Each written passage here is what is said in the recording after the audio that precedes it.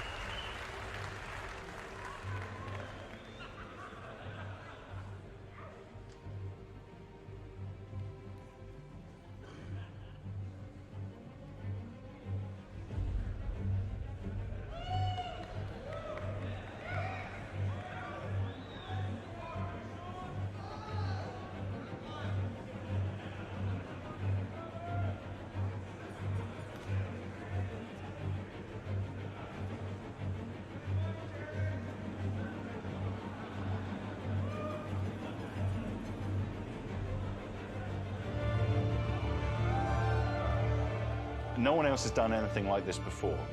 So there's a question we can ask in an interview, which is, okay, so tell me what you know about building a crowdfunded $200 million game.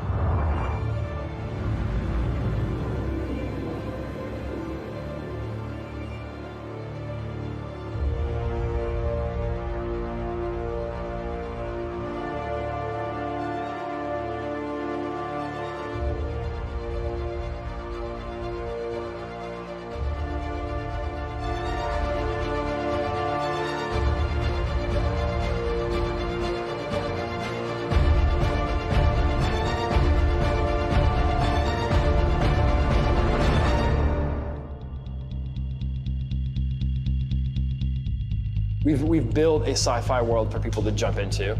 And Star Citizen is for people who love science fiction, who love video games, who want an uncompromised scale and scope of a game. As ambitious as we want to be, the gamer guys who we're doing this for are backing us. And so that gives us a really unique opportunity, a very exciting way of making a game and really pushing the boundaries that, most other games can't. It's also a big responsibility. We need to deliver what our backers want. I personally feel the pressure every single day, but that's also the same pressure that pushes me, as well as the team, to be better every day. We've been able to go well beyond anything I've ever imagined, and the fact that we're so directly connected to the community and we can see and react to their feedback in real time is incredible fuel for us. It's an energy that most developers don't get to experience. Most of the stuff that we built last year is already in players' hands. They're playing it, they're giving us feedback. Like this instant feedback loop is actually quite rewarding, especially if you've come out of long development cycles. It means that we can be more sure that what we're creating is good. It is what they want their money to be spent on. It is the game that they want us to build for them. But the scale of that is what's unique and exciting about working at CIG.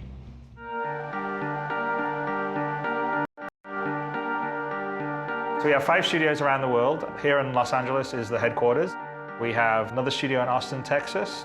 We have our biggest development center, which is in Winslow in the UK, which is just outside Manchester. There's a smaller development studio in Derby, and then we have a studio in Germany, Frankfurt.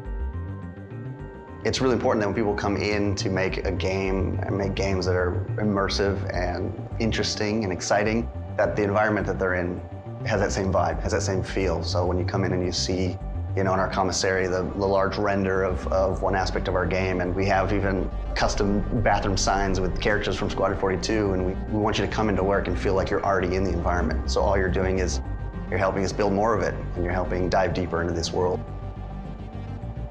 Austin is by far the best studio. I know that if you went to every other studio, they might say the same thing, but the first thing you notice when you come into this studio, lights are low. We've definitely got that Keep Austin Weird vibe going. In this office alone, I believe we have 18 or 19 different nationalities. Each office has a bit of their own core specialty, but we then also have a mix of things that are similar to help fill out the rest of the team so we can all work as autonomously as we need. All of this then rolls over into next sprint, and we will need to create 2 new tasks for the splints. We all work together quite a lot. There's rarely a team or meeting that is not across offices. Okay, so the shops aren't fully locked down. We will have, I think, a better idea of exactly which ones they are at the end of the week. So you can't run a company the size of Cloud Imperium by micromanaging everyone. So I really look for people that can be on the same creative wavelength, but can run with their particular areas of expertise. So most of what I do is actually feedback related. So like over here, this is the general Star Citizen chat, and I just always have this here going to see what people are talking about in game. Right now I'm doing some silhouettes, exploring some shapes, just to get a general idea of what this armor could look like. So this, for example, is one piece of work we've been looking at. It shows numerous different effects where we can create cracks on the rock, we can make it glow. We have to develop the technology to understand how it would crack, where it would crack, how quickly it would heat up, how long it retains the heat. Currently, I'm trying to edit the motions of this character's hands. I mean, a lot of us here in the studio like to play tabletop RPGs because it kind of almost gets you that nonlinear branching adventure, like anything's possible. I work with cinematics quite closely, especially for the earlier chapters, because that's where we're, it's big cinematics to establish what this game is about. So one thing that's really important for me is to have people that have clear visions and ownership in what they do, but they're also willing to adapt that to the overall vision of the project. There's things we're trying to do that no one's ever done before, and I think to do that you have to be brave, you have to be uncompromising. We're trying to push the quality of our game to the top degree. We're trying to push the quality of game development to the top degree. We're trying to push technology to the top degree. We're trying to achieve so much, we're pushing boundaries on so many levels. We don't shy away from the big challenges, and we don't shy away from taking the harder road. It feels more like a passion project than it does like a product out to make money. I think the ultimate objective where we all kind of come together is delivering this game that we all want to play. Star Citizen is just a complete, no-holds-barred simulation of this entire virtual world to a level of fidelity and detail that you've never seen before. I know where it's going, I know what's coming online, and I know the team we have to pull it off, and that's what keeps me here today. From day one, the DNA of the company has been about community engagement, and I think that's the fuel that is helping us build a game of the ambition of Star Citizen.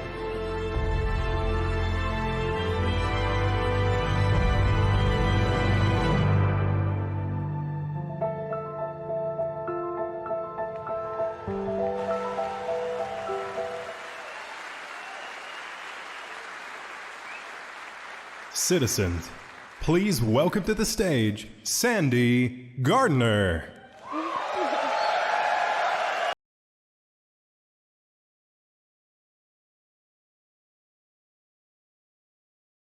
Welcome to CitizenCon 2948. As you can see, we have grown. From the half a dozen or so of us who started it, we have grown to around 500 people, 500 staff across 5 studios. And this is testimony to all of you, the citizens, who helped us get here and going forward, and that is what CitizenCon is all about. Raise your hand if you are part of an organization here. Yeah, that would be almost everybody. Because we now have over 50,000 organizations. And we have a new thing this year where we have organization booths. So if you are not part of one, or maybe you're thinking of switching orgs, because it seems everybody here is part of an org already, we have org booths out there, so go check them out. Then the schedule, is it up there? No. Schedule, here we go. So this is the schedule for the day. We have 2 stages, so choose your panels, and we have devs from all of our studios here to do the panels, which should be fun, discussing fun topics. And Big Benny's is here. Yes. So if you want to get some food, go grab that, or there are other food trucks as well. And if you spill on yourself, there is a merch booth for exclusive merch, t-shirts, and other exclusive merch. And of course, thank you to our sponsors. We would not be here without them, and to the gifts that they gave, Intel and Corsair. They make these events possible. And lastly, in the world of Star Citizen, our sponsor this year is Drake Interplanetary, predominantly, as well as other sponsors who all have cool booths to check out, and you guys can check them out, and we're also seeing that on the stream. There's a Drake virtual training facility running, so go try out the FOIP and the VoIP, as well as the new flight model. There's a photo op, if you didn't see that, the life-size dragonfly out the front, a Drake's Serenity Lounge for all the premium ticket holders out the front. There's a Mocap area for the winners of the contest, where they're doing an in-game emote, directing the professional actors. And there's also a fun scavenger hunt throughout the day for everybody that Eric will be giving you the questions to. So there's lots to do, but before I go, Drake Interplanetary would like to share something with you.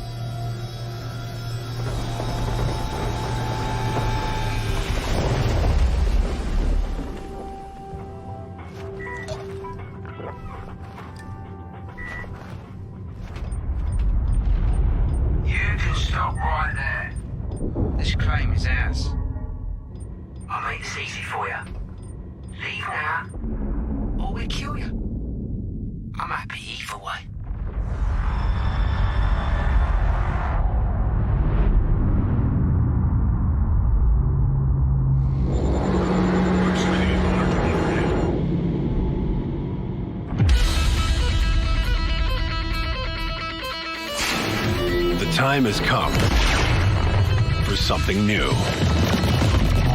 Something to change the game. When seeking fortunes at the fringes of civilization, you need someone you can trust. In this age of uncertainty, It's time to take back your strength. It's time to release the Kraken.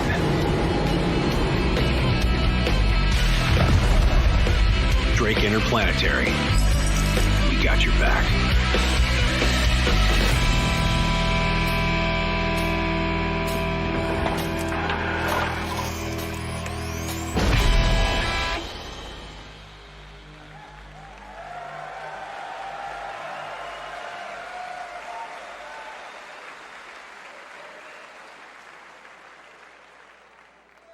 Please welcome Chris Roberts.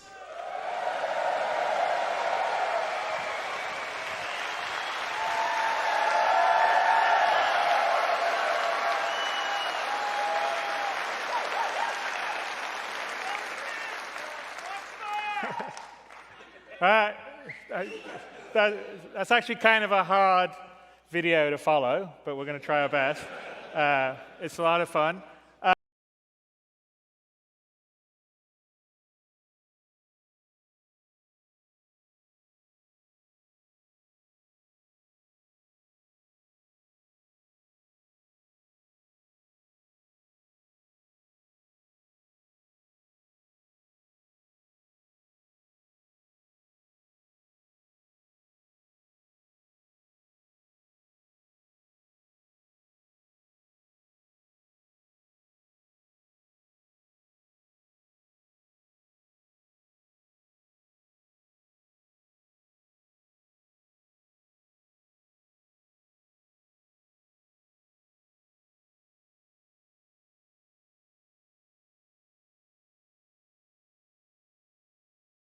On the day.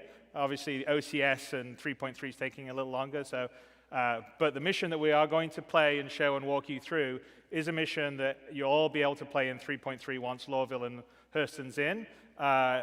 All the stuff's in there, warts and all. It's not faked. It's actually proper gameplay. It's not scripted. This is a mission that can happen in various different locations and have different parts. And I think it's really cool because it's going to be content you guys are going to be enjoying in the very near future. As soon as we get 3.3 out of PTU and into live, and then we're releasing the Hurston Lorville aspect, so it'll be good. So I'm going to bring Todd Pappy, our live director, to the stage with me. Here he is.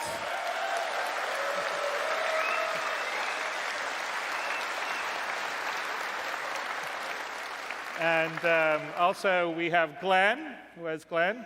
Who you may remember from some of our riches. And you'll notice he's wearing cowboy boots, just to give, as an Englishman in Texas, he's wearing some cowboy boots. I did tell him that he's put him on the wrong side of his jeans, but anyway. He's got boot up.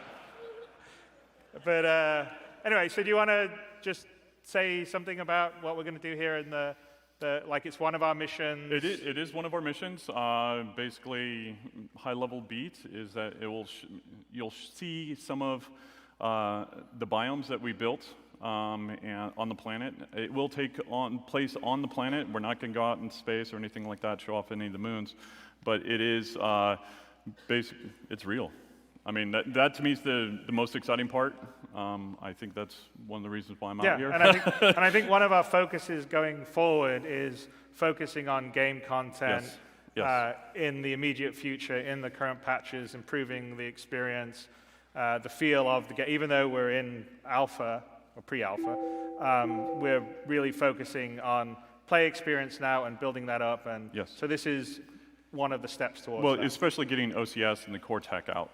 Right. You know, that allows us to do what we need to do. Okay. So Glenn's booting up real quick, and then we can go.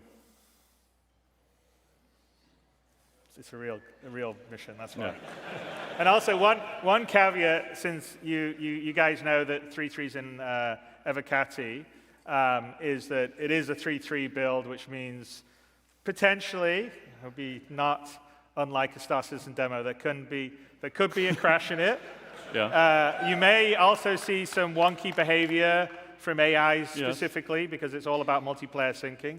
These are all things that we're aware of and working, but we are showing you in 3.3, in the current build, with content will be coming with Hurston and Lorville. And net binding or net?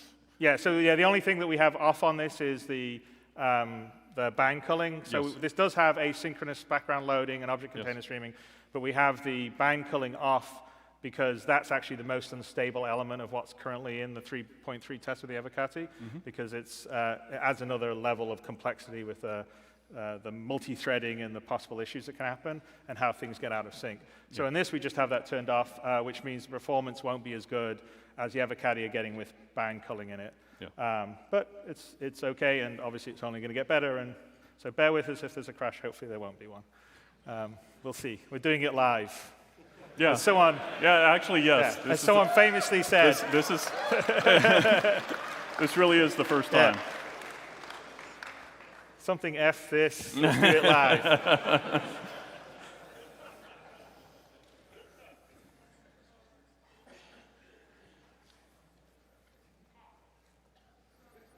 All right. Almost there.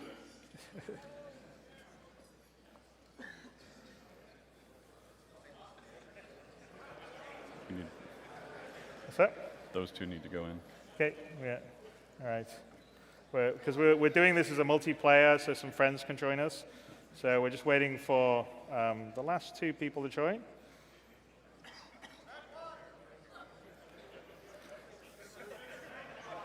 Yeah.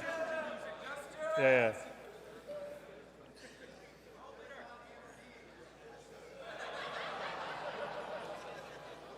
2 and 3. 2 and 3. Are we good? What's happening with Scott and Glenn?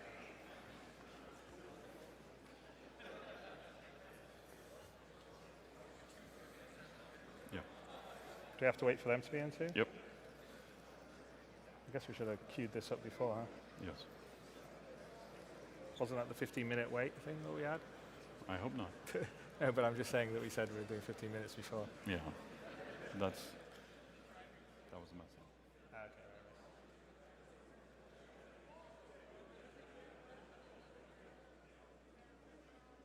think they're waiting for just. Okay.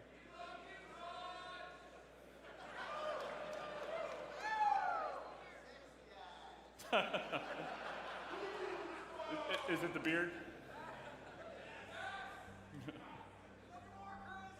It's not a competition.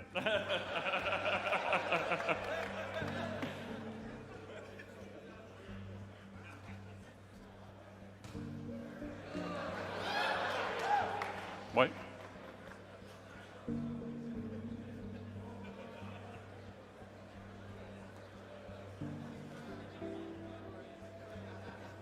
I know, we have Paul Rendell around the corner here telling Todd something important.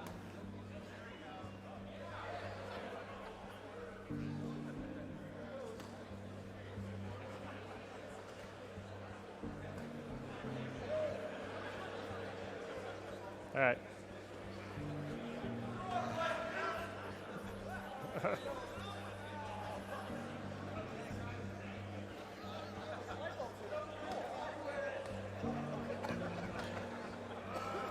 Okay, what's happening?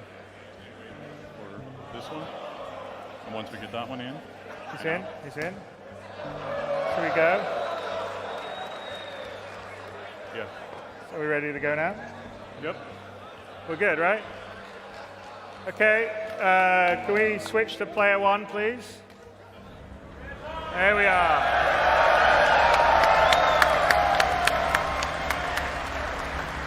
All right, so we are waking up in our hab in Lorville.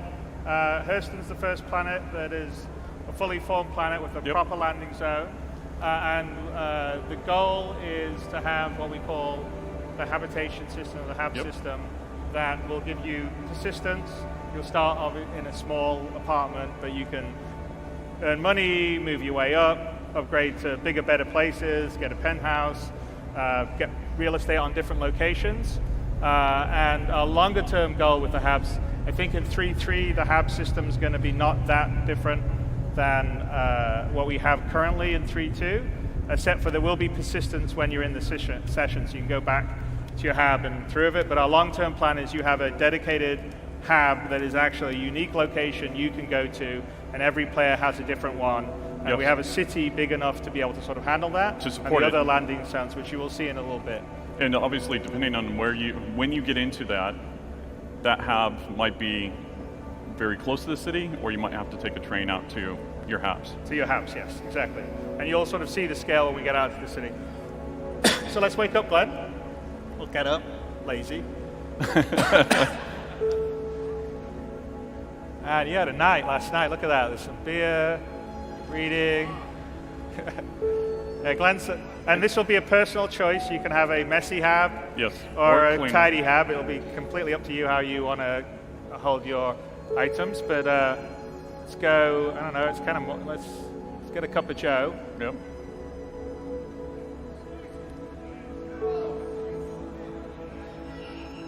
So this is actually going to be showing off our.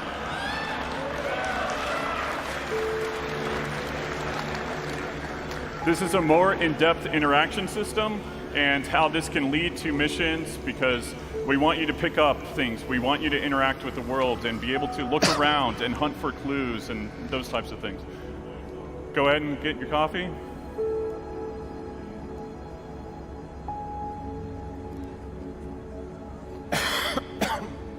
Right, so yeah, we have a cup of coffee. We have the interaction system where we can inspect it. Look at all items. So you'll be able to. So it's a far. So in 3.3, you'll be able to look at your weapons, look at objects you pick up, and the long-term goal is pretty much most items in the world will be interactable. You can take them, you can move them, they're persistent. You can store them in your spaceship. You can store them in your hab, and we're also not in 3.3, but we're going to be expanding the player status system. We already have the stamina that happens, and you need oxygen. But we're not going to go full core like survival or hard sim, but you are going to occasionally need to drink some liquids or eat some food or breathe. Or breathe, and it's really just resource management, not any different than you would have resource management for your ship that needs fuel and power and stuff like that. So we'll have our little cup of Joe in the morning, wake us up. There we go. And so some of the things we have in the hab here are also to play with early in 3.3, but we'll actually have more gameplay and meaning. But here's an example of placing and putting stuff around. So you'll be able, so it's not just like the old system in the hangars where you had to put it on certain spots. Yep. You can place items anywhere you want, pick them up from crouching. So there's a lot more interactive ability and tactileness. Oh, no! No!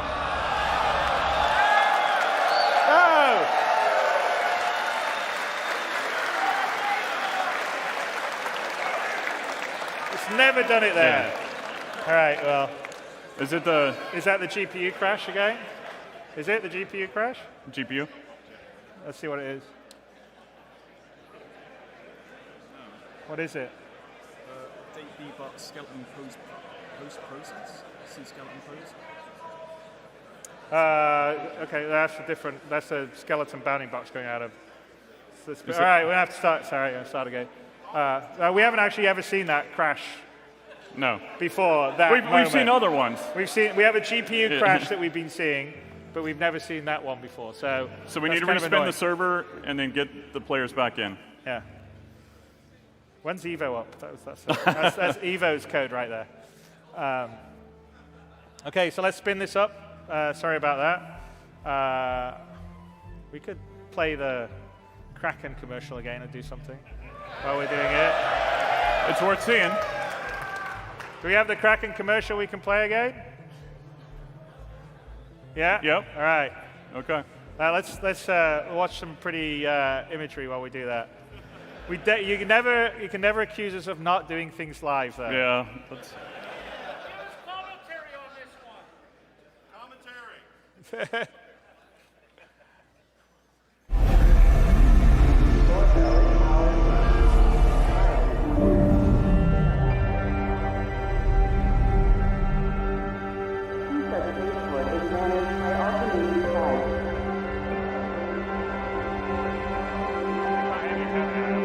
can't give you commentary.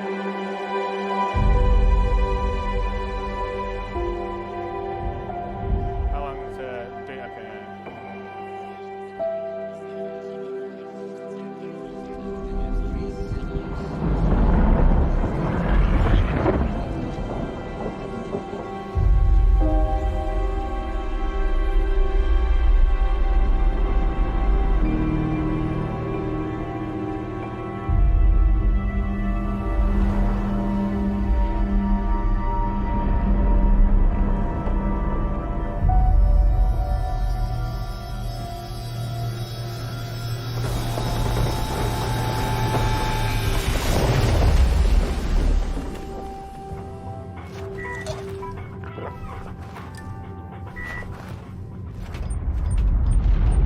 You can stop right there.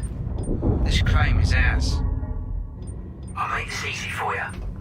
Leave now, or we kill you. I'm happy either way.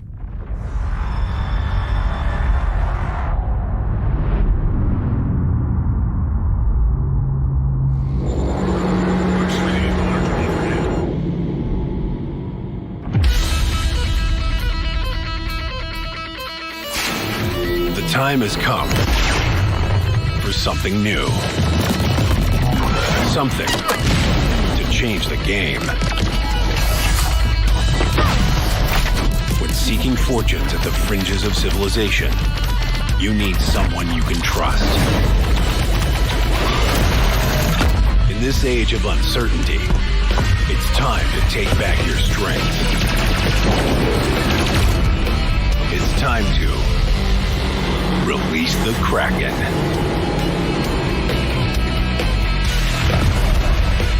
Drake Interplanetary. We got your back.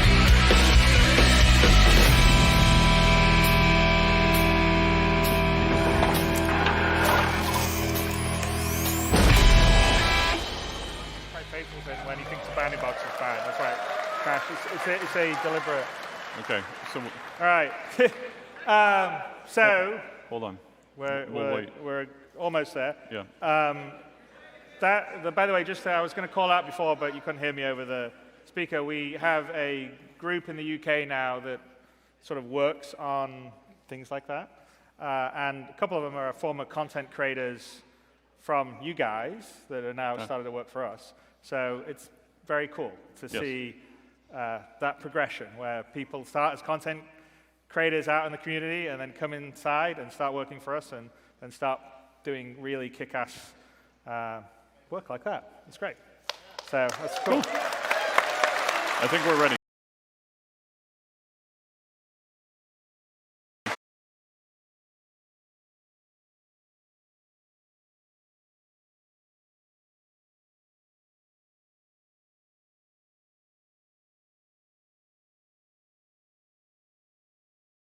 Won't be so important, but we are going to,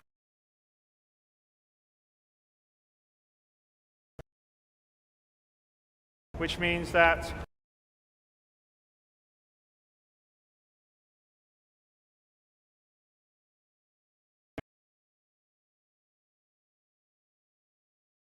glass and pull out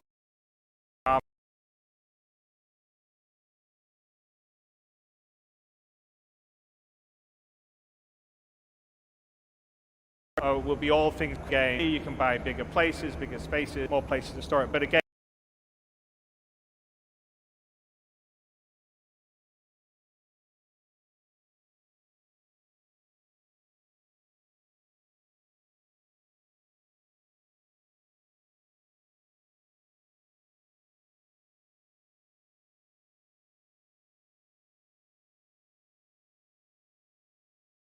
residences. Right, yeah.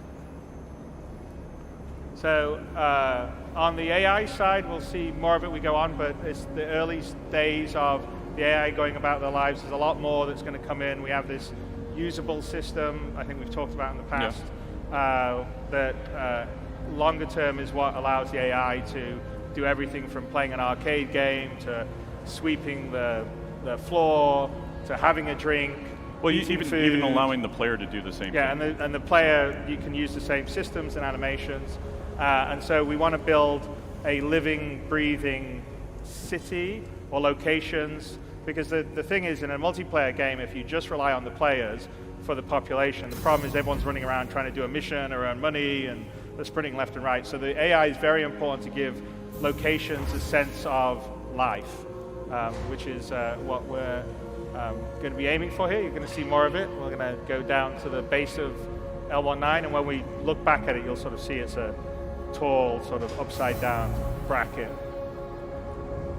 Like here's the admin office in the bit of L19, so again, that's where you could drop off or have things delivered. You can sort of see how tall it is up on it, and let's head out. I think this area holds 100 habs. Yeah, each building holds 100 habs. Yeah. So as more players come online and they would start in Lorville, we would actually have more of these buildings that would be populated. Yeah. So here we are, we're out here. This is looking out at the vista onto Lorville. See a fair amount of security. And we have the spaceport across the way. Yeah, Tessa Spaceport is the main spaceport of Lorville that's coming. And can't see if we ship, but there should be ships coming and going as well as players. So we have ships that are actually coming out of quantum travel in orbit and coming down, landing on the pad or taking off. But I didn't see any one of them. But that's because it's also systemic, so it doesn't always happen on cue because it's not scripted. And here we'll carry on because we're going to show you a little bit of Lorville. And this area is sort of the kind of the L19 worker area of it, yes, right? And this is about selling the security building and the oppression of Hurston towards its workers. So Hurston's a corporate planet, and the Hurston Corporation owns and runs it. So as you see a fair amount of security around, they're maybe, I wouldn't say the nicest employer. They want everyone to do their job and not complain, even if they don't get paid a lot and the air quality is really bad. You'll see a fair amount of Hurston security around.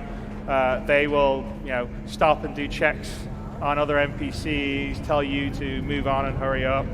And here we are coming out onto, I think, the main plaza of this particular area. I think we call it Leavesden, right? Yep. Yeah, exactly. So we'll go into the bar. Yeah, and bar. I've talked about bars long term being locations you would go to get some gossip, find out what's happening, maybe have some slightly shadier missions that you can accept versus the sort of more clean scrubbed ones that you would get on, say, the job boards. I love that poster. Yeah, the hammerhead.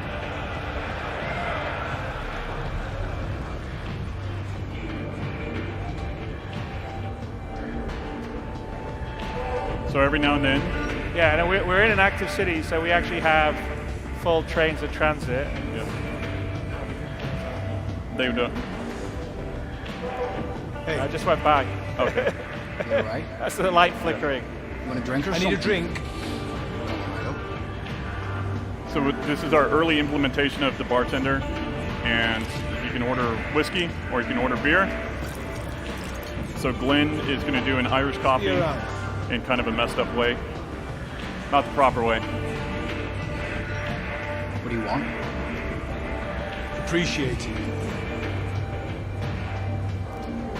Good choice.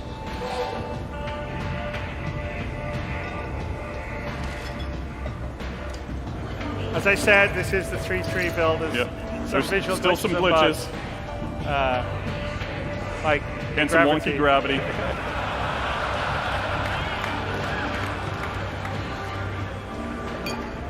It's fine once we get it. Yeah. It doesn't reset the gravity vector until you actually pick it up. So.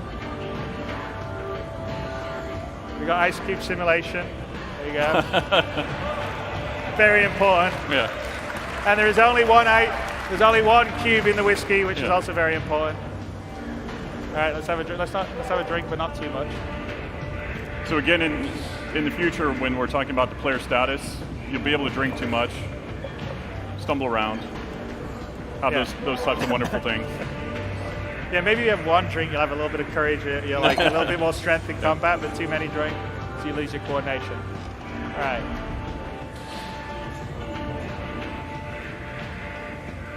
Hey,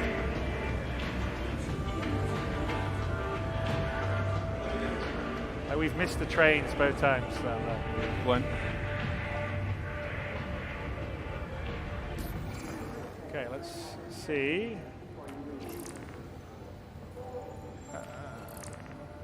Right, we have we got an invite to go see Clovis Darneely in the Reclamation and Disposal. So this is the mission that is the one that we're going to show. So yes. Let's accept that. And we just need to go to Reclamation and Disposal and go from there. And this is one of the mission givers on Hurston. One of the multiple ones. He obviously had a few drinks. Yeah. So over here we've got Maria of Heart. This goes back to player status and kind of the idea behind Death of the Spaceman, where when you die, this is where you'll come back. You'll respawn here. Yeah. And then also when you get injured and the med pen takes you back to a certain percentage, and then it will fade over time, and then you'll need to actually get fixed up here, whether it's at a hospital or by the Apollo or Endeavor.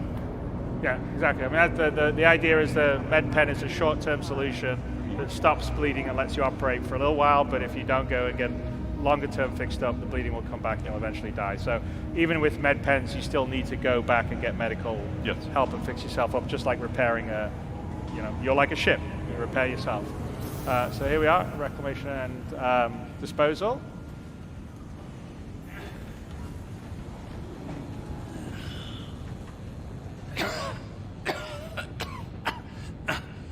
Oh, apologies. The air is especially dreadful today. Your destiny lies with me. Still alive, I think. The one knew this to be true. Hello, welcome to Reclamation and Disposal. My name is Clovis Darneely. Wonderful to meet you. What can I do for you on this fine day? Well, you gave us an invite about work. Let's ask about that. It's an excellent question.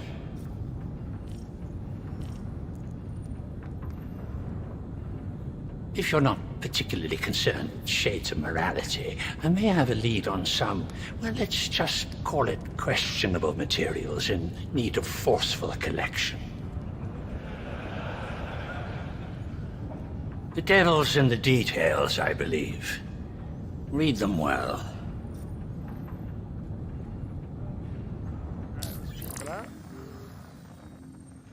Okay, there's a satellite that's fallen from orbit, and it has a prototype blade in it we want to check out.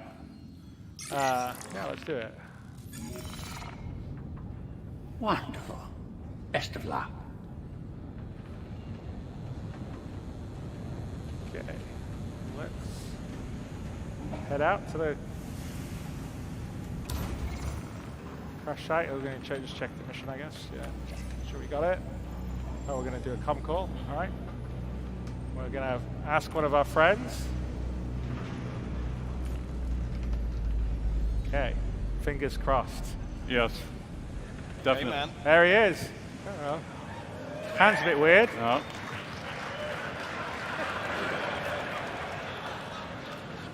How's it going? Just chilling here in Lorville, waiting for us to check out one of their new ships. Nice, man. Hey, look, I just got this mission. Apparently I need to go out to some location for some potential salvage. Wonder if you want to... Yeah, that sounds good. If I'm in the area, I'll definitely join up with you if I see you. Did he calibrate, by the way? You look interested. Definitely. All right, man. I'll catch you out there, yeah? Meet up with you. All right, man. Later. All right, dude. Juicies. All right. So we come. Obviously, there's still some kinks in the facial stuff like that. Just a little bit. I'm not sure whether we calibrated correctly. And doesn't Chris have glasses or not? Chris does have glasses. Yeah. So, but that is an example of comp calls in RTT with the face over IP, not the best example of the quality that you can get out of it, but we have face over IP that's working right now in the 3.3 OCS branch that the Avocado. They can actually play it too. And and you'll also be able to go and check it out in the LAN room, the Drake LAN room. Okay, so that's L19. That is, that's the Habs that we were at in the security building. Behind the security building. And then where's the worker trade stuff? We're going to head to Tammany and Sons, which is a shop, and we're going to buy some armor. We're going to buy a multi-tool as well, because we'll need that for the mission. So straight ahead, that is to the business district that we'll be working towards for 3-4.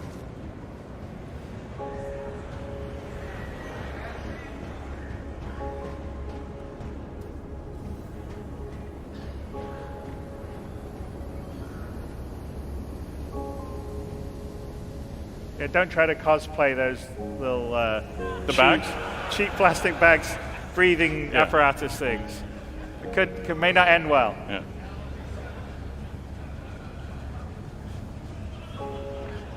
All right, so this is the actual new flight suit that's coming with 3.3. It's the RSI Odyssey. It's very cool. So we're just gonna get it. Buy the helmet. Okay. Get that. And then we need to go. Do we have the suit? I don't have the suit. Yeah, we have the suit. We need to go get the multi-tool.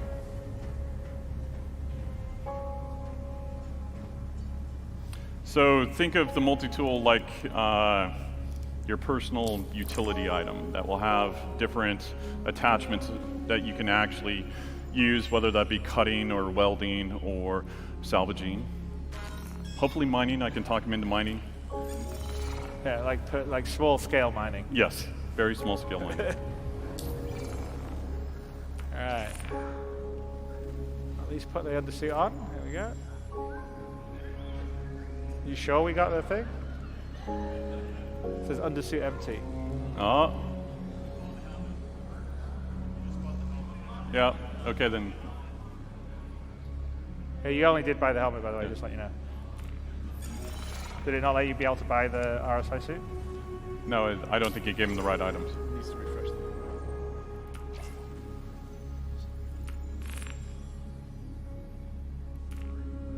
Oh, okay. Yeah. All right. Write that up as a bug. Yes.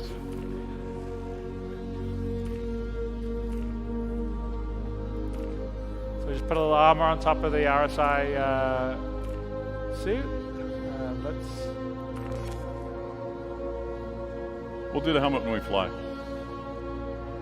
Yeah, you don't need that on Hurston. Even though the air quality is bad, it is breathable. All right. Okay.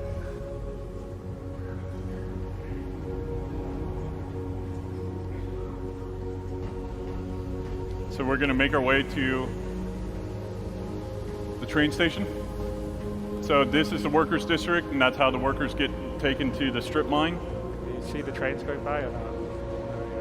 There you go, look, so you see, so there's actually functioning, I don't know if you saw that, but there's functioning trains in Lorville. We're actually going to get on one of the trains. We just saw one go past. We can go to the metro station now. There you go, see? There's actually a functioning transit system that we're going to head to, which is very cool. And even when you're flying outside, you can see the trains on their tracks going between the different stations.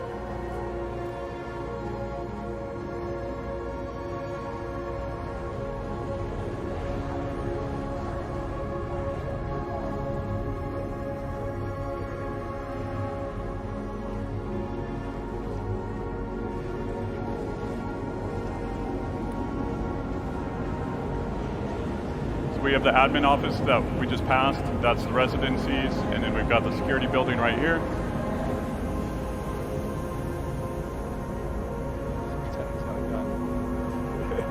Off limits. So we watch it, we stare, we like hang out too long, they tell us to move along. Again, there's still some kinks everyone's working out on that side of stuff.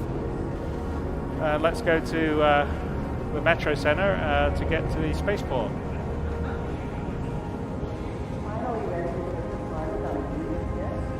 Welcome to Metro Center. Transfers to the perimeter, spaceport, and industry line.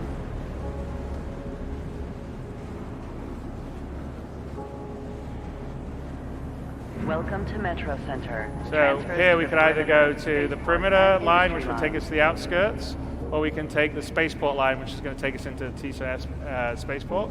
So that's where we need to go to get our ship. Welcome to Metro Center. Transfers to the perimeter, spaceport. There's 6 different gates that the player can enter into the city, and plus the spaceport. So it gives you just kind of the idea of the scale of the city.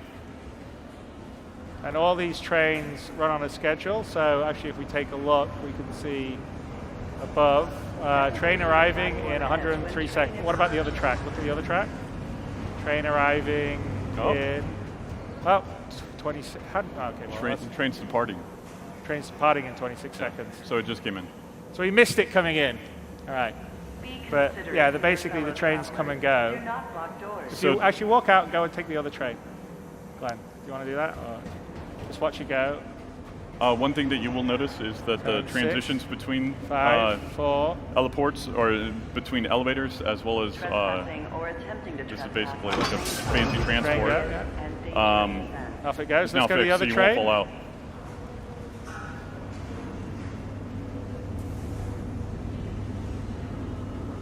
So, okay, we got 53 seconds. We're simulating. We're going to do commuter citizen. So if you miss the train, you have to wait for the next one. I saw somebody that was very excited about that on Reddit. So. Yeah. This one's for you. Yeah. Well, I just wanted to show. I love the fact that there's a running transit system, and you have to catch it right, and actually the team worked very, very hard on this, putting this together, and actually building the tracks, building everything that goes into it. The other thing, any minute now. Come on, little trainee. There you go. See, in Star Citizen, the trains do run on time. This one started. We may crash. Yeah. We may do some other stuff, but our trains definitely run on time. So the AI in the future will be able to transition between the spaceport and L19. Right now they don't, so it will be a you'd have a train, people getting on, getting off, sitting down in the seats, just like you would get a normal commuter train. So the usable system, the new usable systems only just come online. It's one of the reasons why you're not seeing that many of the actions that are going. But this is all physically real. We are traveling in Lorville, and you can see out. You look back, you see the tracks, right? And that's the Hurston Dynamics building, which is 4 kilometers high.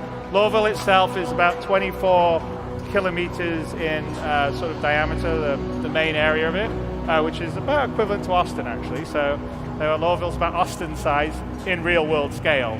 So that's, I think not many games sort of do things at the level of scale that we're doing. So here we are coming into TISA Spaceport. And longer term on the transit system, we're going to have line switching, a lot more options that will be much more like a real, kind of metro system or track. Right now, they sort of run point to point B, but we're going to have them have actual multiple stops that you're going off, multiple hab stops. Anyway, it's fun. So there you are. And whatever the train simulator out there, we're doing a little bit of that too. Train tracks is a serious and dangerous offense.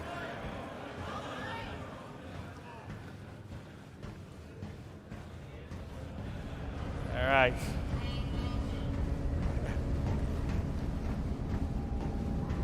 There we go. We're going to head to the spaceport, which would be the place. Collected all property when clearing customs. Have all the relevant information ready for inspection. All right. So longer term with the law and order system that we're going to be working with, going between places, depending on what you carry, there'll be checkpoints, so you won't be able to necessarily, say, carry weapons or contraband, and that's kind of what these custom points are. They're not fully operating yet, but that's the longer term goal. Won't be in 3.3, but as the law and order system comes in, that's all going to be part of it. And here we are. Just for the smugglers, that makes it a little bit more interesting. Yeah, you got to find a backdoor entrance, Yeah. or how to come, or how to hide it. And smuggling is a specific kind of gameplay that we are going to add to what's happening here. So here we're in the main concourse, and you can sort of look out. Yeah, ignore the glitching AI. We have lots of those. There's a few ships on part of that. That's actually, we'll go there later. Saw that. That's the Kraken. You can see the sides of the Kraken because there's got a cutlass on it and a Buccaneer, if you take a look and we zoom in. And it LODs in properly. There you go. So it's not a small ship.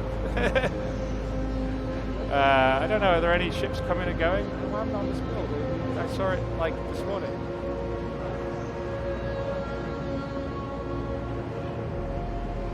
Do we disable the ships coming and going? I don't know what happened. No. So in the spaceports you'll come, there'll be sort of hubs. So normally there'll probably be a ship dealer. There is actually a ship dealer on this spaceport, which we'll go and see later on. There'll be different lounges, so like maybe one for the Chairman's Club, one for sort of UE, USO style one, and then we're going to have various guilds that if you become a member, they may have their own sort of lounge in the various spaceports. We're going to go and just retrieve our ship to go on the mission. The rework. Yeah, we'll take the new Mustang, which has been reworked. Your ship has been delivered Not to the the following Aurora. landing pad. No. There you are. Landing pad, hangar 4. So over in that direction, we're going to go back and visit later on, is actually where the ship dealer is, which is a big deal because in 3.3, when Hurston and Lorville are in, you'll be able to buy ships and also rent ships over here. So we'll have ship rental too. You're not going to be able to buy every single ship because we're going to have different ship dealers or places that will specialize, like here's an Origin dealer or whatever. And there'll also be used ship dealers, like we're going to have one on Levski called Teachers, which will be fun, but we'll go visit this later. Let's go to, and down here, sorry, Glenn, Glenn's reminding me, long term, you're also going to be able to take like transit, just the same like we have the transit system in the train, commercial transport to different locations on the planet or off-world. So that would be where that would be down on the spaceport, and we would build that. So as an NPC, you could fly your own ship, or you could take a ship to get there, basically a Starliner. So let's go down to the hangar. And in 3.3 of Lorville and Hurston, we've got 2 hangar types that we've built, which is the large hangar and the extra large, because they will hold every ship. Now, obviously, we're going to be in a large hangar, even though we're in a Mustang. It's too big of a really hangar for a Mustang, but it sells the scale. Yeah, you'll get the sense of scale, and either for 3.4 or just after 3.4, the small hangar will come in line. There are small hangar places in the spaceport. It's just we haven't finished the interior of the small hangar out. This is built out of our common elements. So the idea is that this is how we scale. You know, we build these big elements, and then we can bring them down and build smaller elements out of that. So here's the large hangar, which will fit lots of ships, not just a Mustang. Yeah. And again, longer term on the we still have some AI going around, but people will be moving carts. When you land, they'll bring stuff over to your ship. So the long-term goal is to have the AI in the place, give it a sense of life, give it a sense of operation. So they're coming out to refuel your ship, coming out to fix it up, all the rest of the stuff. All right, let's get our helmet on and go for a flight.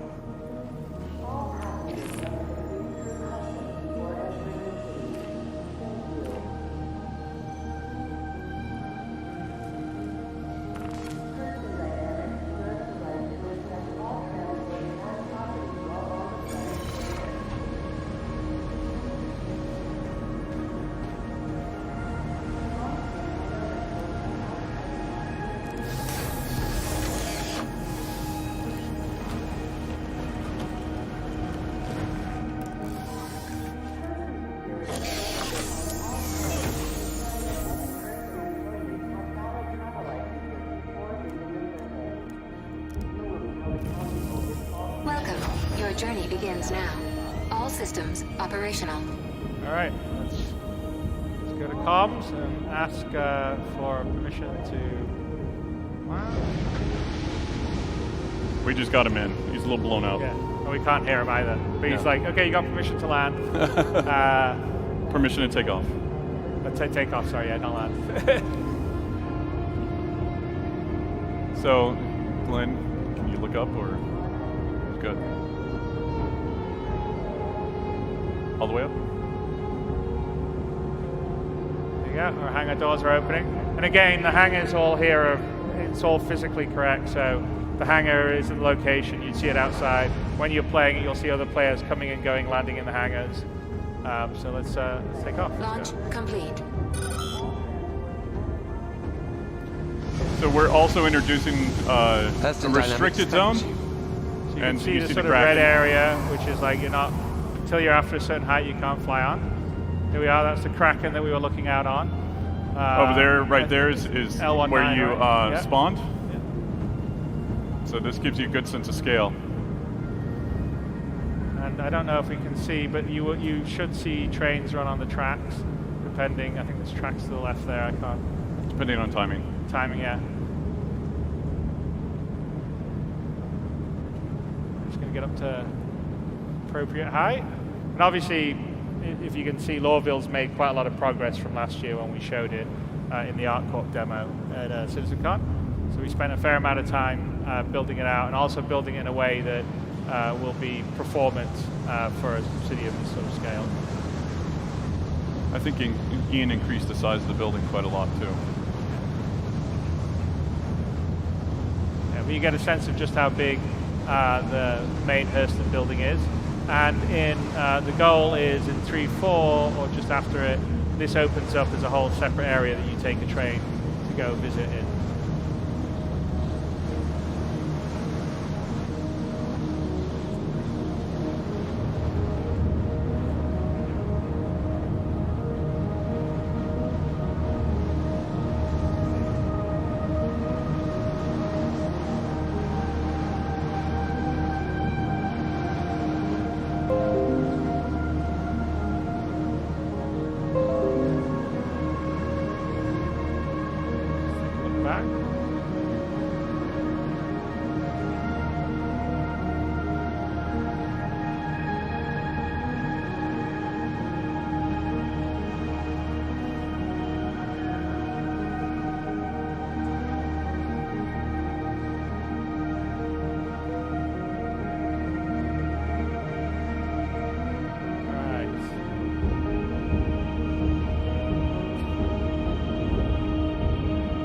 Flying out into Hurston.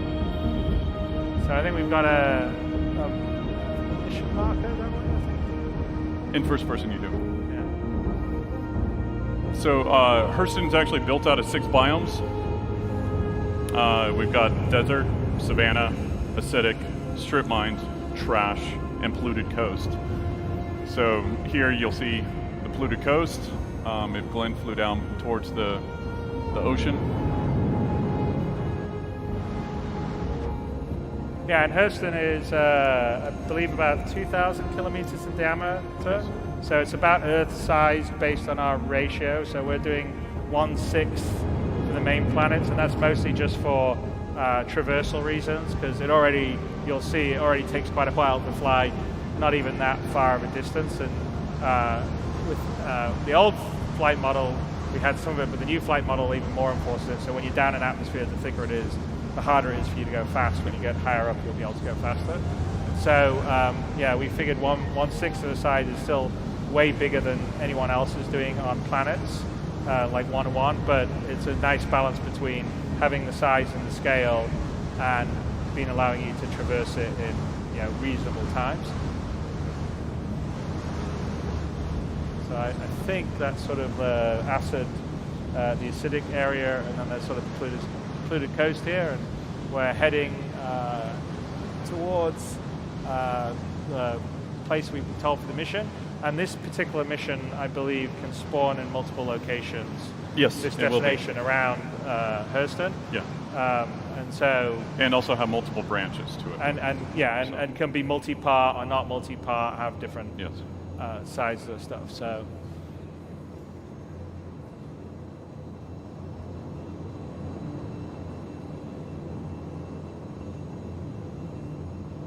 And I'm expecting all you guys, once you get hold of Hurston, there'll be lots of pretty screenshots and cool community video of that is better than we manage to do normally. So that's pretty awesome. That's actually one of the nicest things every time we do a new release is seeing all the content that you guys generate. I want to see a 25 on 25 fight. Yeah. Here. So we're sort of hitting the sort of savanna-style territory. There's a couple of biomes in Hurston that aren't in this one, but there'll be a planetary bombardment kind of biome. So like Hurston uses, 100%. they make weapons and they use the planet for testing. So that would be sort of this cratered area that they're testing their orbital devices. And then there's going to be the executive gardens, which will be really sort of plush, for the 1% of Hurston that they've got their, walled gardens, and it's not polluted, and it's, set separately from hoi polloi. Not the hoi polloi. I always get correct on that because hoi is the. But anyway. Right. So let's head towards our destination.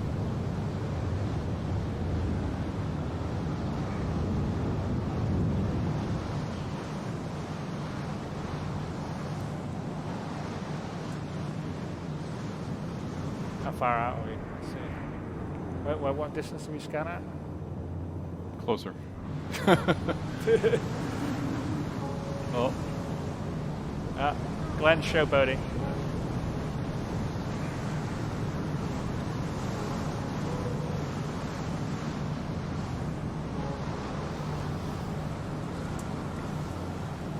And we have in the new flight model, which I believe is going to be a talk right after this. Actually, it may be. No, maybe is it the one? Is it after this or one session after this? I think it's one session. So the new one has a lot more accurate on the atmospheric modeling. It's modeling drag and lift correctly, and so the different sizes of atmosphere. It won't be in 3.3, but our goal is to get the new model into 3.4.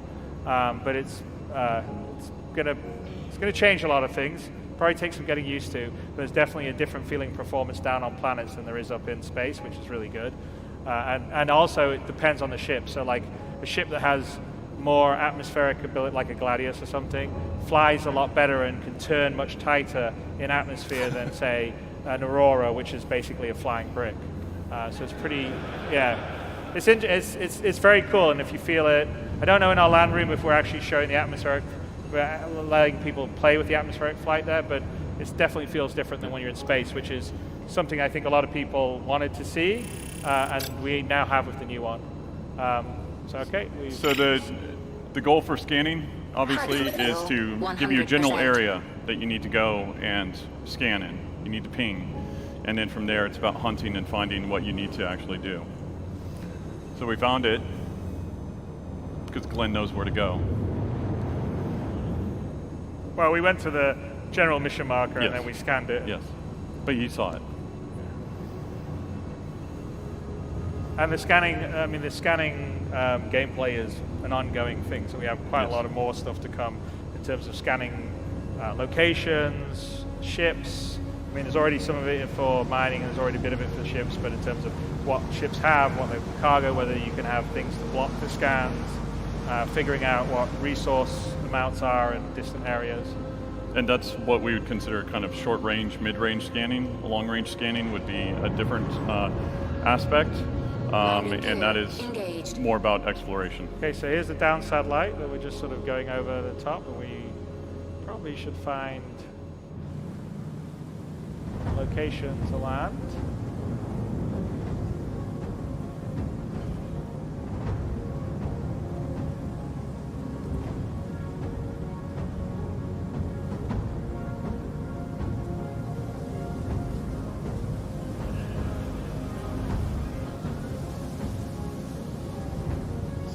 Get a little. All right.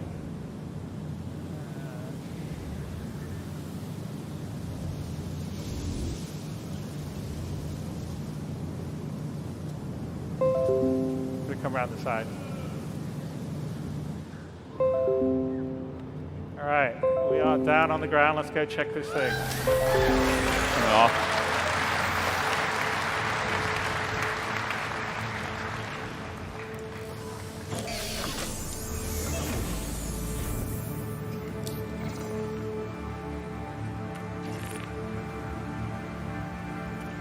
Make sure we have a few weapons just in case.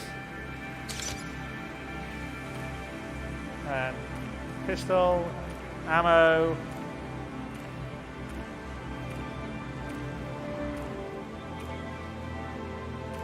Right. Oh, well, okay, let's do it.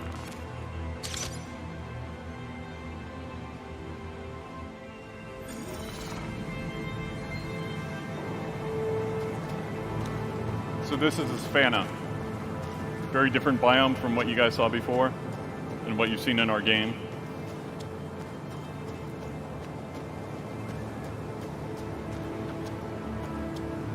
Yeah, and this is early days on this. We've still got a lot more stuff to do on our planet tech. Obviously, longer term, we're going to have fauna, animals, creatures. Yep. So there'll be natural wildlife depending on the place. There's going to be weather systems, so dynamic weather, rain, snow, all the rest of it. And I'm actually looking forward to when we can have a real dense sort of jungle planet. I mean, Hurston's sort of been polluted, so the most you get is either this sort of kind of sparse savanna, or you're going to get the executive gardens. But the tech that the Frankfurt guys and Marco Cabeda, who's been heading it up, is pretty awesome because this thing covers the whole planet, and when you get down, you're right in the middle of it, and it's really, really cool. And we're constantly working to improve it, so it's already a level above what we showed a year ago, and it's great. It's going to be even better as you carry on.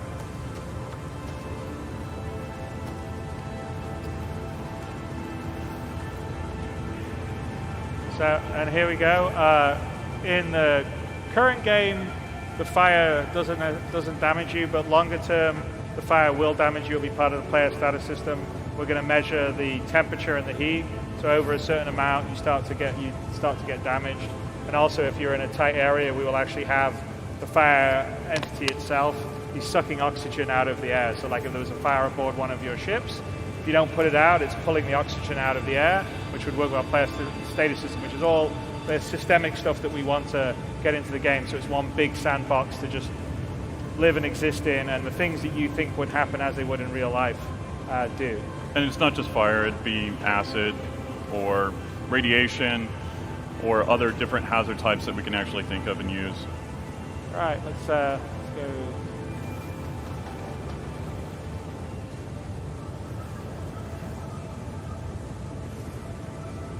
Top.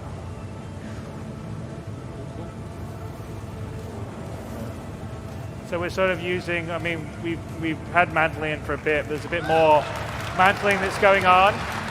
Again, all our player sort of locomotion, movement stuff, stage one, we're working on it, but yeah, you'll be able to, mantle, vault, slide, basically do a lot of these sort of parkour style actions and have full locomotion and interactivity with the environment. Again, because we want it to be sort of a tactile, exploratory game feel to it.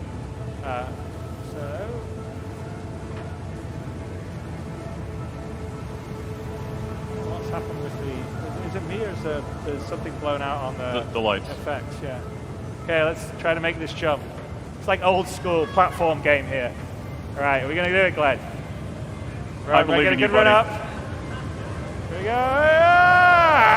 Oh, Glenn! All right. Okay, back up again. Like I said, it's like an old school platform game.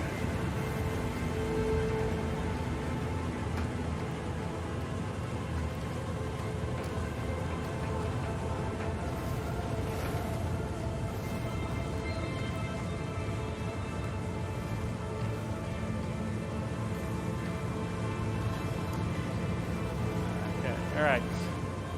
Let's do it all first person. No.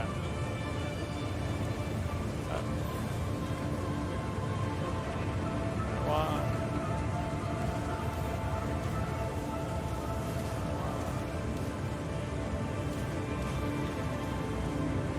We're actually ducked and crouched in there, I think. So we're actually ducked as we're going under it. First person. Okay. And we mantle up the last thing. All right. Back here. Let's try it again.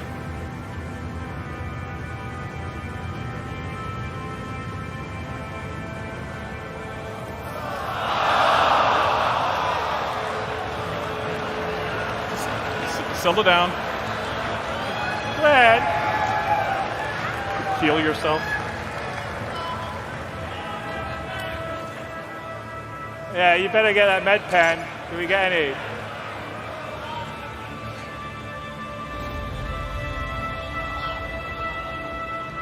Did you die?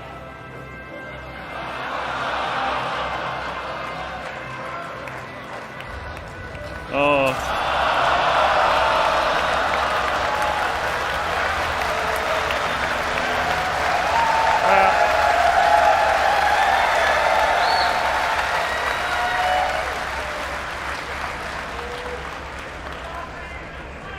Can you do go-to? Yeah. What's that? Go-to? Yeah, okay. All right, we're going to cheat. We're going to use a developer go-to so we don't have to have you guys go through the whole thing. Yeah, we are going to teleport. Okay, we did say it was real gameplay and live. There you go. So, I think next time you fall, you should probably med pen before you take the next jump.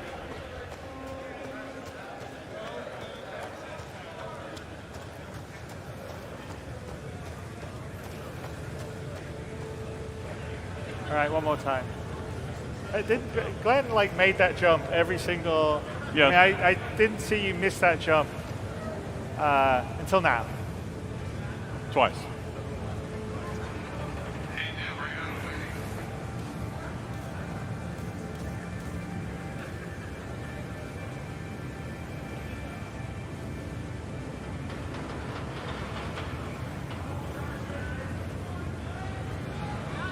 You got it.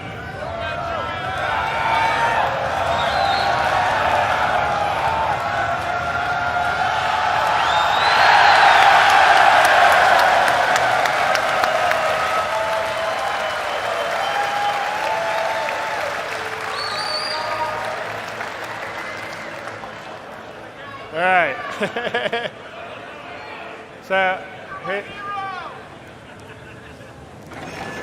So again, you're looking for a prototype blade.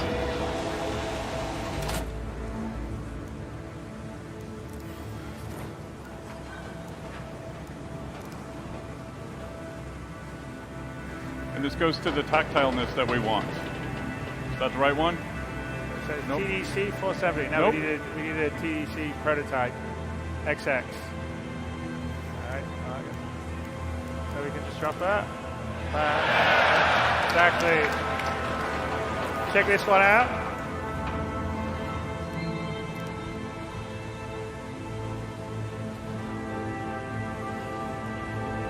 No, it's the same one. So the prototype one does not appear to be there.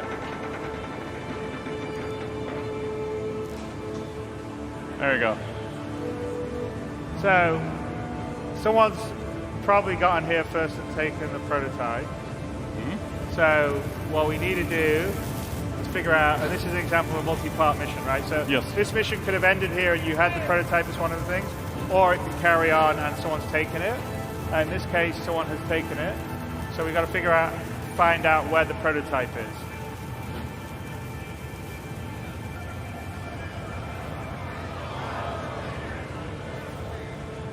Yeah. We don't have impaling just yet. Yeah. I only have the physics question. So if we go in here, and this is an example of, another thing you could do or a puzzle is the satellite shut down, but if we maybe get our multi-2 out and perhaps cut away those restraints there. Get rid of that. Cut those. Falls off. And there'll be things in the game that will let you read what you can use the pour on. Reset it. And hopefully it will allow us to track where the prototype is.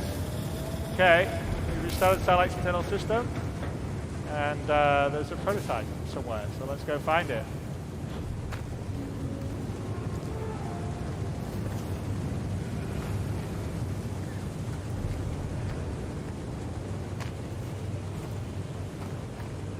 Is there any music played in any of this? Is there music? No, I'm missing it.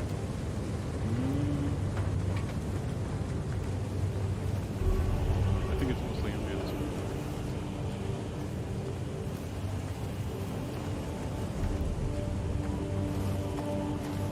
There's some.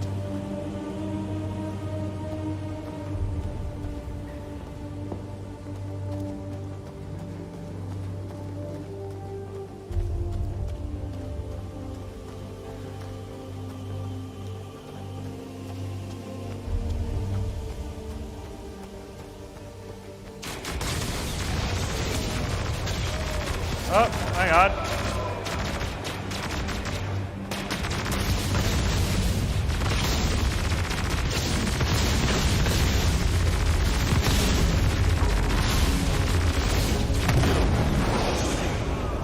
Shit, alright, well I guess we don't have our ride. This isn't looking good. There's a cutlass. Hey Chris, if you're out there, I may need some help. Someone else, and this would be an example of someone else getting the same mission to come and get there. They've sawn our ship, and they've decided to take it out and then try to go for the prototype. And I believe you just called your friend?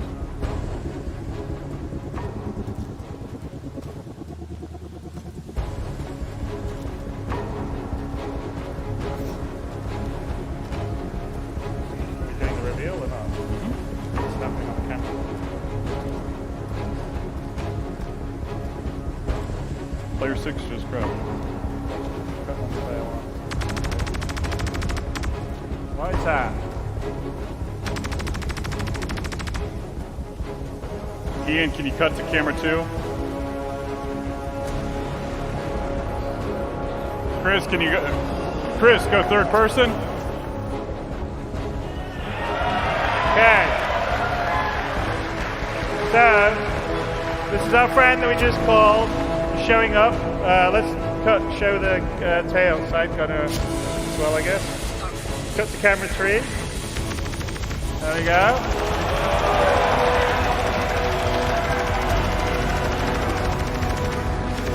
So this is the Anvil Valkyrie, and it is the first camera 2. First straight to flyable ship that we've done. So it's a Anvil drop ship, and it's going to feature also in Squadron 42, and this will launch with 3.3.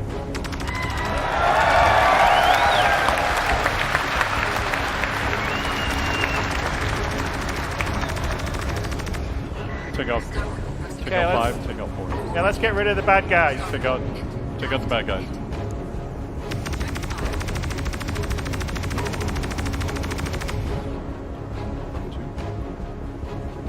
Camera 1, Glenn, where are you? Let's see where you're going. Where are the bad guys? Okay.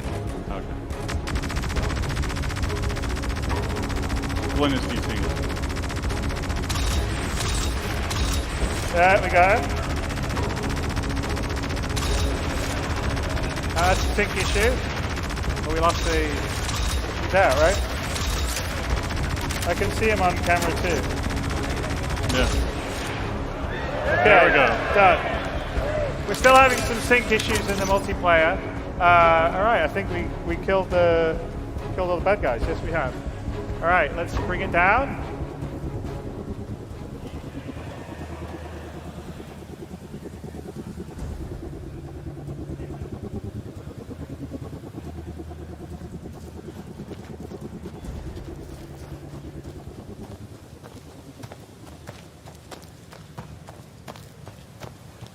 Oh, not yet. Oh yeah, it's a big rock. Let's avoid that one. There we go.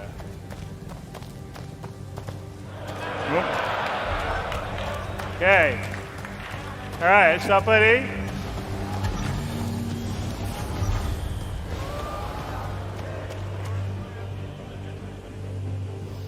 All right. Thank you very much. Hey, should we do a little talkie?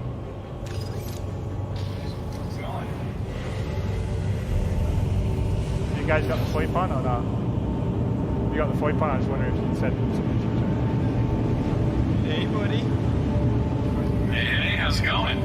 Yeah, let's walk up to him and see if he's... Thanks for the help, man. You're very welcome. No problem. Okay, let's close it. All right, so this is the Anvil Valkyrie. It is, like I said, Anvil's dropship. Both sides, there's side guns you can deploy, remote turrets. It's a bit risky. We still have the desync on the ladder, right? Yeah. Yeah. So we can take a tour of the bottom. Well, yeah. Let's just look around the bottom, Glenn, and then I think we're heading to where the prototype blade is. Go through the doors. Here's the bottom. You can go up there to where the flight area is. I think if we open up here, it will take us to. It's kind of dark. There you go. Open door. There you go. And this is where the crew can sit. This will carry like 20 folks. I think this is probably to the turret in the front, right? Yeah. So the down turret? Down turret in the front. Or the bottom turret. And then sleeping quarters upstairs.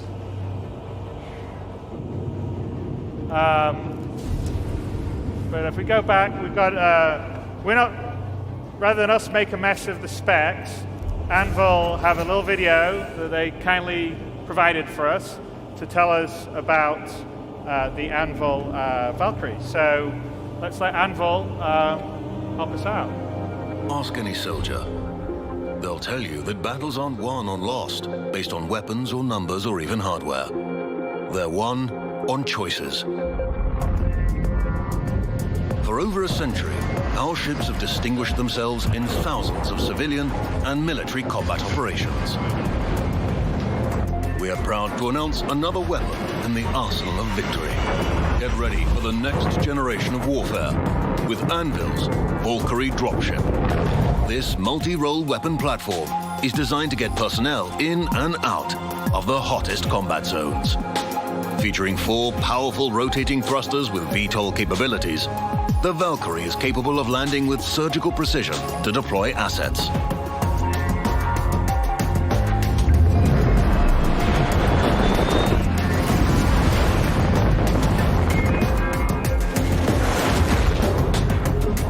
Fitted with a vehicle bay and ramp, you can also efficiently launch ground-based troop transports or reconnaissance vehicles in the field. Each high-performance operator seat features rugged construction with added support to minimize G-force for up to 20 personnel, making sure that your fighting force arrives on site ready to jump into the fray. And don't think for a second that the Valkyrie can't hold its own in a fight. 2 remote turrets featuring size 3 hardpoints can provide suppressing fire during deployment. 2 additional manned turrets provide even more devastating fire to blur the line between dropship and gunship. In the days of antiquity, the Valkyrie were believed to choose which warriors may die in battle and which may live. With Anvil's Valkyrie, we put that choice in your hands.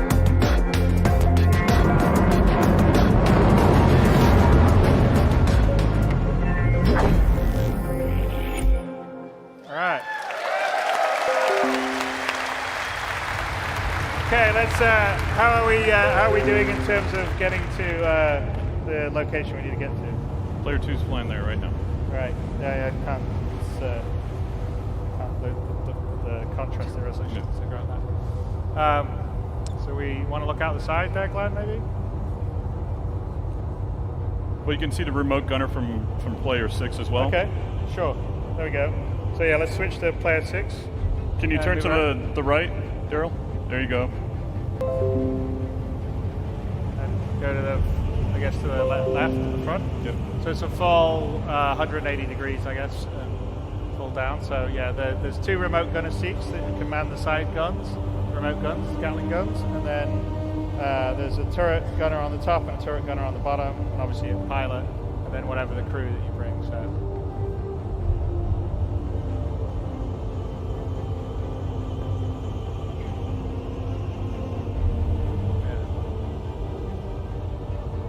Someone wants to shoot it? Why not? Distance.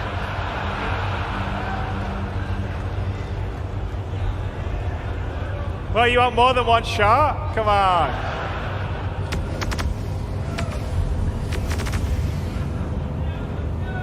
Hey, bullets cost money. You have to restock your ammo, man. Well, you never know when you may need it, you know what I'm saying?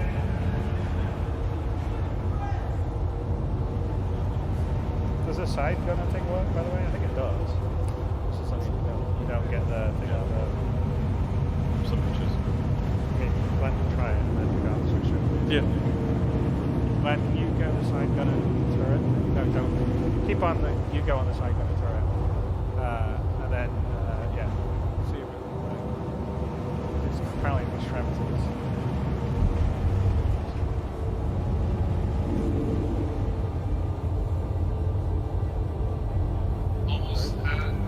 We're almost there. We're almost there. Okay. All right. So we're heading to where the prototype thing is. And hang on. No, camera 6. Back to camera 6, please. So there's some pretty hardcore AA here.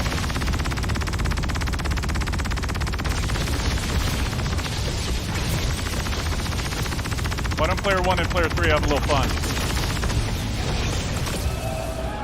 Yeah. Okay.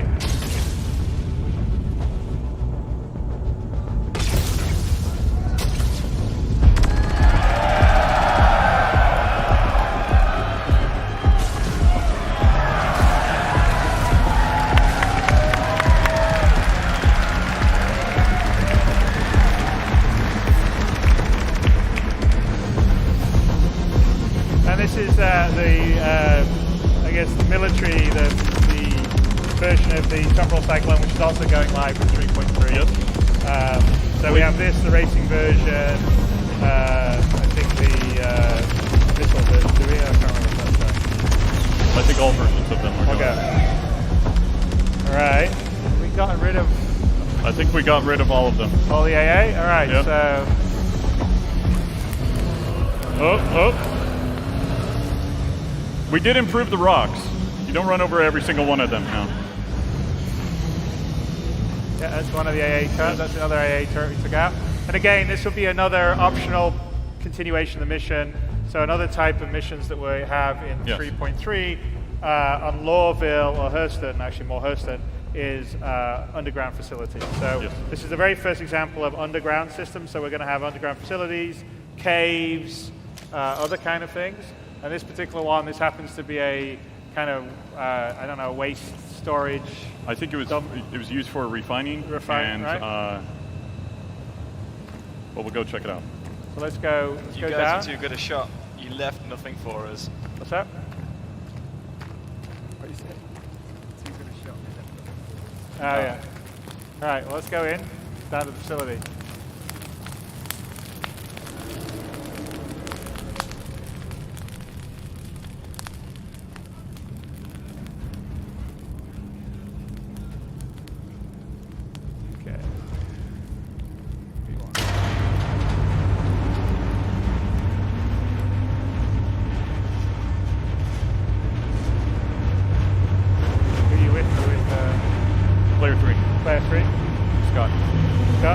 So Glenn and Scott are going to go down. Look over at Scott. We're going to go 2-team in to try and get the prototype.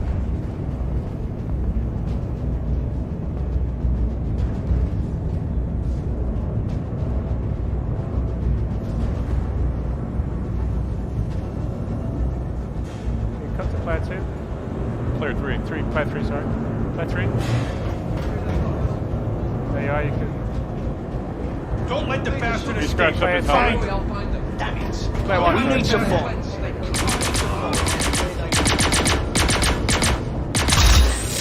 Okay, so here's the other part of the mission is FPS AI mission. So this is cooperative gameplay against FPS AI.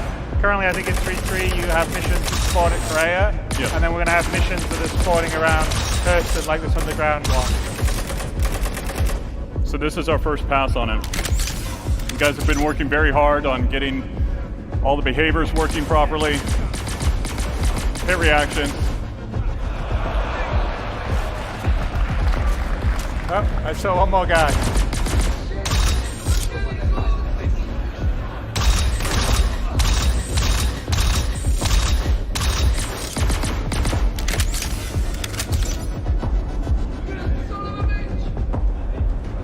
Oh.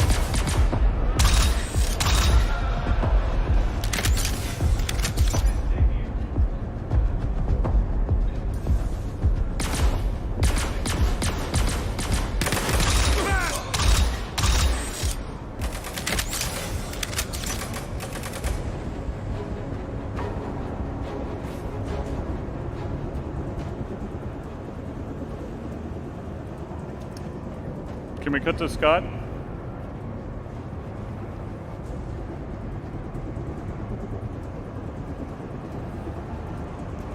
I shoot, man. You too. And again, diegetic, VoIP and VoIP will be there. So when you're there, you can talk to when you've got people in your team, you'll be able to talk to them. So, and it'll all be automatic based on who you make friends and everything. So in this particular case, you wouldn't need to be linked up in Discord or TeamSpeak or anything. As long as you're in the team, you're all there. It'll be like operating in a real-world fire group. So I think here is where the CDC is.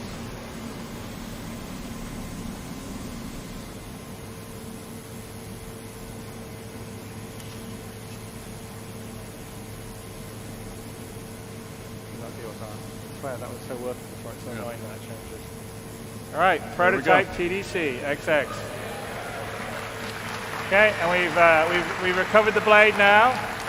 So this is the second part of the two-part mission, and now we've got to take this back to our drop point in Lorville. Yes, to get paid.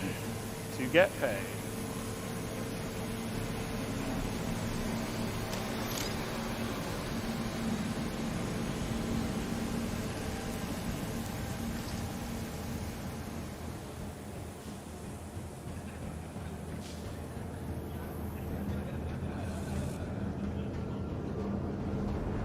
So now the question is, did you get everybody? Nope.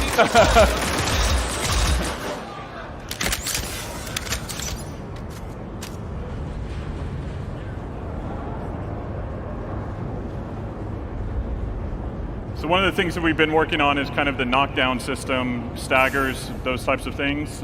We need to do some internal playtests a little bit more, but ideally we roll that out soon. Should you not be standing still? Who's fine?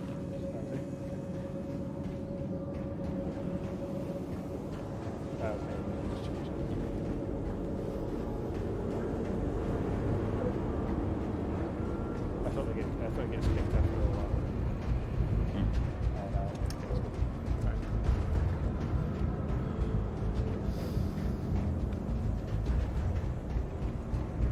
Respawn, those are all spawned at the beginning, respawn some afterwards. Like in this mission, I wonder if respawn some after you get it.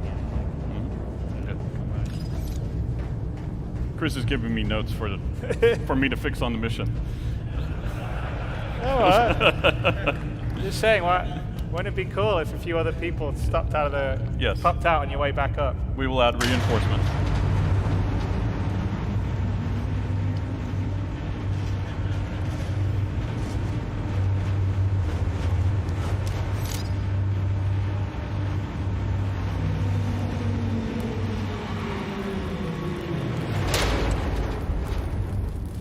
So glad they fixed the popping. Follow the sun, Glenn. Don't stare at it too long. But. All right, let's head back to Lorville.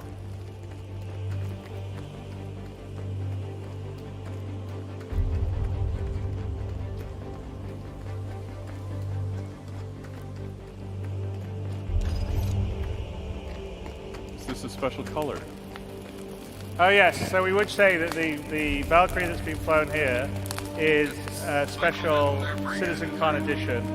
That's if you get the Valkyrie during CitizenCon or within this week, I think you get to have this color as opposed to the standard.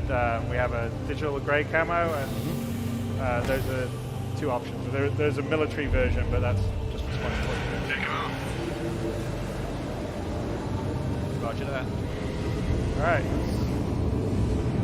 So we're going to head back to Gate 2 and basically show you guys a little bit. Hey, Chris, can you gain some altitude and let's get there?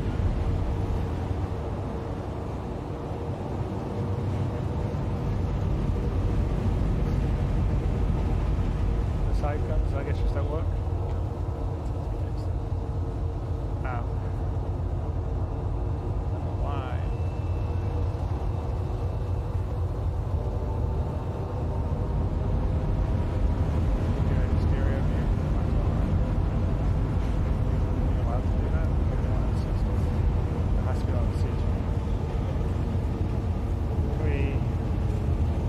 I don't know if those are roads. I'll ask Ian. No, there are. In these, there's built in. Those are the. That's the strip mining biome. And they've got the roads that they did the strip mining in. Okay. But there is a road system that is in for the procedural planet setup that we aren't using just yet. It just sort of came online, so we're going to start to carve roads. The same system will be used for rivers and other things down the road. Smile, Scott.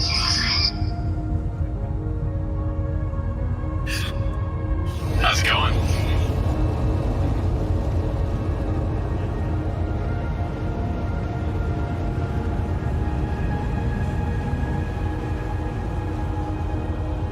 Gonna be right on the drop off here.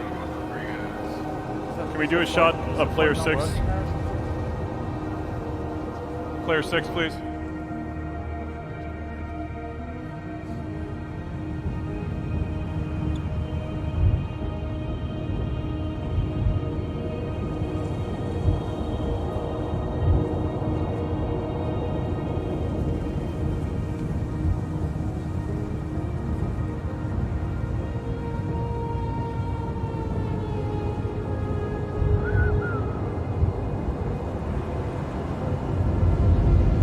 That was a good looking ship.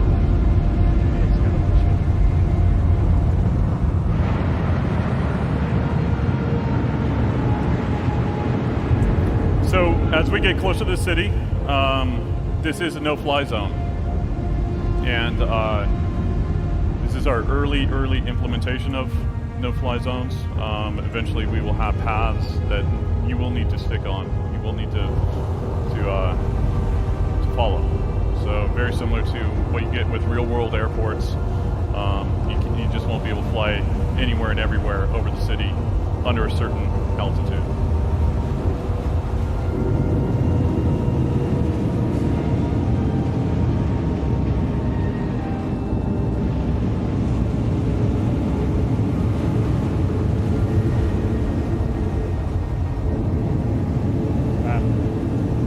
Flat low. Now we can, yeah, okay. Oh, you can see the piping there. Can we do we'll get to player 6. Alright, our drop-off point is right by gate 2, so rather than fly all the way in and then take a train out to the perimeter, we're going to land out here because we can't go in closer because of the no-fly zone, and then drive to gate 2 and get to sort of check out the outside of Lorville as well.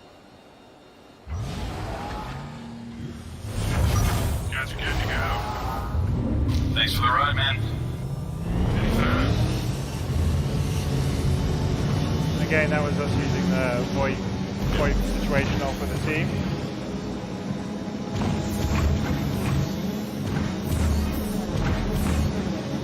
Cut to player 3. Player 3. No, we are on player 3 now. Oh, He changed. sorry. He was in his third person view. Scott. Scott. There you go.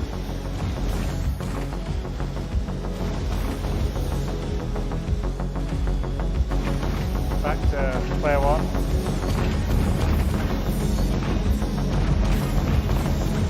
So again, this sort of gives you an idea of the perimeter and the scale of the city.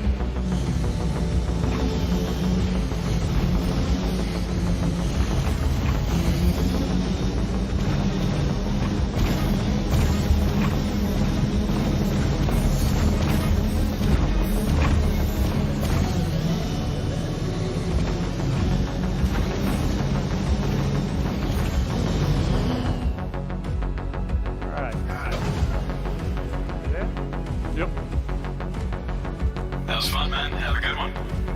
Yeah, thanks, buddy. I'll meet you in the bar later, yeah? Meet you there.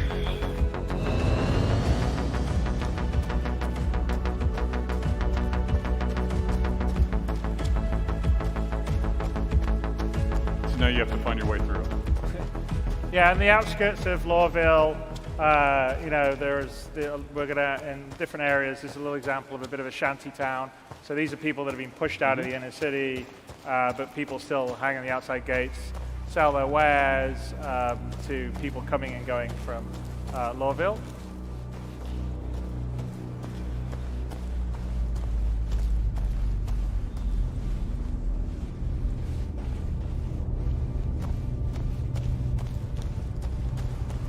Yeah, you can appreciate the size and the scale of Lorville. So we're now down on the foot. You can sort of look up, if you look up, Glenn. It's pretty big, and this is what you fly in and out of. I mean, I think one of the nice things with Star Citizen is just the sense of scale that you get, but also the sense of detail when you're down there on foot. So it's all the, you know, you can see things, you can interact with them in your hand. You know, we've got millimeter precision for that, but we've got scale that goes to billions of kilometers. All right. Just put these through here. We should be okay.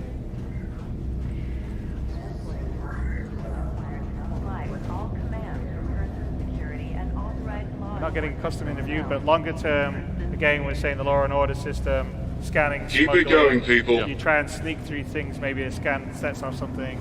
You get taken to the taken to interview customs. room. Yeah, and here's the use of the sort of Dropbox stuff that we're putting into 3.3. So as well as admins that you can pick up and drop things from, this is also allowing you to drop off stuff. So this is sort of a drop that we're going to do, which is to complete our mission. Clovis doesn't like to get his hands dirty. Yeah, exactly.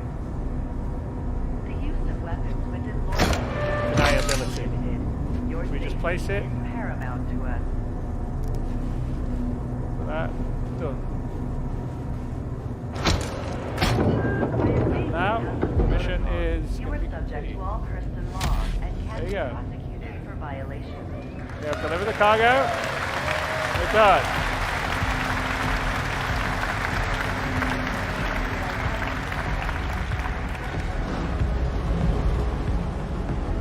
So now we're going to catch the metro.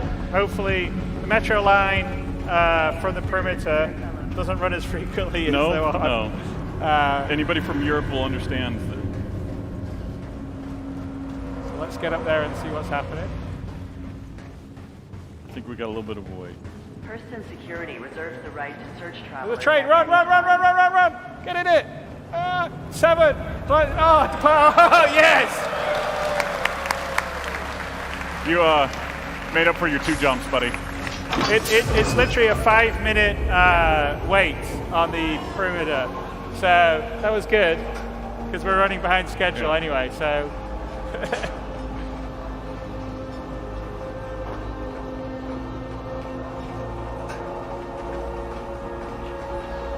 So a lot of painstaking work went into making this real.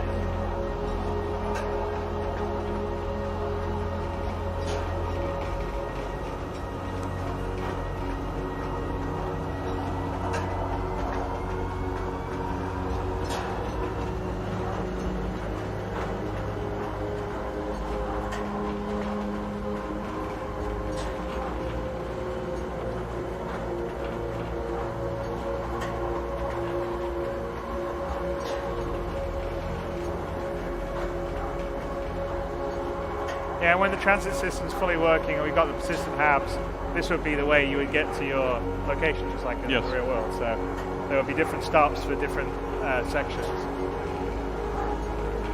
And right now, this is only running from gate 2 to gate 1. Eventually, we'll do kind of package things together. So like gate 1, gate 2, gate 3 to spaceport or to the main center. Yeah, and the transit system will probably be used in most of our landing locations and the advanced ones to take you to different areas of interest. You know, from the spaceport to the central physics district to the habitation areas to the dark, seedy favela area or whatever, depending on the locations we have.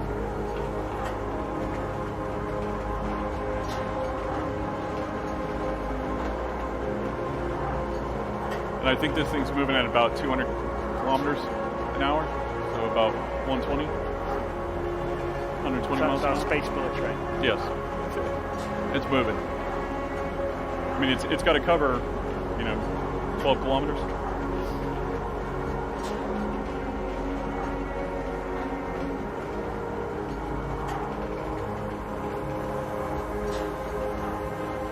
We're almost there.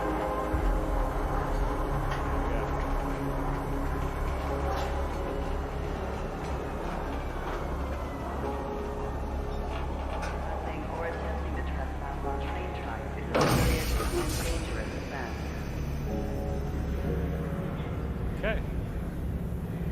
All right.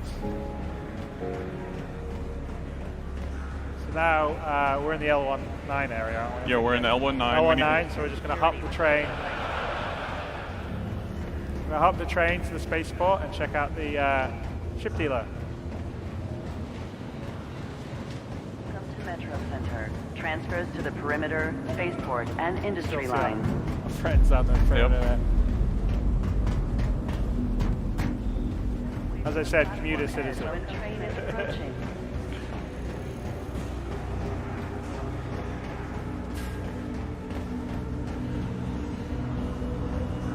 Arriving 42. What's the other one? Be considerate to your fellow travelers. Do not block doors. That'll be the other one we're going to do then. Yeah. It's, So eventually, what we want to do is basically, Glenn, can you look at the map real quick? Behind you. There you go. So be able to show trains in transit, just so you understand where you're going, how to get there, and where it's at. Okay. 10, 9, 8, 7. Step away from the platform edge when train is approaching. Right. How long is it? It's like a 15-second? It's a 30-second wait. It is? Yep. Trespassing or attempting to trespass on train tracks. If it was 30, then, or if it was 20, we wouldn't have made the last one. Really? Yeah. That was sprinting.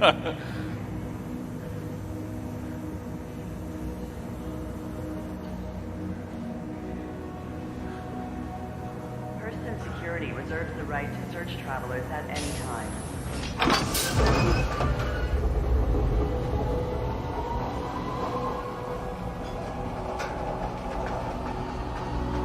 So ideally we get a ship for you. Since yes. Since After all that, we should buy a ship, I think.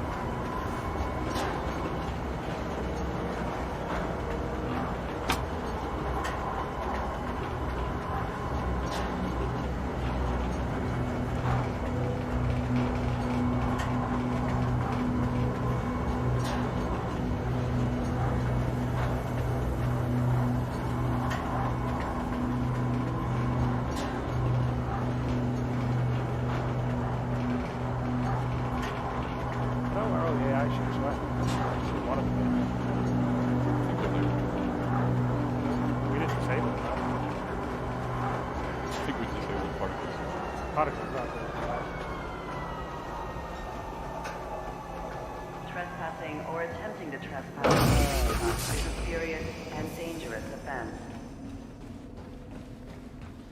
Right, we got 6 minutes then before the next session's up. Gotta move it, bud. Yeah, don't break your legs. Lorville. Use of weapons within Lorville is strictly prohibited. Your safety is paramount to us.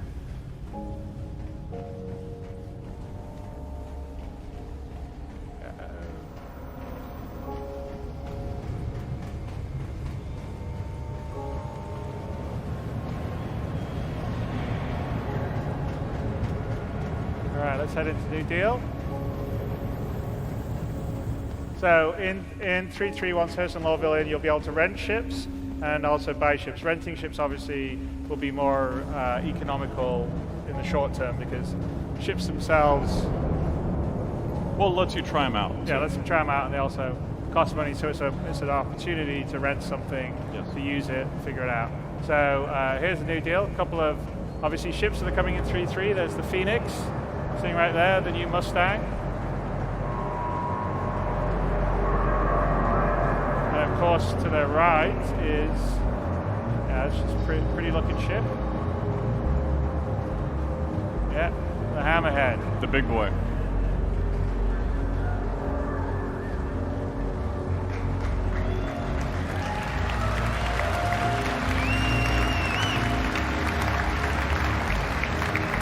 Again, another ship that's coming with 3.3. I think the Avocado just started to play with it and have fun. It's probably a bit out of our price range. Yeah, it's definitely out of our price range. We don't have that much money. So let's go in and get something that's a little cheaper for us. Yeah.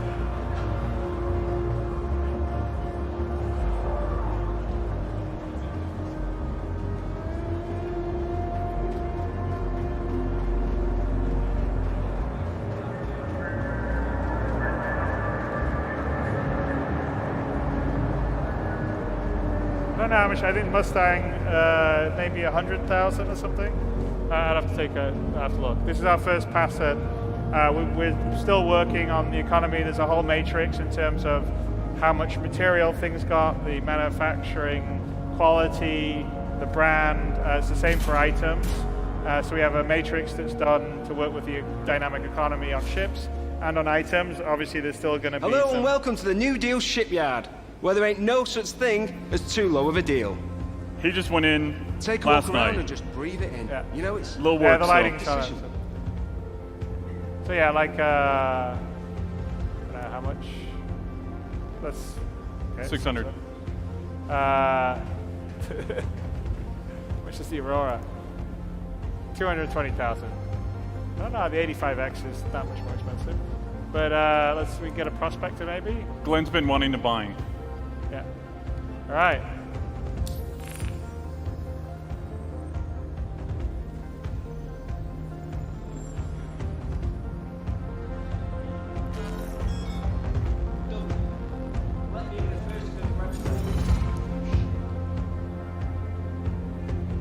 There we go. We have a Prospector we can now fly. And there we go. That is the end of the mission demo. So we've done a mission in Lorville / Hurston that is going to be in 3.3 once that comes online. We've shown you the various parts of the gameplay, including the FPS aspect that you can do against the environment, multi-part missions, the various biomes of Hurston, the transit system, the enhanced interaction system, being able to buy or rent ships. We didn't show renting, but that's also be part of this. And they will all be stuff that will come with 3.3 that you guys will play once Hurston and Lorville will be on site. So thank you very much for seeing this. We've been working really hard. There's still a bunch more work to be done to get the glitches and bugs out, which you all got to experience a bit of. But we're really kind of excited by the beginnings and the possibilities of what it's going to provide. And I think the rest of the day, we've got a whole bunch of panels that are talking about various things that we've done, including how we built Hurston, some of the technology we've used, some of the other graphics technology we've been working on, the new flight model, which won't be in 3.3, but it'll be coming in 3.4 onwards, which we're also pretty excited by. So I would say go and visit the panels. The audio guys have got some really great presentations on their stuff. Character guys have got great stuff. Tony has a design session that he's going to sit in and expound on, so that will also be really interesting. So have a great day, and I'm going to see you at the end of it to sit down and recap it and have a little talk with you guys. So I will see you later. All right? Thank you.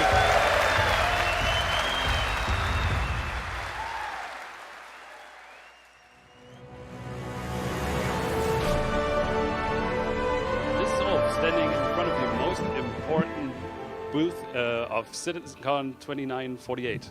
It's the most important booth because like, what's happening here? Because I'm here? Yes, of course. Is that why it's most important? No. It's because the booth is sponsored by Drake, and Drake is the sponsor of CitizenCon. They are? Yeah. You gonna show them? We're gonna show them. Well, we're gonna try and make our way in here. All right, fine. Go ahead, do it. Oh my god. All right, look, guys. This is gonna be something very special because no one has seen this yet, right? Oh my god, we got a big model of the Kraken. I hope you guys already saw the trailer, and I hope you liked it. Here's a schematic of the Kraken. You can see the landing platforms, the small ones. You can see the big ones as well. And let's see what else we got. Let's walk in here. Oh, it looks like there's a Kraken sales representative. Hey, how's it going? Not too bad. How's it going? Pretty good. Oh, can I get that mic?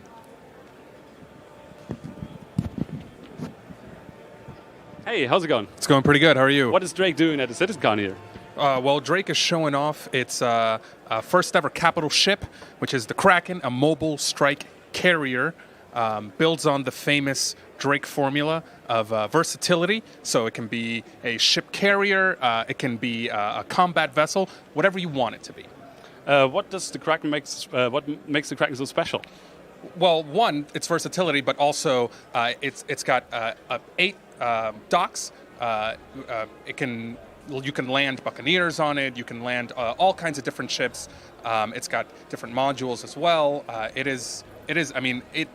And on top of that, it's the only ship that is available to the mass market. You just can't find anything like this. How many of those turrets are on there? Do you know? There's 4. 4. Yeah, and those are they're intense. I'm game. I will get one. Well, good. Thank you very much. Absolutely. Oh, wait, you're handing out some swag here as well? Yeah. So we got a fan here for those who are, kind of in the know with the whole fan controversy on the ship. That's a little fun, and we also got some 5% off Buccaneers here coupon. Oh, all right. Yeah. So if you're at CitizenCon, step by the Drake booth, get the swag, get the fan. What is it about the fan, by the way? Do you? What is it? The fan? Yeah. Well, yeah. They used to have a fan on the cockpit of one of the ships, and then they removed it. Apparently, it was a very controversial move. Yeah, but everyone liked the fan. Everyone liked the fan, so we thought we'd bring the fan back. All right. Yo, a fan for our fans. A fan for a fan. Yeah. Thank you very much. Absolutely. Thank you. Cheers. Let's have a look at that Kraken model.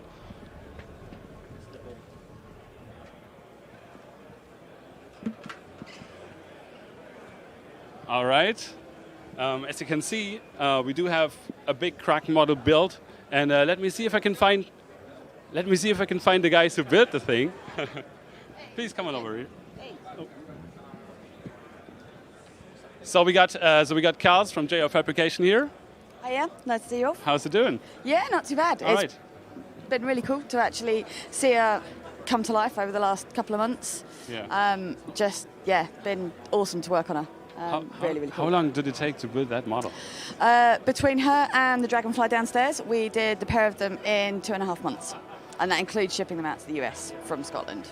Talking about the Dragonfly, there's a couple of Dragonflies on it thing. There are.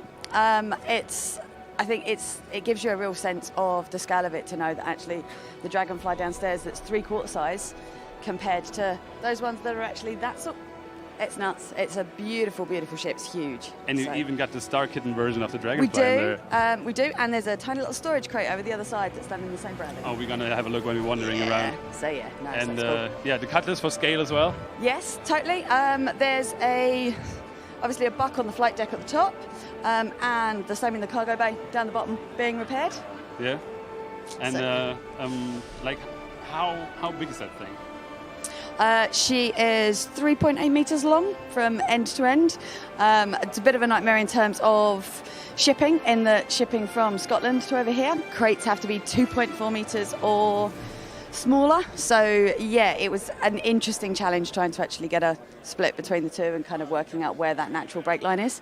But yeah, no, really pleased with her. And about the size of the model compared to the size as it will be in game? It's 25 meters in real life. So yeah, it's 172 scale. It's a typical modeling scale. So it kind of 28 mil tall, the little people that are on deck. So it just kind of gives you that sense of how big she actually is. So very well done. It's a great model. Thank you so much. No, that's cool. We've had a fantastic team work with us. First time we've ever done sort of 3D printing, and yeah, all of the guys that have worked with us have come from within the community. So that's been really nice. So yeah. That's amazing. Thank you. Thank you for the interview. No worries. All right. Hey. How's it going? Can I give you the microphone? And yeah. All right. Thank you very much. So you just saw the Kraken reveal? Oh yeah. What do you think of the trailer? Okay, so I'm definitely gonna have to be wiping my wallet for this. Everyone always wants a carrier. I feel like this is the first carrier actually made for civilians. Obviously, Drake has a massive history of catering to civilians. Civilians are always asking for something to carry other ships around. I was hoping, as you can see, I've got the Kraken logo down here, and looks like Drake finally came through for us. We've actually got something for the civilians. Finally, military UE can rest a bit easy. People trying to buy those surplus Idrises, and finally we've got this thing right here. So you've kind of been waiting for a ship like this for a long time now. Like, we heard originally, it'd be like a strip mall, essentially. It'd be like some sort of, Banu merchantman just for humans.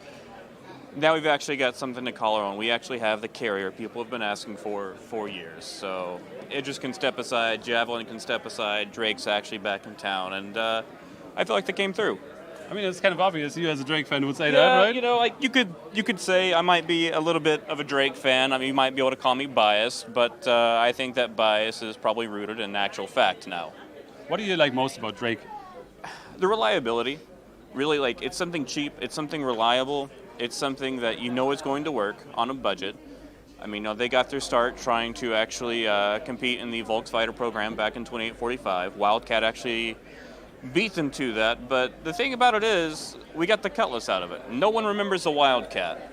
Cutlass is the thing that came through, the AS-1, led to the incorporation, and they've been in business ever since. They help out, the little man, they help out everybody.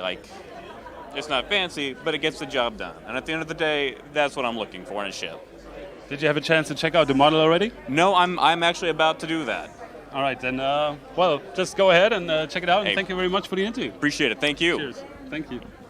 So, hey, how are you doing? Hi. Hello, how you doing? My name is Ulf. Nice to meet you. All right, my name is Joe. Nice to meet you. All right. So, what do you think about the Kraken? Oh, we just revealed it. Did you expect it? Probably. My goodness, heck no, I didn't expect it. But I mean, not really, not like this. This is an incredible feat of engineering. Put it that way. Aside from just everything, just the way it's built, everything that just how it's designed and the functionality of it just looks incredible. I'm really impressed with it. And how did you like the trailer? Man, the trailer was, can I say it, kick-ass? Yeah, it was kick-ass. The trailer was good. Between that and the other one, the Valkyrie, both of those are freaking phenomenal. Right. And what are you looking forward to the most at CitizenCon? What were your expectations? It's already gone beyond my expectations. This is my first CitizenCon. Okay. So yes, this is the first one for me, and for everything that I heard from everybody, it just sounds like this is like the biggest, most incredible one to date. So I'm really majorly impressed. All right. So. And the model itself? The model just looks incredible. The model looks really good. Really good. All right. Sorry to interrupt. No problem. Did you know that there's a Serenity Lounge? I did not. Yeah, check it out. Come on. All right. Hey. Well, we're going to go to the Serenity Lounge. Okay. Thank you very much. Thank you all. Cheers. Yeah, it's right back here. Cool. Excuse me, sir. What is happening? But I got one of those. No, I understand. Oh, no. Tyler, come back. Well, I guess we're not going to get into the Serenity Lounge, so we're giving it back to Jared. Thank you very much. Good job, Wolf. Now the Drake Serenity Lounge is for our VIP and concierge and what's the other? Legatus? Is that what the other one's called? I'm not a Legatus. I don't remember. Is it called Legatus? Yeah, that is correct. Yeah, Legatus. it's for the people that are far fancier than Ulfra. Named after the highest rank in the Navy. Nice. Can't go higher than Legatus. So yeah, welcome back to CitizenCon 2948. We have just completed our opening keynote address. So I'm here with lead writer Will Weisbaum. We are joined by director of narrative, or narrative director, Mr. Dave Haddock. How you doing, man? Hey, good. How you guys doing? Good. Now you guys worked on that demo for. I mean, let's talk a little bit about the playthrough process, the demonstration process. When does that start coming together? I mean, it's sort of been a work in progress for, several months now. I mean, really, when Chris came out and said that he wanted to make sure that it was something playable that was going to be in 3.3, it was about like combing through what was that we were already planning for the patch and seeing what would be something that can highlight all the new gameplay that we have and piecing it all together. Right. That was a big change. Now, Chris talked about that earlier. We did have some minor broadcast problems with our streaming partner, and we remedied them by going back to Twitch, our tried and true Twitch. So, Twitch, we love you, and thank you for being there when we need you. So one of the big changes this year was, instead of highlighting future content that was more forward-facing and on the higher on the development bubble and anything, we wanted to keep this. Let's explore what can be playable today, basically. So yeah, as Chris said, that mission and variations of that mission will be available in Alpha 3.3 once Lorville and Hurston are added. We've been working a lot with the live design team on that idea of branching missions, of when you go take out a new mission, a new contract, you don't know exactly where it's going to take you. Mm-hmm. And so Luke Presley and the live design team, they were able to come together. So like Chris pointed out on the stage, you open up on that crash satellite, the prototype blade that you were looking for could very well be right there. Yeah. And that would be it. You would just take it and bring it back. End of story.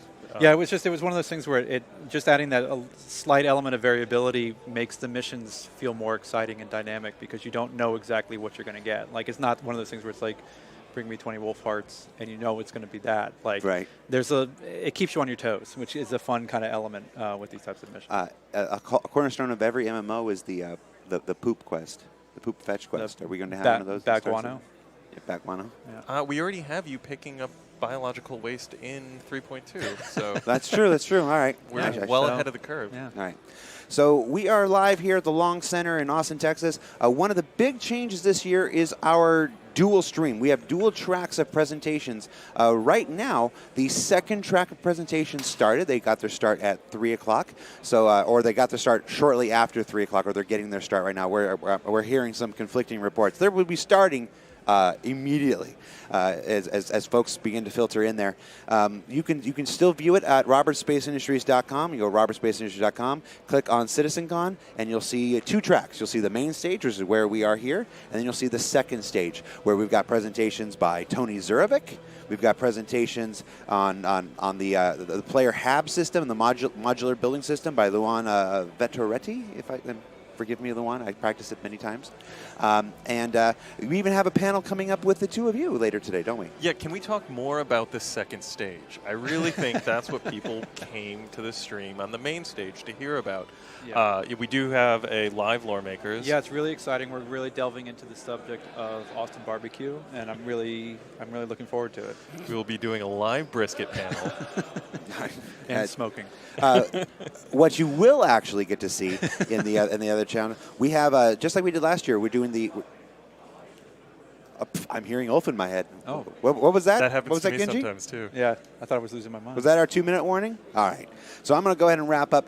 Be sure you check out the second stage. There's all kinds of programming today. We're going to continue. We're going to try our best to get back on track here after our demo ran longer. With the Principles of Flight. With the Principles of Flight. John Crew and David Colson and the all-new Star Citizen flight experience in just a few moments. Stay tuned.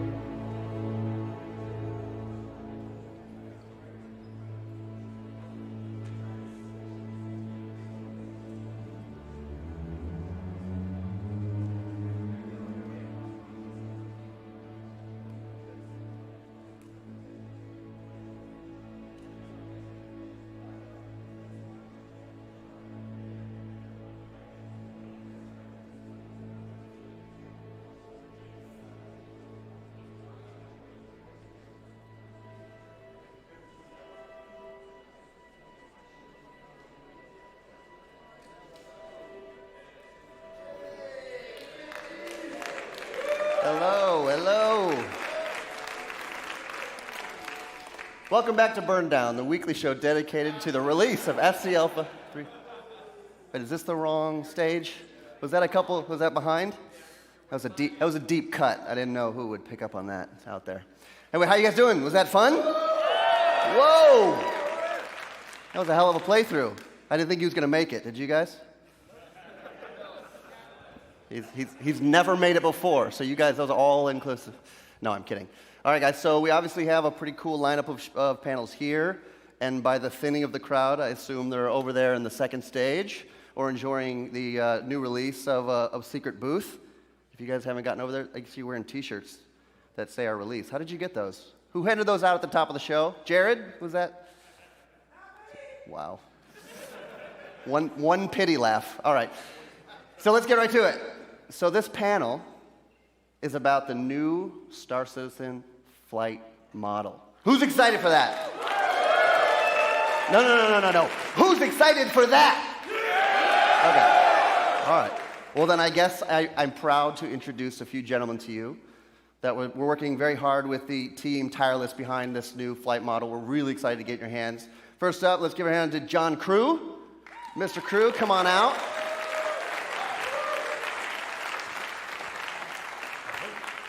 John Crew with the cool pants.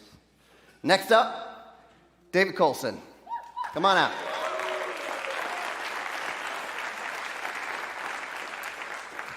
All right, gentlemen, have a good time. See you guys soon. Hello, everyone. Hello. So, I heard you all care about flight. So we'll sort of get started. This is me, David Coulson. I'm a gameplay programmer. I've been working on this flight model for quite a while. And this is John Crew, the vehicle pipeline director. Yep. You're in charge of vehicles, all I guess. The vehicle pipeline is obviously a huge thing. So I'm sat there trying to get all the ships from concept to release and all the post-release support and all those systems that work with vehicles. Yep. So I think we'll just dive straight into it. This is what matters to everyone is, what's next for flight and Star Citizen. And I think since, say, 2.6, we haven't really had what we wanted out of this. We could do a lot better, and we sort of have this this vision for how we want it. And so we've sort of gone back to 2.6, and we've looked at what we had in 3.0, and we're like reevaluating everything and thinking about what is the best way to bring the experience that is the most interesting for everyone. And so if we look at what that kind of means, we want you to really feel the ship. Currently flying around, the ships kind of feel quite similar between a lot of them, and they have so much acceleration that you can't really feel all of the workings of your ship, and that's really not what we want. And to go into that, we really want this system to be kind of reactive to what's going on inside your ship. So it's not as simple as just flying and then you feel your ship's handling and then you do your combat and whatever. We want you to feel what's happening inside the ship's systems, like the fuel and the power and everything. Your and destiny really lies what's with happening me, in the flight model. And currently we just don't really have anything like that. And hopefully this will get us this more deep, interesting experience that changes between different ships. We want it so that you fly this one ship and you have to fly in a certain way, and that's the way to win in that ship. And then going to a different ship, you might have to change your approach. And so hopefully what we got is going to sort of get us toward that. We want to kind of it's going back to the reactive thing. I think that's really important because we really want the thrusters to have like a thrust strength, and then if we can change that, we can kind of work toward changing the handling of the ship while you're flying, which is something that we've never really had before. So what we're about to show you, not final. So you all know, I'm sure you probably do already, you can play this flight model in the Drake Virtual Training Facility downstairs in the AT&T room. And we want your feedback, and we want to sort of get to the correct flight model that is best for everyone. So this is not final, and I hope you enjoy it anyways. But we'll work with us and we'll get it to what we want it to be.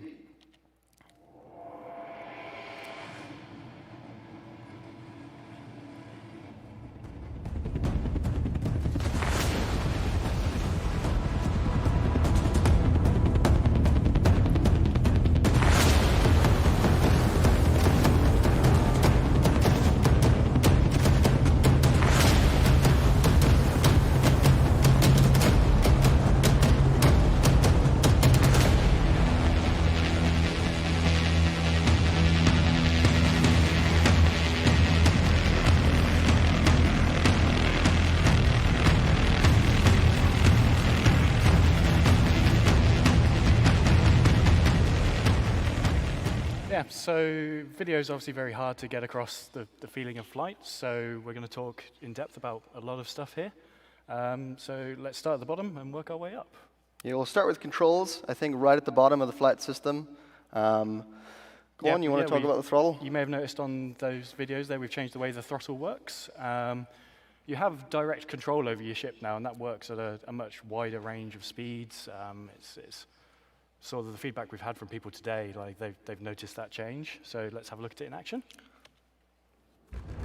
So if you look on the left side of the screen, there's now, or left side of the HUD, you now have a speed bar, and you're moving your speed up and down by pressing W and S, say for mouse and keyboard. We'll get to HOTAS in a second, promise me. But yeah, so as you can see, like if you press W and then you immediately let go, the ship stops accelerating. That's unlike what we had previously, where you had this kind of defined speed range, and you press W and S to move the target speed up and down that range. But we don't have that range anymore, right? So the speed just moves up and down depending on whether you're accelerating your thrusters or not. And it seems kind of subtle, but I promise you this is a really significant change, and it changes how you're going to have to fly. But there's another important part to this, which I haven't quite got to. The dot on the speed bar there is the target velocity that the coupled mode flight is trying to get you toward, right? So if you turn, your speed is going to change. You know, your forward speed is going to change from that dot and what that dot is supposed to be. And coupled mode essentially amounts to moving your speed toward that dot. It wants your forward velocity to be held at that dot. So you turn in coupled mode, and you'll see that IFCS will automatically bring your speed up to that dot. This doesn't happen in decoupled mode, and that's one of the big differences between the two modes. Is you get this like a, I guess more Newtonian pushing like asteroids kind of flight out of decoupled, which is not coupled. So looking at the other side of the HUD there, we've got this sort of thrust capacity bar. This allows you to finally control your thrust power, lets you manage your accelerations. So this sets how strong your thrust is in all axes when IFCS is trying to move your ship. And it gives you that fine control. So if you don't want to go at full tilt, you can just bring it down, and then you're going to move at a much slower rate. You want to get it faster, just scroll it back up again. So we obviously talked about mouse and keyboard. Let's have a look at HOTAS.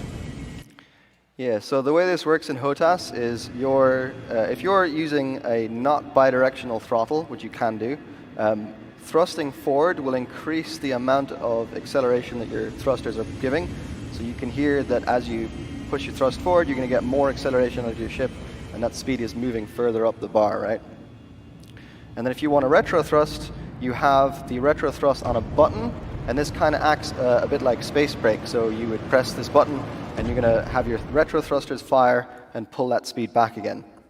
Here's another shot of this. You can hear the thrusters increasing in strength as you move that HOTAS up. The other option here is to have a bidirectional thrust. So you can actually have zero thrust effectively be the center setting on the throttle if you have a throttle that has like an indent in the middle, and then you can pull back to go backwards or fire retro thrust and push forward to fire forward thrust. This is kind of significant because previously if you pulled back on your throttle, it would move that target speed down, which would make you slow down. But that's actually not what's happening now. If you pull back on your HOTAS, you're effectively killing thrust on the main thrusters, and you'll carry on traveling at that speed, but you're not going to slow down unless you press that retro button. So I think let's talk about Afterburner. Yeah, go on. Specifically AB2, that's that second stage of Afterburner. So are we done with it? Well, it's gone. It's gone. So thought I'd make a few people happy. No longer do you just hold shift to get up to cruise speeds. There's that weird bit in the middle where you're like, is it going? Is it not going? Oh, no, it's going. Oh, I don't want to go there. Yeah. So no more scaling your accelerations back. No more kicking you out when you move. So that's Afterburner. What about Boost? Well, Boost is now correctly called Afterburner. So yeah, now you press shift, and you will essentially you're firing boost, right? So you're going to get more acceleration out of the ship, And this is not related to going to cruise speeds. This is literally the same as boost was, right? You're going to do this, and you're going to feel more acceleration out of your ship. Now, there has been a previous issue with boost where it's overused, shall we say, with some people taping it down. I've heard this is a thing that happens. We know about you guys taping boost down just for yeah, benefits. So we wanted a consequence to using boost. So we're actually going to get back to that in a little bit because we need to go over something else first. So, go on. So how do we cruise now? Now we've got rid of AB2. Well, you literally just freely accelerate up to cruise speeds in any direction, coupled or decoupled. So let's have a look at it in action. So here in the Aurora, I'm just holding W at this point, accelerating past. You see, I'm going to go past the SCM speed, and the ship just keeps accelerating. Now, obviously, in coupled, this is happening with just accelerating forward. But you can actually do this with any of the strafe axes as well, and you can do this in decoupled. You literally just accelerate for as long as you need, and you go up to the top speed of the ship, which is pretty much the same as the cruise speeds we had previously. Though there is another change that's kind of important here. When you go past the safe maneuvering speed of the ship, coupled will start limiting your angular velocity, and this is kind of something we had a while ago in cruise. And this is kind of a feature of coupled because being, if you're above those speeds and your thrusters are just not quite strong enough to move you around, you're just going to drift for miles and miles and miles. So this is kind of like, you could think of it as a safety feature of coupled that's saying, hey, you're not really going to be able to practically turn at these speeds because you're going to drift so much. So I'm going to limit your turn speed to try and keep you from drifting. Now, if you turn on decoupled, this is not actually the case. Your destiny lies with me, Skywalker. Obi-Wan knew this to be true.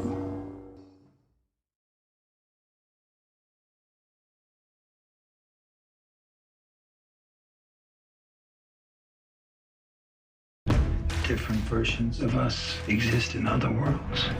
We are building the gateway to the multiverse. There's got to be a way to destroy this machine.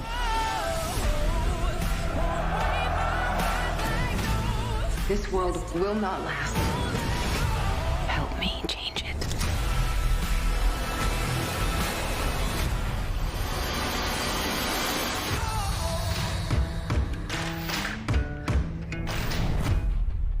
Perfectly.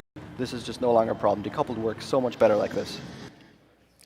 So, you might wonder, if you're just flying around, what if you don't want to go up to these speeds? What if you don't want to be at these speeds where you're having your angular velocity limited, and it's kind of a pain to manage that, especially if you're a more inexperienced pilot.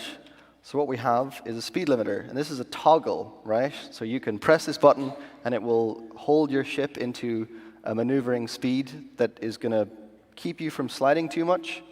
And you could think of this almost like a safety. We call it SCM safety. So we'll just have a look at how that works. So you're traveling at a cruise speed, and you press the SCM safety button, and that will bring up these two triangles on your speed bar, and this is going to hold you inside a certain speed range where we can pretty much make sure that you're not going to drift too much. And we'll reevaluate those speeds for all the ships to kind of keep you from sliding too much and keep you from getting into territory where the ship's just very difficult to control. And so this is on by default. You can obviously change that in the settings. And we expect that the more experienced pilots will be able to fly with this off, and they can sort of edge up to the higher speeds and not lose control too much. Yeah, it's not like hard cap. Like it's a range of velocity and speed. You're still going to slide in those ranges. Yeah, you just slide less when you're going slower.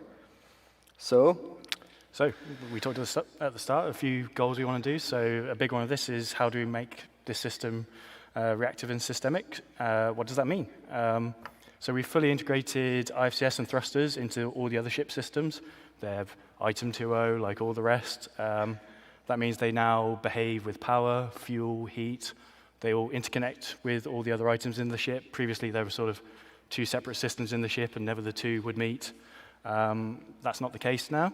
So another thing we want to talk about is having a grounding for how these thrusters work in reality, which we can go over. Yeah, so what we wanted to do with thrusters is base them on some real-life fiction that we can sort of take forward into the future. And that was these things called Vasimir engines, which I can barely remember what they stand for. I think it's Variable Specific Impulse Magnetoplasma Rocket. That's what it is. Yeah. So this is a real-life rocket technology that is sort of going through a lot of testing as a potential future interstellar or intersolar. Got them on things. Yep. So the idea basically is that you're going to ionize a fuel, like some gas like argon or something. So you're going to use lots of power to create this ionized plasma, and this is going to generate loads and loads and loads of heat, and then you will accelerate the plasma with really strong magnets to generate thrust. And so this kind of gives us a really good basis to make all the thrusters work off of this. So if we have a sort of defined thrust capacity for thrusters, and this is their performance, effectively, right? This is the amount of newtons they can give out. And then we draw power and generate heat and generate thrust based on this fiction. We can kind of make this a really systemic, believable system that sort of works under some future version of a real thrust system. So we'll take a look at this. So we're going to look at this in action. We do a lot of this by looking at the MFDs, just because it's a really clear way of showing it in a presentation format. So as you can see now, every thruster has a little item on the power UI, and they draw power dynamically as the thrust is given to them to move the ship. Fuel is the same as this. Just imagine the power but replace fuel, it's the same. And as you're flying around here, you can see your main thrusters going up, using more power. The heat goes up as well with them. Now I'm stopping, so the retros went up there. Let's have a look what happens. Like some of the other systems we have in the game, you can move the power around, so let's have a look at that. So you can manually underpower or overpower each thruster, and your ship's going to behave accordingly. So here I've reduced the power capacity on the rear thrusters, and this also affects heat as well. So if you're underpowering thrusters, they're going to generate less heat. Afterburner is actually just a facet of this system. It's just a shortcut straight into overpower mode. And overclocking is then another level on top of this, where you get that extra performance, you get more heat, more wear, and it's all systemic. They all just work together. Underpowered thrusters burn less fuel, overpowered ones generate more heat. If you're running low on fuel, you can throttle your thrusters down to just eke out that more performance. And this is all part of a system to give us consequences to your actions. At the moment in game, you can just fly around to your heart's content and go, oh, I've run out of fuel, I'll just go to Cryastra and get a bit more fuel. Yep. My ship's hot, don't care. It's not really as interesting as it could be, I think. Yeah, so this gives us those consequences. So let's have a look. So this is what I was saying earlier with the consequence to taping down boosts. So if you do that, what will happen is your thrusters will start overheating. And the more and more you do that, the thrusters are going to wear out and they're going to get damaged. So immediately, if you start overheating, we're not going to cut out your thruster. I think that's a bit mean. But we will immediately have the thruster start struggling to give the thrust that it can. And you'll feel this is simulated dynamically on all the thrusters, right? So if you, for example, are overheating specifically your front left maneuver thruster, you're actually going to feel the ship is becoming imbalanced, and you're going to have... If you have a penchant for like strafing left everywhere in the game, yeah, exactly, that side's going to suffer. So you will actually feel that the ship is not thrusting to the left as strong as it is to the right because you've been overheating the thrusters on the right too much. So we'll take a look at this. So right now, you're flying around perfectly normally, and then you press shift to afterburn, and you'll see you're getting overpowered here. Now, for the sake of showing this, we've massively increased the wear number. So the wear number is that middle number, that's number 15 in the middle of the thrusters. So you overheat your thrusters too much, that number is going to start going up. Again, don't worry, it's faster here than it will be in the game. And you can see that the thrusters are starting to not use as much power as they were. I think that the ideal behavior here is that they actually draw as much power as they would have, but you're just not getting the same amount of thrust out of the thruster. So you continue afterburning like this, your thrusters get weaker and weaker Your and weaker. destiny And you'll lies immediately with start me, feeling the ship get more and more sluggish Obi-Wan because you're just needs to be true. you're damaging the thrusters by doing this.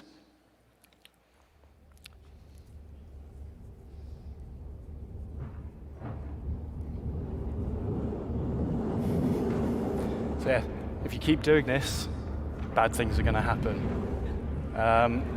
The main visual cue of this is thruster misfires. Now, misfires are going to be things that happen on all items when they're getting worn and overheated.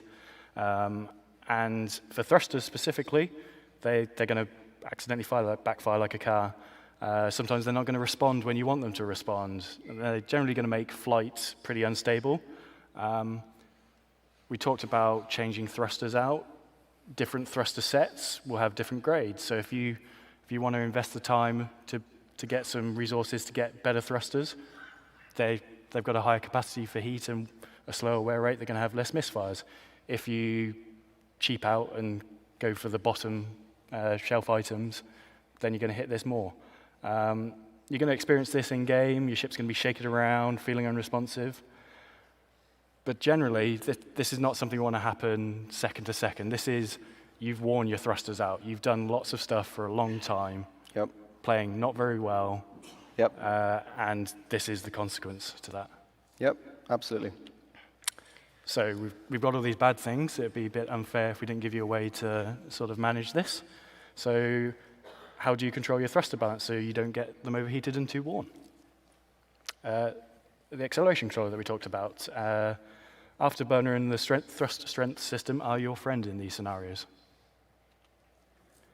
So going back to this, if you look at the right side of the HUD, we're afterburning here. Lots and lots of heat is being generated here. So to manage that, I just bring the thrust capacity down really low, generates a lot less heat. As I bring it up, the power and heat go up in turn.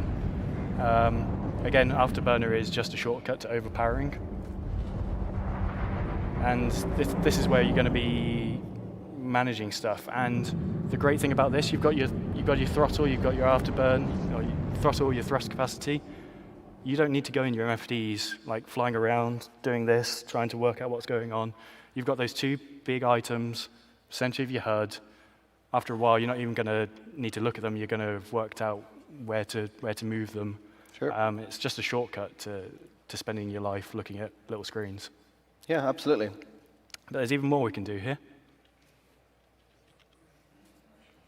Straightforward enough. Since we simulate this, we can just push this to limit. We can say, hey, if someone shoots your thruster, we can start reducing its power output and its strength. And this is kind of this level of dynamic flight behavior we've just never had before. So we take a look at this inside the Freelancer. You're flying around, your thrusters are in perfect health, you got no problem. And so here, Gladius is going to shoot some thrusters. It's already shot the one on the right there. The more and more you do this, you can see the thrusters starting to get damaged. And you will immediately feel this in the handling of the ship. So the idea here, so you can see these two thrusters have been damaged. If you try and move, you're just not going to get the strength out of them that you need. And the expectation here is that we want more interesting combat, so that, I think currently people just go straight for the cockpit if they know what they're doing. But actually, it could actually be another strategy to go for the main thrusters of a ship, or even if you're good enough to hit the maneuver thrusters, you can cripple a ship so it can't even roll. Yeah, at the moment it's very time to kill, and we've always talked about time to disable. You want to be able to board ships that you've taken out. At the moment you can't really do that, but this is a system that allows you to cripple that ship. You've got distortion weapons to do that. You can physically damage them. So It's all building up to that, grabbing hold of other ships. Because the thrusters are drawing power so dynamically as well, if you, for example, take out the power plant of a ship, they're not going to be able to power any of their thrusters. The ship's going to be completely incapacitated. You just won't be able to move, which is pretty cool. So there's a bit more. I think this is a really important thing that we've done, is we've gone over every single ship in the game and rebalanced them and retuned how the ships fly. I feel like this is kind of a subtle thing for a lot of people, but I think for the people who really know the details of flying, this is a huge, huge deal. So what the goals here were to try and get some more variety between the ships and try and feel more momentum in the ships and feel more character between them. So we're going to go through and we're going to create like a systemic system for deciding what thrusters and what size of thrusters are going to get certain thrust capacities. And so that across all of the ships, we sort of have this, unified balance of how ships feel and how they get thrust assigned to each direction. Yeah, the momentum part is key here. Like at the moment in the game, maneuvering thrusters have like absurd amounts of power to them. Yep. And this changes that yeah. significantly. In 3.3, there are actually ships that have like these tiny little maneuver thrusters and these giant main thrusters, and the maneuver thruster has more thrust than the mains. So no more of that. We're going to make this a lot better.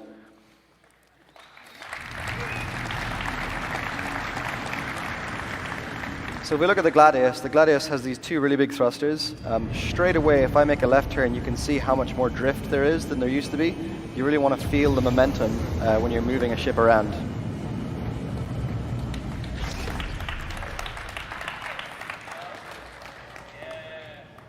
So I think the Gladius has quite a few thrusters that can point downward. So you will actually feel differences in trying to strafe in certain directions. And of course, the angular acceleration is also super important here. The layout of the Gladius's thrusters actually gives it more pitch authority than yaw.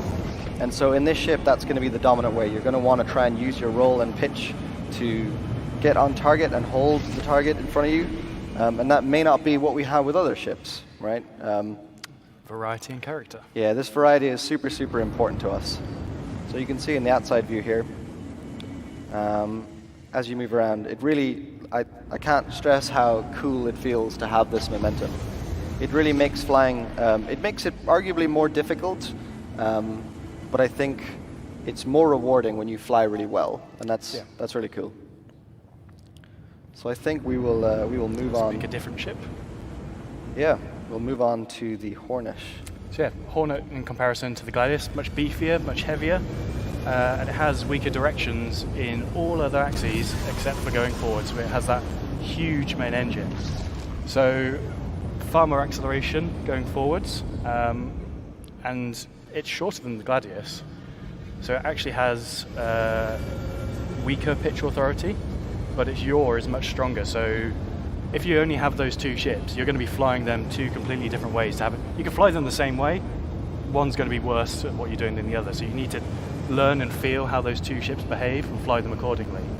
Again, very hard to see in a video. Recommend you go play this and see how it feels. I just want to do a tiny bit of audience participation at this point. How many of you have a Gladius? Stick your hands up. It's not that many. Not that many. How many of you have a Hornet? It's a lot more. Then let's look at another ship. How many people have an Aurora? That's a lot more. So yeah, the Aurora. We'll take a look at the Aurora.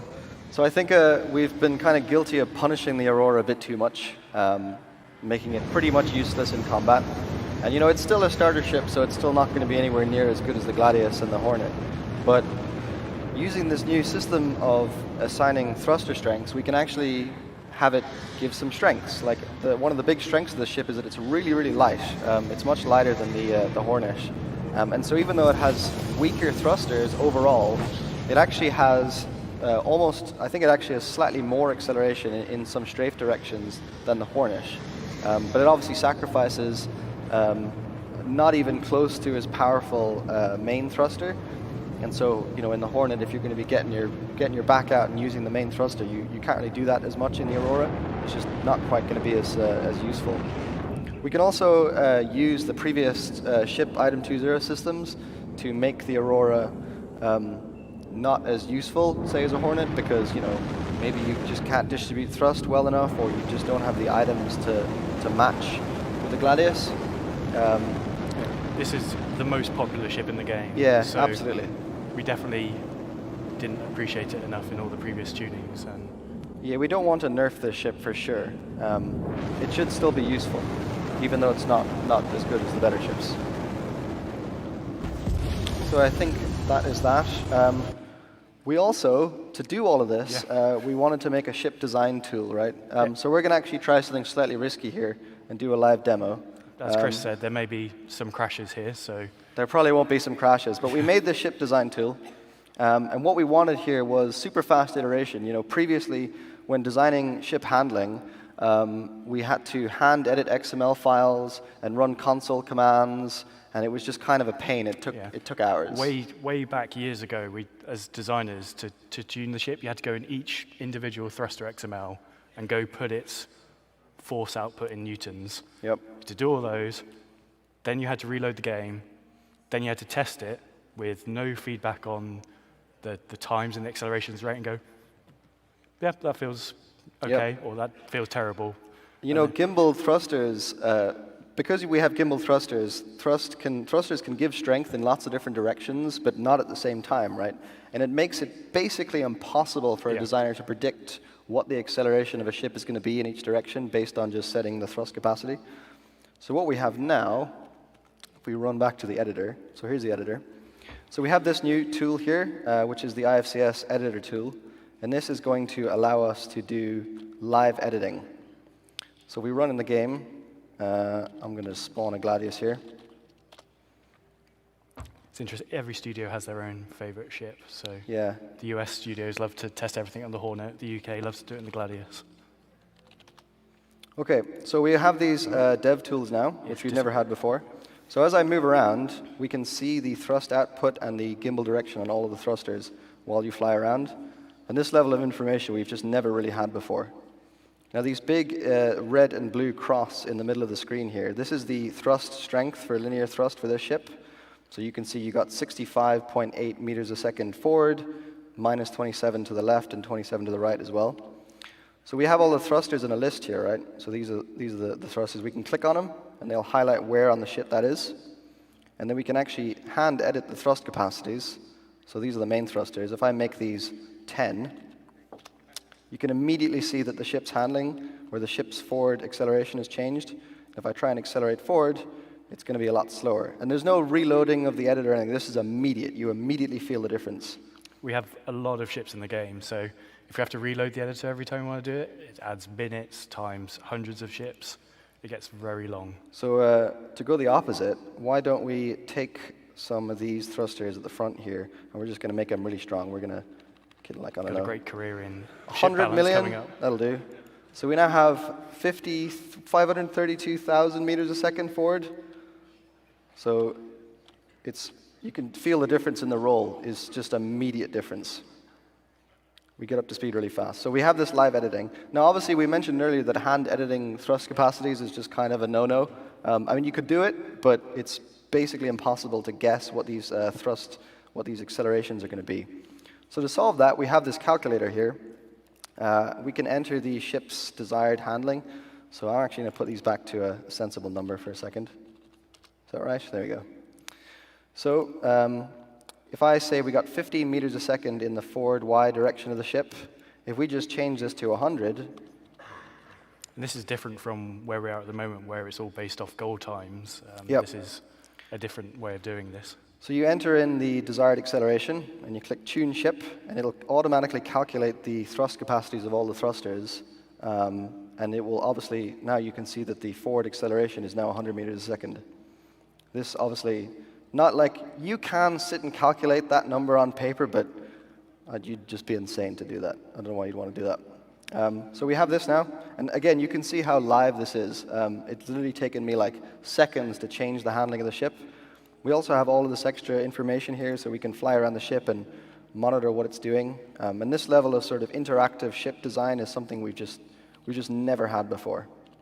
So this is really cool. We're going to jump back to our presentation. Here we go. Here we go. We'll skip past our backup video.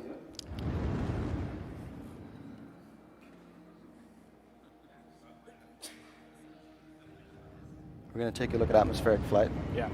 Fly down to a planet. Pay close attention to the audio. Yeah, the audio is fantastic here.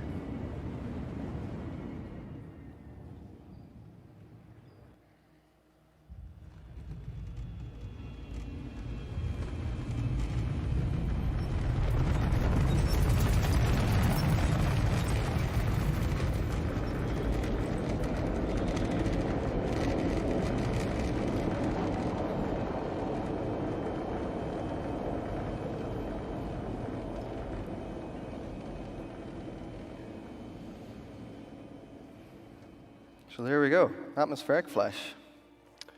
Anybody notice anything different about what was shown there? Well, so now got lift. So in the current version of the game, we do simulate drag, but we never got around to implementing lift. So now we have lift and drag, and that is a huge. It's hard to. It's massive. State how much of an improvement that is and a big change. It's what makes atmospheric flight different to space flight, rather than just being a diluted version of space flight. So the atmospheric flight system as a whole has had a huge amount of work done to it. Lift, drag, turbulence, they've all had some changes. So let's have a look at it in the Gladius. Yeah, so we fly around in the Gladius and we try and yaw. Immediately you're going to feel torque on the ship trying to keep it into the wind, right? Obviously, if you hard yaw in a plane in real life, it's just not going to work, right? And then as you see, if we roll and pitch, you can actually turn so much faster. In fact, you can actually almost completely arrest the drift that you would get in space. So you see how hard we can turn. We actually start to black out. That's not blackout from the thrusters. That is blackout from the aerodynamic forces on the ship, which is not something you get in space. I think this change this has to flight. You can see this is someone like, well, it's me trying to yaw really hard, and you see how the ship like torques back into the wind. If you, for example, try and hover your ship and then accelerate to cruise speeds sideways, the ship will experience all these aerodynamic forces, and it'll actually pivot the ship back into the wind, just to sort of get this difference, right? The ships are obviously, like planes in real life, don't fly sideways. So the Gladius is probably one of the closest ships we have to a modern day plane. So it has that huge lift area. So let's compare this to another ship which is not nearly so aerodynamic. Everyone's favorite, the Aurora. So the Aurora, it's a flying brick, really, isn't it? It's not really got much of a lift surface. So it flies a lot slower because it struggles to cut through the air. It's got a lot more instability, as you can see there. We're trying to yaw here, but it's just not doing it because it's hitting that wind and kicking back.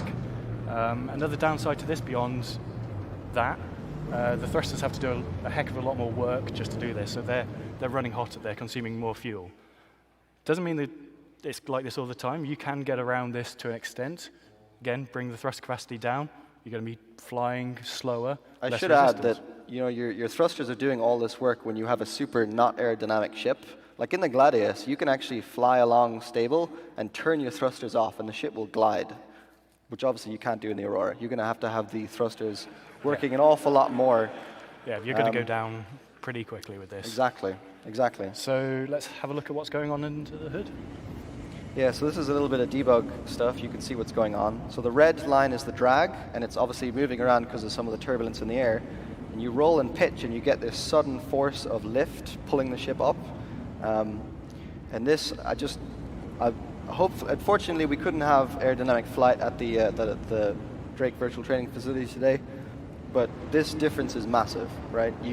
If you try and strafe around and like circle strafe people in space, you try and do that in atmosphere, it's going to go quite badly wrong for you. You need to really adjust your flight strategies in atmosphere, and the hope is that you're going to go into atmosphere, and atmospheric flight is going to be a bit more like planes, and that difference is going to be really, really drastic. And having that difference in gameplay is really, really exciting. Yeah. So we're also going to take a quick look at ship management. Yeah, so again, how do you manage all this stuff in atmosphere? You've got to keep your thrusters cool, use the correct amount of power. It's different to spaceflight again. So the thrusters now, this goes back to massively overpowered thrusters in the current game. They now either have to fight the atmosphere, or if you've got a less or more aerodynamic ship, not fight it. Yep. So let's have a look at how we manage that in game. Freelancer, not a particularly aerodynamic ship. It's in atmosphere here, going forwards. Hopefully we're going to look at the MFDs a bit in a second to see just how hot your thrusters are getting. So if you look at the target velocity as well, you can see that the ship is not actually able to reach the target velocity, and that's because of the drag. So if you pump more power into your thrusters, you actually can increase your top speed in the atmosphere, because your terminal velocity is obviously going to be a bit higher. So what we've done here is we've reduced the thrust capacity down. You see the heat's sort of reached an equilibrium down, those two mains, it's at 350. Gone to overclock them now, and now we can hit that speed. We probably could keep ticking it up, but you're paying the price of more heat. So now my thrusters are overheating. So how do I stop that? Turn them off. The reheat's going away now. Probably best to turn off overclock as well, otherwise when you turn them back on, they're just going to go back into that cycle. Put them back in again. There you go, you've prevented yourself overheating. So yeah, that's looking at managing. I think we're a bit tight on time today. We are. So we don't have enough time to go over everything, unfortunately, but there's been so many other changes to the flight system in the past year, and hopefully, like, we obviously can't have a 3-hour slot to keep talking about them, but we're going to go over a few of the other things briefly. I don't know if you've heard, we have completely new ship audio. every single ship and every single thruster. Everything is completely new. You heard also the atmospheric sound is completely new. And we're really excited about this. This is actually like such a huge difference. It sounds so much better than it used to. Yep, decoupled's had a lot of changes. Those of you who fly decoupled will obviously have much fun with all those bugs, swapping between the two modes, stuff not remembering itself. We've worked on all of those. Yep. Going with that, dual stick flight, I think, is something that hasn't really had the attention that it needs. So we put a lot of effort into that to make that experience better. Obviously, the control changes we talked about earlier are hopefully trying to address some of those issues and make that experience. We do have a couple of dual sticks in the Yeah, you can try out some dual stick flying in the LAN area. And AI flight now uses exactly the same system, so we get lots of cool little stuff. Wingmen can, especially for squadron, we've got all the wingmen that wingmen can just follow sit your ship now. right really on cool. your wing, or just be slightly offset and they move with you. That's all. Yeah, a lot of the core AI flight systems have been heavily updated, and this is going to slowly trickle down into the AI flight behaviors to make significantly improved AI flight.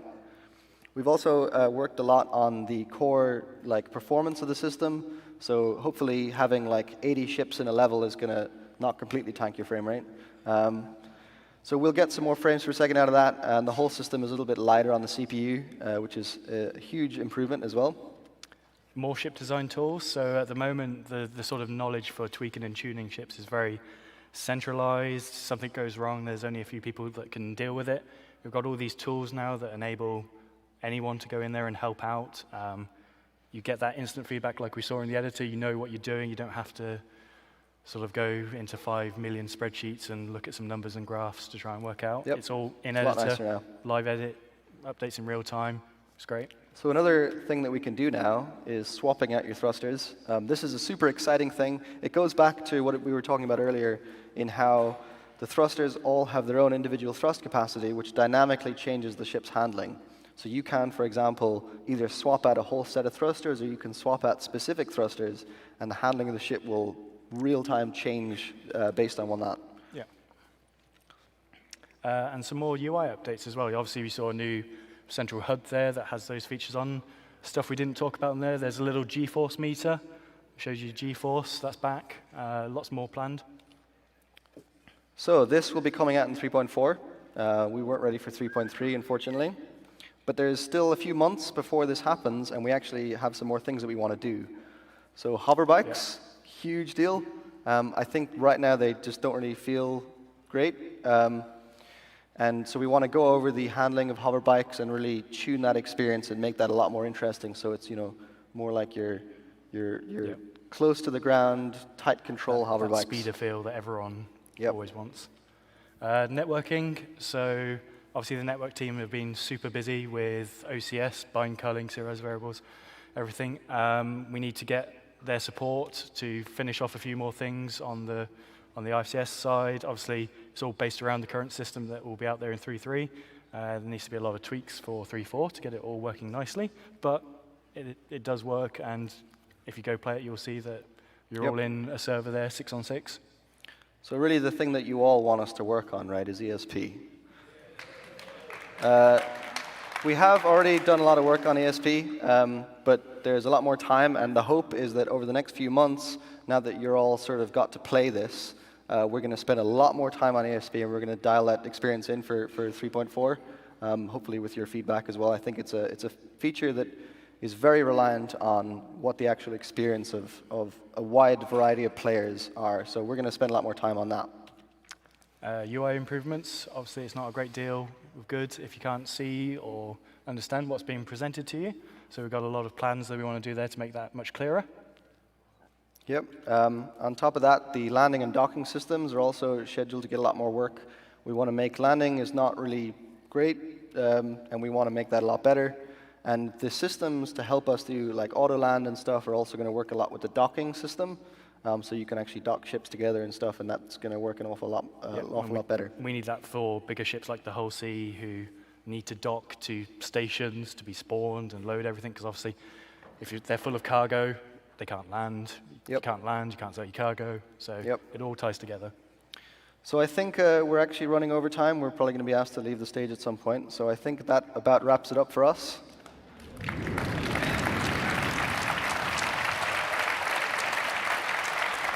Your destiny lies with me, Skywalker. Thank you very much for watching. I hope you please go and play this in the Drake Virtual Training Facility and tell us what you think. It matters so much. We'll be over there. Thank you.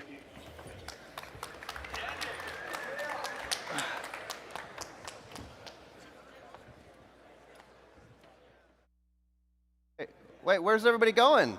We got so much more show in here. I'm kidding. Did you guys like that panel? Was that good? Hey, if you cheer really loud, I might be able to get into 3-3. You want to try that?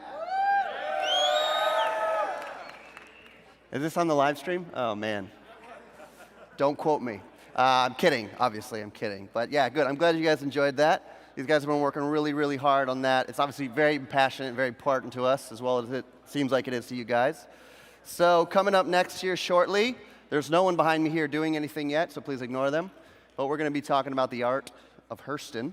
That sounds interesting to some of you guys. Some of you guys are clearly need to go to the restroom or something. I don't know where you're going. Nah, kid. Obviously, there's a whole nother stage, second stage. If you want to change the pace, they got a smaller theater. They got a lot of fun stuff happening over there. We've got booths back here. We've got a booth that just opened up recently, done by Drake. Have you all seen it yet? Sounds like you need to get out. I'm kidding. I want people in here. Don't leave me. But there's a real quick thing I wanted to bring up. So if you guys haven't been out and about, we've been doing a scavenger hunt. It's been very fun. So how the scavenger hunt works is if you talk to any of the reps at any of the booths, speak to them for trivia and challenges. If you get that challenge and you gather every business card, you get a business card if you win the challenge. Isn't that nice?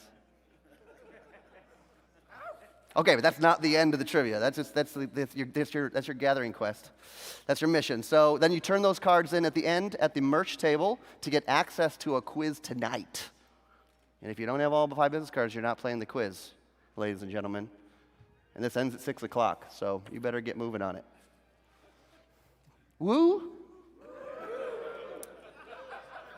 All right, we will be back in just a moment with the art of Hurston. See you guys in a second. All right. Hey everyone, we are out on the terrace in beautiful and sunny Austin, Texas at the Long Center for CitizenCon 2948. Now, something special behind us. Look at that dragonfly. Yeah, so we're about to make Ulf's dreams become a reality. He's been eyeing this thing all day. I've been looking forward to this since the first time I saw it. Yeah, between each interview, he's like, do you think that we're going to go do a little segment by the dragonfly? You know, if you need somebody to get on it. So why don't we just do this? Now's the time. Yeah, let's rock. Do you know, the only thing that could make this better? What's that? It would be a Star Kitten one. He would say that. He would say that. So yeah, for you folks out there who don't know what this is, we have a life-size to scale Drake Dragonfly available at CitizenCon 2948 just out front. Yeah, Ulf. Should I fire it up? Here you go. Take your mic. Should I fire it up? Hey, go for it. Yeah, this thing's There's gonna buttons here. So how does it feel? Does it feel like what you expected a Drake Dragonfly? It's a bit more it's comfortable. I didn't expect that. More comfortable? Yeah. But there's also a second seat, and no, I'm not. Don't even. Come on up. Not happening. Why don't you show me how the second seat looks? Let me fire that laser first. Yeah. Okay. Do we have the prop weapon? Yeah. Bring it on over. Wait a second. You ready for that? I'm ready. Did you hear it? Did you just shoot it? I did. Wait, do it again. I don't even know if they can hear that, but that is awesome. So That's awesome. So it is hooked up. It's actually hooked up to the game. So as he interacts with the HUD and the buttons that are on here, it is playing sounds from the Drake Dragonfly. All right, let's see what you got. All right. Can you hold my mic? Yeah, sure can. You guys you have no idea how much this means to him? He can't hear me saying that. What do you think? Yeah. So, but if you're holding a gun, then who's going to be steering the Dragonfly? Oh, autopilot. Yeah, I don't know if that's how it works. All right, give him back the weapon. All right, let's see how it looks. I have to make him sit on the back of it just because I think it's going to be funny. And there's a chance he'll fall off. Yeah, you want to hop on up there? Please be careful. Yeah, give that to... Do we have another one? Actually, forget that one. Olaf, give him the rifle. Oh, no. No. No, he gets a more powerful one. Here, I'm going to give you this. Well, okay, I'll take the rifle. You take this one. I can take the mic and the rifle. You can do the both. There you go. I'll tell you what. Do you want me to do both? No, that's good. All right, so did you guys coordinate your outfits today? Yeah, you know the Dragonfly is yellow, even though the Ulf wishes that it was pink. Yeah. All right, can you take that picture now? Can I take the picture now? Yeah, where's your phone, Ulf? Right here. All right, let's stop messing around and get back to interviewing some people. All right, Get down. Will you help him out with these weapons? So yeah, guys, like I said, a full-scale Drake Dragonfly is available for people to come on. We had a long queue earlier. Take a ride, grab a prop weapon, get a picture. And I'm never going to hear the end of this since we allowed Ulf to do it. Where you at? You have your microphone? That was awesome. Okay, awesome. So we're going to mix it up a little bit. We're going to rotate over here. Just before we switch the cameras on, we actually did a group shot of everybody who attended in cosplay. So let's take a moment and talk to some of the guys. Let's do it. So where did this guy over here, he had something. Look, this guy. No, come up here. Come on, Let's talk to you. Hey, man. What's up, guys? Hey, so tell me about what you have made, what you're wearing. So this is the Clark Defense Systems TCS-4 undersuit. Okay. So it goes with really any outfit in Star Citizen, but it's geared towards Marines. So the light armor, heavy armor, medium armor, and that's what I got. I got the boots and the gloves. No helmet. I don't have a helmet, but now is the helmet something that you're working on? Yeah, but the air is breathable here on Terra, so I don't need a helmet. Very good, very good. Awesome, man. Well, it looks fantastic. Is there anybody you want to shout out who might be watching the stream? I'll give a shout out to ADI, my org, Atlas Defense Industries. Oh, you got a booth as well, yeah, I was right? going to say, you guys got a booth. Okay, awesome. Grab this guy and throw him over to us. Hey, you. Into the lion's den. How's it going? I'm doing all So now this looks pretty similar to the last guy. So what do you got going on? What's different? Did y'all do this together? Yeah, Shapcap and I, we did the TDS undersuit for the Heavy Marine together. We went, I don't know how to sew, so we got help with the undersuit. However, I did the Heavy Marine armor. So grab it. Say no more. Grab it. Bring it over here. Yeah. Here, let me get that thing. I haven't. Do you know how to hold that? Yeah. All right. How's that? It looks pretty awesome. Thank you. Oh, you Look are at not that. messing Look at around. Do you need help? I mean, I can for you. That is okay. You know what? We're gonna get you in this suit. No. Meanwhile, everybody watching at home, we're gonna jump back inside for more of the action.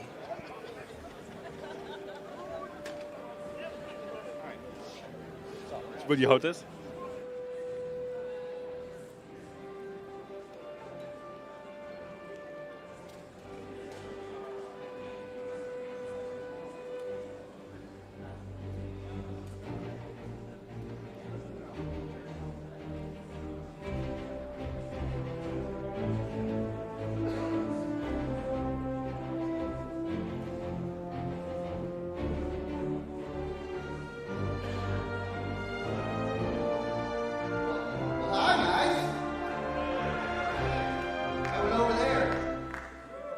And then I came out from there.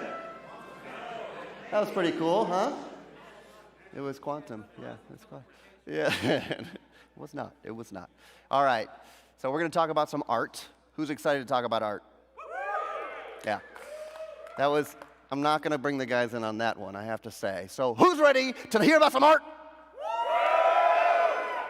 Sounds like a lot more people. That sounds great. All right, without further ado, so we've got a few gentlemen. First up, Mr. Ian Leyland. Come on out, sir. Let's give him a round of applause.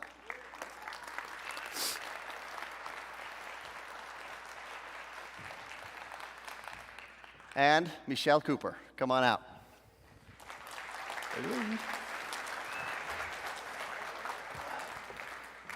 All right, gentlemen, take it away. All right. Did you all enjoy the gameplay you saw earlier today? That was something, right? So today we want to break down a little bit further what you saw when we were flying over Hurston and walking through Lorville. So yeah, let's kick it off. Okay. Hello, everyone. Good to see you again. What we're going to cover this year is a little bit more specific as to what we've been focusing on, mainly Hurston, which is why it's called the Art of Hurston. The main things we'll get into is to why we can do like what we consider an entire talk just on Hurston. But before we get into that, obviously I'm Ian. I'm the Star Citizen art director. This is Michelle. You'll notice there was a third member of our company that unfortunately didn't make it. Complications in the airport, so we'll just jump straight in. So what do we want to achieve? So this was going to be our first planet in Star Citizen. The two main things that we wanted to really push was the feeling of scale and diversity. The current play space right now in the game is obviously it's quite big, but what we had the opportunity to do on Hurston was to expand that play space by many factors.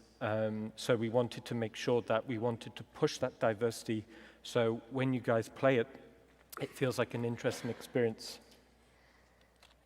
Okay, so scale. If our calculations are correct, in-game diameter of Daymar is 590 kilometers.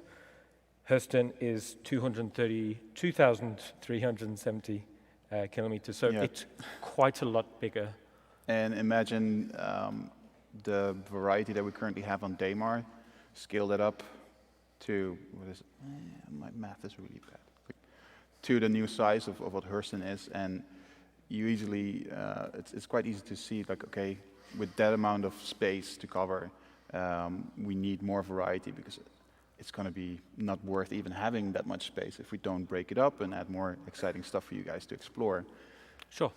So jumping straight in, we'll focus on Lorville first, and then we'll spread out to the rest of Hurston. So establishing the mood of a city. So usually what we do is when we have a location, it's usually got a pretty good breakdown from the lore team.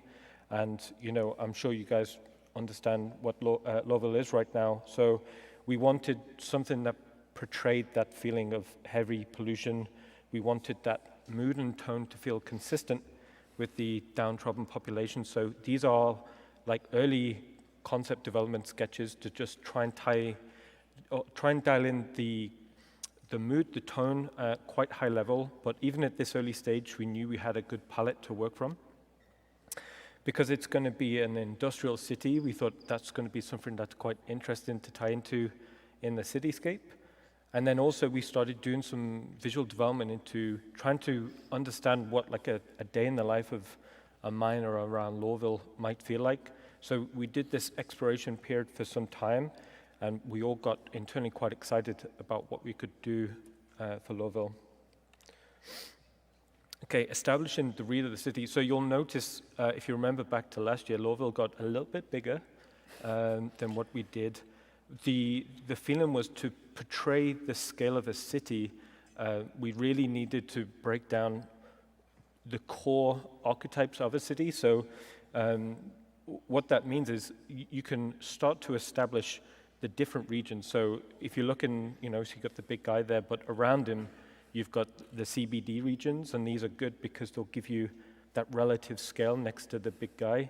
And then that will go out across into the inner industrial areas and the outer industrial areas. So even in this very early, this was like literally a screenshot from my monitor as we were working out that proportion of the city. And if you do a side-by-side to what's in game to this, even on that very early stage, you start to get an idea of what that scale would be. And I think if we put it to the one that we had last year, not only did the Hurston Dynamics building grow significantly, I think the footprint that just around that building was basically all the space that we used last year. And so we really pushed that boundary and made it grow way, way beyond that limit.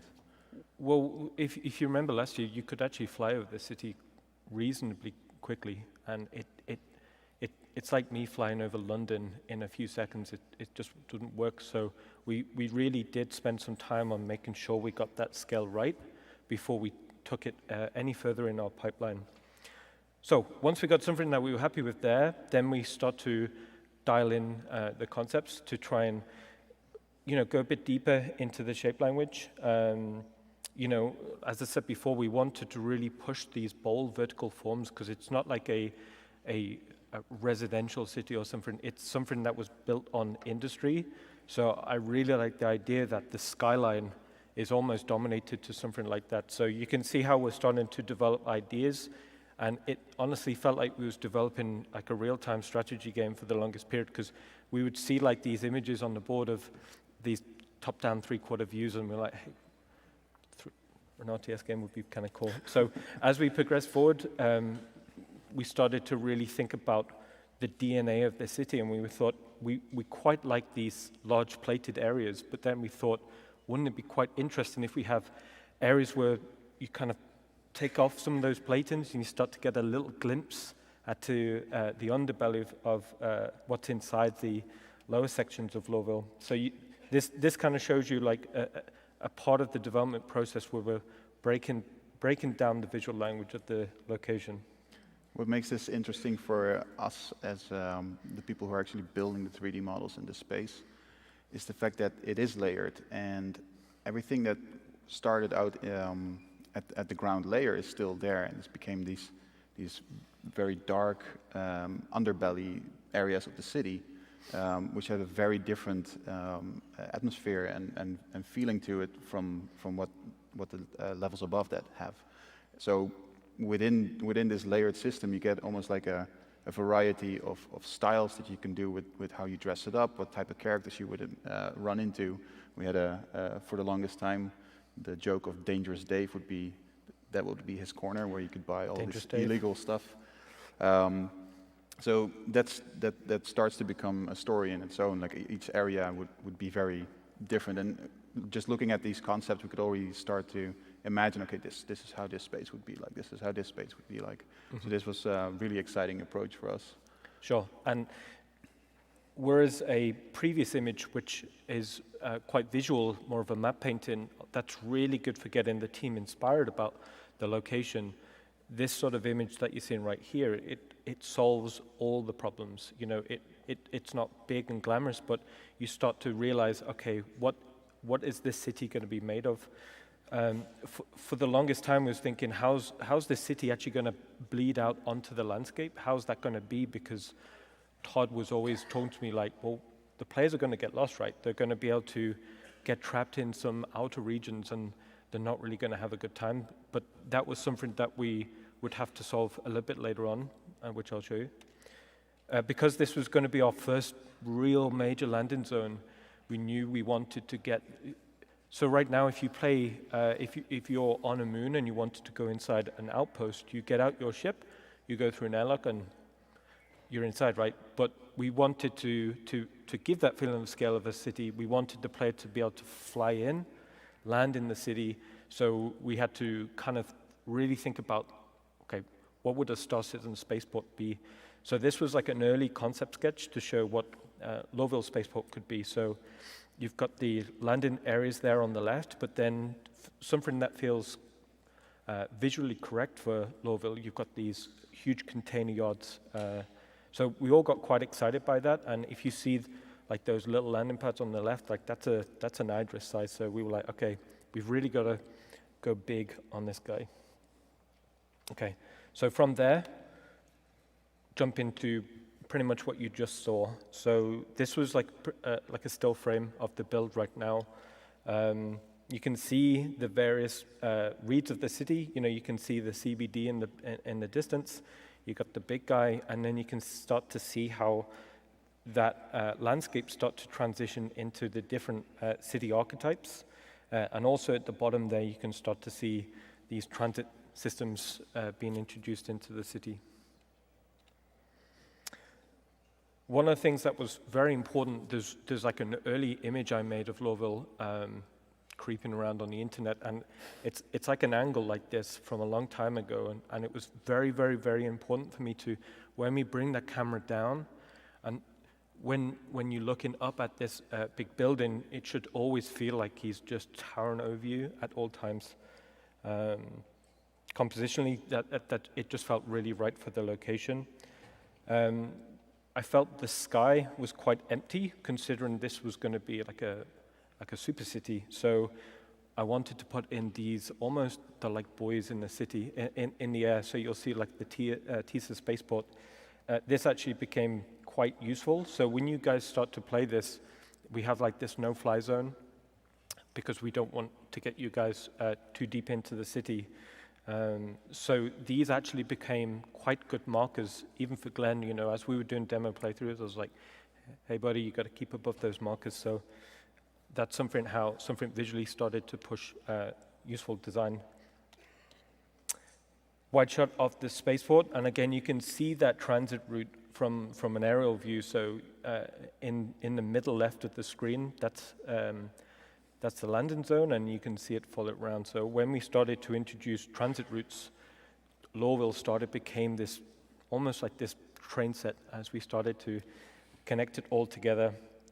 There's quite a lot of landing pads and hangars around Lorville for two reasons. We wanted lots of, obviously, locations for the players to land in, but also we wanted these ambient landing pads for the ship AI to use. And it's a shame you didn't see in the demo, because when you're stood overlooking the spaceport and seeing traffic come and go, you start to, even in an early form, you start to get that, oh yeah, this is going to be really good. I can see this working. Yeah.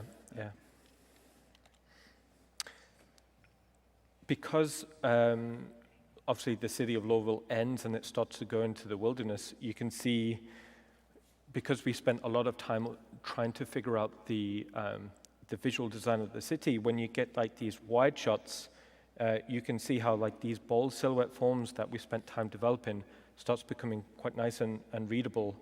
And when you want to traverse around the city, it almost looks different from every angle. So I'm really looking forward to you guys doing your Twitch streams, because I'll be watching them and seeing what shots you can get. And then we deliberately pushed to have the biomes around Lorville. We tried to break them up, not to the point where it became like a theme park, but the outer region of Lorville is split up into 6 gates. And depending on which way you're coming in from, we wanted you to start to recognize oh, I remember this is what gate 3 feels like, this is what gate 2 feels like. Very subtly, we're just doing composition tricks. So after you've been doing a few missions around Lorville, you'll start to get a read of the city. It's quite interesting because, we can just literally grab the sun and move it around, and the city itself starts to have different moods and tones throughout the different times of day, and I think we all like it when it's sunset, because you start to see the city lights a little bit more vibrant. And this is kind of like a snapshot of where we are right now. We have a lot of tech planned for our cities in the future to do with placement and lighting to get that final cinematic frame. Okay. Let's break it down. Let's break it down. Apologies, we've got a lot of slides to get through. I think we had about 50 slides last year. We've got 180 to get through, so I'm going to go quick.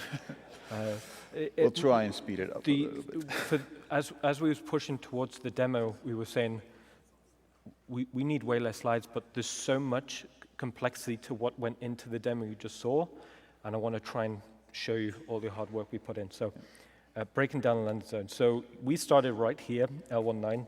We called it, it was the workers' district for the longest time, but we started calling it L19 because it felt right, and it felt like Lorville was split up into various different zones that you don't necessarily get to see right now.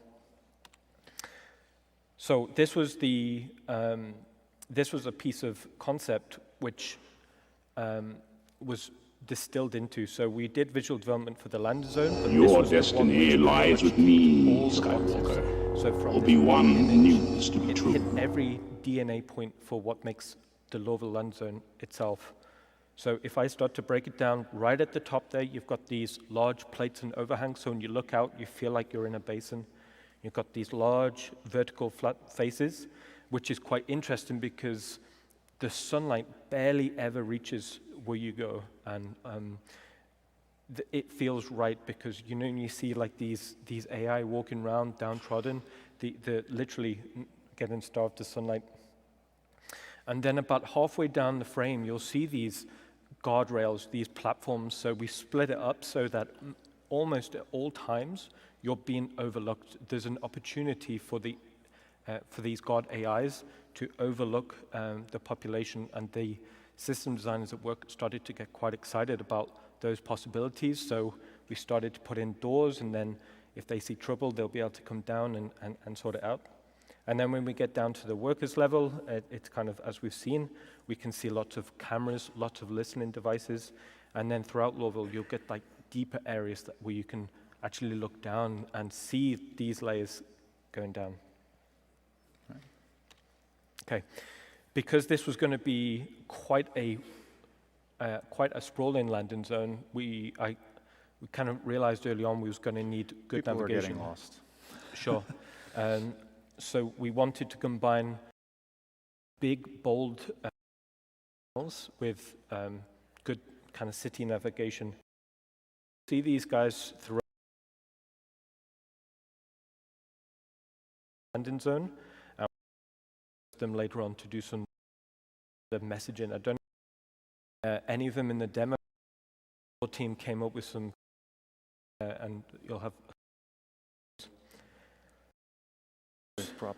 Yeah, there's a good story behind this. As we was doing the kind of like the dressing part of the landing zone, I thought it'd be really interesting to have like these vending machines. So when you're there, I wanted the first thing to see is like someone's wearing like a single-use mask or something, you know, to really try and give that feeling like I'm definitely not in Area 18 anymore. There's weather warnings here, so this in combination with, you know, some of the headwear you saw in the demo feels quite cool.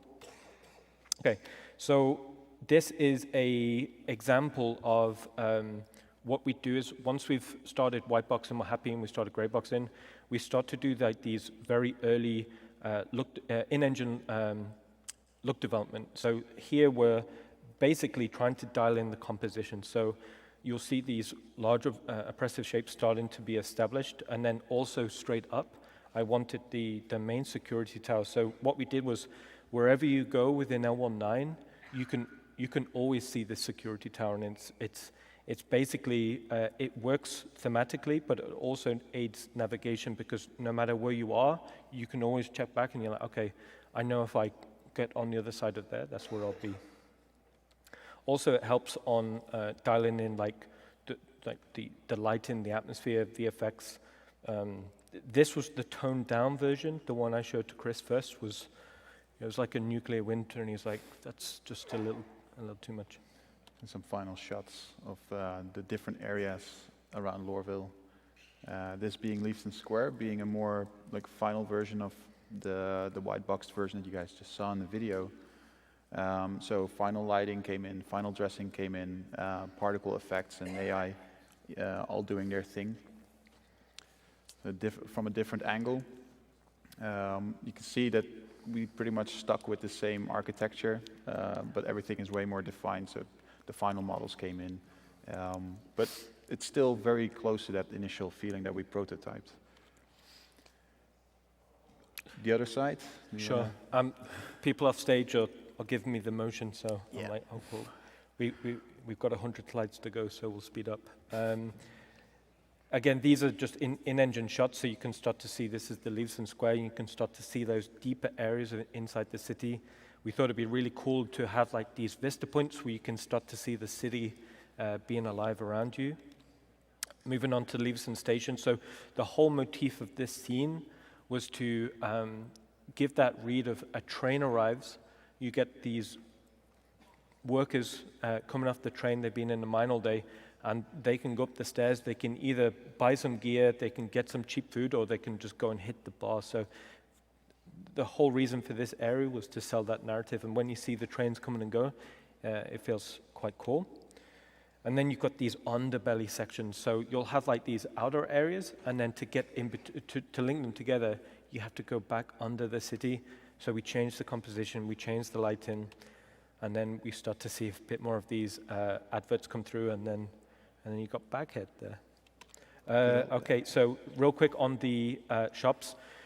We knew we wanted various shops within the city. We thought it'd be interesting if they almost rent the same unit and they theme and brand themselves. So apologies if I'm blasting through these slides, because we'll get through them.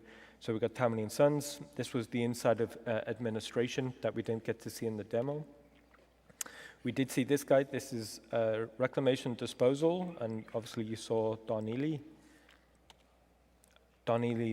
exterior. So we didn't want it to feel like Disneyland, where we wanted at least like the facade and the area around that facade to feel cohesive.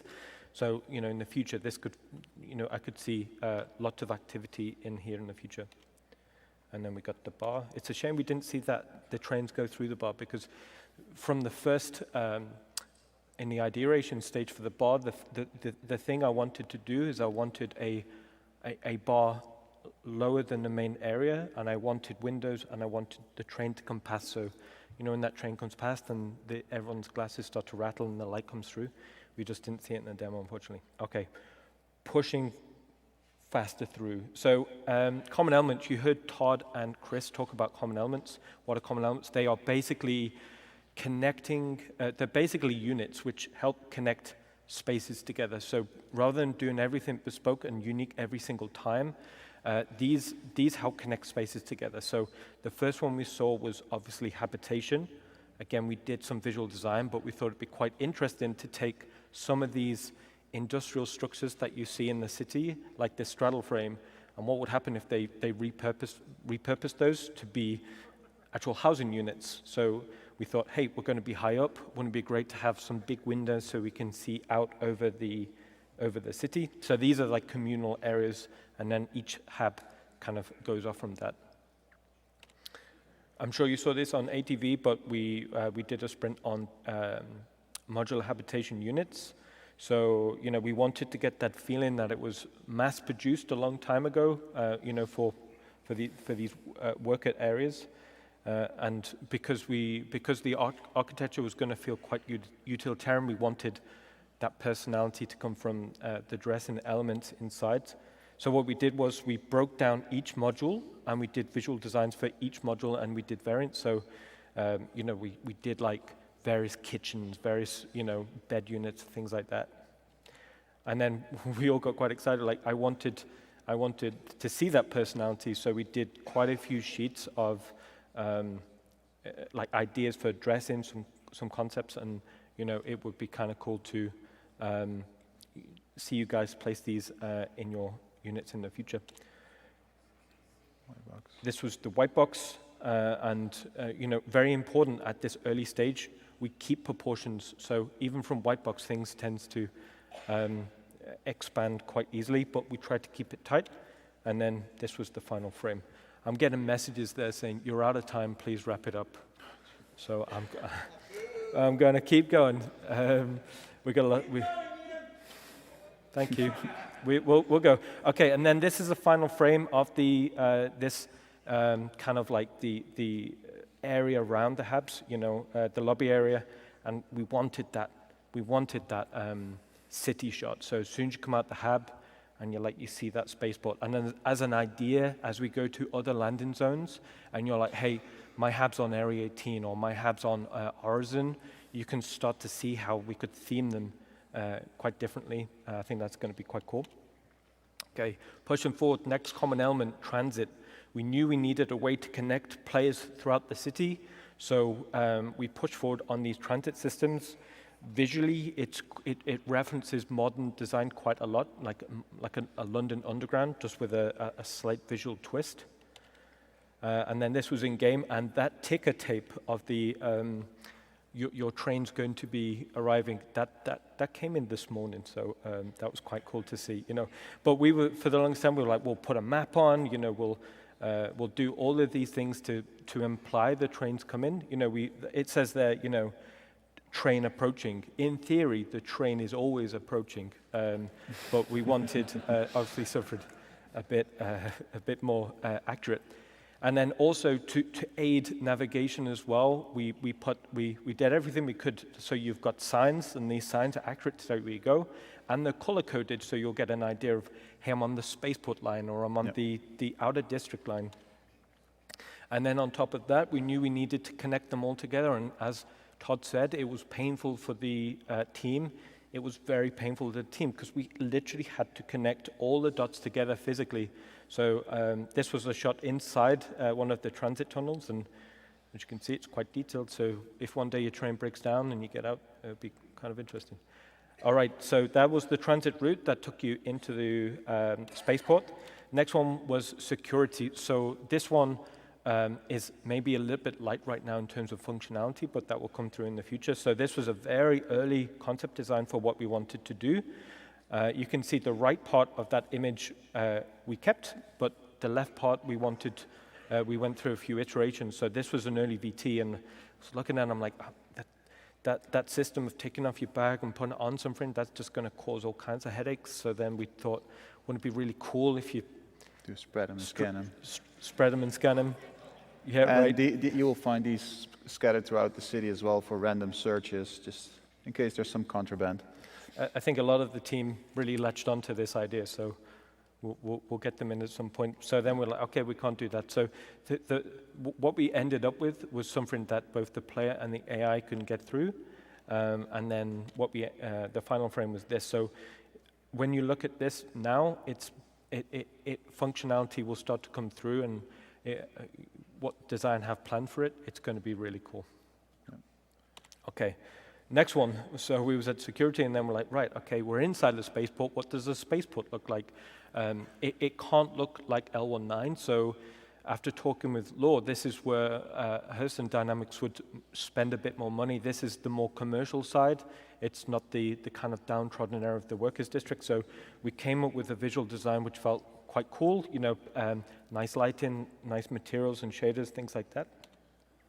And then this is how it came through. And our idea of what we wanted to do for the spaceport started quite simple, and then it got bigger and got bigger and bigger. And then before too long, there was panoramic views out onto the spaceport. There was ship shops in there as well. So it got quite big, but almost a city on its own. But the team did quite well. So these are going to be like hubs in the future for you guys to traverse around. And then we got that M50, and if you've ever gone through, was it London Airport or something? No, Manchester Airport. There's always this Jaguar, always on sale. It's always on sale, and we wanted that idea of, like, you know, there's a ship on show that kind of helps lead you into the shop. Okay.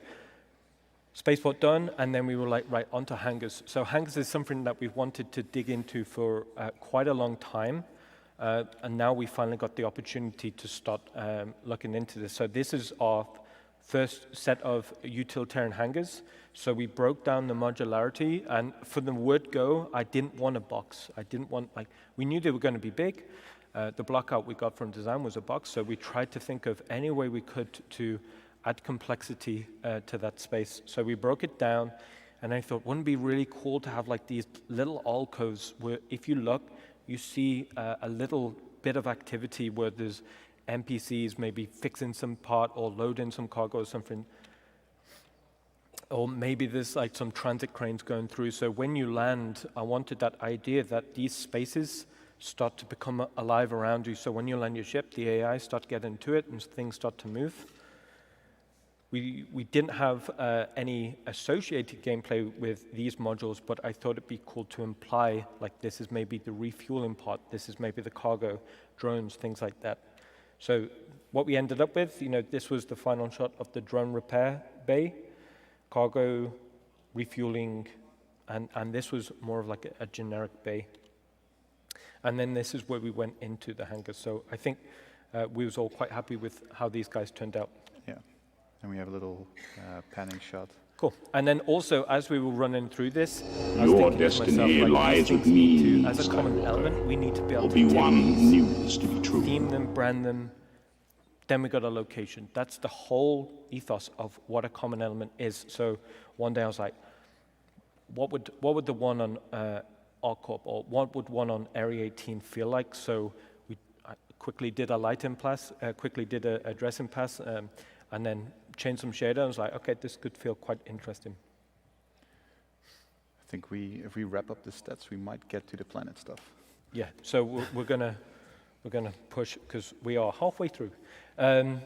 This was the transit line to the outer gate. As you can see, it goes on quite far.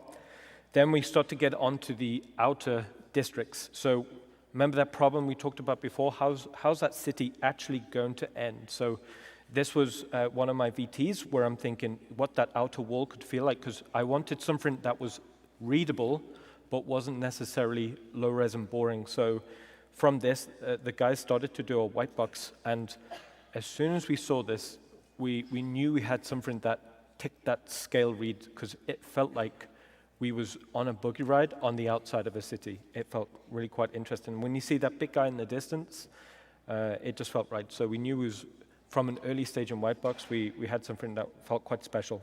And all that skill obviously needs to be translated in anything that you interact with closer up as well. So when we go to the next one, this is the work in progress on the Hurston wall. And what we were very keen on was to not have a flat wall for you guys to run into. Everything has layers to it. So this is also translated into the wall pieces themselves. And then we have some final shots. So yeah, this is pretty much what you saw in the demo. Kind of holds up. And then we have these gates. So these, as I said, these are the 6 gates around Lorville. So these are what you need to look out for, because these are the main ways into the city. So we made it tall and we put a big flare on it, and hopefully that's going to read. And then at night, obviously, they'll be lit quite nicely.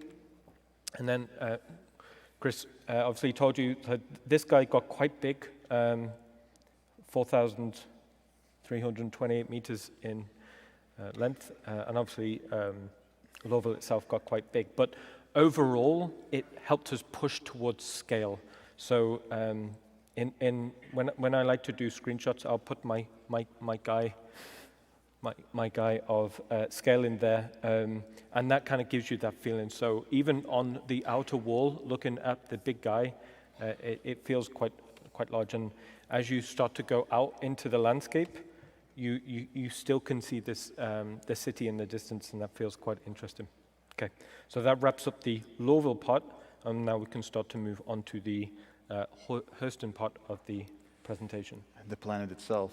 Obviously, like we said at the start, so far we've been doing moons, and moving on to a full planet with biome diversity, a lot more square kilometers to it. We really were reevaluating how our tech worked because what we've done up till now, it held up, but once you start introducing more complex systems, it became quite clear to us that we needed more and needed to go back to the drawing board. So let's just first quickly jump through the biomes that we have. So this is the one that already was shown last year. It's just the wastelands, like 40 to 50% of the surface of Hurston. It's basically what's left after all the heavy industry. And we have wherever the coast hits land, we have the polluted coast. Obviously, the coast has had similar treatments. It's very nasty polluted, and it had its effects on the beach and the shores.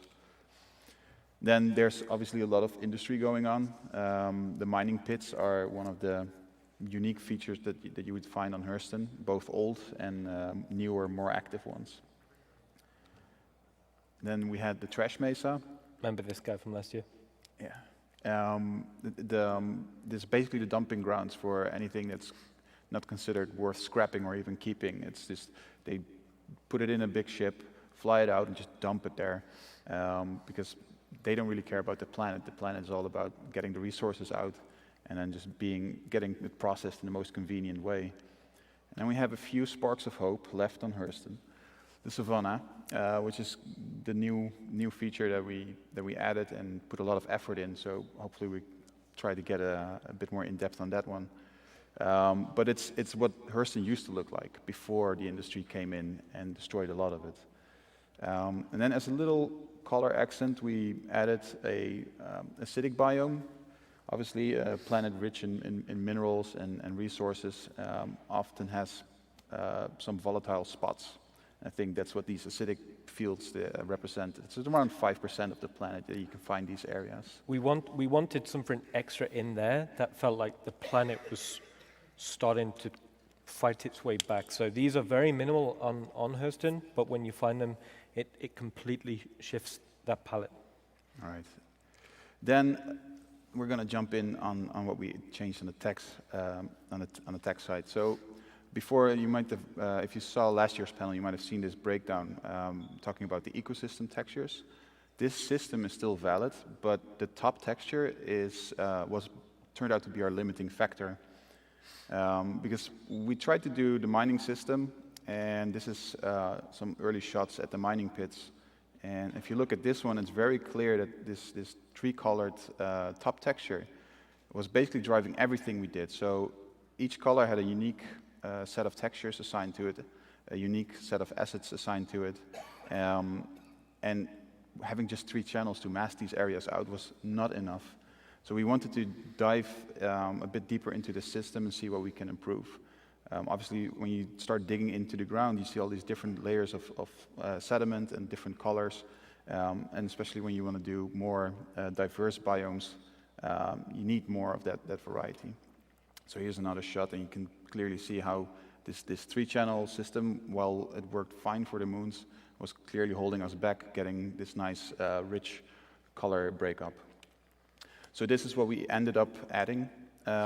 We added a new texture with like a full color RGB that gave us the full range of colors, and then 16 unique grayscale channels in the alpha channel.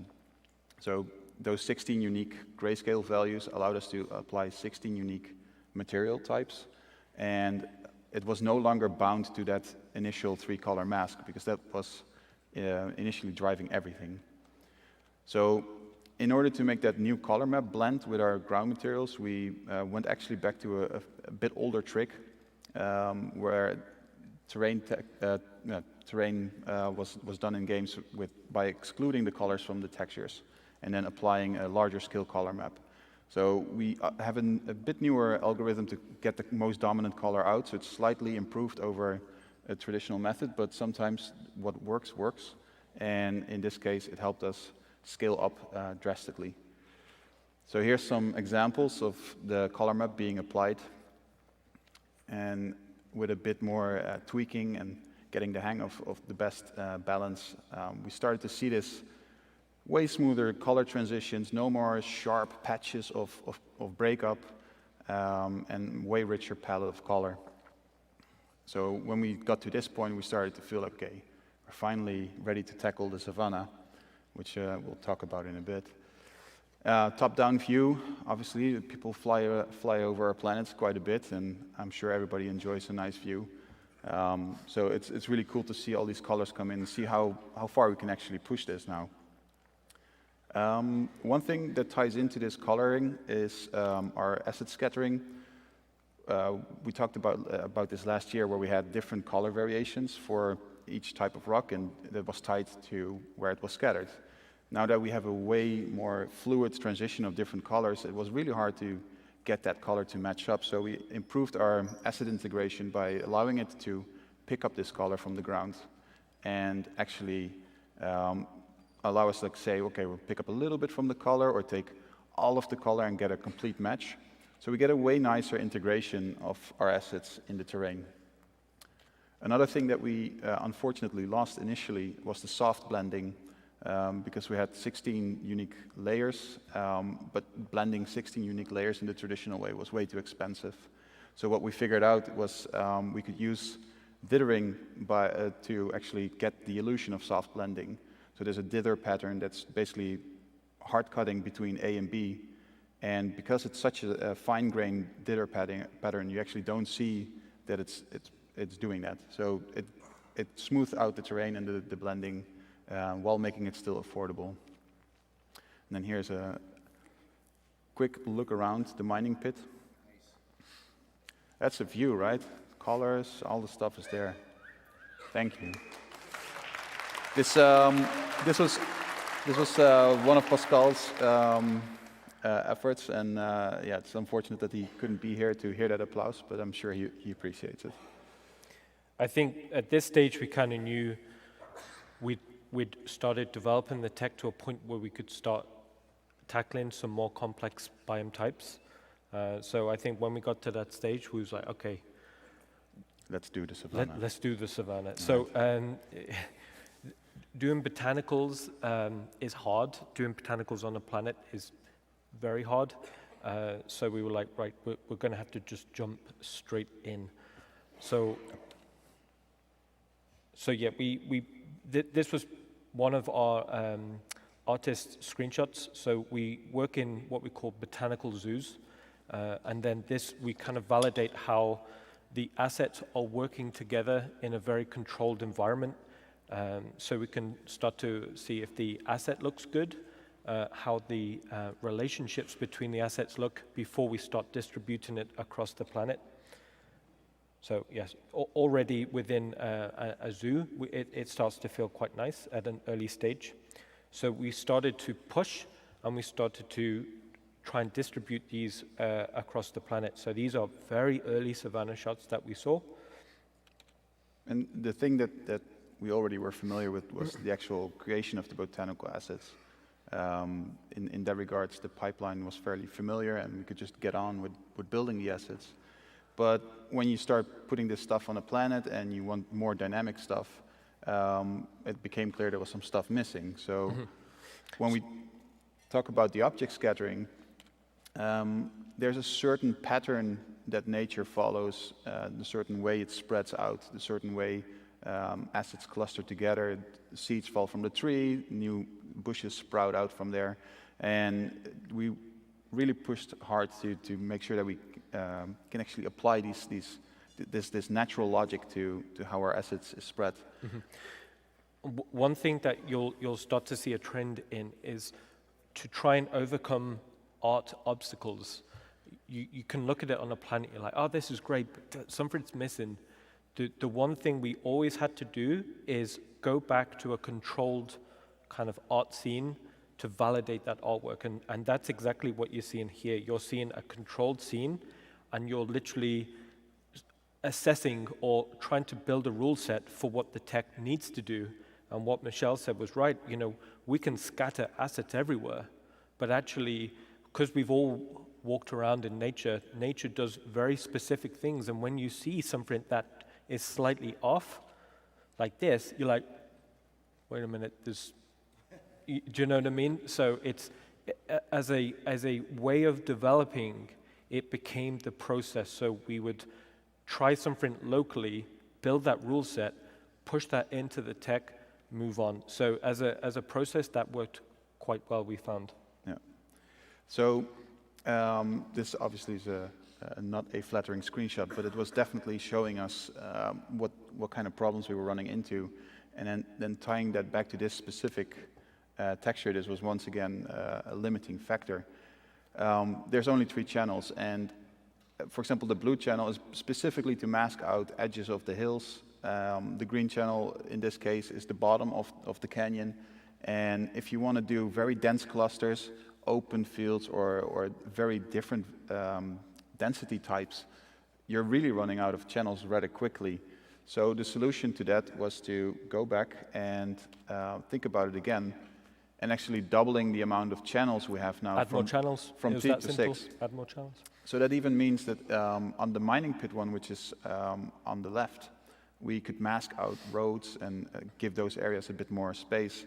And those little red dots, for example, could be areas where we would scatter some man-made objects instead of sacrificing a full channel to do that. And then a further addition when we're talking about scatter patterns, if we have to calculate every single drop point for every single asset, it's going to be super expensive because every single drop point has to be calculated, checked for if it's floating or not. And if you want to increase the density, not only are we limited to a certain grid size, we're also limited to how much stuff we can actually calculate. So what we came up with was a scatter pattern dummy model, basically. It's one specific scatter point, and then it's a few dummy points that are linked to that asset. And we drop that single asset, and we can then assign a specific group of trees or rocks to those dummy points. So here's a few example scatter patterns and a few very dense ones for very small objects. And then each of those numbers, like 1 to 30, we could assign the actual rocks. So we only have to do the calculation once where to drop it, and then we can actually render a whole batch of assets in one go. So here's how that would look like, and you already start to feel like, okay, this is a way more natural fall off of like the bigger rocks, and you have smaller rocks, and you have some vegetation that starts to creep up underneath. And the cool thing is that these patterns are blanco. So we make a library of those patterns, and then we can reuse them and apply different sets of assets. So with a different set of assets applied. And then when we talk about the coloring and the scatter patterns, the way we added all the materials, you start to see something that it feels way more natural than what you would see on Daymar, Delamar, Yela, even though we're really happy with how those came out. I think, but all the stuff we added in the meantime, we got to push it way further. This is a little tease of Aberdeen, one of Hurston's moons. But yeah, this is definitely where we want to push it further. Okay, so we introduced that part of it, and we started getting better results. But again, it was like, okay, something's still missing. So again, we take the assets and we validate it in a controlled scene. And the main thing we try to focus on here is lighting and how light scatters through that object. Because when you start to see like a bunch of trees together, the way it actually occludes light is quite interesting, and trying to simulate that on a planet scale was quite hard, and it's something that we're not there yet. Canopy shading is something that we really do want to push, and when Chris was talking about we want to do like really dense jungles and quite thick areas of botanicals, it's something that we need to continue to push the tech to get to. But what you're kind of seeing here is the shader set up on the leaves and how much light to get through, how much is too much, how much isn't enough, how that works with our billboards as well, because the team had quite a long time, or quite a hard job trying to get the LODs of the assets working, because when you look at a tree in the distance, obviously the light is scattered naturally, and trying to recreate that on a flat billboard was quite challenging. And then another thing that would be a missing component is movement. Let me just skip through the video. Obviously, we've seen trees move back and forth before. This is not a new thing, but one of the things that is important to realize is that this is based on a calculation like X and Y, and we push into X and Y directions. The issue actually kicks in when you realize that's all based on a flat plane terrain. We're doing everything spherical, so we had to go back and just change the math to actually make sure that X and Y are at least relative to where you are on the planet. So we started to get pretty, this is a first pass, and then after a little bit of tweaking and iterating, we started to get some results that we're getting really happy with. It turns out movement, again, was quite challenging, because trying to get something that works on one asset, but then also would work on a distribution of those assets, because you could see something that worked quite natural on one, but then you array, and then they're all kind of doing this, so there was lots of meetings when we're all kind of like acting out wind bending for the longest period of time. And what we want to do is we want to define wind strength per ecosystem. So no matter what asset you put in, as long as you calibrate that asset to work in a minimum wind strength and a maximum wind strength, then in theory, you can just change that wind strength per ecosystem and all the assets should move. So it's not just trees, but it's like smaller stuff like bushes, and then it goes down to grass. Your destiny lies with me, Skywalker. Very different ways. Obi-Wan So that took a while knew this to be true. put through, and then in the end, like we had to tone down the wind strength quite a lot for the demo because the smoke reacts to it. And for one time, we had where the relay was, it was really blowing a storm quite like that. I thought it felt quite cool, but it was just too chaotic. You know, when you was trying to have a gunfight in there, it was too much. And when you look at the future of the system, obviously right now we determine it by ecosystem, but this would tie in or be driven by a more global influenced weather system. Okay, jumping through it. Object coloring. So when we talk about object coloring on vegetation, one of the things that we ran into is like if we start reusing trees, we had a canopy that was like fairly green, and that's fine. But what happens when you start to add more diversity? We first started looking at, okay, we use the same system. We make a material variation for a tree, have a few variations, and then apply that to the tree. But managing that content and making sure that it was actually looking good and scattered nicely and spread out started to become a bit of a challenge. Also because it's 3 colors and it's going to stand out. It doesn't feel natural or organic. So one thing we did as well was to make an adjustment in the shader where we could just put in a strip of colors, and it's just one shader for all the trees, and it will just pick up the color from that strip and just assign a random variation within that strip. So here's a very subtle one, but if we introduce a few more colors, you can see how this starts to become a more natural thing. And the cool thing is we only need to manage one shader. We apply it to everything, and it will work. And just to illustrate or emphasize what is going on behind the scenes, this one is just Rainbow Planet. Rainbow Planet, yeah. So this very clearly illustrates, like you put a rainbow strip in there, and it will just pick up the colors and randomly distributes them. And here on the grass, but obviously it works a bit better with a bit more subtle approach. We're getting closer, but there's still more work to be done. So this was a feedback sheet I gave. Like the bottom image is where we was at currently, and then the top image is a painter I gave to try and push the team to establish the correct palette.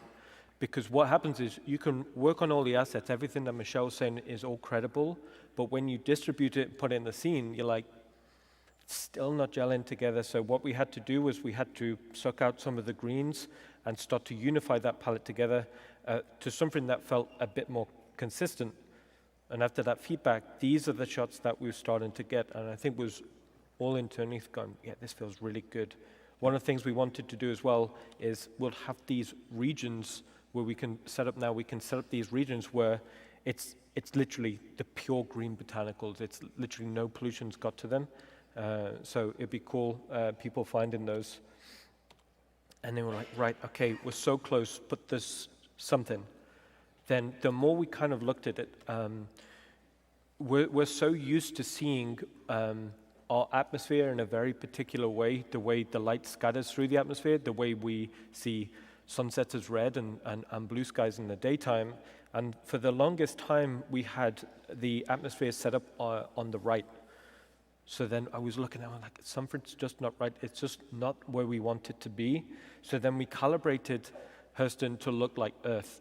And then instantly we were like, this starts to feel really good. So what we did was we tuned it to somewhere in the middle, so it still had an element that felt thematically correct for Hurston, but it still had that believable and cinematic quality to it.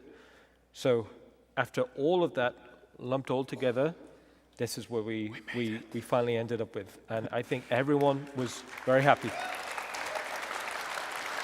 It was just Gonna jump through the final shots here. We was going to say we'll just have one planet shot of the savannah. We chose 9, so we're just going to cycle through 9. But you can see how every single point we covered was pushing towards making these final screenshots where we wanted it to be. And obviously we had some final shots for the other ecosystems as well, just tying back to where we started. So the Hurston Wasteland used to be savanna, but hey, pollution and such. Huh? The coast. The mining. Interesting enough, you heard Chris mention when we was flying over there, was that a road?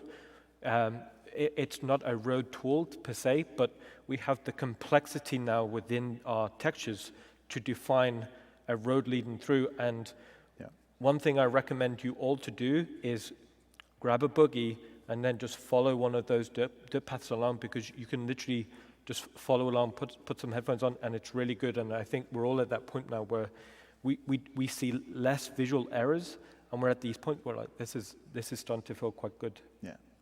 Final shots of the trash mesa and the acidic. Mm-hmm. So for those of you who follow along regularly with ATV, you might know that Ariel, one of the other moons of Hurston, is a very acidic moon. So you'll be seeing way more of this on Ariel. Mm-hmm. Okay. So to close, we got through all 180 slides. What do we want to achieve? We wanted to achieve the first planet in Star Citizen, pushing the feeling of scale and the feeling of diversity, and that was the same for Lorville as well. I think we all pushed quite hard, and we're all quite happy with where we ended up with. It's worth also noting it's a huge team effort. So this is the Star Citizen environment and lighting team. We are relatively small in number, but then you've also got the other disciplines as well. So I think it's worth noting it was a huge collaboration by everyone.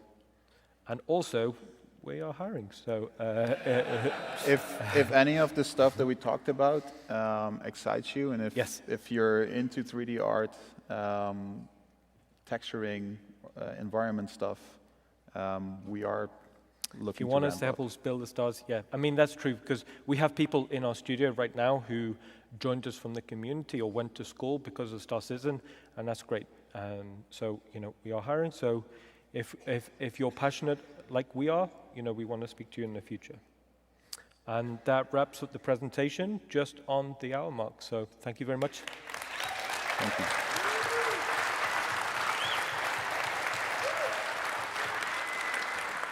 All right. I suspect we've got no time for questions, so yeah. Should I grab your disc later or just pull it out? Just pull it out now, dude.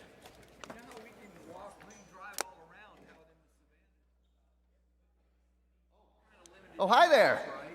There's no driving. Where do you think you're City. going? People walking away.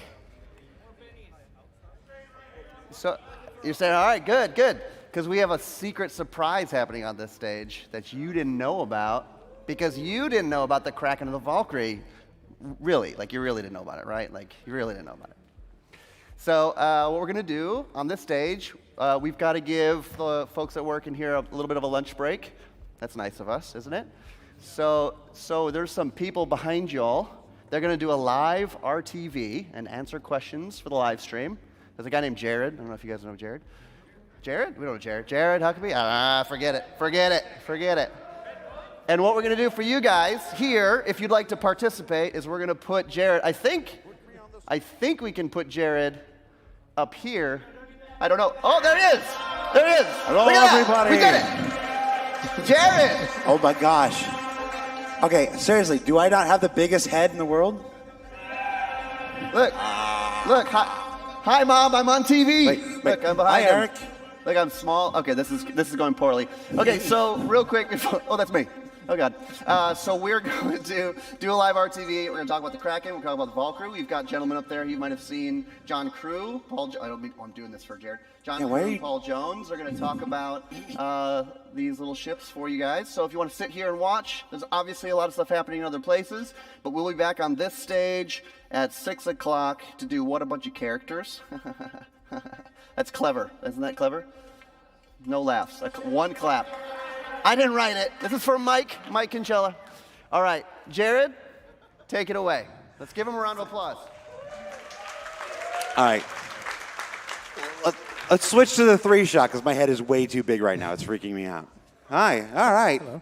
Hi, everybody. Welcome to Reverse the Verse Live. We obviously, our live stream today was started on time, and then we lost a little time. So we are going to do this to get us back on track. So we have until roughly 5:50 to fill some time, and we debuted 2 new ships today. The Drake Kraken, which nobody knew anything about prior to today. It was a complete surprise. And the never-before-mentioned Anvil Valkyrie. So joining us today are 2 members of our development team that are intricately involved in almost every ship development that we're partaking. We have Vehicle Pipeline Director John Crew. Hello. How are you? I'm good, thanks. Do it! Thank you. And Vehicle Art Director Mr. Paul Jones. Thank you. Hello. Can you hear me? Yes, can you hear me okay? I will tell you that during the last panel, we were having to talk very quietly, and we were all doing Paul Jones ASMR. Not to interrupt Ian, and we weren't sure we were going to be able to speak at a normal volume once we went live. So the Kraken, we got the Kraken to talk about. We got the Valkyrie to talk about. We have approximately 35 minutes to do it. So we're going to get right to it. We've got some artwork. Some of this has never been seen before. Of course, the promotion pages are available now on robertsspaceindustries.com, assuming it's up and running and people haven't been hammering it like they have all day. So right off the bat, we're going to start talking about the Kraken. So you've got this lovely poster. Now, this image is actually an image of a poster that's being given away. I think I've got one here. It's for attendees who came to CitizenCon. They actually get this poster. Here it is. Here it is. Look at that. Same thing. So if you got your gift bags and you're like, where's my poster? You can still get them, by the way. They just figured you probably didn't want to carry them around all day. So don't leave without your poster. What else we got here as far as the Kraken goes? Now, we got this lovely turntable. So, John, what was the original brief for the Drake Kraken? So we talked about this in a live RTV. We did. You picked the next Drake ship back in December of 2017, and this was one of the options, different than what we're seeing here at that point. Yeah. So back then it was sort of, let's go for a piratey mobile base carrier thing. Technical. Very technical. I like technical brief. Very technical. For that talk, we did. I think we wrote 1 sentence for those 3 options, and then we went crazy on the show, just making up all kinds of stuff. But yeah, that's where we went from. All right. So mobile pirate base. Where do you go from there? Is that all you get when you start to concept a ship, or did John give you anything more? I think we got a little more. I mean, it was 4 or 5 months ago now. I think when we started it. More than that, I think. Was it? Start of the year. No. I had the drop ship. Well, it wasn't in production in December of last year, so yeah, it's a 2018 ship. Yeah. We do our design briefs now. We've condensed them down onto a single big page because we used to do really quite in-depth things and do white box blockouts, but it was sort of constraining the briefs too much. So we dialed it right back to the bare minimum spreadsheet and let you guys go wild. Yeah. Sometimes I mean, I like them. If the design team gives us an idea of what they're thinking about, then it's it's a bit of a jumping point for us. Sometimes though, concept artists will see that and it'll lock them in straight away. And we've had it in the past. We've had a couple of car crashes. Yes, we've talked about the births of these ships, and some of them have been tricky. Yes, anybody who's followed Reverse the Verse live every Friday on twitch.tv/StarCitizen, and not the other streaming platform that we tried to start today on. Shh, don't talk about it. All right, so it knows that all these ships go through a heck of a development. There's a lot of ideas thrown around. When we first started talking about this in December, it wasn't what I think, let's talk about the elephant in the room. It's very aircraft carrier-ish. Yeah. That was not what we were talking about in December. How did we come about to this idea of this flying space battleship Yamato USS Flag from G.I. Joe in space? How did we get there? The original brief was just to hold 2 medium ships in sort of internal hangars, and you do still have those 2 internal hangars in there.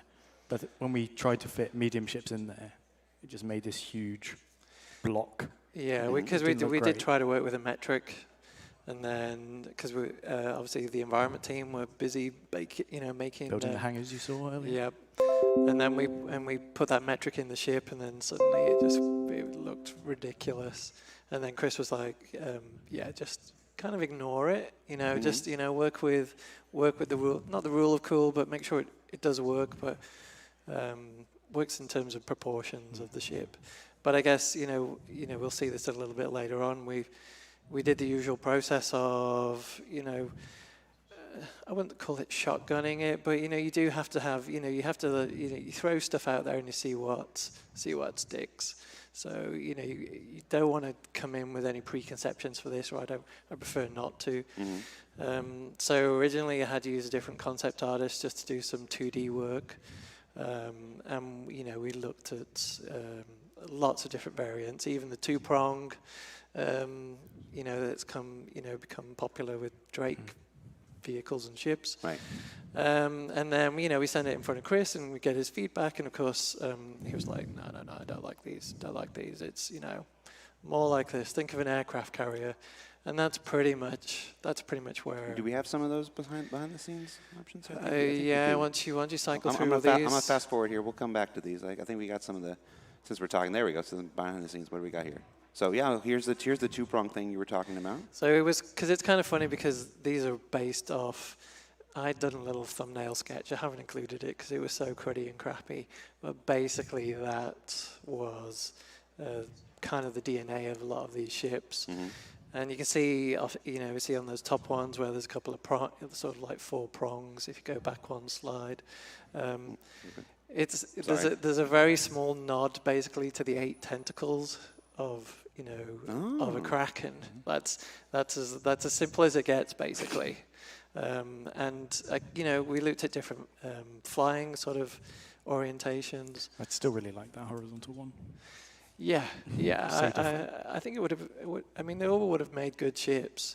And then you can see at the bottom, we start to head towards a more sort of aircraft carrier style. Right now, before I got ahead of myself, we see 3 versions here. What are these 3 versions?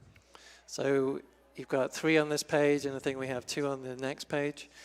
And you can obviously see where we ended up. But these were all sort of just, again, just that sort of freestyling it. Put in a big sort of aircraft carrier style landing pad takeoff. And just following the design requirements. So pretty loosey-goosey. You're just smashing meshes together. We've got a kit of parts at this point. From other Drake ships. And so you don't want to waste time. Building lots of original meshes. So you're always we're looking for ways to cut down the development time. There's no use in redesigning the wheel on this stuff. Yeah, and it's the same in production as well. If we have this really sweet concept ships, but it's all 100% new meshes, it takes the full. We've talked on Calling All Devs about how long ships take and how we're going to get through them. If everyone's bespoke, they all take the maximum amount of time in the schedule, and everything just knocks onto each other. So we do have this kit now. So Aegis, tons of stuff. Drake, we've got tons of stuff now. Misk, we've got tons of stuff. RSI's got quite a few. And that's how we start building these ships faster and faster as we go along. It's so much of the work in those early years is building our catalog, building our style guides, and then building our catalog of reusable, shareable assets. And now we can make far more ships this year than we could last year, and we could make more ships last year than we could the year before. And next year we'll be able to make more ships than we did this year. Sorry, Chris, I committed to that. But yeah, so this our development pipeline is exponential, you know, in its growth. It gets faster, it gets better. If I'm allowed to have an opinion, I think the ships we make today are better than the ships we made last year, or better than the ships we made the year before that. We get better at this process. So, you know, and I think it bears out in something like the Kraken. Now, let's talk a little bit about the design of the Kraken. Now that we've gone through the process from that one line bit, what can we tell people about what the Kraken is intended to do once it makes its way into the Star Citizen universe? So it's got two big facets, really. There's obviously the ship transport. It's this light attack carrier. Can carry 2 ships in its internal bays, so it can repair them as well. It's got 4 small landing pads. So those small landing pads are the same size small landing or extra small pads that are on Olisar and all the other stations. Then it's got the 2 larger pads, again, they're to metric, so it will fit a wide range of ships. But the other aspect of it, because Drake is never overtly, we're all in it for the illegal means. They tend to have... They're trying to be They try legit. and be Yeah, they're legit. trying to push out. I can't help it if people just If like people their want to ships. use their stuff for that, that's not their problem. It's got these cargo bays as well, so it's got a big cargo bay in the middle. We had an internal image. Yeah, I think we had an internal image. Let's see if I can find it here. It was back here. Keep talking. So there's a big cargo bay, and that can be accessed from the Look at that. bottom. Go forward one, Jared. I was looking for the one. Oh, okay, yeah. So there we go.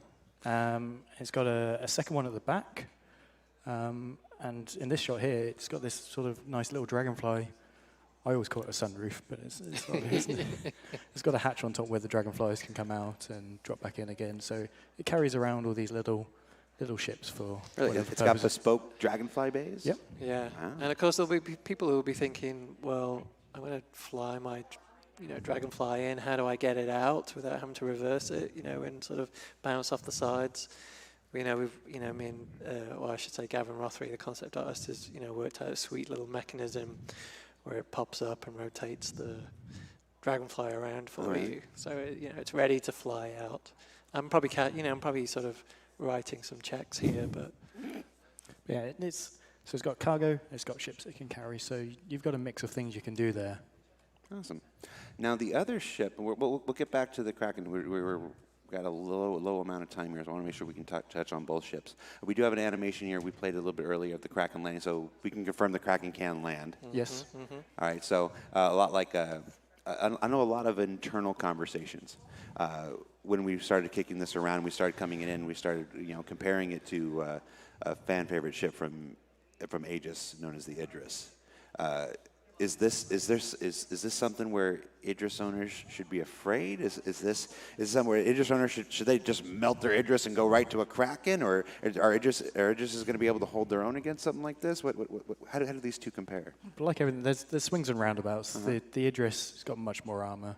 It's got the capacity because to it have is a military It's a capable military ship, so its components are better out the box. Drake stuff is a bit paper thin in terms of survivability. So the Kraken has all these ships it can help it with, but you need to have someone to do all that stuff with it. Yeah, and when it flies, the ships are exposed on top. Yep. Whereas the Idris, which can carry fewer ships, of course, but is protected inside its belly. Yeah, and the Idris M's out there. With the railgun. Nothing's going to mess with that railgun. So All right. this doesn't have anything comparable to that. Gotcha. I noticed this with the man turret here. What are we looking at here? So this is just part of the concept pass. So we basically went through every single turret. I mean, obviously it's only showing one here, but every one of them. Every seat as well. We check all the Yeah, views. we put a camera in, correct FOV, check left, right, up, down, just check for visibility. And it's just all part of our process now that we generally 99% of the time incorporate. Last but not the other ship that we revealed today, and this one is this one will be flight ready in Alpha 3.3. That means that when that patch goes out to live, this ship is fully capable, flyable. This is the Anvil Valkyrie. So, what can you tell us about the brief for the Anvil Valkyrie? I think we got from the demo that it's a dropship. It's a dropship. It was designed from the ground up as a dropship. The original brief was for quite a small dropship, but as people got wind of it, they were, we can use this. We can put a bit more in. It Can we became put a bit more? a bit more multifunction. Yeah, but at the end of the day, 20 people, one vehicle. It's designed from going from a big carrier like the Bengal or a Planet down to the ground. It's not designed for spaceboarding or anything like that. As plenty of people have already come up to me and have gone, if I open the door, it's going to vent everything. Right. Yes, it's designed for planetary assault. Right. And I noticed it's got those really cool side door guns like the old Huey helicopters from Vietnam movies and stuff like that. Chris was really keen on getting those in. Yep. It was a challenge, but we got there in the end. Had lots of people shouting some things when it happened in the demo. What can you tell us about the development of the look and feel of the Valkyrie, Paul? As a straight to flyable ship. Now we've done a couple of those in the past. I believe the right just off the top of my head, the Vandal Glaive went straight to flyable. We revealed that at Gamescom a couple years ago. There were the Masters of Flight series that we did at our anniversary a couple years ago, the variant stuff. But as far as a ship from scratch, from absolute zero to flyable, without a concept, we had an internal concept phase, but without a public concept phase. Yeah. Did that change your process at all? No, I mean it cuts a little bit of time out actually. For me, it's you don't get that same payoff. Right at the end, because I really love all the promotion art that we do at the end. So it's a little more bare bones in terms of, okay, so we deliver front 3/4, back 3/4, and underside, and make sure that, all the lines are there, everything's detailed out, so that when it goes to the dev team and we just hand it over, they know what they're doing, basically. So it's nice because it's relatively quick, but again, like I said, you don't quite get that payoff. I noticed some of the Valkyrie seems to have benefited from work on the Terrapin. The Terrapin was our first Anvil ship that had an interior, right? Yeah. So, unlike other ships, we didn't have a huge amount of interior kits to pull from. This obviously helps larger Anvil ships that might be coming in the future. What? I don't know what that could be. Still want to have a giant tomorrow, John. So what else can you tell us about the Valkyrie? So that turret was always an interesting one, wasn't it? Yes. So there was two complicated things with the development of the ship. One was that lower turret, and two was it was going straight to flight ready. So we turned this around in a very short space of time. I think it was 2 months, 2.5 months from you finishing the concept to today, where everyone's hopefully going to be playing it. So we had 5 artists on this. Wow.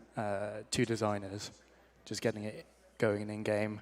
And the hardest bit was trying to get it in the builds, but not to have people find it in the builds. People have never found anything in any of our builds, John. Never. Never. Our exclusion process is exquisite. That was a real challenge. But the bottom turret, we didn't show it off in the demo. It's a lot of our turrets, the bottom-facing ones, you flip 180, and that gives you great visibility. But it is a little weird that you flip 180. Or the Connie owners out there will know you don't flip 180 in that turret, but you don't have the best view. You're sort of looking down at your legs most of the time. Right. So for this one, we've gone back to basics with it. You stay facing the right way up, but your seat actually pitches inside the turret. So as you pitch down with your guns, your body moves with it. So you still have a completely unrestricted view looking down. Your guns are moving with you. You're moving in this gyro inside the turret frame. Gotcha. That's cool. And it's really nice. When 3.3 goes to PTU, players will be able to log into PTU and actually see that. Yes. And experiment with it themselves. That's cool. Yeah, the guys did a good job. What are we looking at here, Paul? So this is early development of the interiors, and this was partly based off the initial design brief.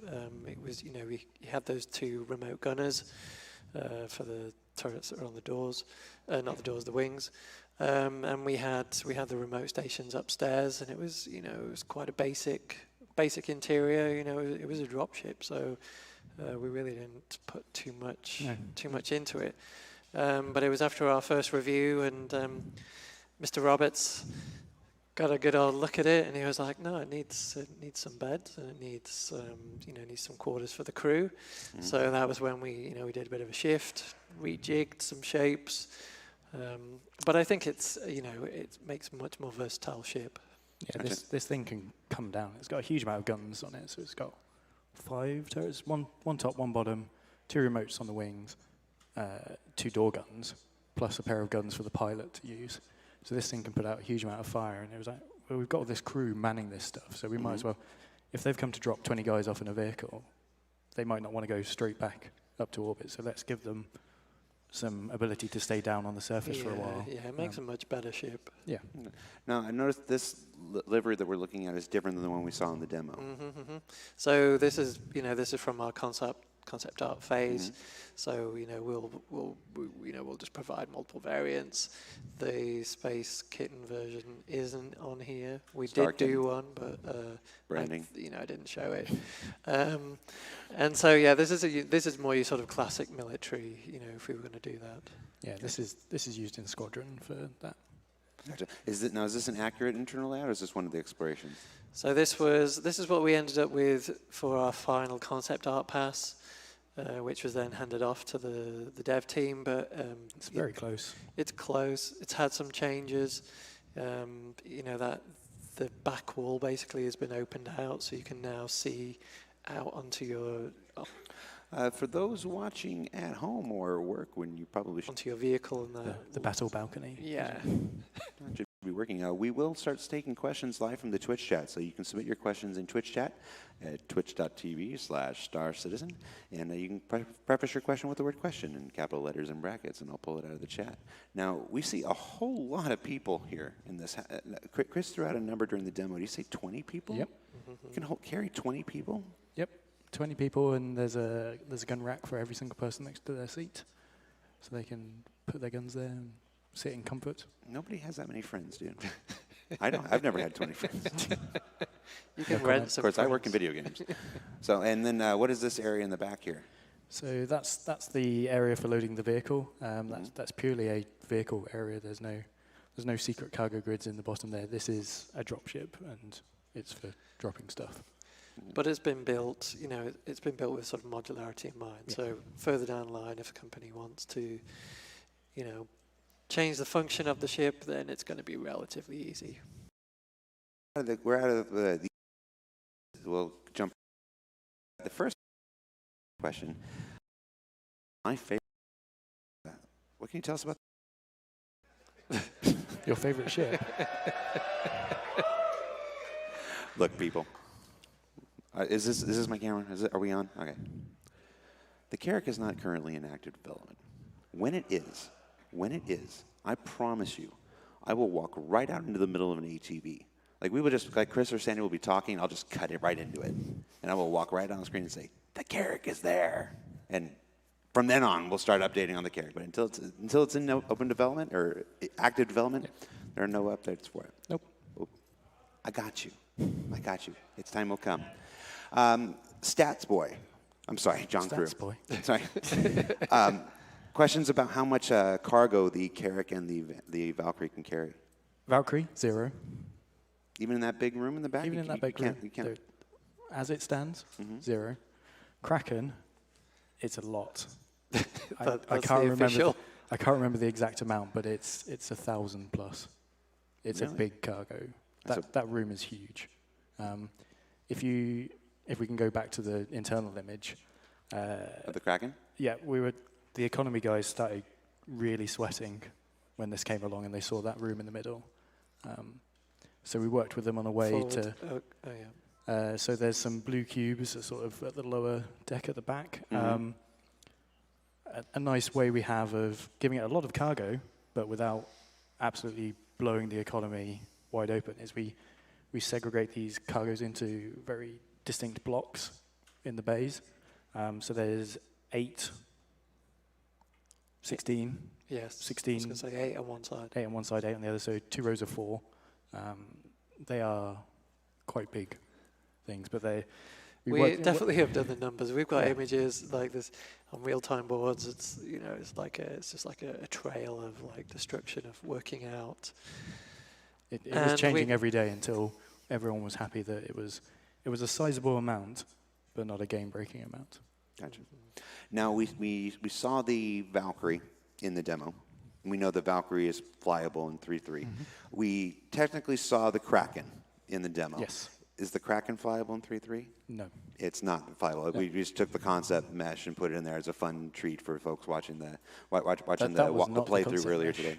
No, actually, no. It was an updated version of the mesh for the commercial. What we're trying to do with these big ships now, and we did it last year with the Hammerhead, for the Hammerhead commercial, is we try and put these ships somewhat into production. We might not go fully into production, but we put them into production. So years ago, we would just throw the concept mesh in for the trailer, and that was great. That got the job done. But when it came to production, we'd have to start from scratch. It was too expensive. So for the Hammerhead, and the reason why that's come along so quickly, is we actually made that properly for that trailer. And it's the same for the Kraken. The exterior we saw in the demo, with the exception of the landing gear, is the full game mesh for that. We had 5 weeks, I think, worth of time doing it. The guys worked pretty hard. Yeah, they absolutely worked themselves to the bone getting that out. And it's for the trailer and for the demo. So they're both using the proper game asset. We haven't done any of the interior yet. And we're probably going to take a break from the Kraken and work on some other ships. So the team that did this exterior was the 890 jump team, if everyone's wondering why we stopped showing 890 jump images and then suddenly stopped talking about everything. This was the reason.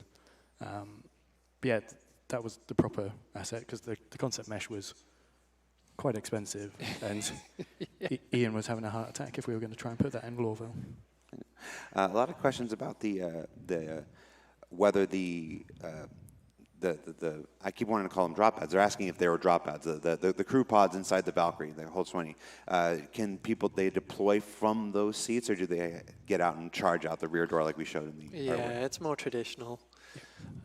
Obviously, you can bolt out the side door as well if you want. There's like a. Ideally, everyone goes down the back ramp, but those two side doors allow you to go out the sides. And if you want to get back in, there is a little ledge that deploys out that you can vault and mantle up onto and then back in the ship. Okay. Interesting question from the chat for you, John Crew. Why does seating matter if you can just stand up in the ship? So long term, we want to have the G-force actually apply to people inside the ship. So if your pilot does a hard turn, you're going to start staggering around. So for ships like this, it's probably not going to be a smooth ride, a smooth, gentle descent down to the planet. You're going to be coming in hot. People are going to be shooting you. Your pilot's going to be doing maneuvers. You want to be locked into that seat, so you're not thrown around. You're trying to pick up your gun out the thing, and it's throwing you everywhere. Well, I'm sure that people will do that. Who play the right way want to do that. The people who play the way I play want to throw everybody in the cargo hold of a Banner merchantman and turn the thing upside down as fast as possible. It's all possible. When's that feature going on the roadmap? What, the merchantman? Eric, put that feature on the roadmap. All right, another question about the Kraken and quantum travel. When it goes to quantum travel, what happens to all the ships on top? Do they travel with it? Do they get locked to the physics grid? Can it travel through if they're everything? docked on it, they go with it. They become part of the ship. I'm sure Will, when he comes back, can talk about the lore of quantum travel and how it all works. But it sort of makes this bubble and takes it all with you. Let's hope so. That's what I was going to say. So the next question is, what happens when everybody tries to take off while the ship's in quantum travel? We should probably try that. I expect videos. I expect many videos. What does something like now we've got the Valkyrie. It's essentially it's very much a drop ship. We had the Asperia Prowler, which was a drop ship from about 2 years ago that we revealed. Alien manufacturer Asperia, based on the Tavaran technology and stuff like that. A lot of questions. So I have to ask it about our original drop ship / gunship. I'm getting to it. I'm not just going to say Redeemer. Redeemer.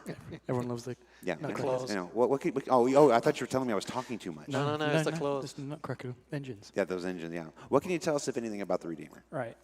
Obviously, everyone's like, oh, my poor Redeemer. Everyone's ignoring it.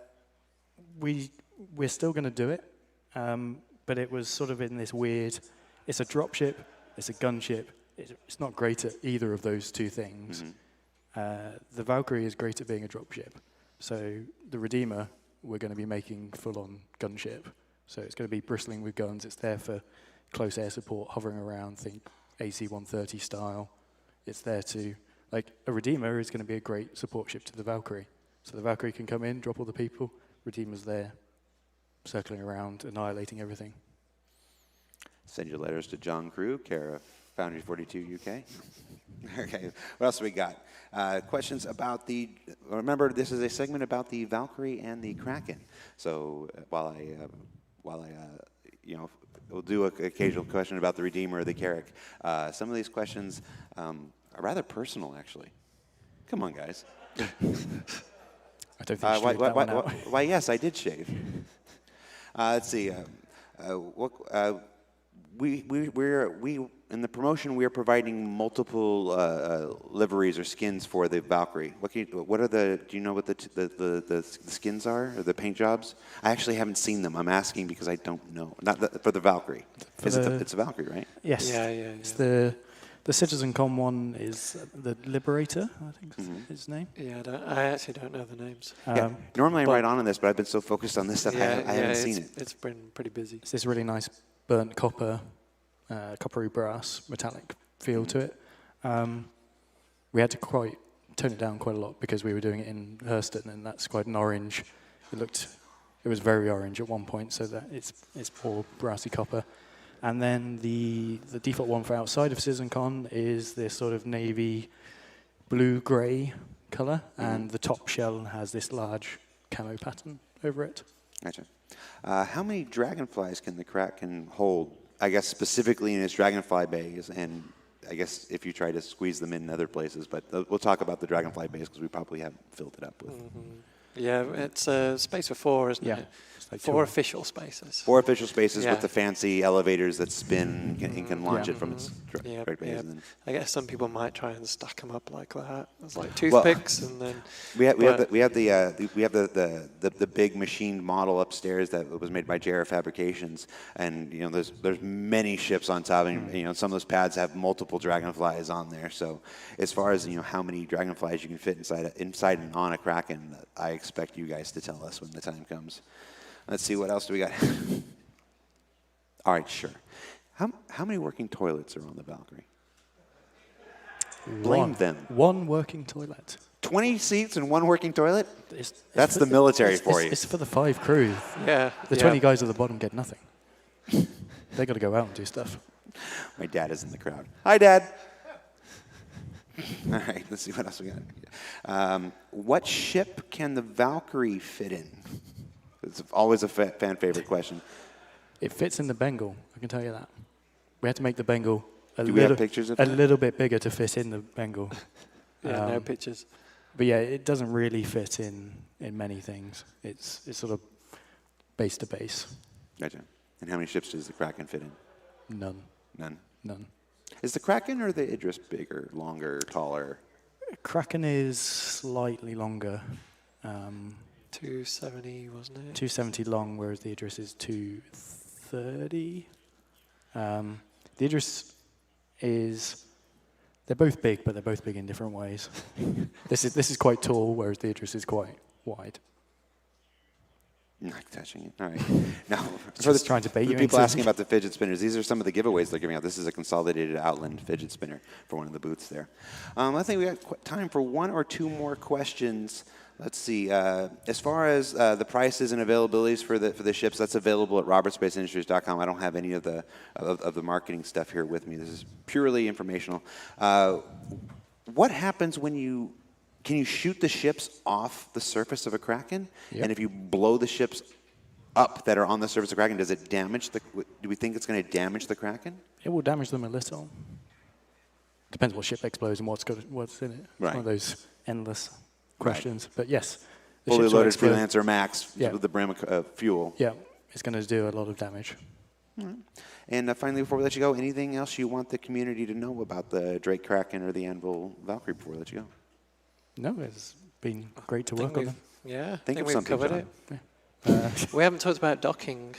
We've got a little docking bit. We do? Where? Did I miss it? On essentially the wings. For which ship? On the Kraken, you can see it in that image there. See it on this image? On the front. Oh, there's docking bays. Yeah. So you can park a ship in space, I guess. have a little docking arm come out to it. It is like a little mobile space station org HQ, but if you want to dock to something bigger, there you go. Wow. That's cool. Let's go through some of these images again real quick. There was one more I wanted. This is the bridge of the Kraken here, right? Yep. Mm-hmm. Five stations in there. Yep. The ship this big, five crew stations. Yep. Do we know what the crew stations do? Well, I got one guy's ostensibly a pilot, one guy's a commander. Yeah, there's the 5 man turrets, and then there's 5 stations on the bridge because there's a couple of remote turrets. You've got your pilot, captain, engineer. Right. And a nice view out the deck, so you can see ships, coming and going. It's very cool. All right, guys. Actually, hold on. I'm getting a message here. Really? All right. All right. Hold on. I'm getting a thing. Hold on. How am I going to do this? Oh no. Uh-oh. This is dangerous. Hello? Oh. Hold on.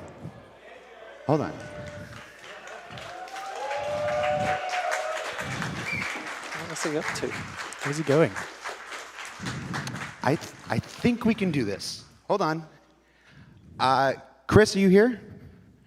Can I do this? I got a thing. Okay. We're going to try a thing. Wow. I'm sorry. I never get to be out here. Hello. Hey. What are you doing? I'm in the middle of a thing. You're on your iPad. Whatever. How you doing? Nice. How you doing? All right. All right, real quick. High five. Okay. All right. Sorry. Okay. You've never seen me on stage at a CitizenCon. I came on stage one time. Chris put cake in my face. All right. We're going to do this. We're going to try this. Where is he? Bad News Baron, where are you? Bad News Baron. Hold on. Bear with me, guys. We're going to try a thing. Baron and I have been friends for a number of years, and I just got a message, and he's got one thing he wants to say.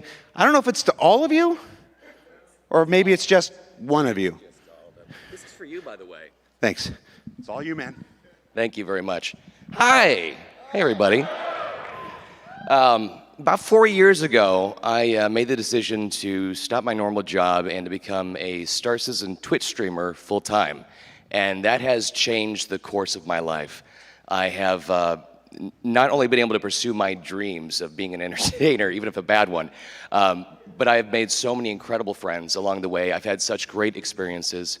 I've seen the Star Citizen community raise tens of thousands of dollars for charity yearly. It is absolutely amazing what you guys do. I've seen you lift each other up in your hardest times. I've seen you have great fun together, and it's like a family. And I know that I found my home in the Star Citizen community, and I'm hoping that, how many of you guys have as well?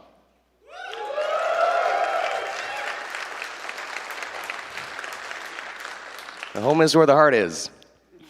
Well, since you guys are part of my family, there is something that I wanted to save and share with my family back at home and with you guys here and my friends here.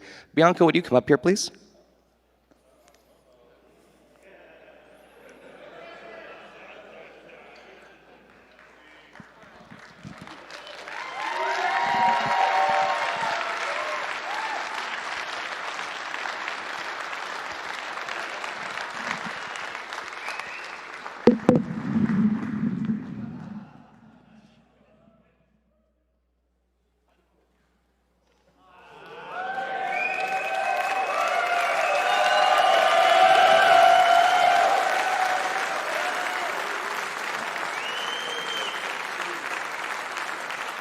I didn't hear an answer. Yes.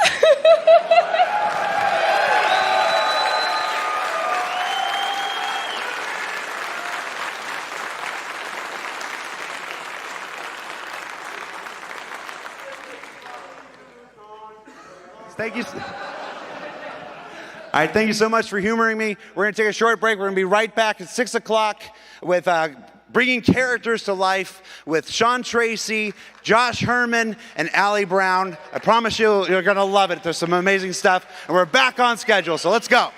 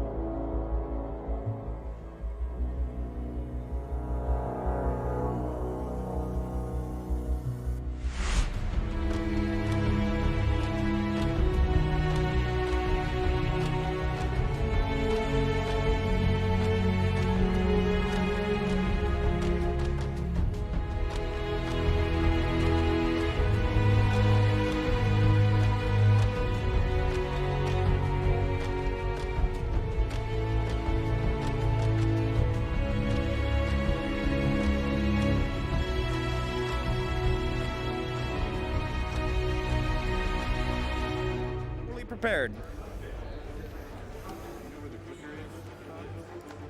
Clicker.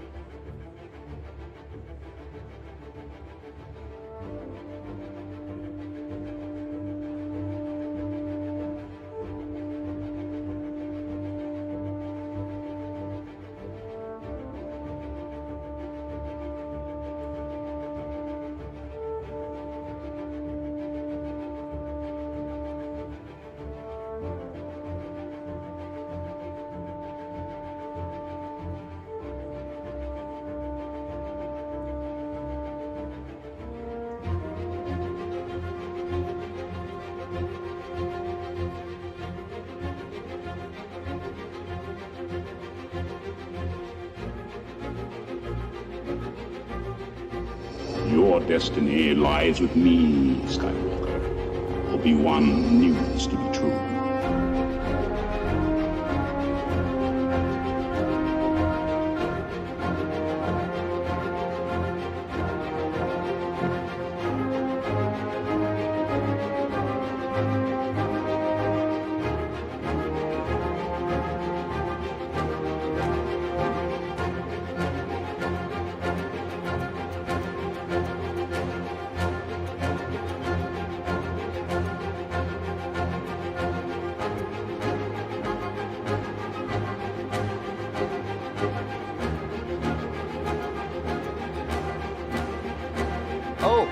Oh, hi there.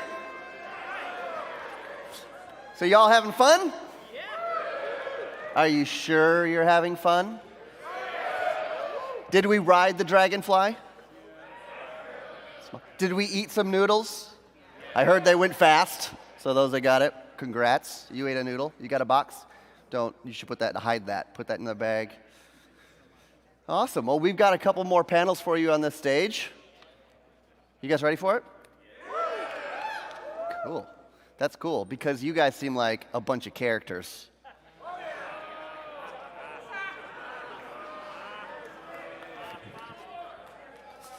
Which is what's on this stage right now. No tomatoes. Please don't throw tomatoes. The live stream won't know why you're throwing tomatoes. Okay. First up, I'm going to introduce some people, and then I'm going to get out of their way, if that's okay with you guys. We have Josh Herman. Come on out, Josh. Yes. Round of applause. He's got the long walk. Next up, Mr. Allie Brown. Allie Brown. And last but not least, surely not least, Sean Tracy.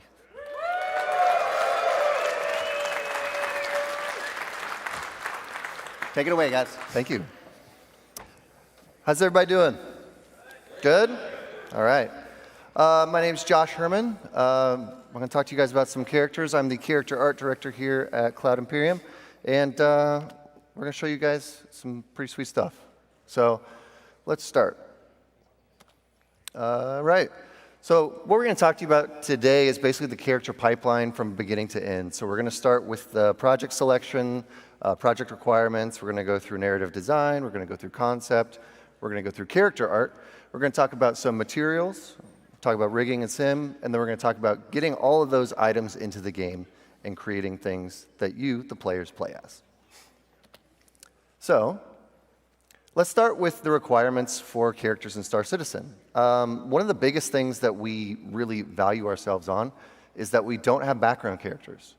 So yes, in Squadron 42, you will play as a hero, and there will be background characters, but in reality, you're going to be able to get up close to any of those characters just like you would any of our AAA actors. You're going to be able to interface with Mark Hamill very closely. You're going to be able to interface with Gary Oldman, every character there. And very similar in the Persistent universe in Star Citizen, there isn't a background character. You can get up to any of our NPCs. You can get up to any of our mission givers face to face. And we want that. But with that comes a bunch of problems, right? First problem is we scan all of our actors' heads, and we'll talk about this later, but it creates a reason for the fidelity for all of our work to be extremely high. When we start with something that's really good, the performance is really good on our faces, on our animations, and our character, assets.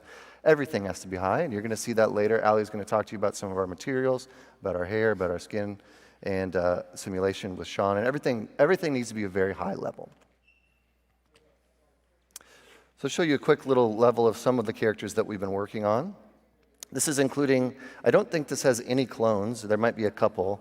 Some of our characters wear duplicated costumes or uniforms, which is one of the ways we get around not having to make bespoke assets for every single character.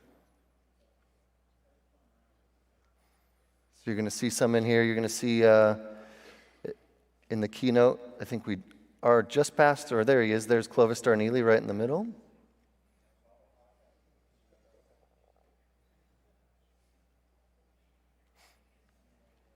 And each one of these is going to use stuff that we're talking about today, because it's all of our character stuff, kind of just showing you the amount of characters on screen that we're handling at one time as well. But let's start with the project distinction. So I want to start with this because it basically, we have different requirements for both of our games. So Squadron has over 250 speaking roles, which alone is an insane amount of work. But it also means that again, there's no background characters, but now we need to make assets, we need to make costumes, we need to make hair, we need to make all these things for each individual character. But some characters might wear multiple costumes. Old Man, for example, wears a couple different costumes. He's going to wear a suit, a pilot suit if he's going to be in his Gladius. If he's going to be, walking around the Idris, maybe he's going to be wearing an officer's uniform. And that's going to be multiple different characters throughout this. The PU, however, has different requirements. We want to make sure that the players are creating their own journey, right? It's not about forcing you on a railroaded path or even on a single-player path. It's about a multiplayer experience. And you're going to be able to do different things with that. But let's start with Squadron 42. So the first thing we're going to jump into is the narrative and design. This is where we start everything. So the who, what, where, when, why, basically, is what we start with. Let's say we have any character. Here we're going to use Steve Colton, Old Man, Mark Hamill, and this is our design brief. This is what we get from the narrative team, and we also get this from the design teams. Let's start with the top. Who? This is the physical description of the character. This is what they look like. Very simple, right? You can see here on the right. So he is male, age 45 to 55. His eyes are hazel. Hair color is steel gray. So you can kind of get a very simple description. And this gives character art and concept art something to start working with. The what? The what is the gameplay component. So what is Old Man going to have to do in the game? Is he going to have to fly a ship? Are you going to have to interact with him ever? Is he going to have to be in FPS combat? These are all things that we need to know for the game. The where and when, this is chapters of the game. This is what locations characters will be in. Are they just on a ship and you never see them again? Are they your wingman and they fly around with you the entire time and you're going to interact with them a lot more? These are all important elements for us to know. And then the why is the brief detailed description. If you played a tabletop RPG, you've probably made pages and pages of backstory for your characters. We have pages and pages of stuff for our characters here. I put a little bit down here, you can see the description and backstory, but one of the lines that's one of my favorites is, Old Man has seen it all. It's his vast sea of experience that makes him an incredible teacher and up-and-coming pilot. Unfortunately, he's not a people person. That alone gives you a little bit of a description of what that character is, right? One thing you'll also notice is we have pictures of the actors. So there's some pictures of Mark Hamill. The picture on the left is actually from the scanning session that we did with him. And you'll see on the picture on the right is, something you would expect more from a press junket or something like that where he's going to be out in public. And so one thing with this as well is, and you're going to see this later as well, is we need to take those scanned actors when they come in, typically as early in the morning, 8 a.m., and they have to go through a whole series of scans and photos and reference and doing that. And sometimes they get a little tired. It's not the most energizing experience sitting there and making faces, you know. Just doing that kind of stuff isn't super exciting. So we need to make them look good, and that's why we add things like that on the right, which is the pictures of kind of a bar for us to hit of what they should look like. In Star Citizen, it's a little bit different. Stories are created by the characters in Star Citizen. They're created by the players. And also we have a whole different element, which is we're going to be going to different locations, right? We're going to be going to different planets. We're going to have different moods. And so you'll see the descriptions on the right is much more simpler. It's about what manufacturer creates these items. It's about where these items are going to show up. And it's more about creating something that's a look or a mood for a place than it is about a character that's going to go on a story and what they need for that story. The only real exception for that is something like a mission giver. But even within that, they're going to kind of fit that mold. So like Miles Eckhart wears stuff from Levski. Clovis Darneely wears stuff from Hurston. But even still, they're going to get something that's kind of a little bit custom to them. So after this, we go into the concept stage. So here you're going to see some concepts for the UEE Marines. And this is basically a scattershot approach or a shotgun approach, depending what you want to call it. And this is where we throw out all different kinds of ideas. So these are all variations of concepts for the same character, right? We know that we want them to be strong. They're in the military. They're some sort of a power armor, right? That's what we want our Marines to be like. So we go through all these concepts. We kind of play around with it. We come up with some fun ideas, and maybe we create visuals for those. Or maybe we just created a cool visual, and we make up ideas for that, like what that could be. Made an interesting shape. What could this be? And we just kind of go through those.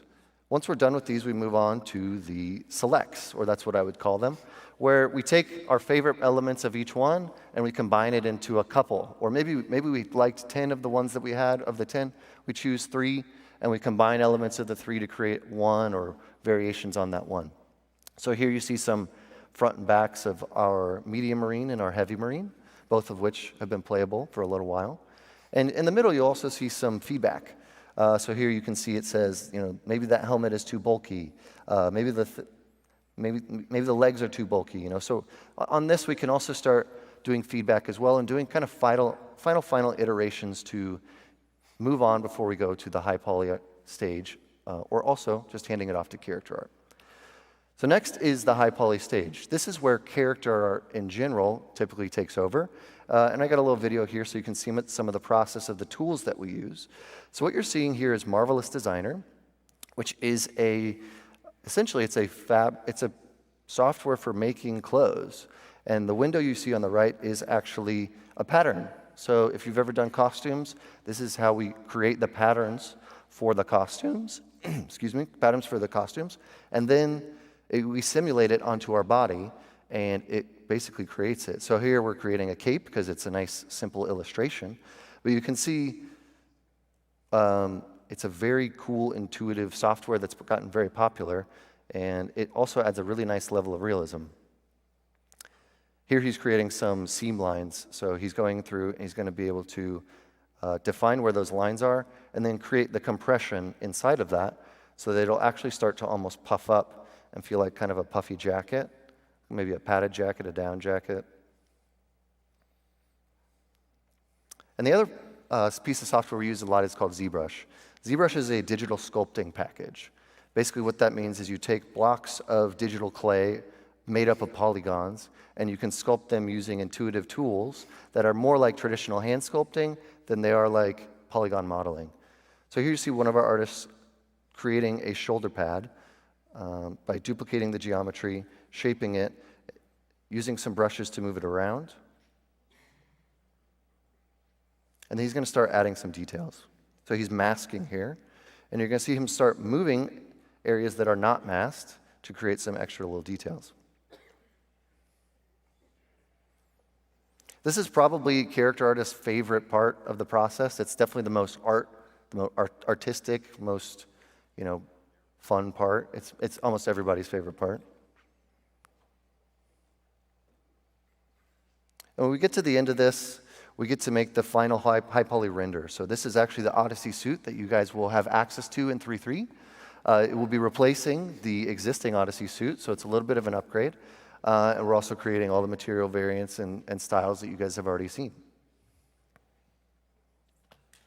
After that, we're going to move on to the game mesh. The game mesh or the low poly mesh or whatever. There's a lot of different terms for this. But we basically retopologize, which basically means we draw over the existing high poly with a low poly cage that we're going to apply all the details from the high poly to the low poly via use of textures. So normal maps and different types of diffuse maps, different types of texture maps. And that's where we get all the detail from the previous slides onto what you're actually going to see in game. Low poly is where all of the work is done. It's what you play with. And it's mostly made for things like memory limits.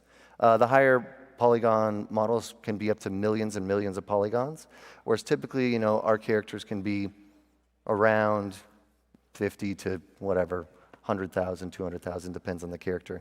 But this is where everything's done. Fortunately, because we're on a high-end PC, our budgets are a little bit higher than normal, but we still have to stay within texture memory.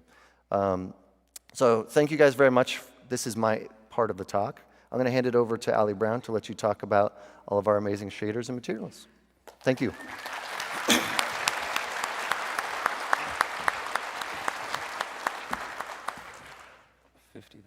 to whatever. Director of Graphics Engineering. I'm responsible for all the graphics programmers across the company. And for this presentation, I'm going to talk a bit about all the materials and shaders that go into the characters. So, for the first thing I'll talk about is the armor and the clothing. And right from the start, like several years ago, we realized there were some unique challenges on this project. Like Josh alluded to, we have very different needs from Squadron and from Star Citizen. And from this point of view, for the character armor, we have, on Squadron, quality is, everything. We want to get the absolute maximum quality. And when it comes to Star Citizen, normally in an MMO, you would take some type of sacrifice on the quality so you could get the customization and the flexibility to get the scale that you need. But we type of need both of them for both projects. We need absolute quality on both, and we need flexibility on both. So after realizing this, we decided to make some bespoke tech to handle the armor and the clothing, and that's what we call the layer blend shader. So the main concept of this is we initially take a character, and then we'll slice them up and try and find all the areas that will be, say, certain metal, aluminum, or aluminum, I guess, and all your different levers and cloth, and we mask them all out in textures like this, with each colors representing a different type of material. And then, rather than in 5 years ago, what you might have done in a game is to make one texture for your entire character, and it would just you'd mix all the materials on that one texture, but there's a limit to how much quality you can get with that. A texture can realistically only be, say, 4,000 or 8,000 pixels wide. So what we do for all of these layers that we've pulled out individually, all these different materials, we model them individually as high-quality layers. So we'll have a high-quality metal, high-quality aluminum, a high-quality leather, and so on. And then these different layers all are composited onto this character on top of some unique textures for the character, and then this combining of multiple resolutions is really what gets us the quality. The other benefit of it is it allows us to mix together materials in quite a complicated fashion. So here's some Vandal armor, and you can see that the mask here, rather than being in solid chunks, is actually got blends between multiple different materials together. This is, again, just a visualization of where the layers are, and this is the finished product once we've got all them layers blended together. So you can see all the subtle variations in the metal, and you can see how detailed all the individual textures are. And this is the 5 layers that go into that particular armor. And you can see individually they'll look great on their own, but then once they're put together, you really get the top quality.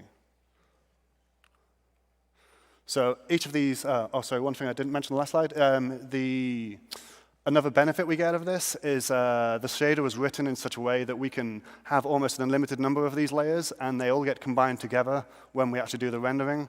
So it helps a lot with the performance, and it gives the flexibility that we need for the MMO, so we can have the customization and swap out armor for a different color, different style, different patterns. without taking any performance hit.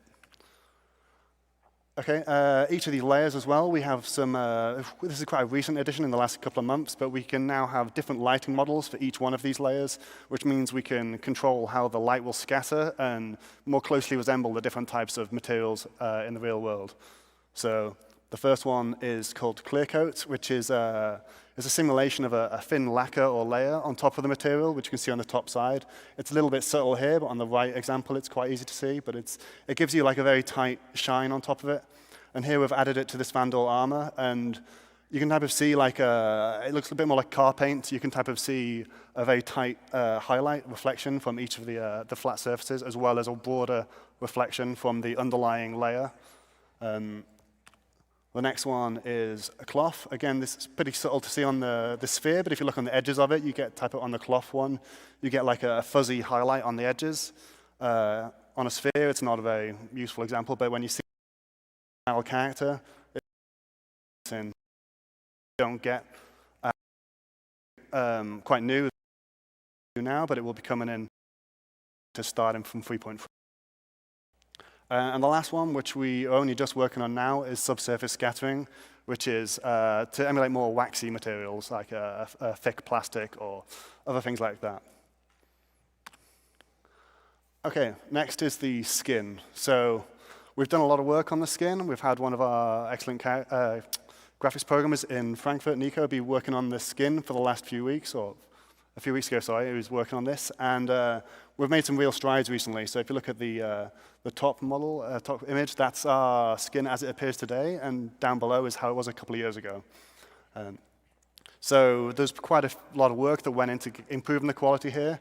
The first one was just following the literature for art, which just basically means we had to get a lot more rigorous in our art pipeline. We had to really look at the physical values of how reflective real skin is and how reflective different ethnicities would be, and make sure that when we're making our textures, we're really following the precise type of reflectance you'd get on a real character. And this made a huge difference in standardizing type of how the characters look and stopped them looking quite so gamey. The next thing was we made some text changes as well. So the lighting model, there's many components that go into the lighting model, but we improved the subsurface scattering, which is what gives you the type of fleshy red look under your skin where the light is scattering in the epidermis. And we also added some cavity maps, which is a very detailed texture that shows how light reflects in between or doesn't reflect in between the pores of your skin. And that's crucial for when a light reflects off the skin, you can see the shape of the pores, and if you don't have that cavity map, you really don't get the sense of detail. And finally, another interesting thing we have that's different to some other engines and games is our wrinkle blending. So when the character pulls different facial expressions, we have multiple different textures we blend in to type of represent the changes in how the shape of your skin and also the color of the skin when you pull different expressions. Now that itself is a fairly standard technique that many games use. However, what we've done to try and maximize the detail is, because we want these textures to be as high resolution as possible, we couldn't afford to have them all be like 4,000 pixel wide textures for every single variation of facial pose you could pull. So instead, we split it out into two different textures. One that handles the micro pore details, the really fine details, and that one stays on when you pull most facial expressions, they stay mostly the same, so we split them out and keep them at really high resolution, and then the type of the wrinkles, how you move and change your expressions, them textures are slightly lower resolution, but allows us to have quite a lot of different wrinkle shapes that we can achieve at the same time. So here's another example of the quality difference, which is quite massive, the top one being the new version of Mark Hamill, and the last one being really quite recent, to be honest, and the difference is pretty massive. See the color, although it's relatively subtle, in terms of color difference, that it just feels more solid. It's just like it's instantly recognizable. Quick video to show it in action. Sir? Who the hell are you?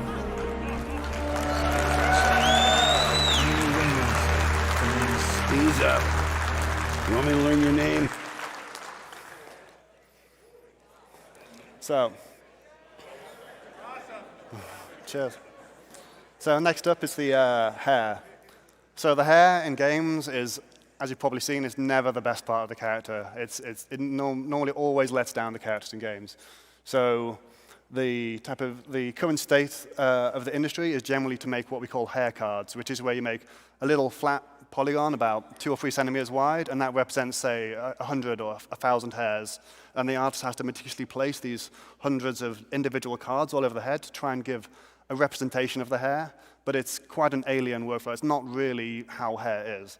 But it's the industry standard. It's what everyone in the industry generally uses. It's a well-proven workflow. We use a great tool called XGen to generate these cards. And it works well, to be honest, in most situations, but the quality's not there, and it's really apparent in many games. It's not too expensive. Like, we've learned how to make hair that doesn't cost a fortune. It's not cheap either, but we've got by. So the disadvantages of it, when you get close up, that cost does start to increase. So it's because of the amount of layers of hair we have on top of each other, and each of them is semi-transparent. You end up shading, say, 20 or 30 layers of hair, and when you zoom up and you've got a cinematic, that really starts to add up. It's also really time-consuming to build the hair like this, and there's lots of quirks and limitations about the technique, so we have to spend a lot of artist time working around them. So here's an example of old Mark Hamill with the old hair. And you can type of see the light doesn't really reflect off it correctly, and you can type of see it's a bit chunky. So we recently made some improvements to the hair to try and improve some of these problems. So, for example, some of these we'll type of fade out these cards at certain angles to make it hide the fact that these are cards and they're not really individual hairs. We also have some other shader tricks which we use, which is something we call pixel depth offset, which means when you get 2 cards intersecting, rather than them looking like 2 flat pieces of 2 flat polygons, we type of have this variation that gives them that makes their intersection much more complex and more detailed, and it gives the appearance that they are actually hundreds or thousands of hairs rather than a flat plane. We also have the maps that help us vary the difference in color between the root and the tip, and also vary each individual hair strand within the card to try and pick them out, and again, try and hide this illusion that they are actually flat polygons. And finally, we've also started to use TSAA, which is the temporal anti-aliasing technique, and that combined with dithering can help reduce the cost and increase the quality of the hair. So what's next then? So while them new improvements are great, it's not quite enough, and we're hoping to get something better. So we started research a couple of months ago to try and find ways to improve the hair. So the research we're looking at is to try and model the hairs individually as individual splines, and then not turn them into these cards, just keep the original splines. So, and when it comes to the actual shading, all the renderer can actually deal with is polygons. So dynamically every frame, you turn the splines into a set of tiny little polygons, and then you render thousands of them. And I mean thousands. There's a lot of hairs here. Now, we can't have the real number of hairs on a human head. The hardware isn't quite there. But as a high-end PC game developer, we're type of able to push this maybe further than most people would. So we're pushing it. We're trying to increase the hair count and see how far we can get with this technique, and see how much we can rely less on these cards than the traditional technique. So the advantage of this spline technique, so the quality is just enormously better. You can get much, much better results. I'll show you an example in a second, but it's just night and day. The workflow is also miles better. We get rid of this whole stage of having to figure out how to have flat cards and how to position them. And it's actually the tool I said we use, XGen, for generating the hairs. This is how it works. It generates strands, and the next stage is to turn it into these cards. So we just type of skip that step. We don't have to bother going and doing all that hard work. We can keep the original splines. It also has some other nice advantages where it plays better with some of our other engine effects, like depth of field and fog and glass. So here's the same Mark Hamill again with the newer hair. This is still research in progress, but you can see the way the light reflects, and the individual hairs is much nicer, much softer, and there's less look like individual planes. There are still some problems, though. The number of polys you end up with when this approach, when you're modeling the individual hairs, it's quite crazy. So we have to do a lot of work to try and make that efficient. That's still ongoing. That's one of the most difficult parts of it, and the memory cost as well, of the number of splines. You know, if you have many thousands of these, you end up with much more polys and much more data than you would have done otherwise with the card technique. We also need to aggressively LOD it. When we have like 3 or 4 lights in the scene as well, we'll have those to be too many polys for us to actually shadow it from the original hair mesh. So we have to make these type of shadow proxies, we call them, which is like a lower poly version of the hair. So that helps us be able to support many shadows at the same time, which is crucial to get the quality. And the final downside is we have to rely on this temporal anti-aliasing we have, TSAA, because without that, we really can't. That's a fundamental part of the algorithm that helps us deal with the high cost of all these intersecting splines, and the TSAA helps soften that result. So we're forced to use that, and that has its own downsides, which are difficult to solve. But if I just show you the end results on a cinematic here.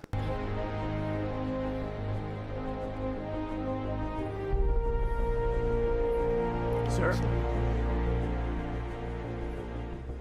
Who the hell are you? Stay frosty. I'm your new wingman, sir. The name's... Ease up. You want me to learn your name? Do what I say and live long enough for me to care.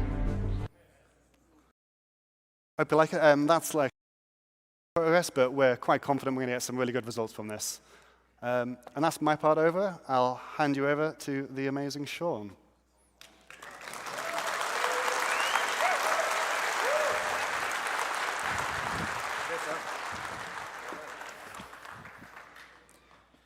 Hey, everyone. For those that don't know me, not yet. I know, that was so nice of them, right? Anyways, for those that don't know me, my name is Sean Tracy. I'm the technical director of content here at Cloud Imperium Games. It's basically like a tech art, tech animation, and tools director. Generally on the tech art side, I just want to explain a little bit what a tech artist is. There's a lot of different flavors of tech art, but generally we exist somewhere between Josh and Ali. So Ali is an engineer, Josh is an artist. So technically, we aren't artists, tech artists. It's perfect, right? So basically, we exist in the spot that goes between the two of them. So generally, we're developing tools and we're developing pipelines so that the artist can get all these kind of things in. We try to set those 50 to whatever budgets for the art team, right? Cool. All right. So as I mentioned, tech art rigs, skins, and simulates basically a delivered asset.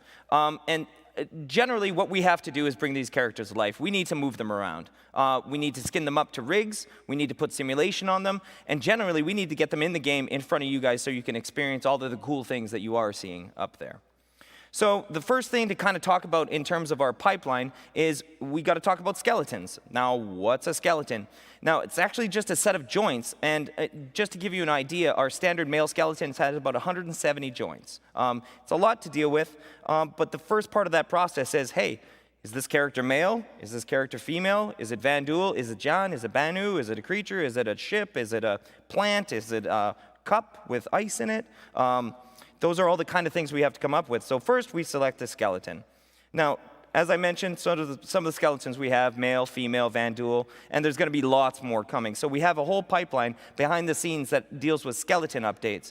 We have somewhere between, I think it's about 60,000 animations right now. So if you make a single skeleton update, an animation really is just a bunch of transforms or a bunch of rotations that are all keyframed. But as soon as you change those joints, you'd have to batch process that entire 60,000 kind of animations. So we work on some nice update pipelines that make that not having to be the case. Now, after that, we get to skinning. So what is skinning? A lot of people, when they hear skinning, they're like, oh, that's the texture. That's the material. To us, that's not at all the case. Skinning is actually weighting certain vertices of the characters to the bones so that they move at a certain rate. So when I move my arm, we've got this vert skinned into my upper arm, so as that moves the vertice. So it sounds like a pretty easy process, but actually when you get some really complex pieces of armor, some really complex characters, this is actually pretty tricky to do and pretty tricky to make look real. So this is a big part of a tech artist's job. So then once the skinning and rigging is done, we'd move on to simulation. But first, I want to show you a little bit of the actual process that we go through for skinning. So here we've got a piece of armor. This is actually one that I showed in a cloth talk a little bit earlier. It's one of the Hurston security with some brand new cloth text that we're using. And you can see that the poly counts are whatever, right? So they're pretty high, and it means we have to deal with every single one of these vertices. This is why a tech artist actually really cares about that budget, because every single vert they add is a vert that we have to skin, right? And you can see that it gets pretty damn granular. Now, we can start off pretty basically, where we actually project from our naked male, from our base male, onto the armor, but then it's going to just look like a wetsuit or something that's literally attached to the skin. And this is where the trickery comes in. We've got to blend weights. All the different colors are basically different weights, different bones that are on that particular one, how many weights there are on it, which bone it's attached to. And then we can have really hard things that are like along the spine. If we're moving our shoulders back or we're moving our arms up, that's just another level of complexity that we have to deal with. So what they do is they touch up the skin from the projection, and then we have to run a ROM on it. What's a ROM? It's a range of motion. So we have an animation that we can just load up really quickly, and we can run them through all their paces, literally a running pace or walking, or we even have one that actually goes through a huge range of motion.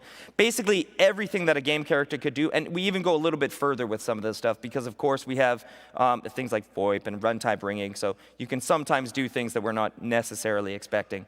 So they polish those up, we do the ROM, and then we move on to simulation. All right, so dynamic simulations. What's a dynamic simulation? Dynamic simulations are things like bubbly bits that are all over the characters. Generally, these kind of bits make characters look a lot more next-gen. It gives tons of secondary motion to animations. So my shirt shouldn't just stay rigidly attached to me like a wetsuit. As I move around, that should be loose and move separately to me. The problem with that is that though we can simulate all kinds of attachments, you would usually have to make bespoke animations for those attachments. So instead, we use the physics system to kind of make up for this. So we can simulate all different kinds of attachments. You guys are seeing it all over the game already. You've got weapons, you've got grenades. I don't think we have earrings in yet, but we'll have earrings at some point here. Maybe not for players, maybe for... so we got earrings, we got hair, we got all kinds of stuff. Josh kind of gave me a... That's okay. All right, and these require joints. And like I was talking about before, we've got 170 joints in the base skeleton. But if you need joints for these simulations, what the heck are you going to do? Because now we have a bunch of different outfits that we have to put on, but you'd have to what? Then carry all the joints around on the base skeleton, so every single possible combination of every single possible attachment with every single possible simulation on your base skeleton, we can't do that. Now, that was kind of an old school way of doing things, and I've worked on games that was the case. You have to carry those joints around. Luckily, we have a cool system called skeleton extensions. So basically, this is a set of joints that I can attach. A great example is like a magazine, or even like the trench coat is a great example. The trench coat has a whole bunch of joints, and I think it's another 100 or so joints just to do the sort of cloth simulation to it. Again, we can't carry that on the base skeleton, but with skeleton extensions, we attach it, and then we extend the skeleton at runtime. And then when you remove it, we clean those joints right back up. Now, provided they're all physically simulated, this is actually pretty straightforward to do. I say that as being not the programmer that wrote it. So, this is preferable to skinning, as no specific animation is required. So basically, nobody has to go in and animate this thing. That just works. The animator might have done this run cycle 2 years ago. That's fine. If I put the cool jacket on him, it's going to move exactly like you expect, no animator input whatsoever. So I refer to this a lot of times as runtime rigging. So let's take a quick look at that. I might have to loop this video once or twice. So this was actually Silas's outfit in one of our commercials before. And actually, not to get you to look, but at the bottom of the jacket,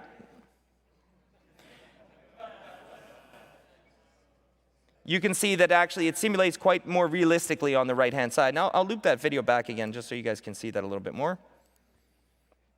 So again, if we had to simulate, if we had to animate this specifically, that would be a bit of a problem. But and it's subtle stuff, I realize, but that matters to us, and it absolutely matters to Chris. So you can see the jacket on the left is almost attached to him, right? This is like a wetsuit. This is full skinning, no simulation joints, and then the one on the right has some nice, just some simple bone chains, nothing too crazy. just to give it that flow that you would expect out of clothing. So we'll be taking this to the next level, and if you saw the cloth talk a little bit earlier, you'll see kind of where we're taking this kind of stuff. All right, so moving on from that, I want to show a little bit of a kind of a highlight reel on how these guys go about actually marking up this runtime rigging. So we've got two different tools that we use. Generally, we use Maya within as a DCC and setting up the joints themselves. But then we also have a bunch of in-engine tools. One specifically called Character Tool that the tech artists use day in and day out setting up these simulations. And I'll call out some of the ones that we actually use. There's a lot of different types. So here, for example, is Battiglia's leg, or basically the cybernetic leg that we showed in, I think, an ATV just really recently. So this uses a ton of runtime rigging. You can imagine that we wouldn't want to rebuild a whole skeleton just for this. So there's a lot of aim constraints within this one. And what that gives us is a lot of hydraulic sort of feels. And this is all happening at runtime, so there's no specific animation made for that one. Same sort of thing, this is the heavy slaver arm. There's a big piston that twists. So that actually needs an aim constraint as well as a twist constraint. Then we've got ties. So, and I realize this stuff is subtle, but if it's not there, it just doesn't look right. So this one is a pendulum chain of, I think, about 10 to, probably about 10 joints, maybe a few less. And you can see there's little physics on them. These are, we call them lozenges. They'll actually impact each other, or they can collide with the environment. And again, that gives that secondary motion. We can't go back to an animator and say, we made a tie. You have to do 60,000 animations again. Steve Bender not be pleased at all. So here we kind of hidden this asset a tiny bit just because it's a bit of a squadron asset. We don't want to give too much away. But we have to do the ponytails. Same sort of idea. It's a pendulum simulation. And here they're inside of Character Tool, just actually turning them on and turning some of the debugs on with them. And usually when we set up these pendulum simulations, what we deal with is weight, range of motion, so how much on a pendulum this can actually move. If we do it on a weapon, we use a half cone kind of technique, so it can be flat against the back. But you can see, even for stuff as subtle as a ponytail, this can get pretty busy. So this is a bit of a grayscale. Again, we just don't want to give anything away here. And again, this is in slow motion, so keep in mind.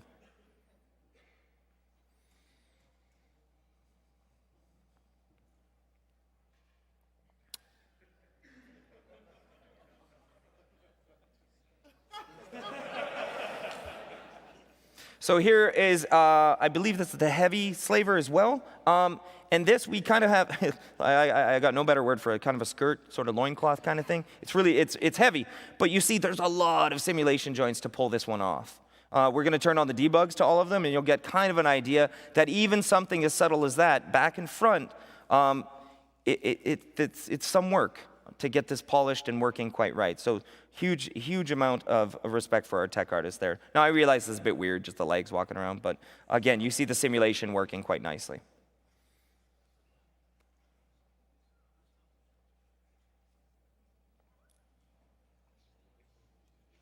Cool, I think that one kind of does it there. Cool. Okay, so now that we've done the skinning, we've got the skeleton, we've skinned it, we've simulated it, we have to get it into game, do something with it. Now, we've kind of talked about this a little bit, but our characters are made of items just the exact same way that the ships are. So we actually use the exact same system of item ports. So characters are just a set of items. The body is an item, a shirt is an item, the head is an item, even the eyes and the teeth are items. All these items have unique components on them, and this is kind of the whole reason for this is that we need things like additive components, and these are gameplay components. These are sets of code that aren't just restricted to a character entity. It's literally just the item carrying it. So a good example of this is like armor rating. So I might have an armor rating of 5 on my torso and 2 on my legs. When I put the legs on, I have 2. Once I put the torso on, I have 7. So those add up kind of together. And there's a lot of different components on it. We also carry some sort of hiding and showing logic, which I'll talk about a little later. We call it zone culling. Now, these are all attached within a certain hierarchy on item ports, and I'll talk about that in a second. So one of the things that happened was as Star Citizen was starting, we had a lot of assets, and generally if you're going to make a sort of modular character system where people are going to wear multiple layers of clothing and interchange them between each other, there's a really important thing that you need to do, and that's to follow the exact same topology from your body all the way up. And that means literally the same polygons all the way across, regardless of what kind of outfit it is. This wasn't the case. When most of us came on, we had a lot of assets already. So basically, that decision was already made. The reason this is a problem is during deformation. So if you can imagine I have a long jacket on, and I bend my arm rather. If the body topology, so the actual polygons of it, is different than my jacket topology, I'm going to get clipping every time. I'm going to have the elbow come through, and there's no amount of skinning that you can do to fix that because they're just literally too different. So I might have 2 edges here to deal with, and then 3 edges on the elbow. So that third edge is always going to go through because I have no other control. So how we solved that was by just not having the problem. We said, let's just call that stuff out. So we call out the polygons on lower layers. But now we have the problem of layering. So as we go up, we have 3 to 4 different layers that can be on top. Sometimes you want to show a shirt. Sometimes you want to show a jacket that still shows the naked body. Sometimes there's a lot of built-in logic to this, and that's actually housed on the components. So I want to kind of show you how this kind of works. So here we have a very fit male. And as the shirt's attached, basically we just chop the asset in half just to show you what's happening below. We actually call out the entire chest, and then we call out the upper arm. And you saw on the previous slide, we have, I think it's 32 zones. I might get that wrong. But it's between 30 and 40 zones right now that we can call out, and that's all marked up within it. So again, the upper arm is gone, the lower, the bicep sort of area, and the entire torso. So we do that for t-shirts, long sleeves. So on a long sleeve, all of a sudden we hide a couple more zones. And again, we just don't deal with this similar topology problem. Also, we get a little bit of performance back too, which is good. So there's another sweater here.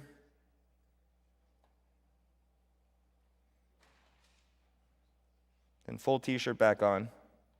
And now a jacket layer, which makes this a little more complicated. So now that we've got the jacket on top of a t-shirt, we actually have to add those layers and that logic together. So the t-shirt is hiding all the chest and upper arm, but it would have left the lower arm. Now that we have a jacket on the higher layer, then we continue to hide the lower arms. And I realize it sounds subtle, but there's a lot of internal logic that actually has to happen within there. Just, again, some rules that are set up within the items.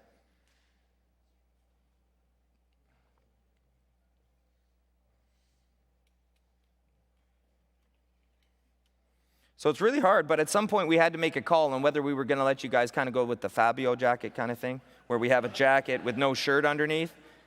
Chris said yes. Okay, it's cool. All right.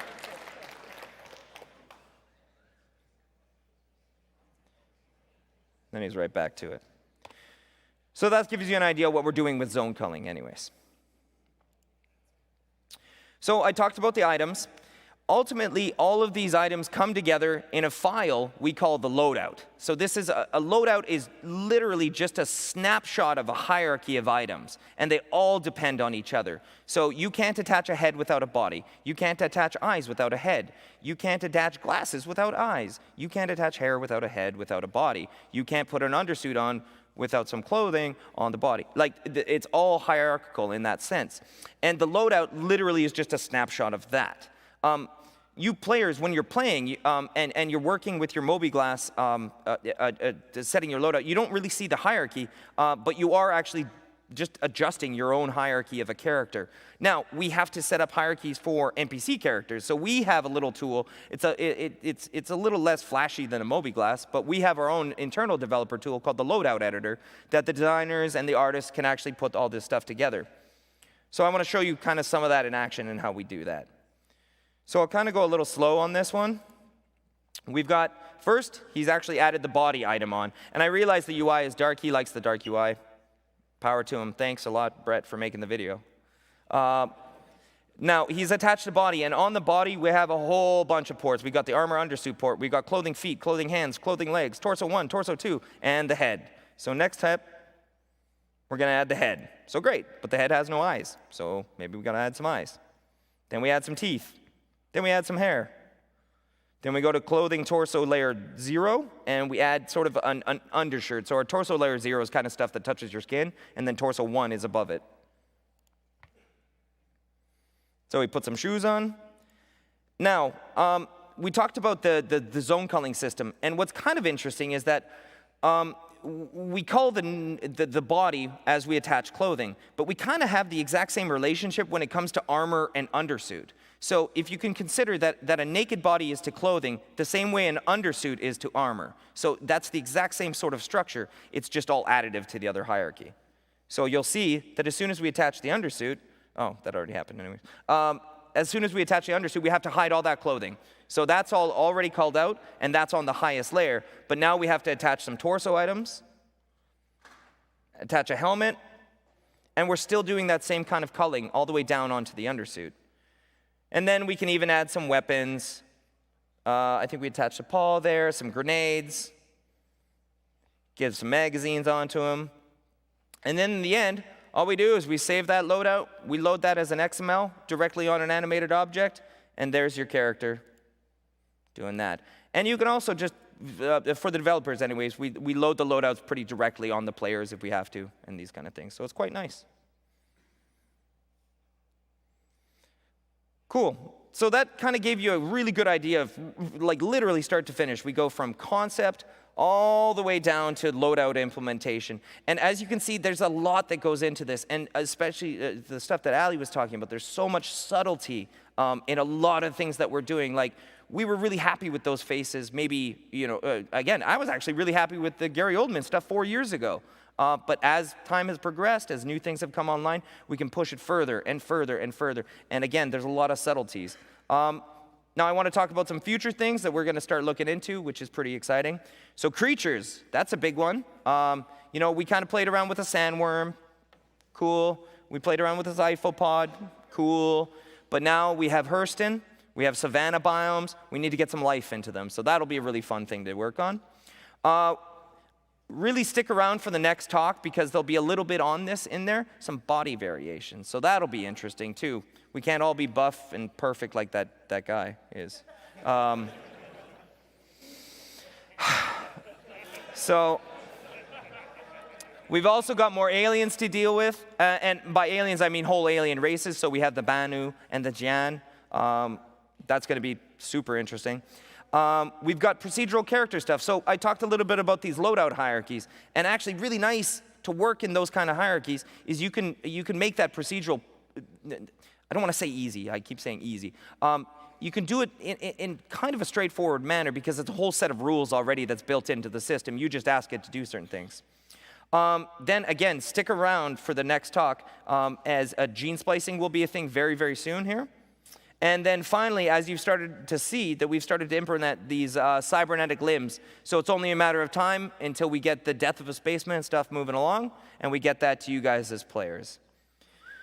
So hopefully you guys found this talk pretty interesting. We want to have some big special thanks. We had a lot of help making this talk, and we get a lot of help day to day between all the different departments. Characters take a lot of people to put together at this level of quality. So huge special thanks to Andrew Hernando, Brett Morris, Shane Hessler, Chris Von Camperno, Corey Johnson, Erica, I don't want to mess it up, Erica, thank you, Forrest Steffen, Gage Hallman, Gun Park, Jeremiah Lee, Marcy Lee, Milan Paycheck, Tyler Young, and of course the rest of CIG, and mostly you guys. It really, I'm always so happy.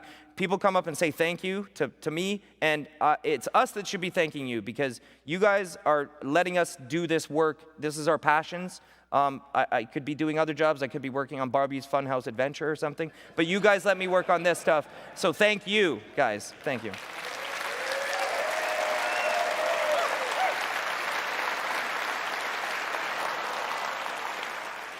Cool.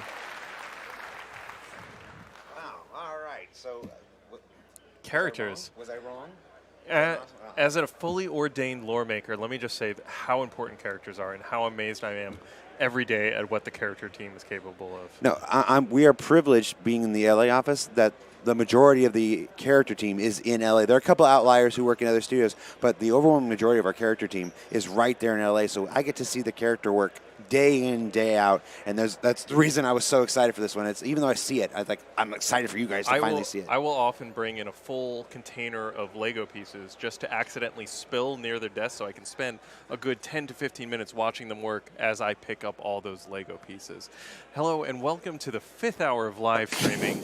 Is it the 5th hour? It's actually we're actually entering the 7th hour of live streaming. 7th live stream stretch. Yes. You may have noticed on our desk in the wider shots, we have all these cool toys, all these cool gimmicks. We got Aegis stress balls, we got consolidated outland spinners. Official UEE flashlight screwdriver combo. It's absolutely fantastic. And where attendees have been getting all these are from our manufacturer-themed booths out in the lobby area. In fact, I hear we have Tyler and Ulf who are going to take us through that experience and show you a little of what you might be missing. Are you serious? At home? Yeah. Great. Tyler, Ulf, how you doing, man? Hey, can you guys hear us? We can hear you. What do you got for us? Can you guys see us? We can see you. We can see Okay, you. yeah, we are right outside of the Dell Hall, and I got to say one of my favorite parts about CitizenCon 2948 is the bevy of ship manufacturers attending. But one thing that interested me even more, the UEE is here. What is the UEE doing here? Yes, what is the UEE doing here? Great question. All right, well, we're here to recruit some of the best and the brightest minds to fight against the Vandul. True. But why would you join the UEE? Listen. Why wouldn't you join the Why UEE? wouldn't you join the UEE? Yeah. We're talking about citizenship. Yes. We're talking about rights. We're talking about making a safe universe. And above all, we're talking about protection. Yeah. Come on. Yeah, come on. I mean, there's a plethora of fantastic things that you can do. Okay, so that's a little intense. But what about for somebody who's maybe more into the computer, like the nerdy stuff? Like, is there... Yeah, there are a variety of jobs. Just like she said, there's a plethora of jobs, okay? For instance, I am not in the best shape.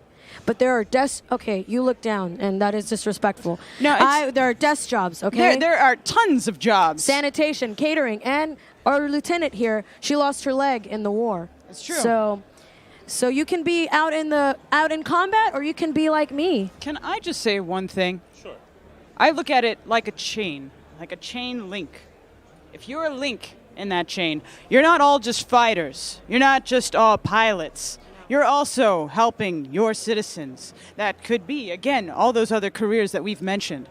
So do you have what it takes? That was beautiful, Lieutenant. Do you? Join us in the UEE. We're saluting.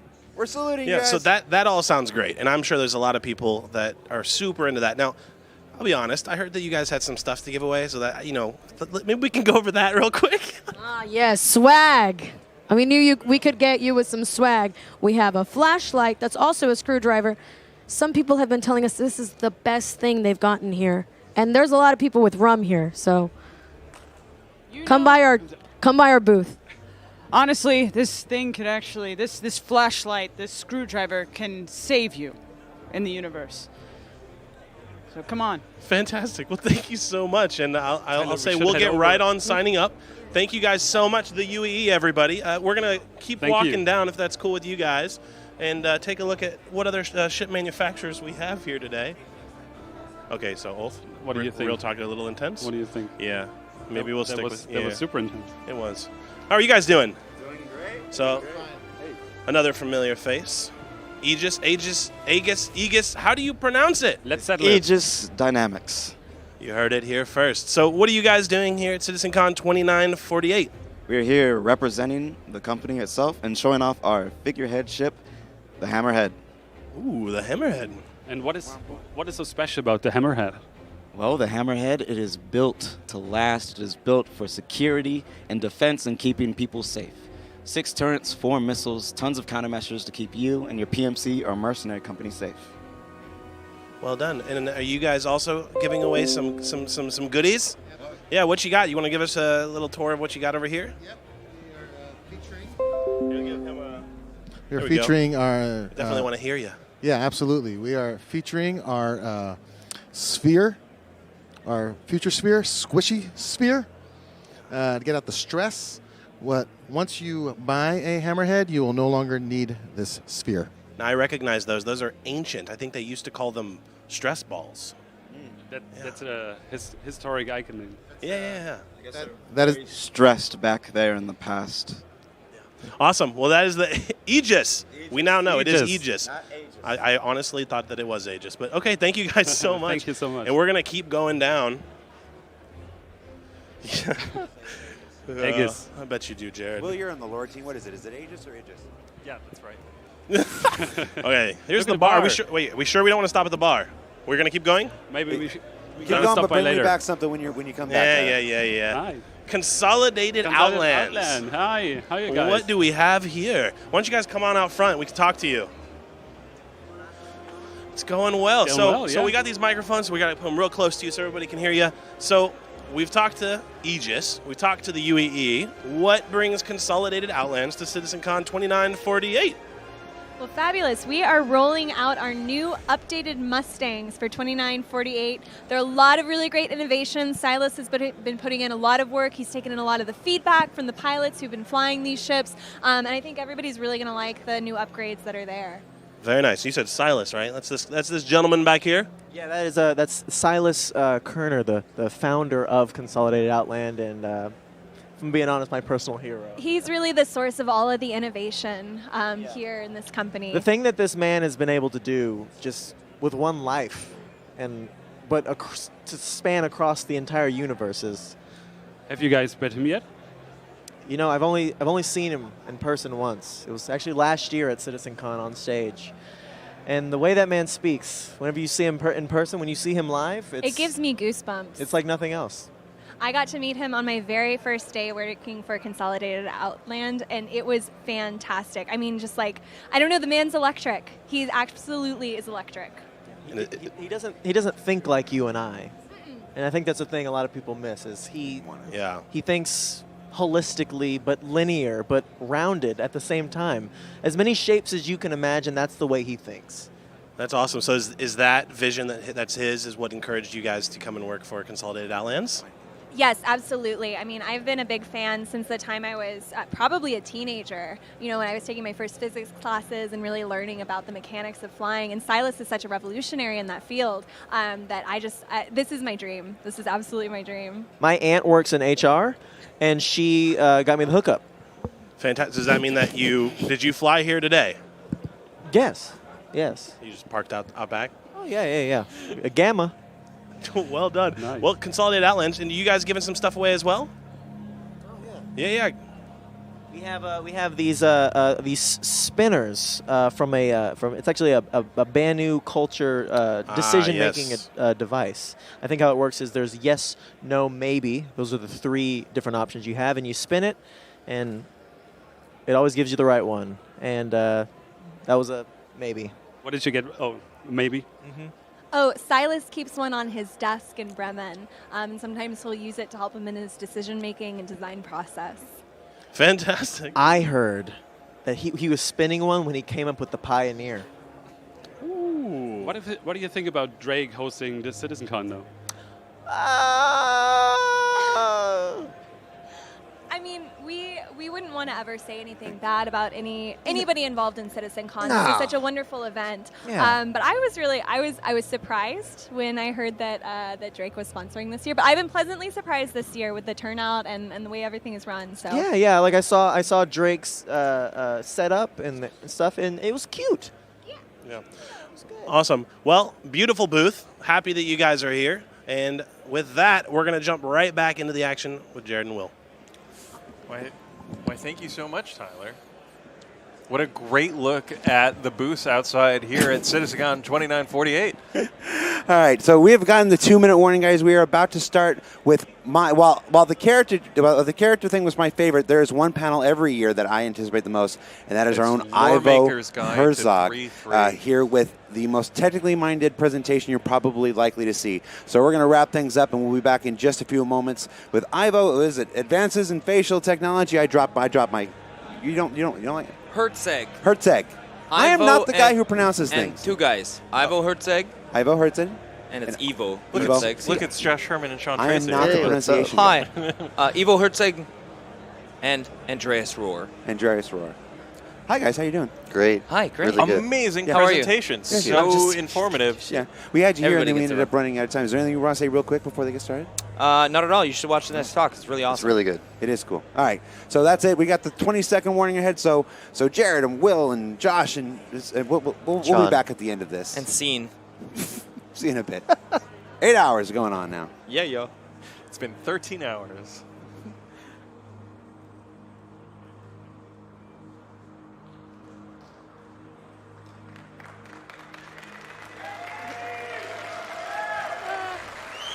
Hello. Yes, Eric told me to get out here because he is busy with the Star Citizen birthday cake and other things. So I am going to announce the next panel, which is the evolution of facial animation technology. And I would like to bring up on stage Ivo Herzeg and Andreas Rohr.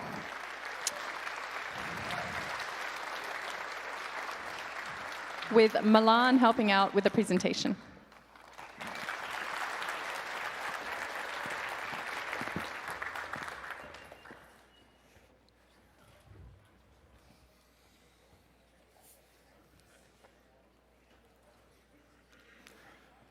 So hi, I'm Ivo Herzeg, and this presentation is about the evolution of the facial animation technology.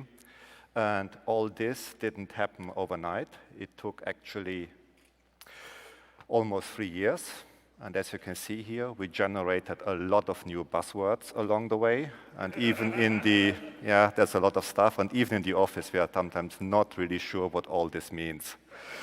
So I hope we can put a lot of things into context in the next 50 minutes. And the best way to do that is to go for the material in chronological order. And I hope you still remember this one. It's a Senate speech with Admiral Bishop. And when we worked on this scene in 2015, we did everything with traditional methods. And that means everything was animated in Maya. And then we baked the result into an animation file. And that's okay if you have only a simple cutscene. The problem Your with destiny lies with me, Skywalker. when you have multiple cutscenes in the same game and you want to use them, that's a bit tricky. So we used this system before when we worked on other games. And I think it's a pretty good workflow for pre-rendered cutscenes. And it's still okay if you want to use it in-game for a couple of unique characters. But it's absolutely not practical if you have a game with lots of interactive situations and where every character has a different face. The amount of data you need to duplicate is absolutely insane. So it was clear for Squadron and for Star Citizen we had to find a different solution. And then Freelateral proposed a new solution, and that one was radically different. It's based on an animation rig that is running in the engine. And that basically means we take all the heavy work that usually happens in offline tools, and then we put it on a CPU and execute it at runtime. And when I heard that, I had absolutely no idea what the impact on performance is. That's why we should take a look what an animation rig is actually doing. So when an animator animates a face in Maya, then he doesn't animate every vertex or pixel individually. Instead, he's using a tool like this one. It's called a faceboard. And it has a set of sliders, and each slider is connected to a region in the face. So when we move the slider for the eyes, it's not only moving the eyeballs, it's actually moving a lot of little details around the eyes, like the eyelids, the eyelashes, the eyebrows, and it's also driving the wrinkle maps and the blend shapes around the eyes. So with a single slider, we can control all these microscopic details in a certain area of the face. And a faceboard is basically a simple UI for an animator. And it's also the input system for the animation rig, which is always running in the background to make sure these little details in the face get a correct animation. And as long as all this happens in Maya, it's called offline rigging, because everything happens in an offline tool.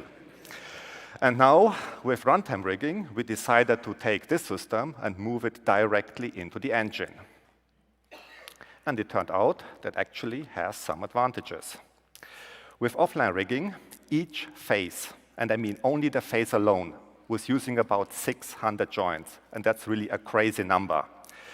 And one of the problems with offline tools is you generate a lot of data. And then you need to store that data somewhere. And in our case, it was just convenient to bake the metadata for the blend shapes and the wrinkle maps directly into the joints. And if you need 402 joints only for the blend shapes, then you can imagine why the joint count is totally out of control. With runtime rigs, you don't need any joints for metadata. You generate everything on the fly, and then you can use it immediately to drive the skinning joints, the blend shapes, and the wrinkle maps. So after we switched to runtime rigs, it turned out we can delete 70% of all the joints in the face. All we need are these 179 joints for skinning. And runtime rigs are also highly efficient animation compression system, so mainly because we don't need to store that much data. All we need are a set of 183 input parameters per keyframe, and that makes all animation files automatically 5 times shorter. So the data size went down by 80%. And this compression is lossless, because now we can generate everything on the CPU at full floating point precision. And now the elephant in the room, performance. With runtime rigs, we can update 10 heads in 1 millisecond. And that's actually almost a double speed compared to offline rigging. And yes, we still need to do a lot more computations at runtime, but now this all happens mainly in the cache of the CPU. And that's the reason for the speed up. And it took, of course, some time to organize the rig data into a cache-friendly and compact format. And these numbers here are only for the animation update on the CPU. They do not include rendering or shading, but Andreas will talk more about this later. But I think 10 heads in 1 millisecond on an i7 is a really good number. But animations are not the only reason why we switch to runtime rigs. Another pretty big advantage is what we call runtime retargeting of animations. And in my opinion, that's the absolute killer feature. And here are some examples. Targeting means you can play that animation on every face model in the game, even on faces that look totally different. And it can be a simple facial expression that shows only the mood of the character. So if he's happy, angry, or sad. Or we can take the full performance of one actor and then play it on any face model in the game.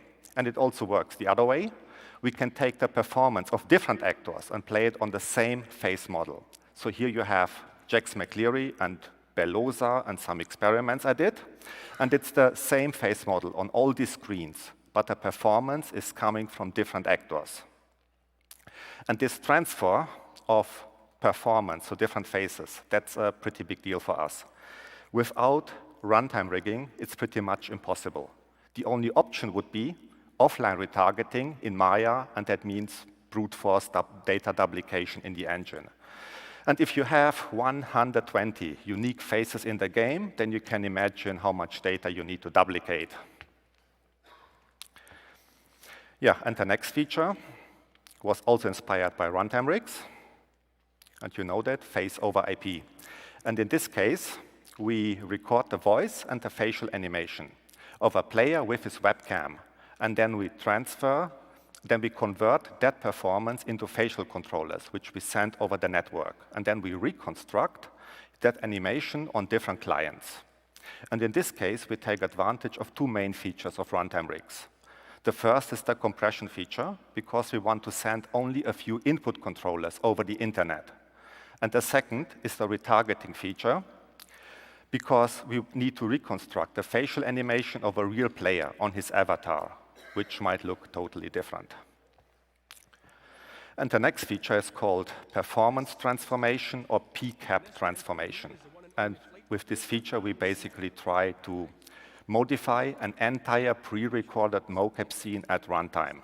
And this here is an original mocap scene without any procedural modifications. And the pure mocap scene is pretty much like a movie, and the performance of all the actors is fixed. But this scene here doesn't work as expected. These 2 guys are supposed to look at the player and talk to the player. And in a first-person game, the player is always the camera, so they are supposed to look directly into the camera. But here it looks more like they are talking to an invisible person in the room. And a scene like this can only work if you watch it from exactly the same camera position it was captured for. But if that cutscene is interactive, and in Squadron most cutscenes are interactive, then the player can be anywhere in the room, and the camera is always at the wrong position. So here we have the same scene again, but this time with PCAP transformation. And we still have only one animation per character. And one of the challenges we had to get right was the body language of the NPCs. So when Sito opens his arms and says, "Welcome to Stanton," then you expect him to turn around in his chair and really face the player. And that can be a challenge because the player can be anywhere in the room. And another challenge is the eyes. NPCs need to make eye contact. And that's where the runtime rigs come into play. Yeah, you can do all these experiments. So that's where the runtime rigs come into play. And with runtime rigs, you need to modify only a couple of parameters to make them look in a new direction. So, and then everything around the eyes, like the eyelids and the eyebrows and the wrinkles, everything gets a new transformation. And that blends very nicely with the face and body animations. And this is a feature we developed on our side, and then we combined it with the runtime rigs. So all the features I just mentioned are a direct result of runtime rigging, but we have another one in development, and I hope this one sounds familiar because Freelateral presented a prototype last year at the GDC. And today we take a look at an updated version in our engine. And gene splicing means you have a database, which we call a DNA file. And in this DNA file, we have a couple of scanned heads. And each scanned head has a fully working rig logic to drive the facial animation on a character. And this database or DNA file is what you can call a gene pool. And this confused guy here is the base model. We call him the average Joe. So if you take all the heads in a database and average them, then you get this face. And that's how we generated the average Joe. And now we can take different features out of this database and build our own face. We start with the eyes, and we give him the eyes of his mother, and the nose of his father, and I hope that is big enough. Okay. And then we can change the eyes, and they can be different on the left and the right side. And then we can change everything around the mouth. And that's a very important thing here. The left and the right side of the face can be totally different. Yeah. So the days of symmetric faces are officially over. Yeah, that's what I want to say here.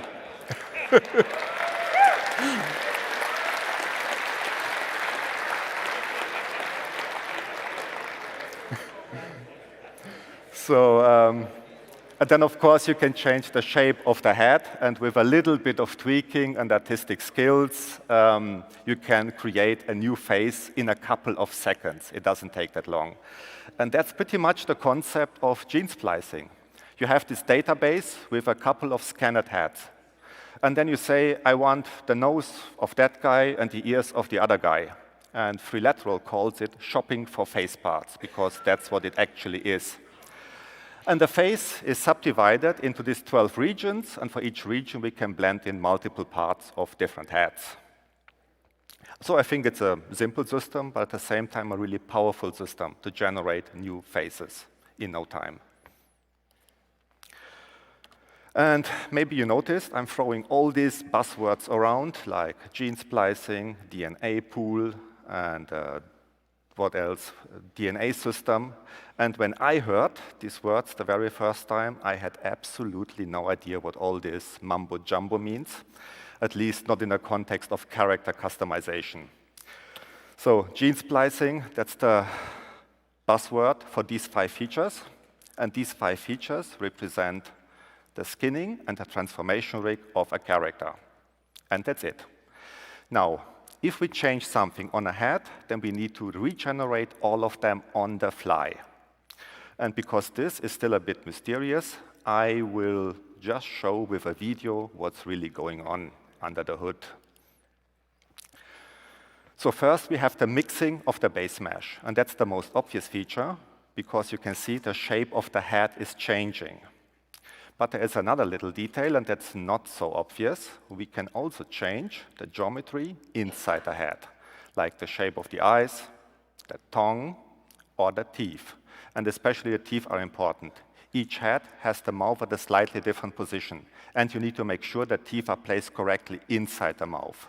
If you don't do that, then it can happen that they just jump out sometimes, like in those alien movies. So, and then these green dots represent the bind pose of the character. These are the joints of the bind pose. And each character needs a bind pose. It defines how skeleton and mesh are connected. And the bind pose in general is static. You create it in Maya to bind the mesh, and then it stays like that. But here the mesh is morphing, which means we need to change it or update it as well. So these green dots need to be on the surface of the skin all the time, or the skinning will break. And the next feature is really hard to see if you don't know what to look for. Each character or each head has slightly different skin weights, and skin weights have a very big impact on the skinning. And the biggest impact is always around the eyes. And for gene splicing, we need to mix the skin weights as well. If we don't do that and they are not correct, then it can happen that the eyes do not close. Or you get the opposite, they overclose, and then the eyelids intersect. And people pay a lot of attention to eyes, and if something is not right, they see it immediately. And the next feature is called corrective blend shapes, and that's again a feature that's very hard to see or to debug. The only way to make it visible is to turn off all the joint animations and play only the blend shapes. Now, if you look at the character on the right, you can see he has this wobbling on his skin. That's from the blend shapes. It's very subtle, and it needs to be subtle, because we use it only for micro adjustments. With joints, you can move only a group of vertices around, but for all these subtle details where you need high precision animations, it's a lot easier to work with blend shapes. So, and then finally, we have the rig logic. And this feature is impossible to visualize. It's pure code with all the rules and heuristics. And the rig logic is like the puppet master behind the curtain. It controls just everything in a phase. And for gene splicing, we need to mix the logical data of all these different rigs together, or the facial animations will not work. So here you can see I'm morphing between all these different heads while an animation is playing. And it doesn't matter how much the face is changing. The rig logic will always make sure you get the correct expression on all these morphing heads. And that's the main purpose of the rig logic. It's responsible for the retargeting of the animations. And I think it's doing a pretty good job. It doesn't matter how strong the face is morphing or the rigs are changing. And that are the 5 features of gene splicing. If you have a normal head, then all this is static. But here we need to do a dynamic update of all these 5 features, which means we need to regenerate an entire facial rig from scratch, every frame. Of course, something like this needs to happen only in the customizer and only for one head. You don't need to do that in the game. So once you're done with customization, we bake everything into a static rig, and then it works like all the other heads we already have in the PTU.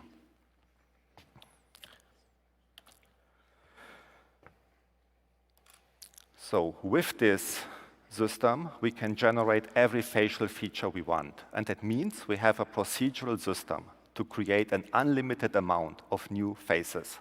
But if you look now at all these variations, you can see they have one thing in common. There is no facial hair or any other type of attachments. It's just the skin. We can, of course, give them now baseball caps or beards or different hats or sunglasses, but then you get this. They just don't match.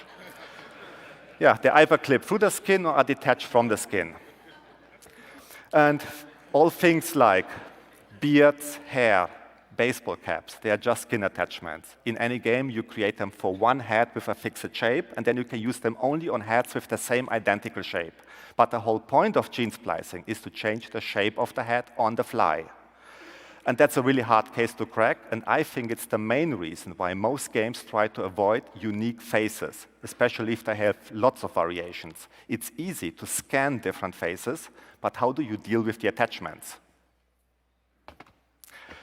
So there is one way around it, skull unification. So in this case, you unify the skull, the jaw, and the position of the ears.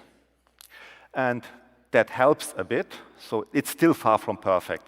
You can see, look at the beard, it's still clipping, but it helps a little bit with rigid attachment like sunglasses and this officer cap, because now the skull is static, but that means you can't change it anymore. And the only thing left for customization is now the mouth, the nose, and everything around the eyes. And that's better than nothing, but only if the face is directly in front of the camera.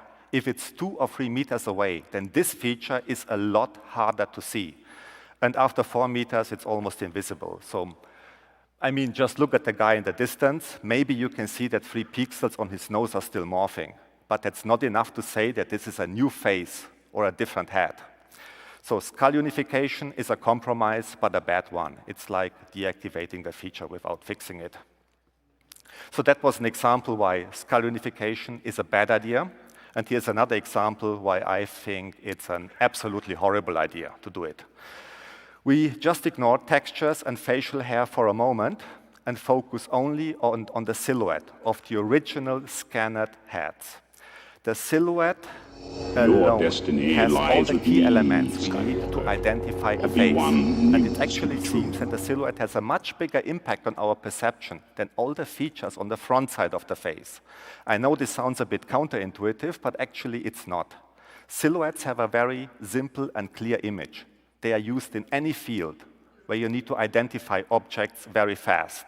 That's why traffic signs are using silhouettes, because you can identify them in a split second from far away. And that's the other cool thing with silhouettes. The size and the distance doesn't matter that much.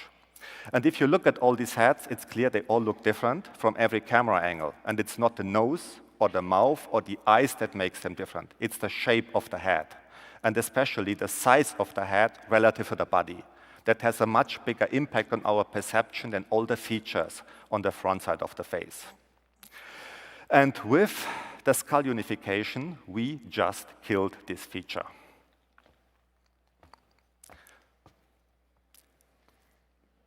And then at this point, we had to make a decision. If we cannot find a simple solution to combine attachments with the original scanned heads and keep the silhouettes as they are, then there's no practical reason to continue with gene splicing. If we don't get, how to say, more bang for the buck, then this is just a waste of CPU cycles. It's like rebuilding a clone army with a more complex technology. And that was the reason why things didn't move forward with gene splicing. That's why it's not in any PTU build. We just couldn't find a solution for the attachment problem.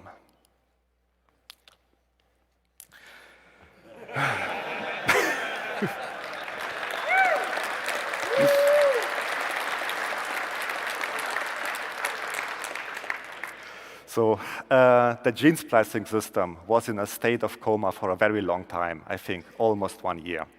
And then beginning of this year, Andreas, he's sitting over there, started some experiments with wrap deformers in Maya. And he built a little prototype or demo to show how offline tools deal with this problem. And I mean the problem with the attachments. And he created something like a proof of concept, and that was a new inspiration for us to do some research in a new direction. And then a couple of weeks later, we started our first experiments with wrap deformers in the engine. And now you can see the beard and the hair is now perfectly aligned with the motions of the head.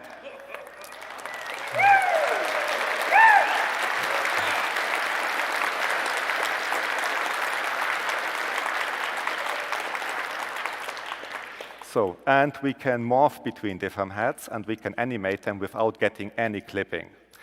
So game engines in general have only one deformer, and that's skinning with a skeleton. But the wrap deformer doesn't need a skeleton. Instead, you have one geometry, which is driving the deformation of another geometry. And in this case, we use the animation and the morphing of the head to deform the beard and all the other attachments. But that means now we have these interdependencies between attachments, so we need to execute them in a certain order. And that's a little challenge for a GPU implementation. It's not so easy to implement it or run it in parallel in a GPU implementation. So this all seems to work really nice, But there's one important thing to mention. What you see here are only elastic attachments that are glued to the skin so that they move with the skin. This is a special case. And for this special case, our simple wrap deformer gives us pretty much flawless results. Now the question is, what happens if we use the same wrap deformer for rigid attachments? Like, yeah, exactly. Glasses and helmets. And you see it, it's a total deformation disaster. And here we have, and here actually we have an additional challenge with the DNA system that trilateral, guys, I need to stop the video. So here we have an additional challenge with the DNA system that trilateral provided. It is possible to create asymmetric faces. That means the left and the right side can be totally different. And we will, of course, make full use of that feature. So faces in real life are never symmetric.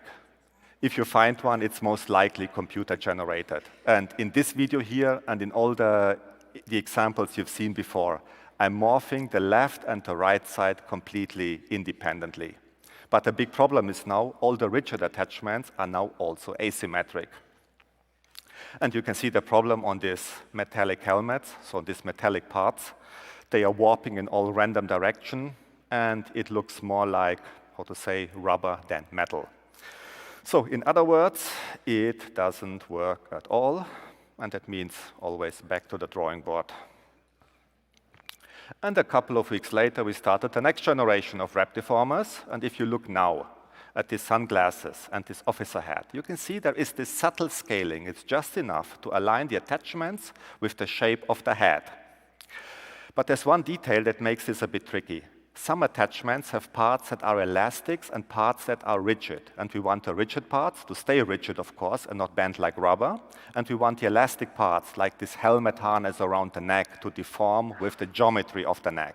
And that means we need multiple deformation methods for the same attachment and blend between them. And the only way to get all of that is to create the equivalent of a rigging system for wrap deformers. So here we are still doing experiments with different techniques. We are still trying to figure out what gives the best result. But what we are doing is we are measuring the proportions of the head after the morphing. Then we put those values into a bigger matrix, which we use to adjust the helmet. So we just apply some stretching and scaling to the parts of the helmets, if you pay attention here. And I think this gives really good results, and especially it preserves the shape of the helmet and all these fine lines in the helmet design. And you can see it here on the Star Marine helmet and the Slaver helmet.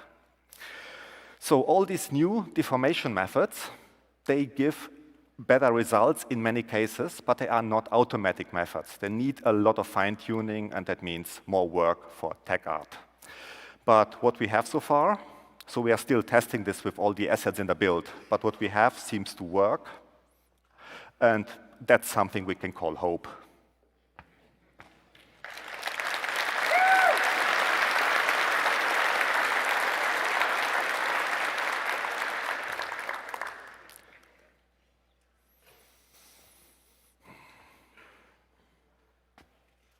So, and here we have Admiral Bishop again after some cosmetic shader improvements. And this model is still work in progress, but I think it's a really good reference model. So what we have now is a face customization system based on gene splicing. And when we worked on this system, we had, of course, concerns that all the customized characters might look like second-class or low-budget characters, especially when you put them next to a T0 model and use the same camera and lighting. So what we have here is just a simple test to see how the gene spliced heads can keep up with an original head in terms of animation and visuals. And Bishop is the only one created by an artist, and the rest is what we call programmer art. There is no model on disk that looks like this. We created all of them with gene splicing, and we just took the most extreme features in one phase and combined it with features of another phase. And if you pay attention, you can see all of them are still morphing. And we also gave them some new attachments, some random attachments we found in the build. That's why they look a bit funny. But as you can see, all the skin attachments work without clipping, no matter if rigid or elastic.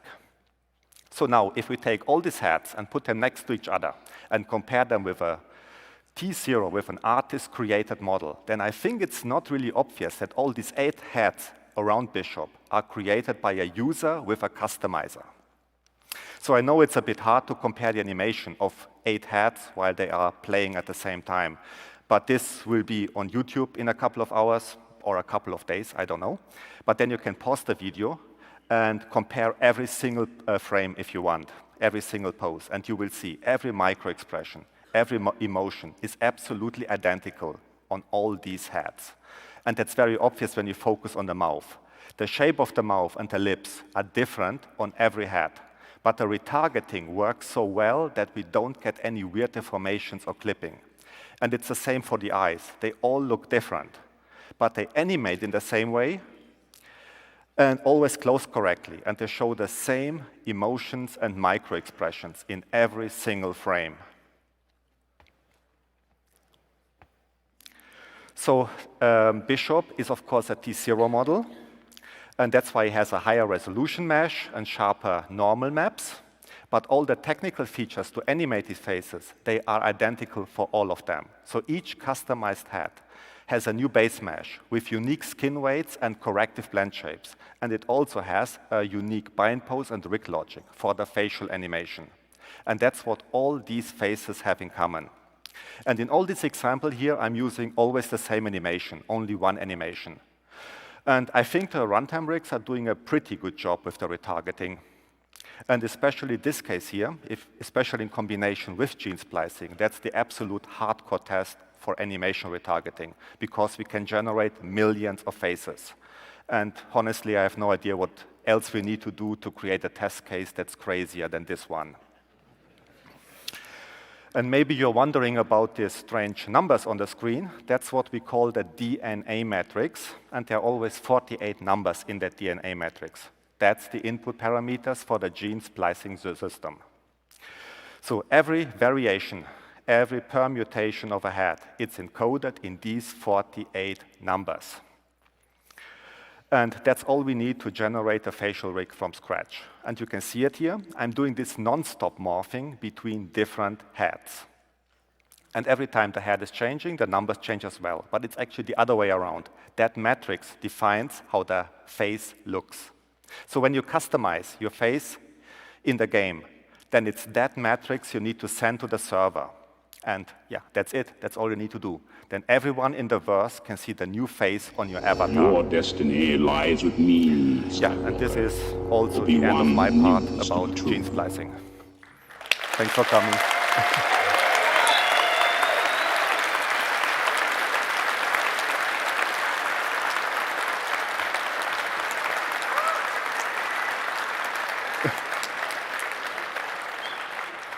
So next we have Andreas on stage. So my part was more about runtime rigging, and he will give you a lot more details about gene splicing, and he will also go into the future plans.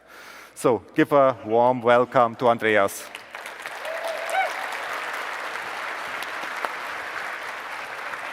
Thank you, Ivo.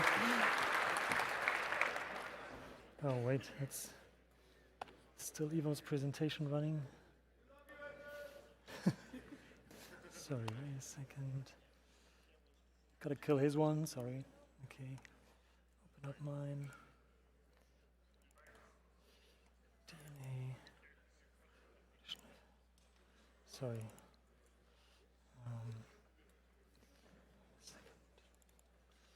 Okay, let's get started. Oh, shit, damn it, sorry.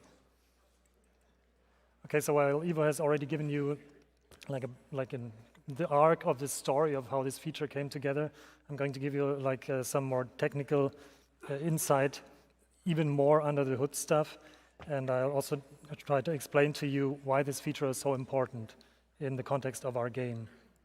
So it's really so important, has such a big impact, because in Star Citizen we don't have a limited play space. We have procedural generated planets, we have procedural generated cities, and at some point we just have to fill these places with life, and we have to fill the universe with a backstory, and that gets best told through characters. And you relate to all these characters, through animation. You interact with them through their face. So that's why we don't want to have we don't have any background characters in our game. As Ivo has told you, like we have these different tiers of facial rigs, but in theory, like whether it's player-generated animation through face over IP, or whether it's animation that from mission givers, for instance, or gameplay story cinematics, as we call them, they all need to be at a similar level. And when these characters are standing next to each other, it shouldn't be obvious which is which. In order to do that, there could be several approaches. First, we could ask Trilateral to just generate 10,000 rigs for us, or maybe 100,000. That should be sufficient, so you don't meet any duplicate characters in the verse. But I think it wouldn't be money particularly well spent, and that's your guys' money, so we needed a cost-efficient solution, and that's a procedural solution for generating these faces. The paramount thing for us was that the player was able to customize their face at a very high level of detail with infinite variety and customizability. But it's also very important for ourselves as developers. Our lore guys come up with all these interesting characters that have their backstories. The designers want to put them into the game, and they all need to have unique faces. So you probably know that we have this ratio of 9 to 1 with like NPC characters versus player characters. So for us developers, it's super important to have this system even at our own disposal. Yeah, and one requirement that the system needed to fulfill is that the customized faces should not look generic as they do in some customizers of other games that use a more parametric approach, making the jaw wider, the nose longer, pointier. You often end up with a similar looking face, a face that looks similar to the one you started off from. They kind of seem related. But in our case, because we blend realistic scanned heads from actual real human beings and blend them together, we'll never end up with a face that looks unrealistic. Okay. So most of you will probably be aware, but let me quickly give you an overview of our current state of facial customization. We have a very first version of customization in the game already. You can choose between select 9 faces, a fixed set of faces. You have no possibility to blend between them whatsoever. You can do texture swaps, of course, which gives some additional level of variety. But ultimately, like every 9th guy you'll meet in the verse at the moment will look the same. And because of the fact that we have unified scalps and necks, because of this, the limitations of our previous attachment technology, all these heads also look very similar, and we lose a lot of the characteristics that the actual real people had that originally were scanned in. So it was a valid first step for Star Citizen, and it gave you something that you could play with, something new. And yeah, it's iterative development, it's normal, but it's definitely not sufficient for Star Citizen, and that's why we went a step further and tried our best to solve all these problems and get gene splicing working. While Gene Splicer is a very powerful technological foundation, it's important to say that this system completely relies on the heads that are in the gene pool, as we call it. So currently we have 122 heads that we scanned. Most of them are actually for Squadron, so you haven't seen them yet. The problem with these heads is they are not really totally representative of an entire population. So they were cast, most of them were cast specifically for Squadron, and because Squadron is a space opera, sci-fi, game, film hybrid, there's a certain bias in terms of what faces you see there and what characters you see there. So most of them are male, obviously. In terms of age, they're probably 25 to maybe mid-40s. Most of them are fit military types because they serve on some spaceship carriers. So it's not like a proper representation of a population. And in order to do that, the heads that we ultimately want to put into this pool need to basically match both ends of like a spectrum of all these different categories that you see here, which is, yeah, obviously gender, it's a race or ethnic origin, age, of course, very important. We also have quite a few older backers who probably want to have avatars that look like themselves at some point, or maybe they actually want to look young, I don't know. Yeah, then there's physical constitution, which is also like visible eventually on the face. And then there's, yeah, attractiveness, whatever you call pretty or ugly. We want to have all these things covered, at least in terms of NPCs. You want to have a nasty-looking mission giver if he's, yeah, because you can tell a lot of the story just by how a person looks. So we think that ultimately this will probably require between 50 and 60 select heads altogether for both genders. We're going to treat females and males separately. And while this perfect gene pool requires maximum variety in terms of the number of heads that go in there, for the attachment system and the shape preservation system to work, it's actually the exact opposite. So in order to make it easier for this solver or for these algorithms to work, we actually need to create the perfectly symmetrical average of all these heads that go into the system. And then when the face gets customized and the attachments get deformed, they have they're likely to have the least distance to travel, and the shapes will be preserved more easily. And in order to help the solver, we run a certain markup process in Maya, which is what you can see here, where some metadata gets attached to the polygon structures, which get then exported into the engine.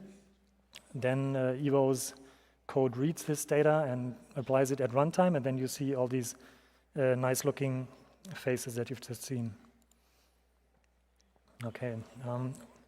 So while Gene Splicer is a very powerful technological foundation done by 3Lateral, it's important to point out that the tech demo that was showcased at GDC in 2017, I think in spring, it was just a tech demo, and back then it hadn't been implemented in a shipping product yet, and I think it hasn't up to this point.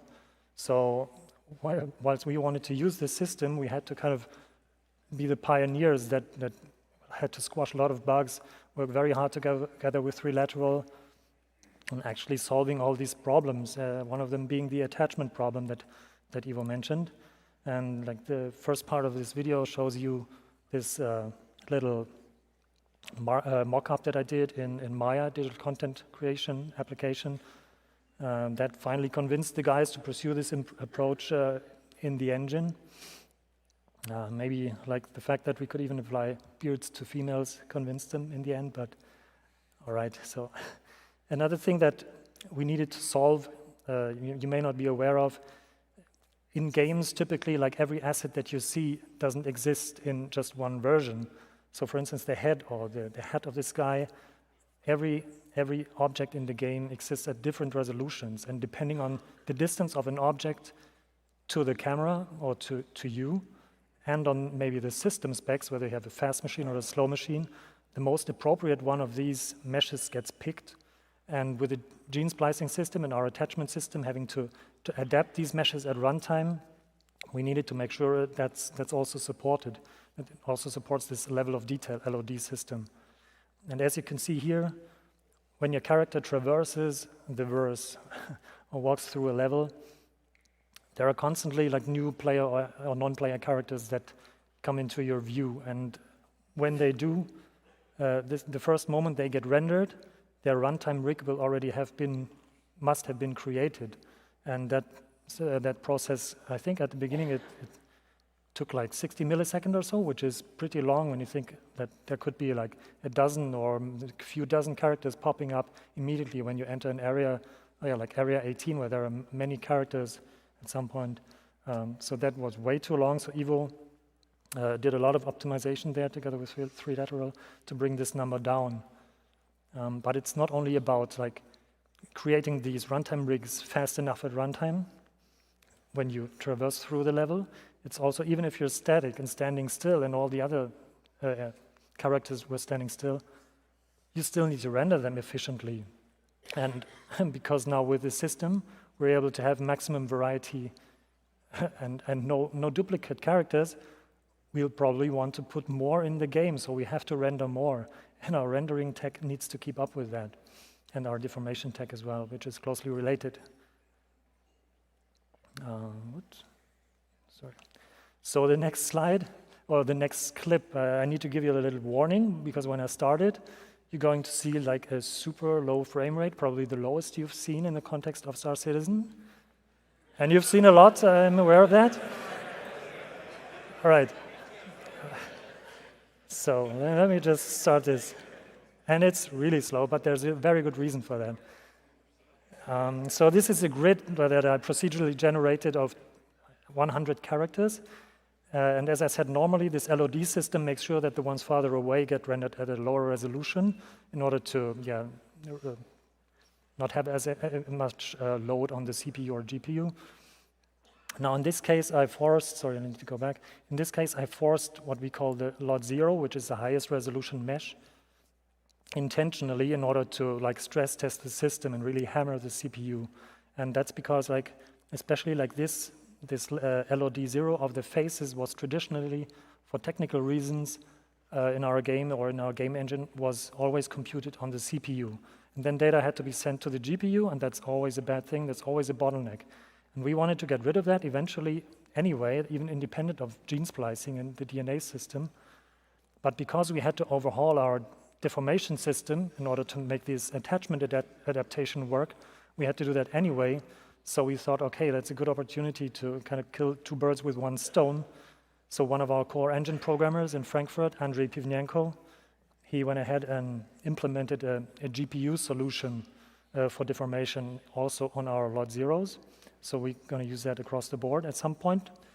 So this solution is based on compute shaders that are currently running on DirectX 11 and will ultimately run on Vulkan, and when they do, they're going to be even more efficient and give even better speed-ups.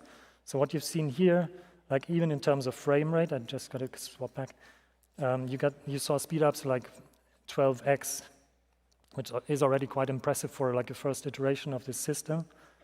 And when you actually look at the sub-timings, because here are like a lot of other factors that factor into the actual frame rate, but when you just compare CPU and GPU sub-timings, we already now see like larger than 20x improvements of speed. And while you'll not have like frame rate improvements overall in the game just because of that, in a real-world scenario, these will have like a way less impact.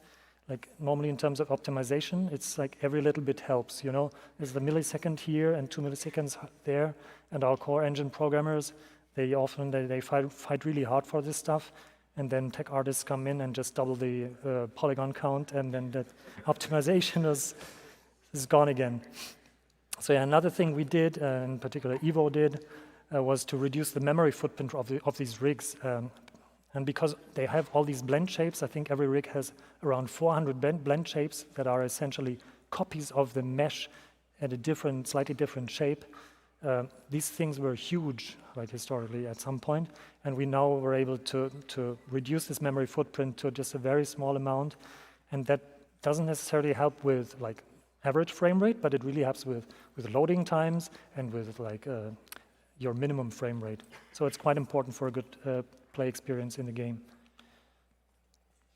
So as I told you, even we as developers are going to be using this customization system in order to populate the world with NPC characters. And for that, we need an internal tool. And that's currently the first, like an early version of that, first iteration. The development of this tool will inform the development of the user-facing one, the one that you'll end up using at some point. And like currently, yeah, you can select the heads from the pool. You currently have 4 slots, and you can choose the ones you like the most and you want to blend between. And once you made your choice, yeah, you can assign these weight values to each head, and thereby influence the shape. Depending on how much effort you want to put into this, you also have these like these sub weight blend areas that you can fine-tune. So when I skip forward a little bit, I think there are some that for which this feature is not very important. They just want to skip this. don't put much effort into this, but especially like the role players amongst you, they want to make sure they look exactly the way they want, I guess. So one of the kind of neat features is this randomized functionality, which you can use, which assigns random numbers, and that gives you like a starting point, and if you like that, you can go from there and improve your face further. Right, we're also able to assign certain like test animations and test loadouts to these in this customizer. That's quite useful for debugging and seeing how the face reacts, how the attachments react to the various shapes. Okay. All right, so what's now you're probably wondering when you guys can get your hands on this system and start using it yourself.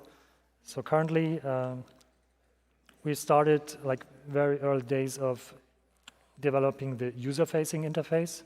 As I said, that gets informed by the internal one, and so yeah, one step after the next.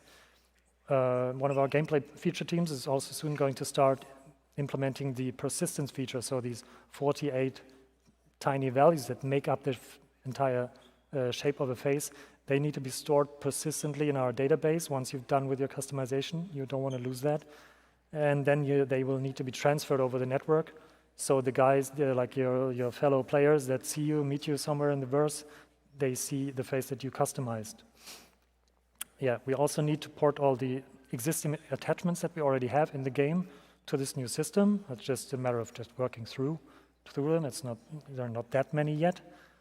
And yeah, ultimately the goal is to replace all our non-tier 0 characters. So all the characters and all the rigs that are not the super Hollywood actor ones, we're going to replace with a gene splicing system, which will give us huge memory savings and generally simplify our pipeline overall as far as characters are concerned.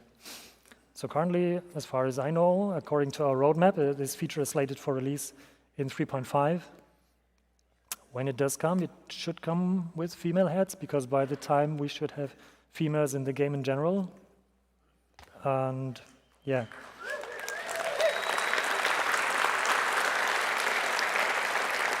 Going to be exciting.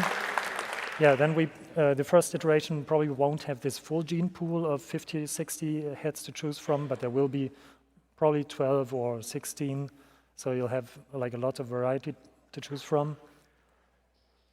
And so now that this is out of the way, like focus of R&D can now shift to other parts of the human body that you can potentially customize, and that's something I'm super excited about. You can see some first examples here, just as a teaser. It's going to be even more exciting when you're talking about females, but that's something for another day. All right. So, yeah, so that brings me to the end of my sub-part of our joint presentation. Special thanks goes out to all these individuals listed for either contributing to the implementation of this feature, and also to helping out with the content for the presentations. Special thanks, of course, to 3Lateral for the amazing gene splicing system and their great collaboration while implementing this into our game engine. And biggest thanks of all to you guys out there for supporting us, for hanging in there. Last year's CitizenCon I watched myself. I was a backer since 2012. I still saw, like, from your perspective, now I'm here, it's amazing to have your support, and when we go through when we solve these hard problems, it's always important for us to know that you got our backs and we got your support. So thank you so much for that. And that's all. Okay. Now, that is what I'm talking about. That is some groundbreaking technology that some of which I had actually not seen before this. I had seen some of that DNA splicing, some of the gene stuff, some of that helmet attachment, but all together, wasn't that amazing? Are you okay, Jared?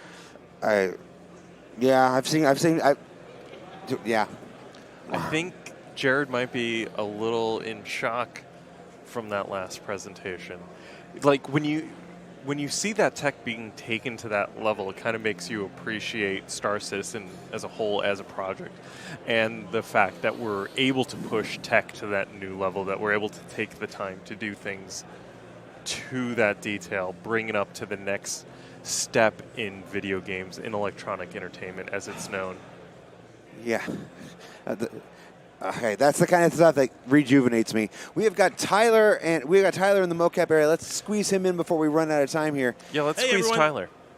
Tyler, what you got, man? Hey everyone, Tyler Whitkin here. I'm in the Kodosky Lounge at the Mocap setup, which we're going to talk about in a second. But before we get into that, let's introduce somebody who, honestly, you probably don't need an introduction, but just in case somebody doesn't know who you are, tell them who you are and what you do for Cloud Imperium Games. Hello, everybody. My name is Brian Brewer. I'm lead animator here in ATX. Now, obviously, this isn't normal. Our mocap setup is remote. What's going on here? Oh, we decided to hold an emote contest and shoot live motion capture here on stage today here at CitizenCon. In fact, we had a whole presentation where we took motion that we shot live, cleaned it, edited it, and actually got it running in game. And I don't know if you can see behind us here. Yeah, we can step back a little bit. You guys can I move might even with be us, able right? to get Travis to push play on the emote here or the dance. Oh, we thanks, actually Travis. did a dance. So right now we're where it was going down. This is where the actors were performing. In Yeah. this, I guess there's a square on the ground. What are the lines on the floor? Well, so the blue lines around the floor, that's called our capture volume. Okay. These yellow lines on the floor, we were showing what a metric is, and our actors have to hit certain marks on the floor. This is important for when we create animations for game. Okay, fantastic. So how'd it go? Well, I think it actually went quite well. I was surprised at the large crowd that we had gathered around our booth today. Well, of course. I mean, this is a look into game development that people don't normally get to see. So how many emotes do you think you guys recorded today, if you had to guess? Oh, I would say probably around maybe 30 different emotes. Of course, we took multiple takes and that sort of thing. It went beyond emotes too, because we had some great ideas from our fans, our winners of the emote contest, and I think it's going to be there's going to be a little something special for us in store. Can you tell us anything about that, or are you keeping it close to the chest? I think we need to keep it close to the chest for now, because because of things. Okay, cool, fair enough. So we had 4 winners in the contest, right? Yes. So did they each record 1 emote? No, we actually recorded several emotes. Okay. Foghorn. Give us a rundown of what they did. Foghorn, he recorded. He submitted probably like 30 emotes, and we picked like a handful. So we have things like. By the way, really quick, we allowed multiple entries for this emote contest. Just to back up really quick, just in case they don't know, the way the emote contest works is our community was invited to send in videos of themselves acting something out. We had everything from to just like epic face palms, and so some of the people, when they saw multiple entries were allowed, definitely sent in Took multiple advantage. entries. And So sorry, carry on. And guess what? Those people won. So. Tell me what they did. Oh well, actually, we were showing one right here in the background. If can you guys see the screens? If from you here? can see this, we're doing a gun shoot where the actors kind of go. Oh, like finger guns. Finger guns, kind of like a. I got you. Oh, I like it. So when the actors were performing right here, could you actually see the characters behind moving in real time? You could see them moving real time. What we have here is a recording that we did earlier from the emotes. Okay. So Foghorn did the finger guns. What else did we get? We got like face palms. We got rock, paper, scissors. Yeah. Oh, right now, looks like we're going straight back in, guys. Right back to the action. Thanks, guys. We've got Ivo. I'm sorry. Sean Tracy was telling me I was saying it wrong. Is it Ivo or Evo? One more try. Evo? Evo. I am an ass. Evo, Andreas, welcome back. We've only got a couple minutes before the next thing, but I'm so glad we had a chance to come at you. Thank you. Literally, we were watching Twitch chat during the thing, and I can't quote anything they said without setting off a profanity filter. What's it like to be working on this stuff for so long to finally be able to get out there and show it? Very satisfying, I would say, yeah. I mean, it's been hard at times, As Ivo said, the feature was on hold for a long time, almost killed. I mean, this feature was basically a big roller coaster. We started very optimistic, I think beginning last year. Then we had several really hard roadblocks, and then we decided to just cancel it. There's no future with it. And then this year there was a new try, a new inspiration, and then it just went on. How rare is that to like cancel a project to find new hope and continue on? It happens all the time that you run into a very serious problem and then it just doesn't make any practical sense to continue. And then a new technology comes along or someone has a new idea to combine it with someone else or restructure the feature, then you can just continue. Right. We got the 2-minute warning, but we're going to keep talking. Just cut us off when you're ready, guys, because I want to stay with you guys as long as we can. What kind of timetable are we looking at? This isn't a 3.3 feature. This isn't a 3.4 feature. Do we have just a ballpark idea when something like this might seeing it? I think it's 3.5. I mean, that's what I heard at some point. Yeah, that's the plan. 3.5. Yeah. So that's Q1 2019. Exactly. Yeah. Cool. What else we got? I mean, speaking of someone who's like gets sucked into character creators for days, thank you so much for this. And as in the narrative department, being able to create all these characters, it's going to be amazing. The interesting thing is one of our engine developers or senior tools developers, Sasha Hoba, he's actually my lead. He created this this internal customizer, and I gave him feedback a little bit on it. And always, whenever I came to my desk, I found him playing with this thing and with a smile on his face. And he's like one of those techie guys where you wouldn't necessarily expect that.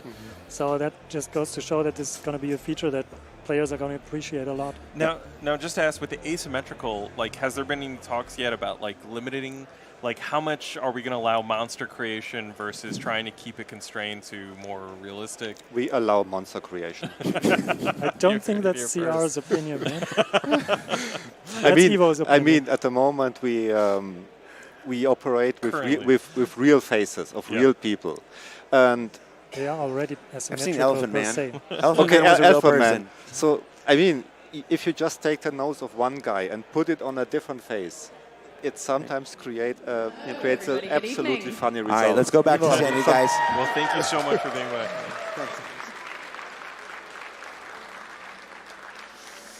So the next panel is Craft Space, creating the visuals of the verse.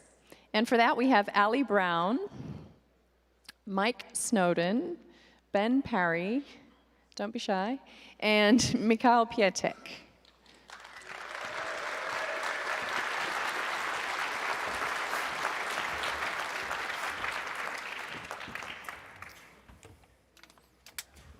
Hi, everyone. So today we're going to be talking about space, but before we do, I'm going to kick things off with a quick trailer to show you what's to come.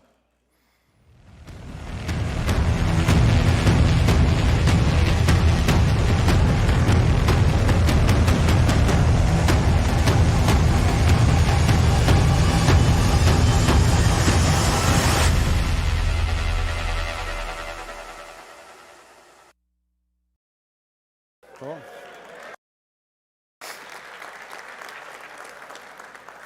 So I'm Ali Brown, Director of Graphics Engineering. I'm responsible for all of the graphics programmers in the company and all the visual technology.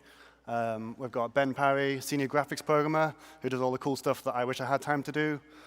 Mike Snowden, our Director of VFX, and Mikhail, the Senior VFX Artist. So today we're going to talk about how we go about developing the technology and workflows to create the space environments. And we've been working on this for quite a while, and we wanted to improve our space. So as you all know, it's a space game. Space, in reality, it can be pretty boring. That's an actual NASA photo of Earth with not a lot between us and the moon. So that's real and all, but that's not what we want in our game. So photo from NASA, but awesome. It looks great. Expect in a sci-fi film or game, but this isn't real, really. This has been brightened significantly from the NASA photo, and they've also used false colors where red, green, and blue are used to represent different elements. It doesn't look like this with the naked eye. It's also 24 light years across and 1 billion times less dense than a laboratory vacuum chamber.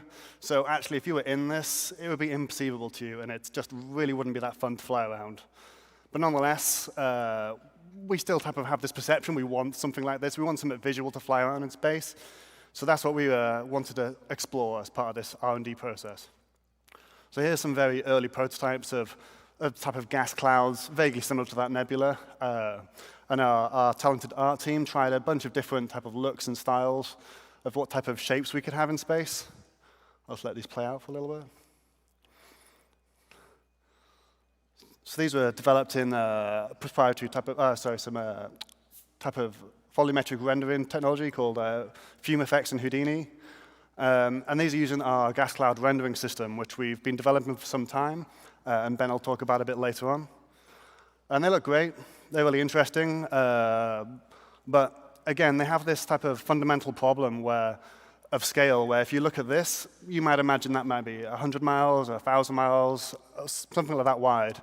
And if it's that type of scale, the scale of a moon or a planet, if you're flying through it, then there's really not going to be anything there. It's going to be like just in the middle of a cloud when you're in a plane. There's just nothing really interesting to explore at the type of conventional spaceship speed. So to demonstrate that, here's a QTing into a gas cloud. This gas cloud is about 300 kilometers wide. And while you QT, it looks great. But once you stop, there's nothing really moving other than these nearby asteroids. So again, it's a good backdrop. It's interesting, but it's not giving us that gameplay we quite wanted. So we plan to overcome this problem in two different ways. The first is planetary rings, which is similar to this, which is Saturn's rings. So these are huge, obviously, but however, they're extremely thin in reality. So Saturn's rings are only about 10 meters high on average. At the widest point, it's a couple of kilometers. So that's nice. That's the type of the scale that a spaceship can fly around, dodge between asteroids like you'd expect in a film. Yet they stretch for hundreds of thousands of miles. So Saturn is 120,000 kilometers wide, and obviously the rings extend much further than that. So that's type of an interesting play space for us. And obviously we have some simple asteroid rings in the game at the moment, but that's something that we definitely want to expand on. And because they're effectively 2D, they're relatively simple to author, and they give us a very easy mechanism of getting a good, interesting play space.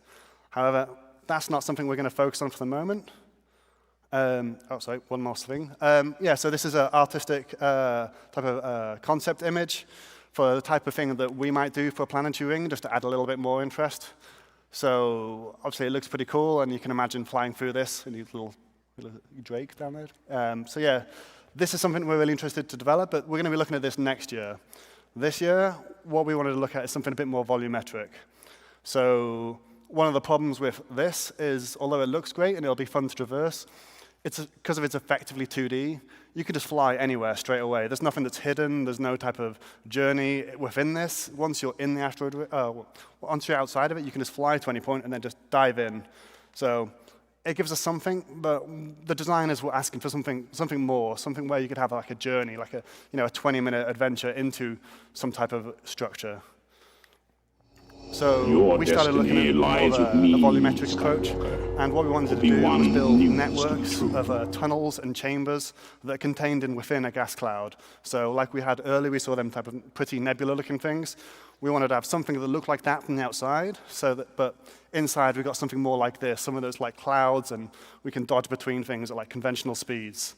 So over about the last 2 or 3 months, we've had the graphics team, VFX team, and art team all coordinating together to make a prototype, which is going to showcase how we want to make future space environments. So I showed you a brief clip at the start. At the end of the presentation, we'll show you the full prototype. But first, we'll type of break down the technology and the workflows that go into it, and then save the good stuff for the end. So yeah, building volumetric data turns out to be really hard. But luckily, the film industry has solved this for us pretty much. There's lots of really great software out there that they use in the films.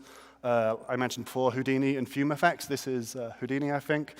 And they have really powerful tools so you can combine fluid simulations and multiple layers of noise to get these really interesting shapes. And it's exactly what they would do in films. So we take that data and we export it into a format called OpenVDB, which is something that was developed by the film industry, by DreamWorks Animations, for films such as Puss in Boots and a bunch of other ones. And now, once we export it into that, that's type of what we take into the engine directly, and then start convert it into our own format, and then we attempt to render that directly, which is something games don't typically type of take on that type of volumetric data. So that was the challenge for us. So Yeah, so we, as I mentioned, we generated it offline tools, use fluid simulation, layers of noise. But one of the main problems with that is the amount of memory it takes for this volumetric data is pretty huge. So we have to put a lot of effort into optimizing that and crushing the data as small as we can get it. But it's still quite high. So to try and combat that, we're making modular pieces. So we're going to make, say, 30, 40 kilometer long sections, and we're going to piece them together, which is similar to what the environment team do when they're building a space station or any other outpost or something like that. And we're going to type of position a few of these together to build longer, more elaborate missions and areas. And we'll also have bespoke, chunks, bespoke pieces when we want to do something a bit more interesting, especially, say, when it came to Squadron 42. Yeah. And then to avoid you ever recognizing these things are actually sometimes reused, we're putting a lot of effort into how we light these things and the visual effects. Now, it's surprising how much difference you can really get by just relighting the same area of volumetric data differently. It's almost unrecognizable. And because there is no horizon, it's very easy to get disorientated. So it's not easy to recognize it. So we feel like we've hit a good balance between the memory cost, how quickly it is to author, because obviously the more we can reuse things, the more content we can make. But we'll talk more about the lighting and VFX later. But for now, I'm going to hand you over to Ben to tell you how the hell we get this thing in-game and actually render it at a sensible frame rate.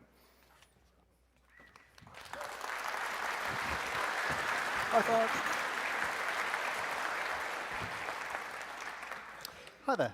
So I'm just going to quickly run through sort of what makes a volume like this different from rendering normal objects and some of the challenges that we had to deal with and overcome, I guess, hopefully. Right, so this volume is a single object. It's about 30 kilometers long, so that's quite a lot bigger than your average object in the game. Also, unlike most of the other objects in the game, you're inside it most of the time. So to explain, hang on. These are the voxels. So they're basically volumetric pixels. And as you can see, there's millions of them. So yeah, after 5,000 hours in MS Paint, this is a diagram of what it looks like roughly. So ignoring the cloud for a minute, we've got 3 asteroids on screen here.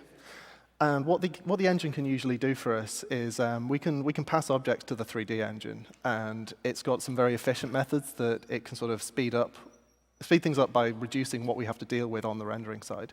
So if you look at the asteroid on the left, for instance, that's outside the player's view frustum. So we never hear about that for that frame. Also, the one on the right, that's occluded by the bigger one. So again, that just never has to be dealt with. And then the big one, we know how far away from the player it is. So at least we can pick a level of detail for it, and we can do stuff like that, I guess. Now, the gas cloud has a bit of a problem because it's occluded, it's disoccluded, it's 0 distance from the player, it's 30 kilometers from the player. If the rendering code gets hold of this, it's going to have to make loads and loads of work to try and process all of it, process half of it. So the solution we came up with is that we literally never tell the rendering engine or the 3D engine about this object. What we tell it about instead is a huge number of placeholder objects that we've excitingly called chunks. The volumetrics data is just chopped up, stuck in a big memory bucket somewhere else. The chunks just know where they are in space, and they know where the data is, so you can treat them basically as game objects. And, back to another 5,000 hours in MS Paint. You can see the chunks in the middle in the empty space. We just didn't generate any because there wasn't any gas there, so there's no point processing them. The chunks that are far away from the player, we've actually got a hierarchy of chunks. So the small ones are contained within larger ones, and if they're far away, we just use the large one instead of the small one. So that sort of limits how many of them we have to process. And then when the 3D engine gets to it to cull it, you can see quite a lot of them aren't needed anymore. So that lets the CPU do a lot of work in advance, and then the GPU can just focus on receiving a list of chunks that have already been vetted and then just drawing them. So how do we draw a chunk? So the whole thing's semi-transparent. So it's unlike a normal object that's like some polygons. You draw the polygon in place, the job's done. You kind of need to accumulate all of the stuff that you can see through. So we're going to use ray marching for that. What that means is for every pixel that we draw, such as the middle one, we just draw a line from the start through the chunk to wherever it exits, or in the second chunk, it would just start at an entry point and go to an exit point. We'd just chop that up into a bunch of steps, and then we just process each step in turn, and we find out how much color's in one place. We mask it out by however much opacity has already been accumulated on the previous steps, and we just sort of build up a final image. So if we work through all of these with the artist's data that we've been given, we get this screenshot. So the artist data doesn't actually contain any light, so everything is in fact the same color. So moving on, let's talk about lights. What have I got? Oh yeah. So just focusing on this one point that we're dealing with for a moment, we need to know a few things to be able to work out how much light there is for that section. So the first thing we need to know is how much gas is there at that point. That's easy enough to get. The next thing we need to know is how much light gets to that gas. So that's easy enough to do. We know how far away it is. We can make it fall off. Then finally, there's a phase function that just tells us if that light reaches the gas, how much of it actually comes towards the camera. And that's a fairly simple function. It just says if a light ray hits something, then a lot of it tends to go through in the direction it was going. A very small amount of it goes back the other way, and you get something in between. So here's an example of that phase function in action. Well, this is just the same test volume viewed from two different angles. And so as you can see, on the one on the right, the sort of like bright halo that it has around the edges, that's the phase function letting more of it through towards the player. So what was I going to say now? Yeah, so we've got all that work that we have to do for a point. And then if you multiply that by hundreds of samples and multiple lights per frame, what you end up with is very, very low frame rate. And what's annoying about that is that 2 pixels next to each other, 2 pixels next to each other are basically getting the same result. So it's kind of pointless to be doing all that extra work. So the way we deal with that is we just break that into 2 separate calculations. At the start of the frame, we know how many chunks there are, and we've got distances and all that kind of useful knowledge. So we can estimate how much detail it's going to need in the lighting, and it just has to kind of calculate at some resolution, usually a resolution lower than the actual gas cloud density, how much light it needs in each chunk. So we just do that work once, and then the ray march can just pass through it. It just has to get the density, get the lighting, multiply them together, move to the next step. So that just speeds the whole process up. So yeah, that gives us this. So you can see a lot more than the previous screenshot, at least. It's kind of flat, though. You can't really see the shape that you're looking at. So the problem here is that there's actually no shadows in that calculation that we've done. So we're going to move on to shadows. So how do you work out how much shadow there is between the light and that point? So the problem with standard shadows that you use in a game is they usually store just a single depth value for an opaque object. That's usually enough. Anything in front of that depth must be out of shadow. Anything behind it's in shadow. And the problem we've got with this is obviously you could be in 50% shadow, you could be in 80% shadow or whatever. So we need something that we can calculate when the light's created that just tells us how much. You can immediately just ask it for any point, how much shadow is there at this point? So obviously, the thing to do is we slice the light up into a load of little chunks. We ray march all of those at the start of the at creation, and then the GPU crashes.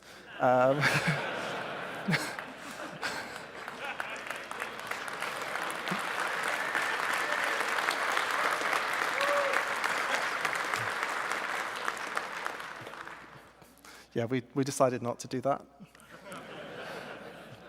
Now, to be honest, yeah, we could actually split that work over 10, 100 frames or something. It would still cost a lot of memory, and it would also give us issues that, suppose you want a lightning strike that hits a ship as it's flying somewhere. You'd have to ask the gameplay code, where is that ship going to be in 100 frames time, because I'd like to start creating a light for it. And even then, there's just this huge piece of background work that it's constantly having to work on. So we thought, what if there was something we could be doing in 2D? Can we get away with something that just works in 2D? And what's nice about doing clouds is that if you look at, this is just a graph of how much density there is along that blue line. It's quite a low frequency kind of undulating shape. And so thinking about frequencies is actually a really good answer. So we switched to a technique that's called Fourier shadows. So this is going to be incomprehensible, this diagram probably.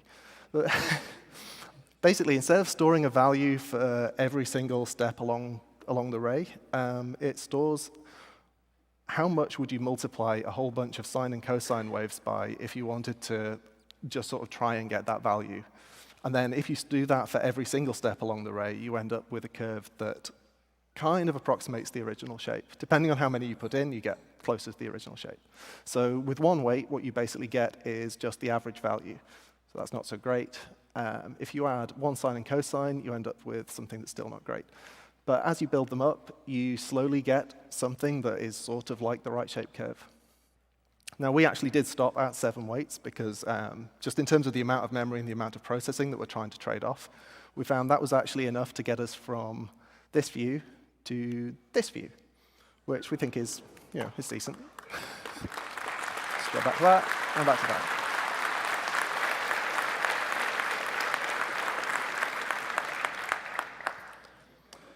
Right, so yeah, that actually now runs fast enough. We are still optimizing it a little, but it does run fast enough that you can now have a lightning strike that just pops up on that frame. We have to spend like a millisecond or something. I don't know how long it takes, but yeah, you can create them on the fly so long as you don't create like 50 of them in the same frame. The downside is it's still not quite the screenshot we started with. It's kind of monochrome. I think that's only 2 lights, but yeah, they're the same color, so it's kind of monochrome. So we needed something that doesn't introduce a whole load more processing, a whole load more data, but we wanted to sort of enrich it and give you more of a sort of 3D sense of the scene. So a really inexpensive thing to do is you just take this, you multiply all of those values by just completely artist-controlled sliders. So you can then just apply these color, you get kind of a color fringe on the edge of a dark area where, like in this case, the red won't have actually been as shadowed as the green just because we multiplied it down. So yeah, that is what takes you from this to this. Yeah, so this is still not as good as that trailer that we showed you. But the thing is, this is actually as much as I can helpfully do. So I'm just going to hand the baton over to the VFX team with Mike and Michal. And they can carry us the rest of the way.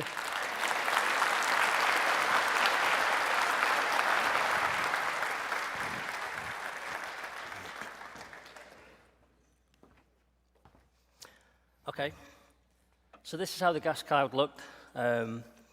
Fantastic stuff that Ben just showed there. And we were obviously really happy with the lighting, the visual fidelity, and the technical achievement of this thing. But inevitably, after showing it to art and design, and Ali alluded to this earlier, there are several issues that we're still going to need to solve. So the gas clouds are actually, because they're so big, you're tiny compared to this thing, they actually can be quite frustrating rather than fun to traverse because they feel so empty.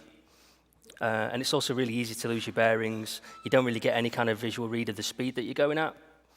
And because it's so empty, it doesn't really feel dangerous, and that's a really important thing that design and art really want to be able to kind of achieve. So typically, in a more standard environment, this is the kind of thing that we'd be able to solve with VFX. So in this slide, I'm showing basically an empty scene. It's just a block out. There's nothing really in there. And I'm just layering it up with different types of effects. And then we're bringing in volumetric on top of particles.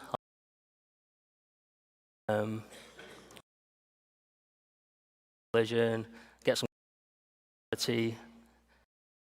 And we'll even throw in some screen effects as well.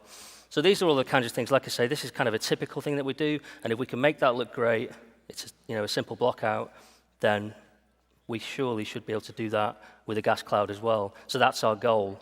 But how do we do that? And to explain a little bit about how we do that for something that's not quite as conventional, Mihal's going to come and show us some stuff.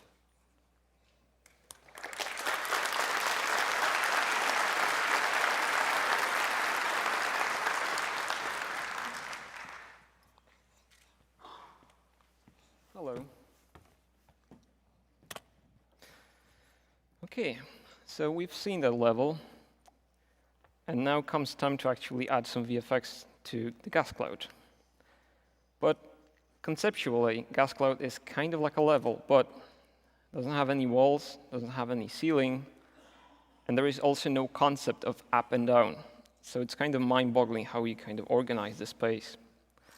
It doesn't have any geometries to start with, so we cannot really attach VFX to anything specific. And also there is nothing acting as a visual guide. So it's kind of like a level, but it's far less conventional. So let's take a look at the design feedback that we've been given. It's too easy to lose your sense of direction, speed, and distance. Ideally, what we could do is introduce like a flow of air that moves through the gas cloud. And we would have some particles moving through that flow of air. So if you stop, you look around, you can observe the direction of motion and find your way through the tunnel. And that could also add the motion that was missing in the example you've seen before. Next step is making the gas cloud look more dangerous. And it's kind of easy, but not really, because the example we've seen didn't have any distraction elements to it, so we can add them, like debris, rocks smashing into other objects and stuff like that. But also design wanted to define danger levels, so they wanted some areas which are kind of calm, others should be more dangerous, so you kind of want to escape from these areas faster. So how we go about doing that? Let's take a look at the first problem first. The new GPU particle system, if anyone been to the second stage before, I mentioned that it allows us to use so-called vector fields. Essentially, vector fields are snapshots of wind. So a vector field is a texture, a 3D texture, and each pixel of that texture is a vector in a specific direction. Then, if a particle flows through the vector field, we can sample that vector and push the particle towards that direction. So essentially, a vector field is like a snapshot of a wind. So here in Houdini, we can bring the actual gas cloud data. We can turn all the gas cloud into a mesh, use the Houdini's built-in particle system, flow all of them through the tunnel. Then we can save all that data and use in the engine to actually achieve that sense of motion. But vector fields are only about motion and direction, and there's still the danger problem that we have. So for that, we figured we need lightning and so-called electromagnetic interference. Oops. Your destiny lies with me, Skywalker. PowerPoint Obi-Wan knew this to be true. Okay. So here we have the electromagnetic interference. Its minimum strength and maximum strength. Basically, it's a shader effect, and the way it's made, it allows us to do that kind of distortion on any type of screen in the game. So the idea here was to have more interference the closer you are to more dense areas of the gas cloud.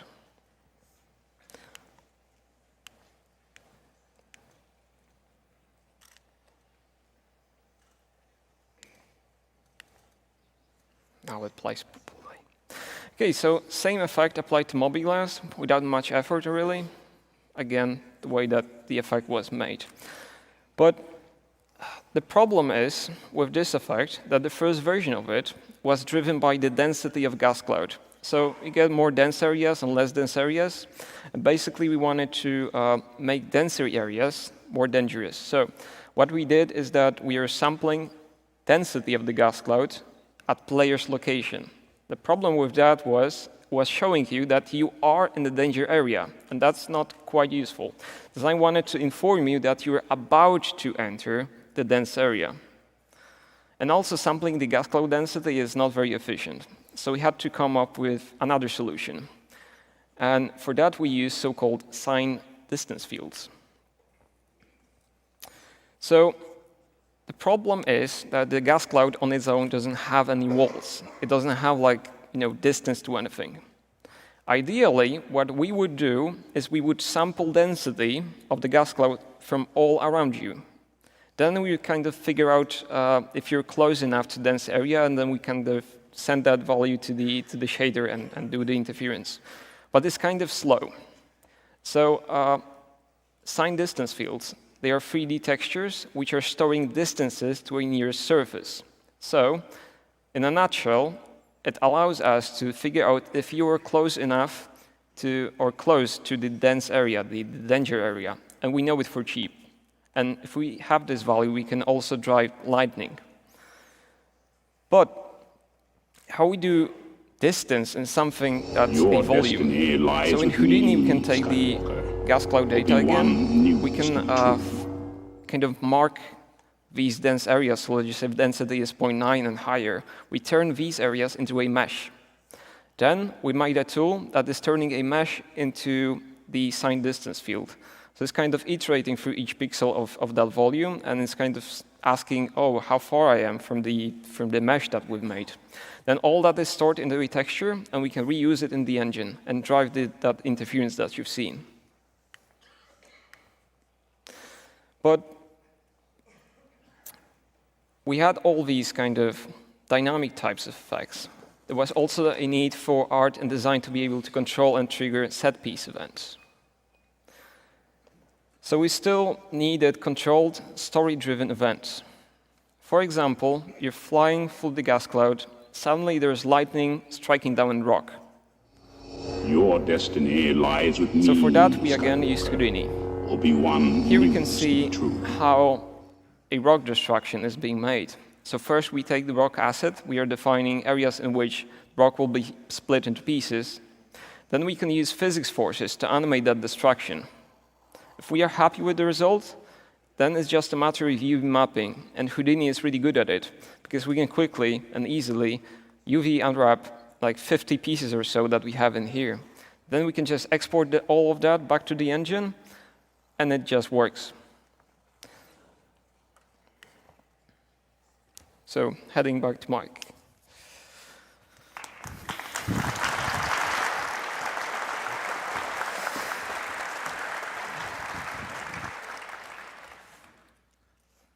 I'm back again.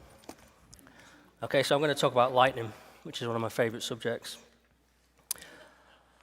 So yeah, lightning, it's a key visual requirement of gas clouds, both for art and design. I've gone backwards. So yeah, basically, previously we were able to create really nice lightning effects, but we didn't really have a lot of control over them. We could basically place them. That was pretty much it. They were also really expensive to use. So from the point of view of needing control, we developed several new options to allow us to do so, including the ability to have lightning automatically position itself along the cloud surface. So that's using the signed distance field, which Michał talked about just then. But we also brought in a new setting called conductivity applied to, so all surface types can have now. Means that there's a great chance together. The one was safe. It's be a really powerful tool for design. But there's going to be a lot of applications for that, and we're really going to be able to do with it. So the cost, as I say, previously, even though we could do really nice looking lightning, it was really, really expensive. And that's really a problem for something such as the gas cloud, where we want everything else to be as cheap as possible. So with the previous system, if we were going to draw something like this, we're going to be using a lot of control points. Now, the thing about control points is they're very expensive. So you'd probably, wherever this thing is going, it's basically been driven by the control points. So to kind of create that very detailed shape, you're looking at a lot of control points. But right down. Your destiny lies with me, Skywalker. Obi-Wan knew this to be true. To solve that was rendering of the bolt, and we actually used GPU. What that allowed to do was use a much smaller amount of control points. So this is a fairly crude screenshot. Apologies for that, but you can see the red dots are basically the control points. And we're going to use the GPU particles to actually draw that kind of detail in between them. Yeah, we're basically joining the dots. So to do that, as I say, using GPU particles, we actually created a new type of particle emitter, which is a spline-guided one.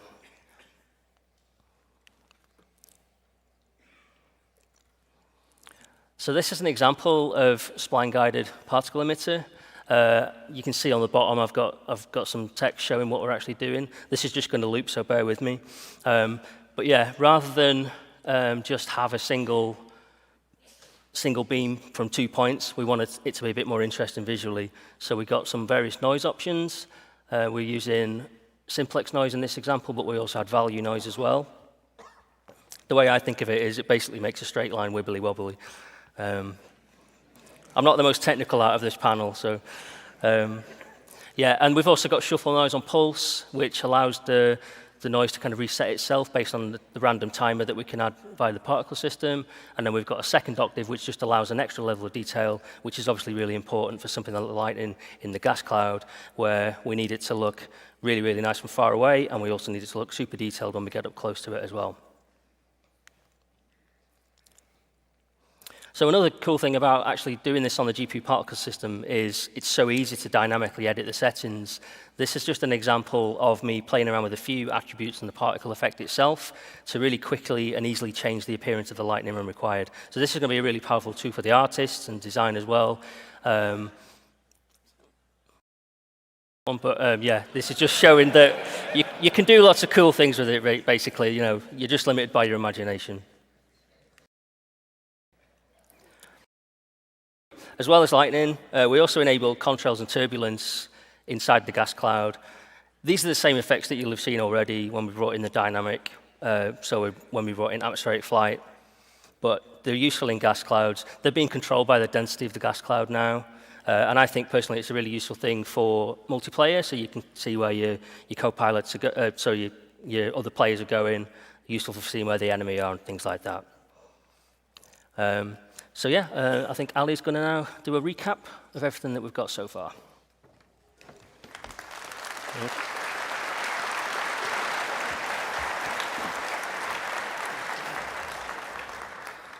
So yeah, bringing it all together, we've talked about the volumetric data set we're generating in offline tools you normally use for films, and how we crunch that down into the smallest possible amount of data for the engine. Ben talked us through how we do the ray tracing and the real-time lighting and the Fourier 2D shadow approach. Then we have these field-driven particle effects, driven by the SDF and the vector fields, the EM interference, nice gameplay feature, and the contrails, the lightning, which is a really key component to this, destructible rocks and assets, and then set-piece events for the more type of structured elements. And then bringing it all together, I'll show you now a fly-through of our prototype. So just a 3-minute fly-through in-engine, just directly on screen, so you can see what you think. Hopefully, you'll enjoy it.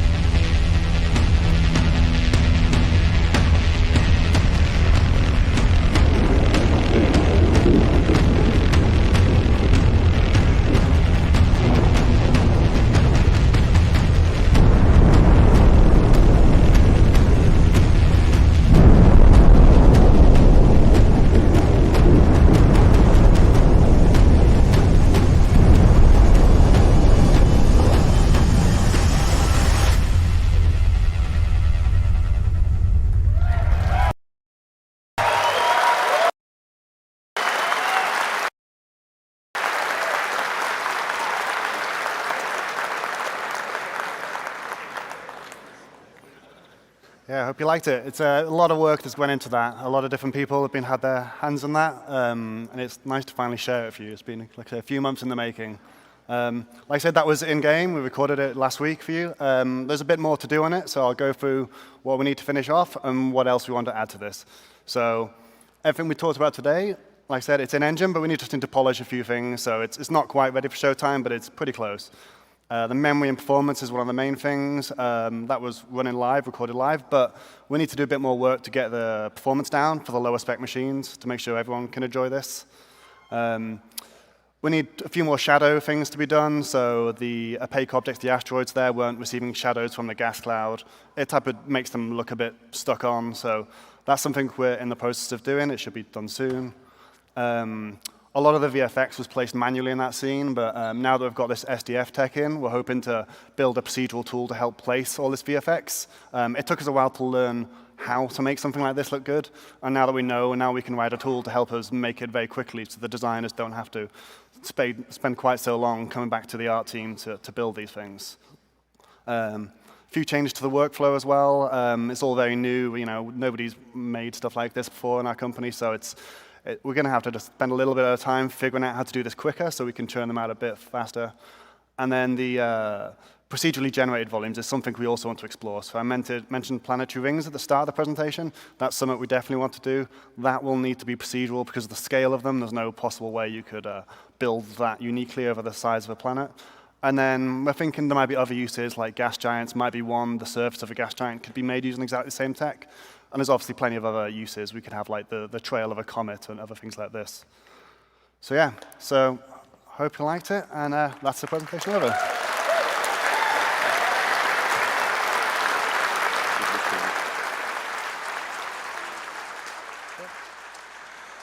Wow, that was the coil, one of the locations from Squadron 42, and it took us a while to get there, but boy, I think that was worth it. I think that if they could combine the coil tech with the gene splicing so that they could take different gas cloud faces and morph them together, would really... I was not ready for that. I was not. Usually I can sit here and I can tell exactly where you're going. You're usually kind of like that, but I had no idea. We are 10 hours into this live. We are.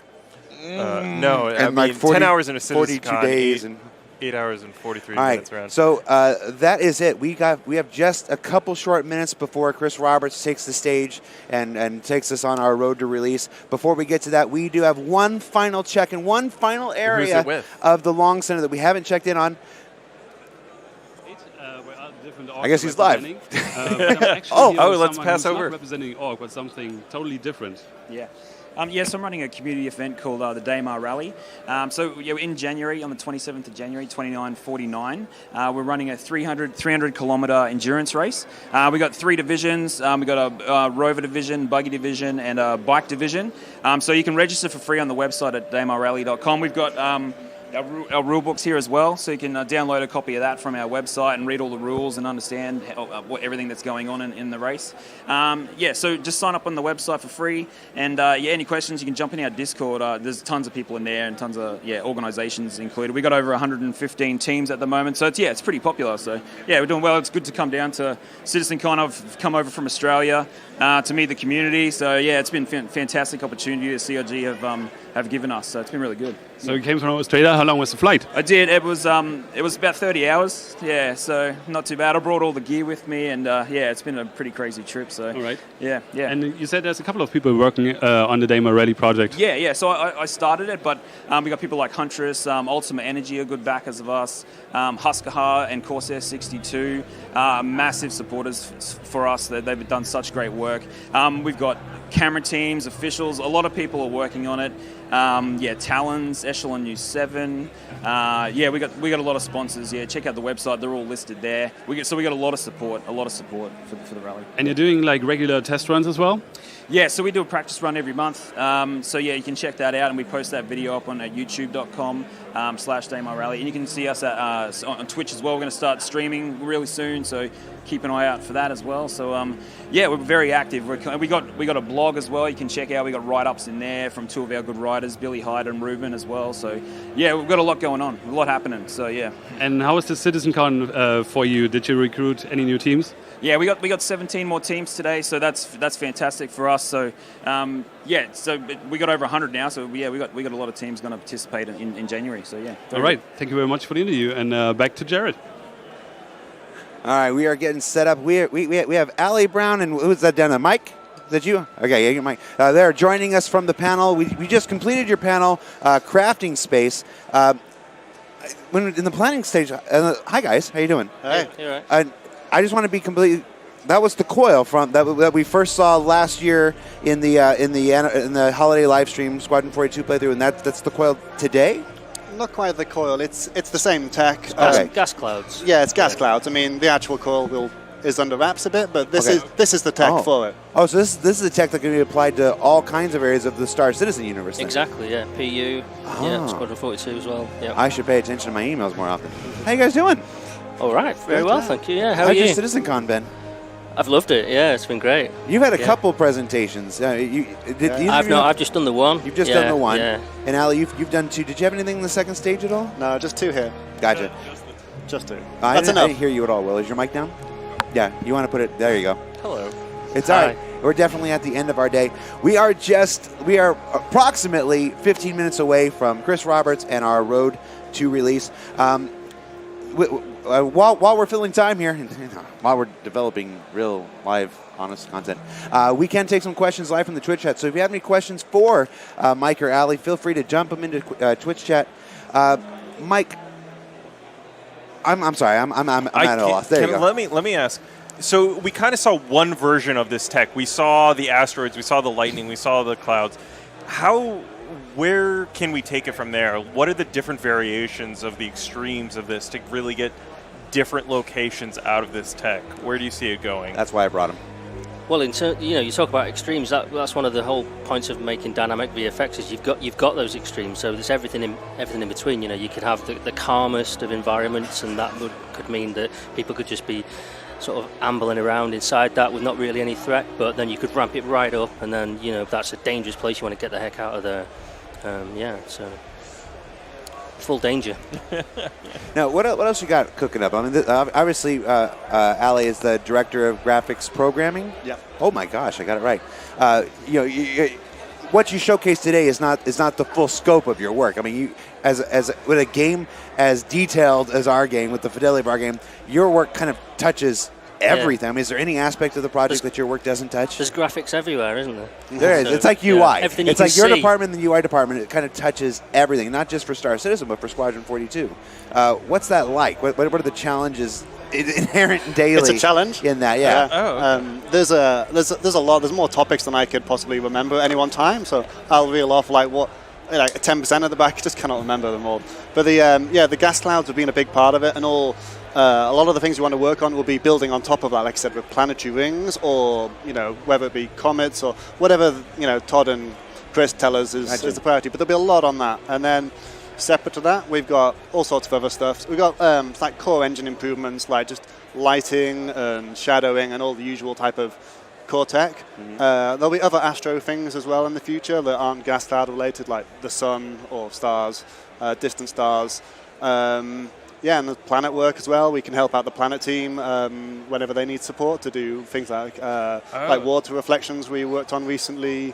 There's a bunch of others like clouds and stuff that are going to be worked on. I just got excited when you said sun, picturing flying close and getting those like coronal ejections like flying out and being able to weave your way through them. Yeah, so, definitely in the plan.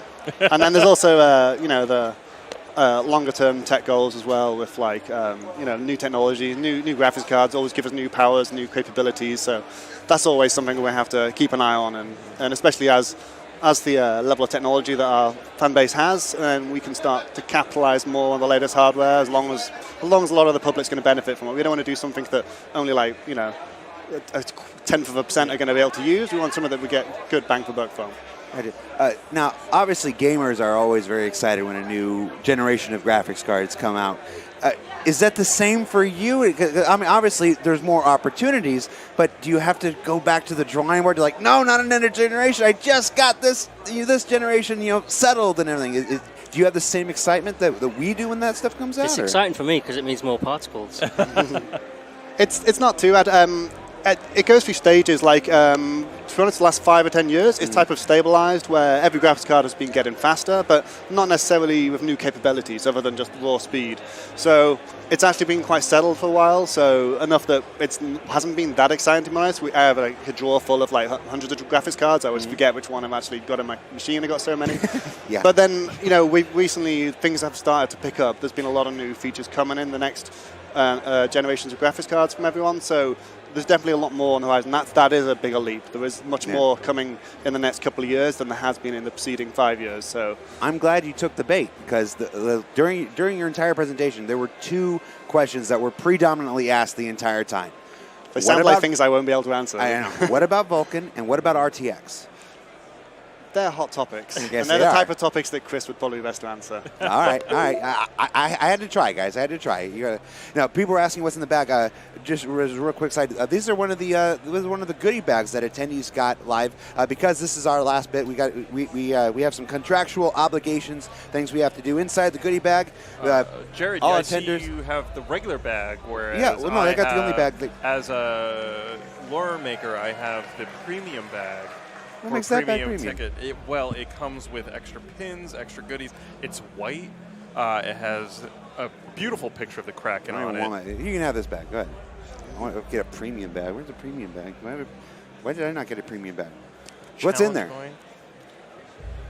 I saw a Corsair thing. You might have said this in your large list, and I have to ask this just because I'm so excited. Do we see this cloud tech applying to planets for ground stuff, for weather effects and that kind of thing? To be decided. There was some parts of the planet. A planet's like effectively 2D on the surface, so there's some simplifications you can make that give you allow you to use a simpler technique, which then gives you more power, more control. So it's unclear at the moment. Definitely, there's some potential uses, but for example. Volumetric fog on the surface of the planet is going to be a bespoke solution because it makes more sense because you don't get fog.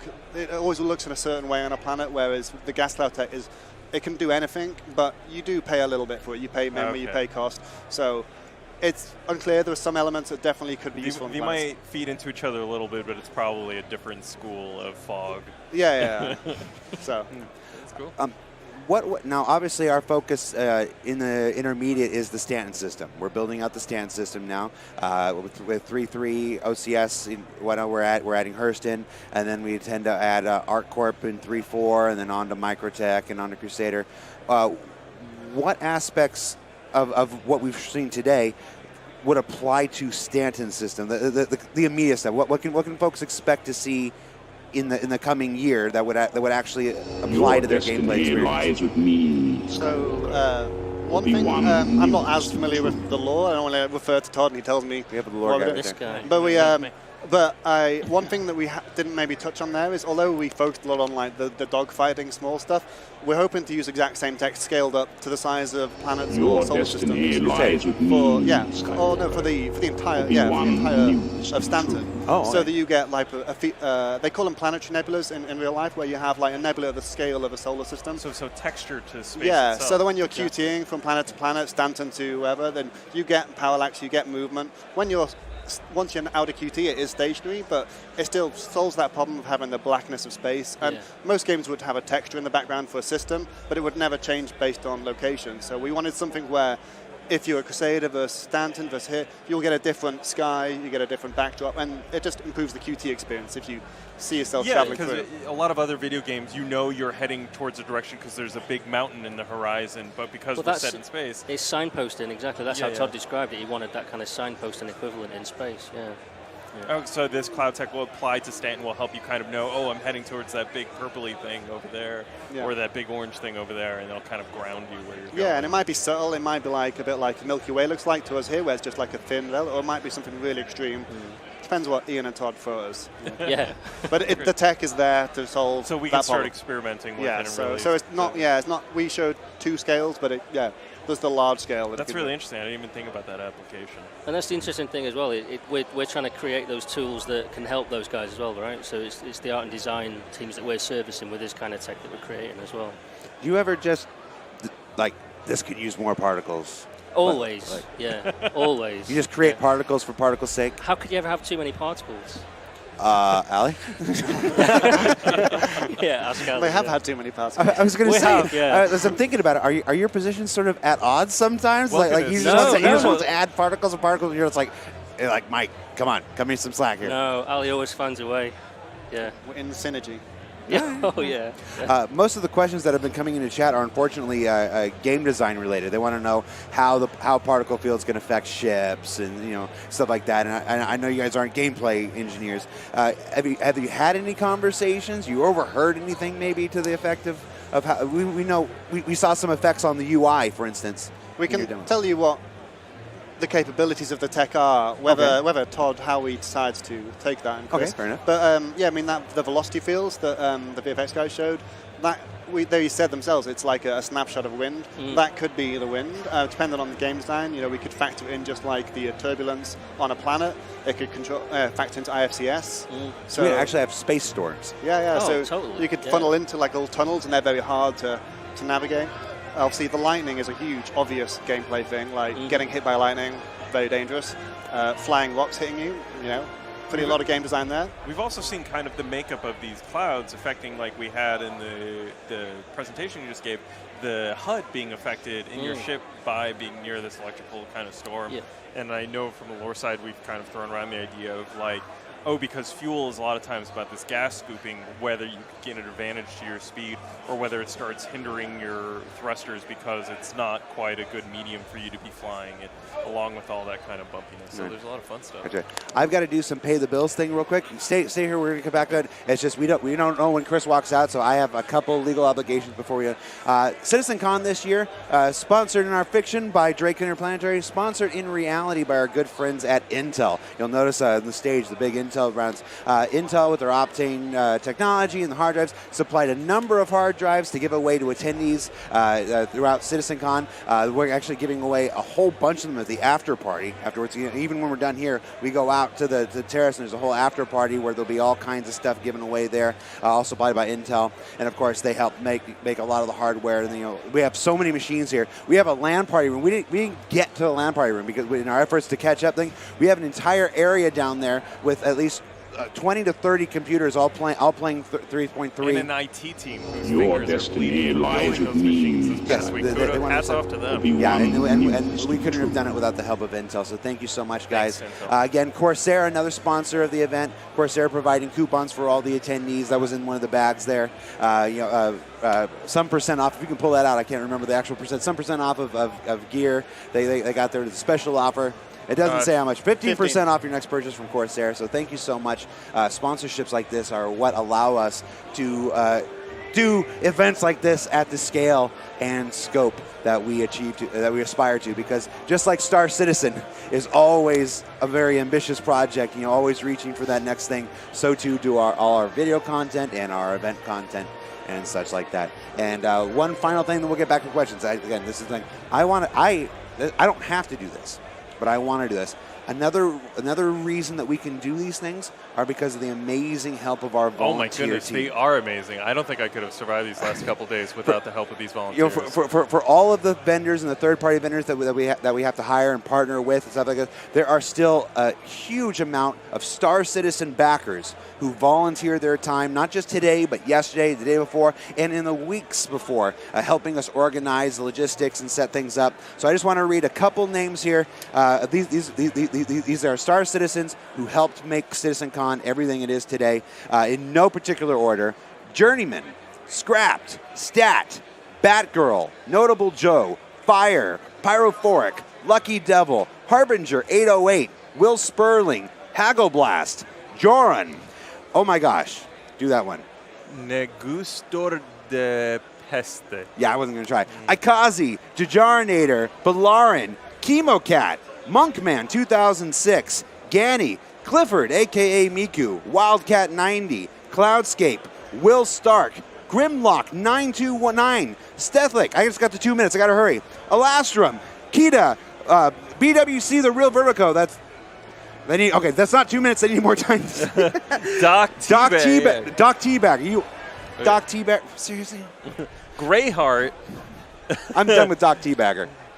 We got Nefaris, we got Alotrahunus, we got Archie Falcon, Waxman Meyer, the Anchor 654, Kesh, Ranger Jedi, Smugs, 64-bit Citizen, Innatity, Holy Vision, Navi Wings, Keith M, Kasi Jege, Shad Oaken, Crew Dudanet, LT Dan Official, and No Account.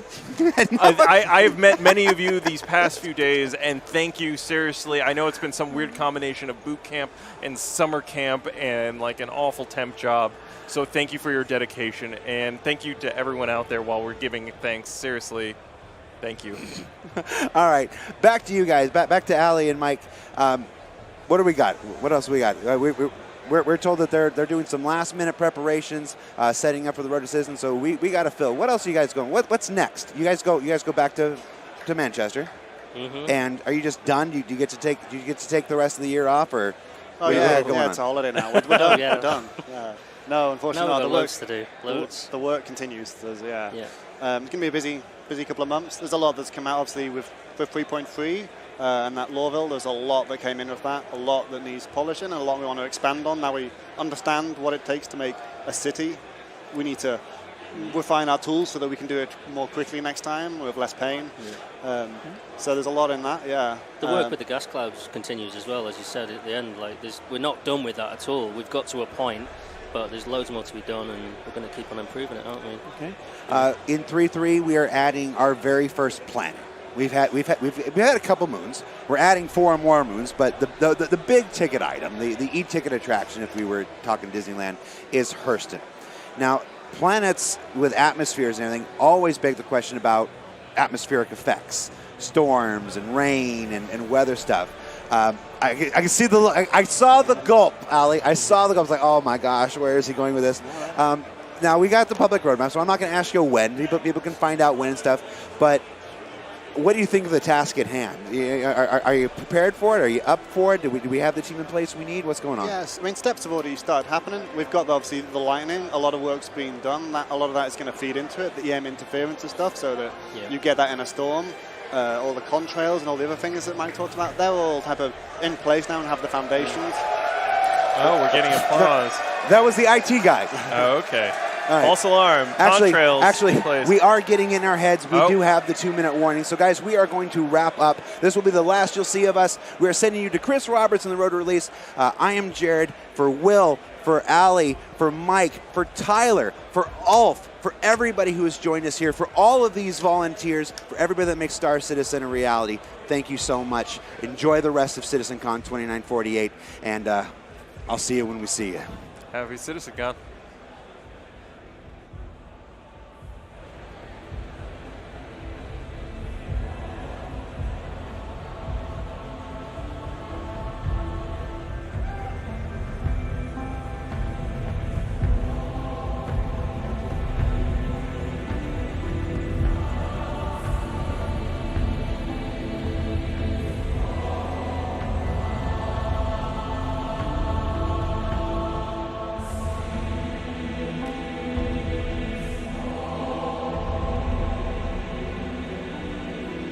Your destiny lies with me, Skywalker. Obi-Wan knew this to be true.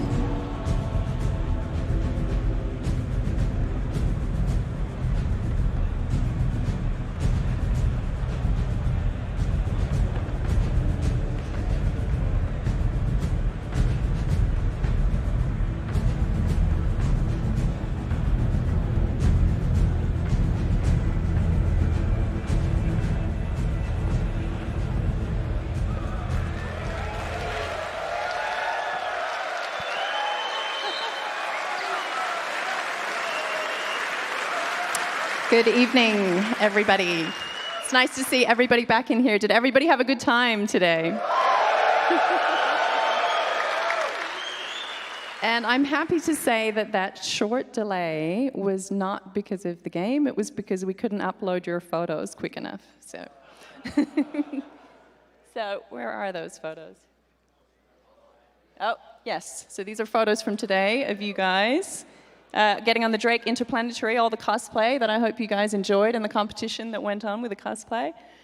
Trying out the new flight model. Who tried that out? Nobody? Some people, yep. The Big Benny's truck, the noodles. It was sold out, yes. And the swag, everybody picked up their swag. Your from the destiny booths. lies with me, Skywalker. Hold on, where are we? Obi-Wan news to be true. Yes, next. Next. I have technical difficulties, people. Next. No. Next. Thank you.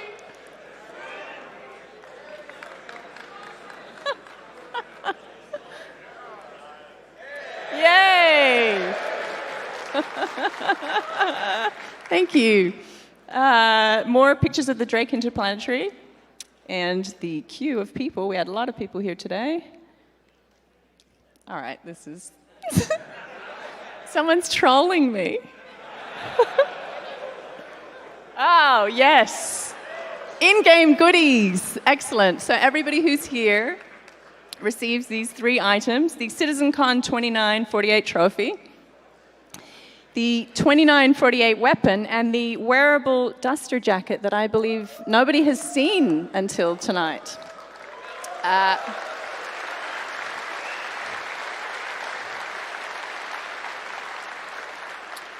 And that is also for everybody who got the in-game digital goodie bag packet.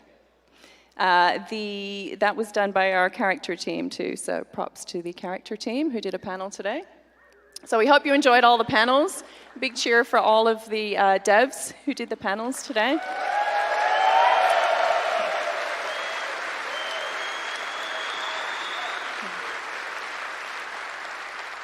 And we also want to thank all of our volunteers as well.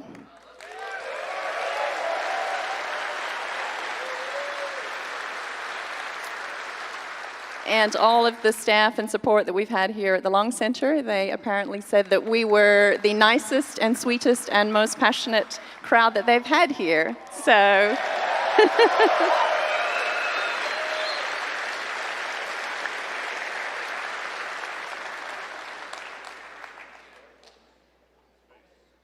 yes.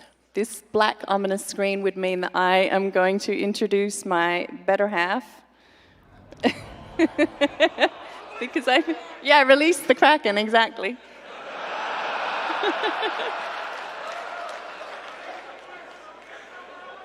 Oh, look, here we go. Come on, come out you come, Chris.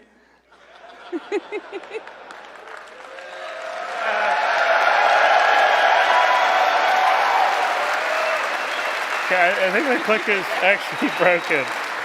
Hey everyone, so I hope you've had a great day and sat and saw a bunch of the panels. There's some very, very cool stuff that various developers were showing. So hopefully, and the panels you didn't get to see, they'll all be on YouTube, so check them out afterwards. Okay. Yeah, it's not working for me. Well, it's come back. Okay. Yeah, it's broken. Yeah, what is life? I don't know. What is released? Okay, calm down, everybody. Chill out. So we were actually debating about the Rota release, discussing that for Star Citizen, and we were talking about whether we were going to go up with 100 bullet points and talk about all these features. And myself and Aaron and Todd Pappy and Tony were all having a sort of discussion about what the core meaning, the core elements, and the core technology that we felt would create an experience that sort of defined the game and also was worthy of playing, irrelevant of whether the full feature set is finished or all the content in terms of planets and locations is done. Because for us, when we think about release, I mean, we're really releasing every 3 months now. So we got 3.3 just about ready to come. We just had 3.2, we had 3.1. And we're running a live game, and that's sort of the epiphany that we've had internally, which is, okay, we need to focus on how the game plays now. We've got to improve the quality of life. We've got to improve the user experience, the UI, how you get into it, make it accessible, ensure that the gameplay right now is polished. We're not there yet, but we are definitely working towards that every single release, and that is a priority for us. But for us, we were looking, okay, what was going to define the experience? That's the big vision of Star Citizen. And really for us, when we hit these milestones, then for us we say, okay, I think this will be the core experience and tech that will deliver the vision of Star Citizen. So we go, oh, look at that. Does it go back? Oh, it's working now, so here you go. So the very first one was the ability to be inside a ship, right? So it's not just a cockpit, it's an actual fully real, tactile, physicalized ship that has engine room, beds, toilets, mess hall, whatever you would imagine to be in a ship of that particular size. And there we go. And we did that. That was the very beginning thing that we did, the hangar module, which we did back in 13. The next was space combat, which was about, okay, I'm going to get in my ship, I'm going to fly around, I'm going to dogfight, which I'm pretty sure you guys remember is what we did with Arena Commander. The next key technical milestone was the 64-bit floating precision, so moving from 32-bit to 64-bit, so we can have sort of millimeter resolution and going all the way to billions of kilometers, which is what we need for Star Citizen, because we model entire star systems that have to be billions of kilometers across, but we need millimeter visual precision because you're right up there looking at your cockpit in first person, it's only a foot or two away, and 32-bit precision just doesn't cut it, and that's why most games, FPS games, most engines now are on 32-bit, and if you see them, they find it very hard to have play areas bigger than 16 kilometers on a side, right? And they brag about, oh, we got this really big play area, and it's a couple of kilometers across. So that and the physics grids, which allow us to simulate separate physical worlds. When you're flying around in a ship, walking around while you're flying in space, or if you're on a planet and it's rotating around a star or spinning on its axis for night and day. So that was a very critical piece of tech. And of course, that was, what is wrong with this thing? Okay, that was SC Alpha 2.0, unless Paul's trying to read my mind over there. Then the next key element to the gameplay we wanted was having the ability to earn money and have a level of persistence, which was I can go out and I can earn some money, I can buy some things, I log off, I come back on, I've still got those things. And that was, click Paul, there you go.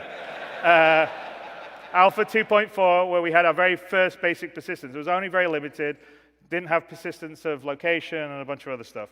Then the next big milestone that we needed to solve, which I don't know why we've go back.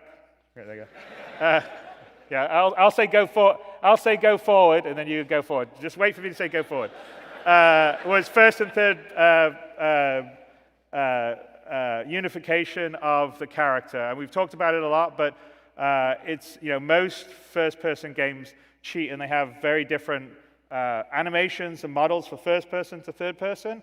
And then when they have their multiplayer, say battle mode, they have limited amount of actions that you can see on a third-person player character that's doing, because it's very difficult to sync up the actions. But for us, since it's going to be an MMO with thousands of people, you can be sitting right next to your friend, and he's interacting with the dashboard just like you are, so you're seeing him do the same thing in third person that you're doing in first person. Also, where our guns actually aim is where the gun is really aiming. It's not sort of cheating at where the mouse cursor is.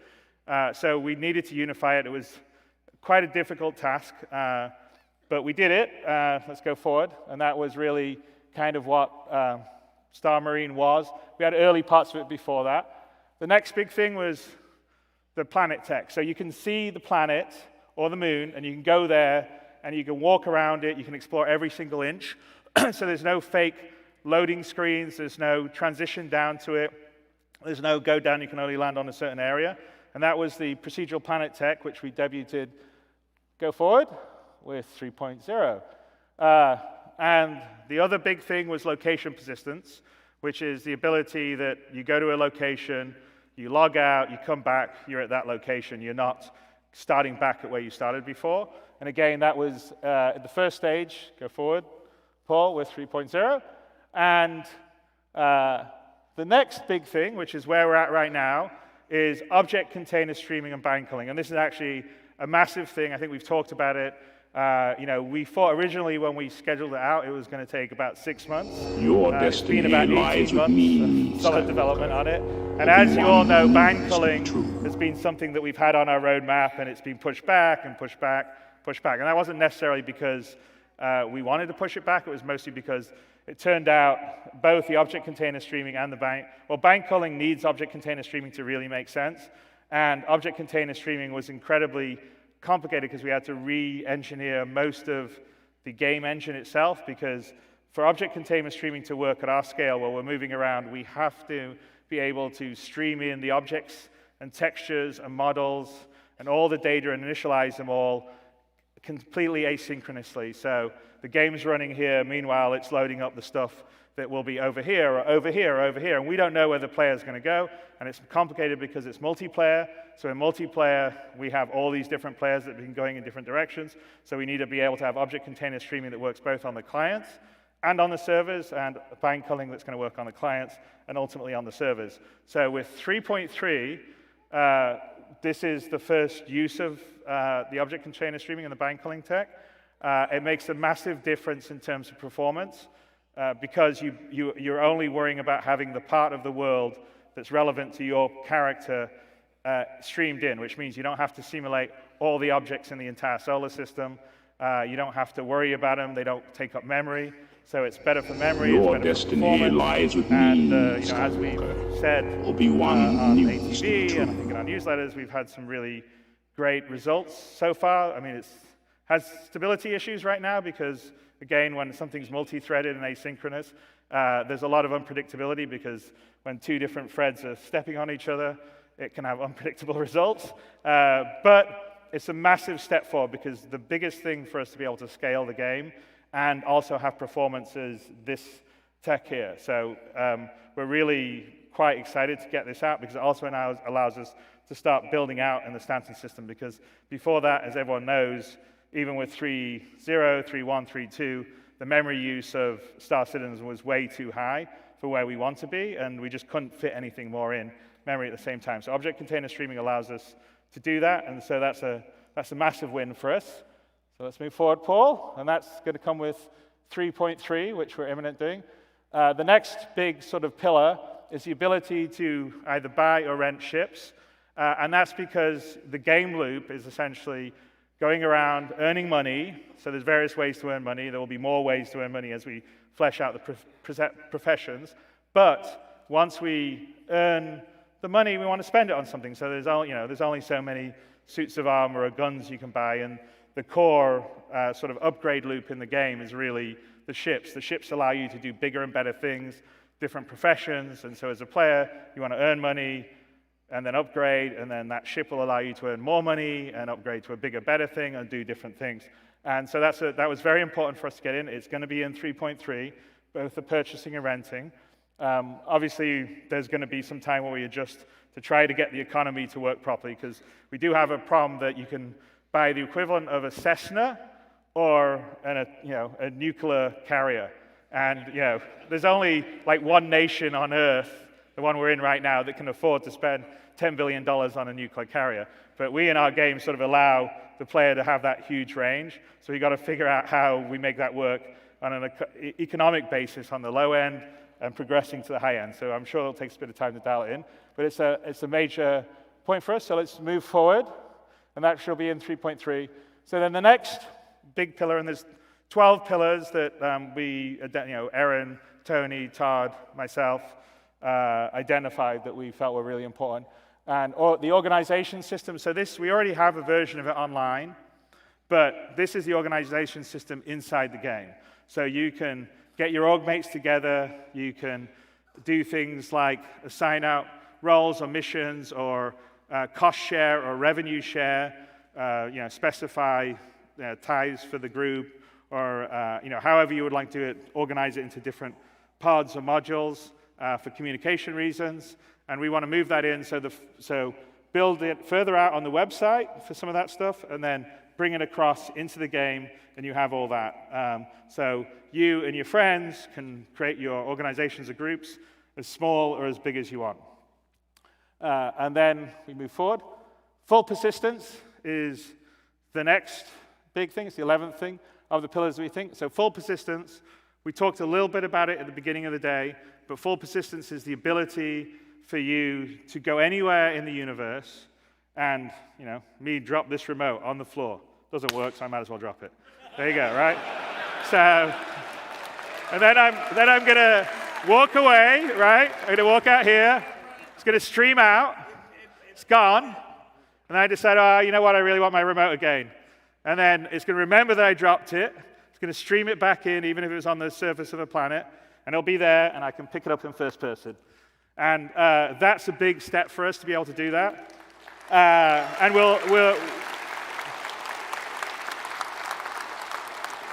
so the full persistence combined with the object container stream and binding culling are, I think, things that will make the world alive. Because it's not just me dropping a remote. It's leaving a ship somewhere, or you got damaged in space with your ship, and someone rescued you. You went away, and you came back to get your ship and repair it, and then take it home. And we're going to, persistence in your hab. So you'll go there. You can see that you can move and interact with the objects.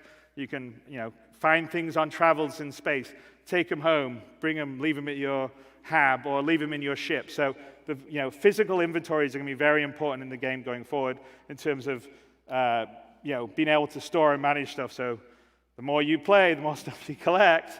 If you're a hoarder, then you'll probably want to get a bigger room and space. And the other aspect of full persistence is the aspect of age, wear, and tear. So I long time ago talked about Death of a Spaceman. That's very much on our roadmap and plan. And it's the ability for items, as they get used, to get wear. Things age. You as a character will age. And again, that's what full persistence is about. It's getting to this point that as you play the game, players in the game do things, and it persists. So this universe is not a theme park that gets reset every day that you come back and visit. This universe is a living, breathing universe that changes as players live in it and interact with it. And I think that's probably one of the biggest things. That's why we call it the persistent universe, is that it has a life and a persistence, and people's actions will mean something in it. And that's a very, very important part, the 11th pillar. And the last one, if we go forward, Paul, is server meshing. So when we get to server meshing, that is, we think, the last piece of the puzzle to have the full game experience. And this is our ability to go, right now we have about 50 players on a server. We probably will be able to increase that number because of bind culling and stuff. But it's still going to cap out at a certain level. With server meshing, we'll be able to get to thousands of players playing concurrently in the same locations, star systems. They're not all going to be able to have 1,000 people dogpiling together. They won't be able to render it all at the same time. But you certainly will be able to have 1,000 people on the planet of Hurston, for instance. So the server meshing is the last key piece, because that will allow us to have a truly massively populated universe of players as well as AI, and having servers that dynamically scale up and down to take care of the processing needs of that. And so from our standpoint, in terms of what we would think is the experience when you guys can sit in and play the game day after day and not worry about it getting wiped, not worrying about, I'm going to do something for a day or two and there's no point because they're going to reset the system. When we get to full persistence and server meshing, that's our marker. And sure, after that, we've got planets to do and star systems, and we're going to have continual feature development. But this is an online live game. And so for us, we don't have a particular viewpoint in terms of, that's it, this is where we finish it, and we don't do any more work. It's like literally, we kind of view, as long as you guys want to live in this universe, every 3 months, we're giving you a build. And here you are. And here's a bit more, and here's a bit more, and here's a bit more. And when we get to the full persistence and server meshing, I think at that point, that's when we're not going to be resetting the servers. It's when it will be an ongoing, living, breathing game. And that, I'm not going to give you a date, but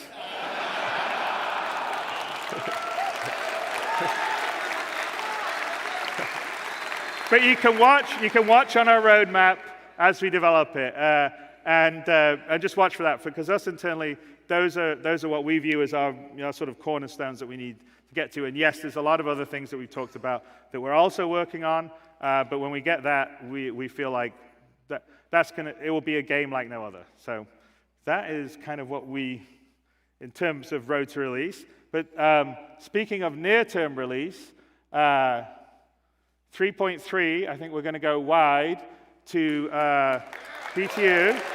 So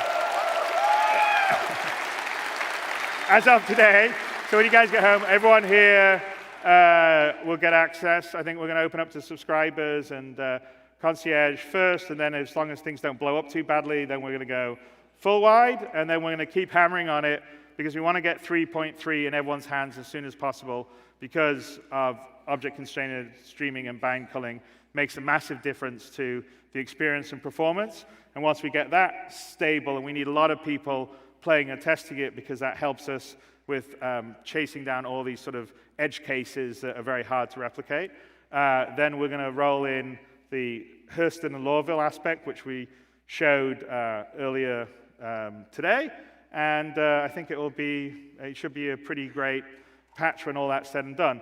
And there's a lot of stuff in 3.3. I think we've talked about it, but it's quite a lot of new ships. I mean, I think it's probably one of our, and it's kind of fun. It's the first one we have a straight-to-flyable ship in the Valkyrie, which is cool.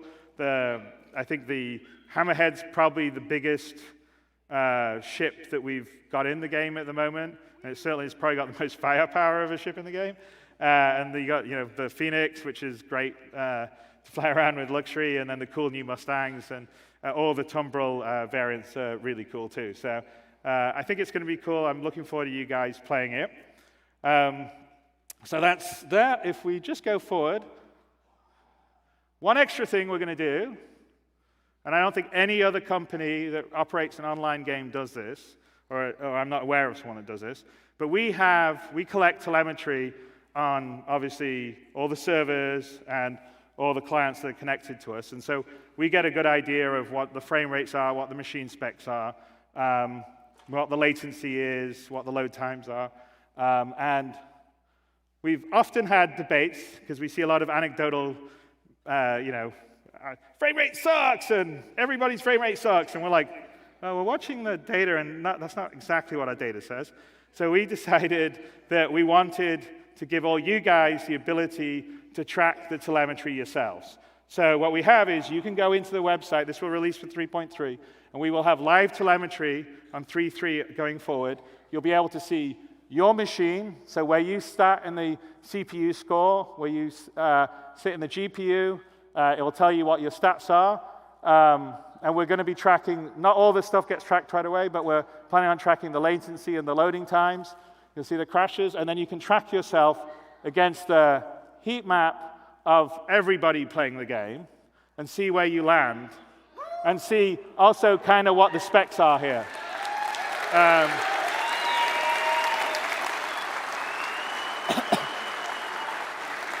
So that's, in the spirit of open development, you guys are going to be seeing what we see in our control dashboards. And you can also sort of see, because PCs are challenging because everybody has a slightly different configuration, and you don't know if someone's Bitcoin mining on the side while trying to play Star Citizen or doing nothing, right? But it's quite interesting, and I have to say that we've had a few outliers on this where some people have had like Threadrippers that are just crushing it on 3.3. So it'd be pretty interesting, and the new Intel multi-core ones are doing pretty awesome too. So you guys will be able to track yourself against everyone else, and then longer term, not right away, but I think the next stage is we'll open this up so you can sort of see our server performance too. So you'll be able to track how the servers are doing, what the stability is, what their frame rates are. So when everyone's debating, it sucks or whatever, you can just go to this page and see how it's going. So I think that should be really cool.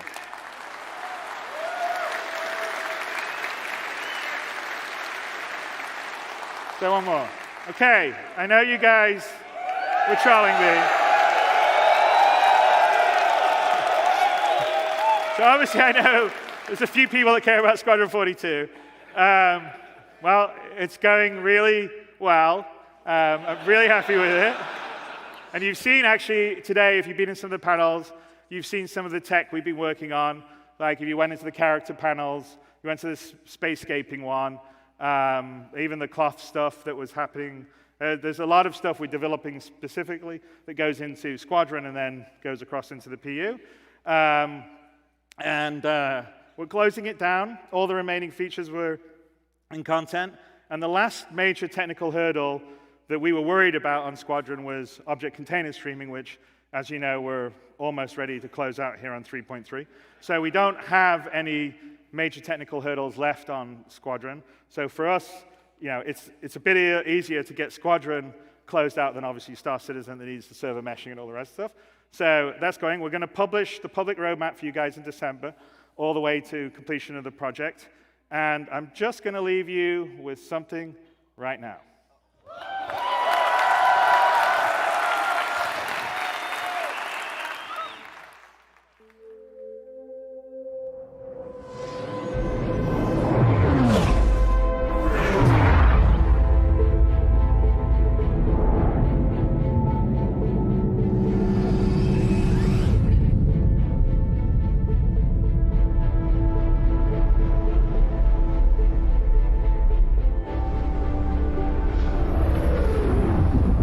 I saw you apply to the Flight Academy again.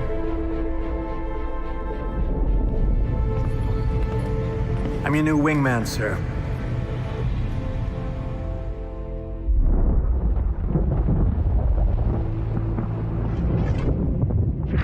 The coil.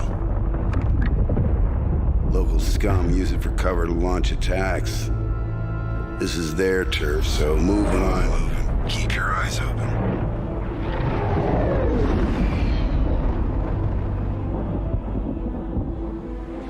No southern moves. Who the hell are you? We're OMC. And OMC belongs to CitizenCon. Is that your boss? Are we supposed to be scared of him or something? Yeah. The OMC aren't the only ones listening into comms.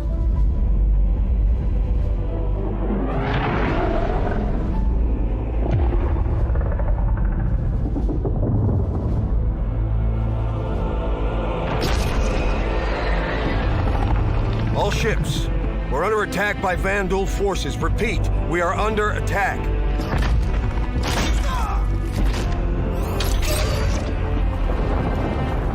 There have been battles. There have been losses.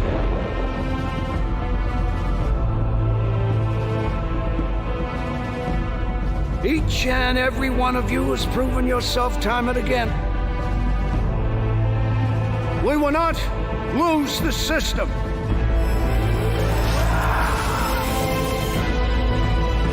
We will not fall back. Form up, Cal. You got point. Copy that. Tally's on me. Let's say hi. We will win.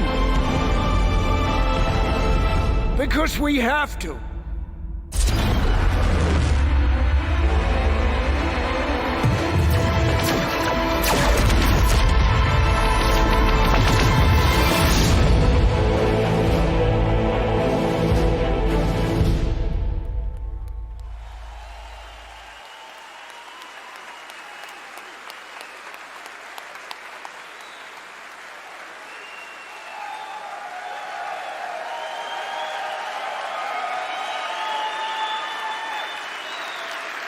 All right. That's the end of our show. Hopefully you liked a little sneak of Squadron 42. Play it again? All right, one more time. And then I'll call you out.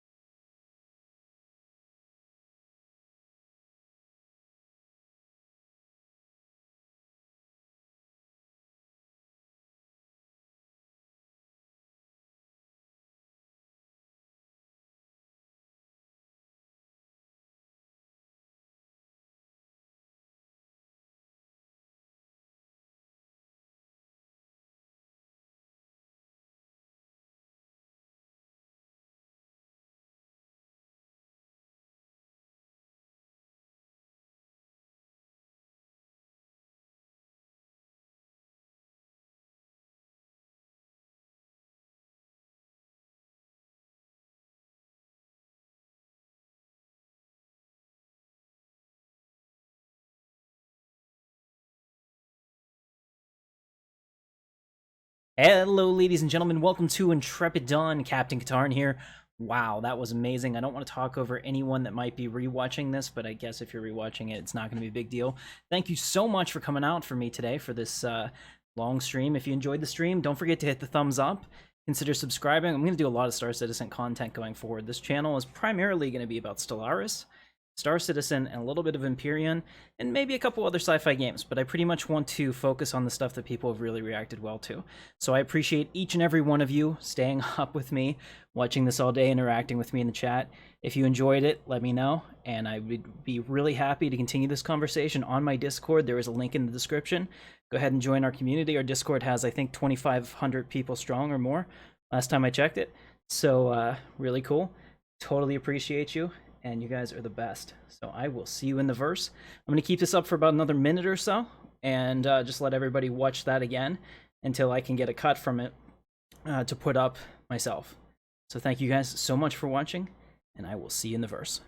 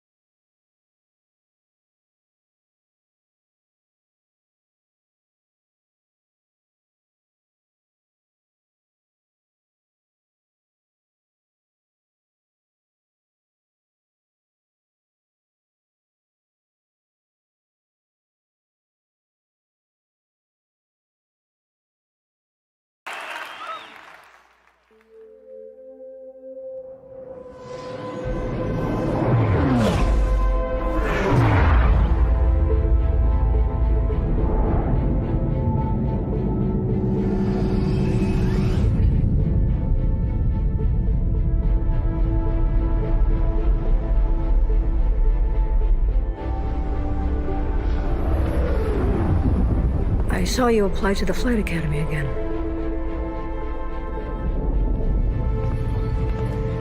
I'm your new wingman, sir.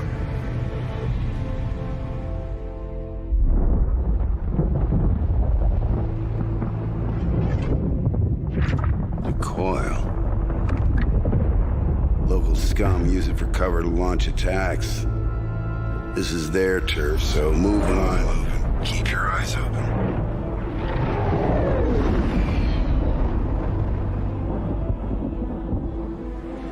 No sudden moves. Who the hell are you? We're OMC. And OMC belongs to CitizenCon. Is that your boss? Are we supposed to be scared of him or something? Yeah. The OMC aren't the only ones listening into comms.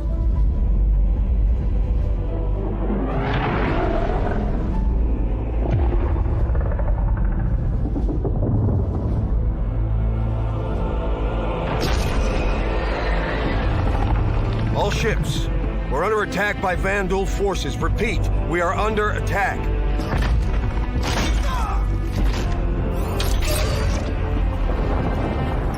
There have been battles. There have been losses.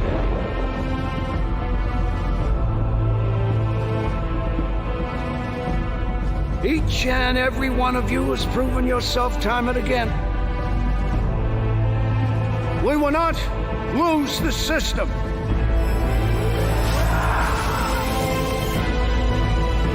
We will not fall back. Mocap, you got point. Copy that. Tally's on me. Let's say hi. We will win. Because we have to.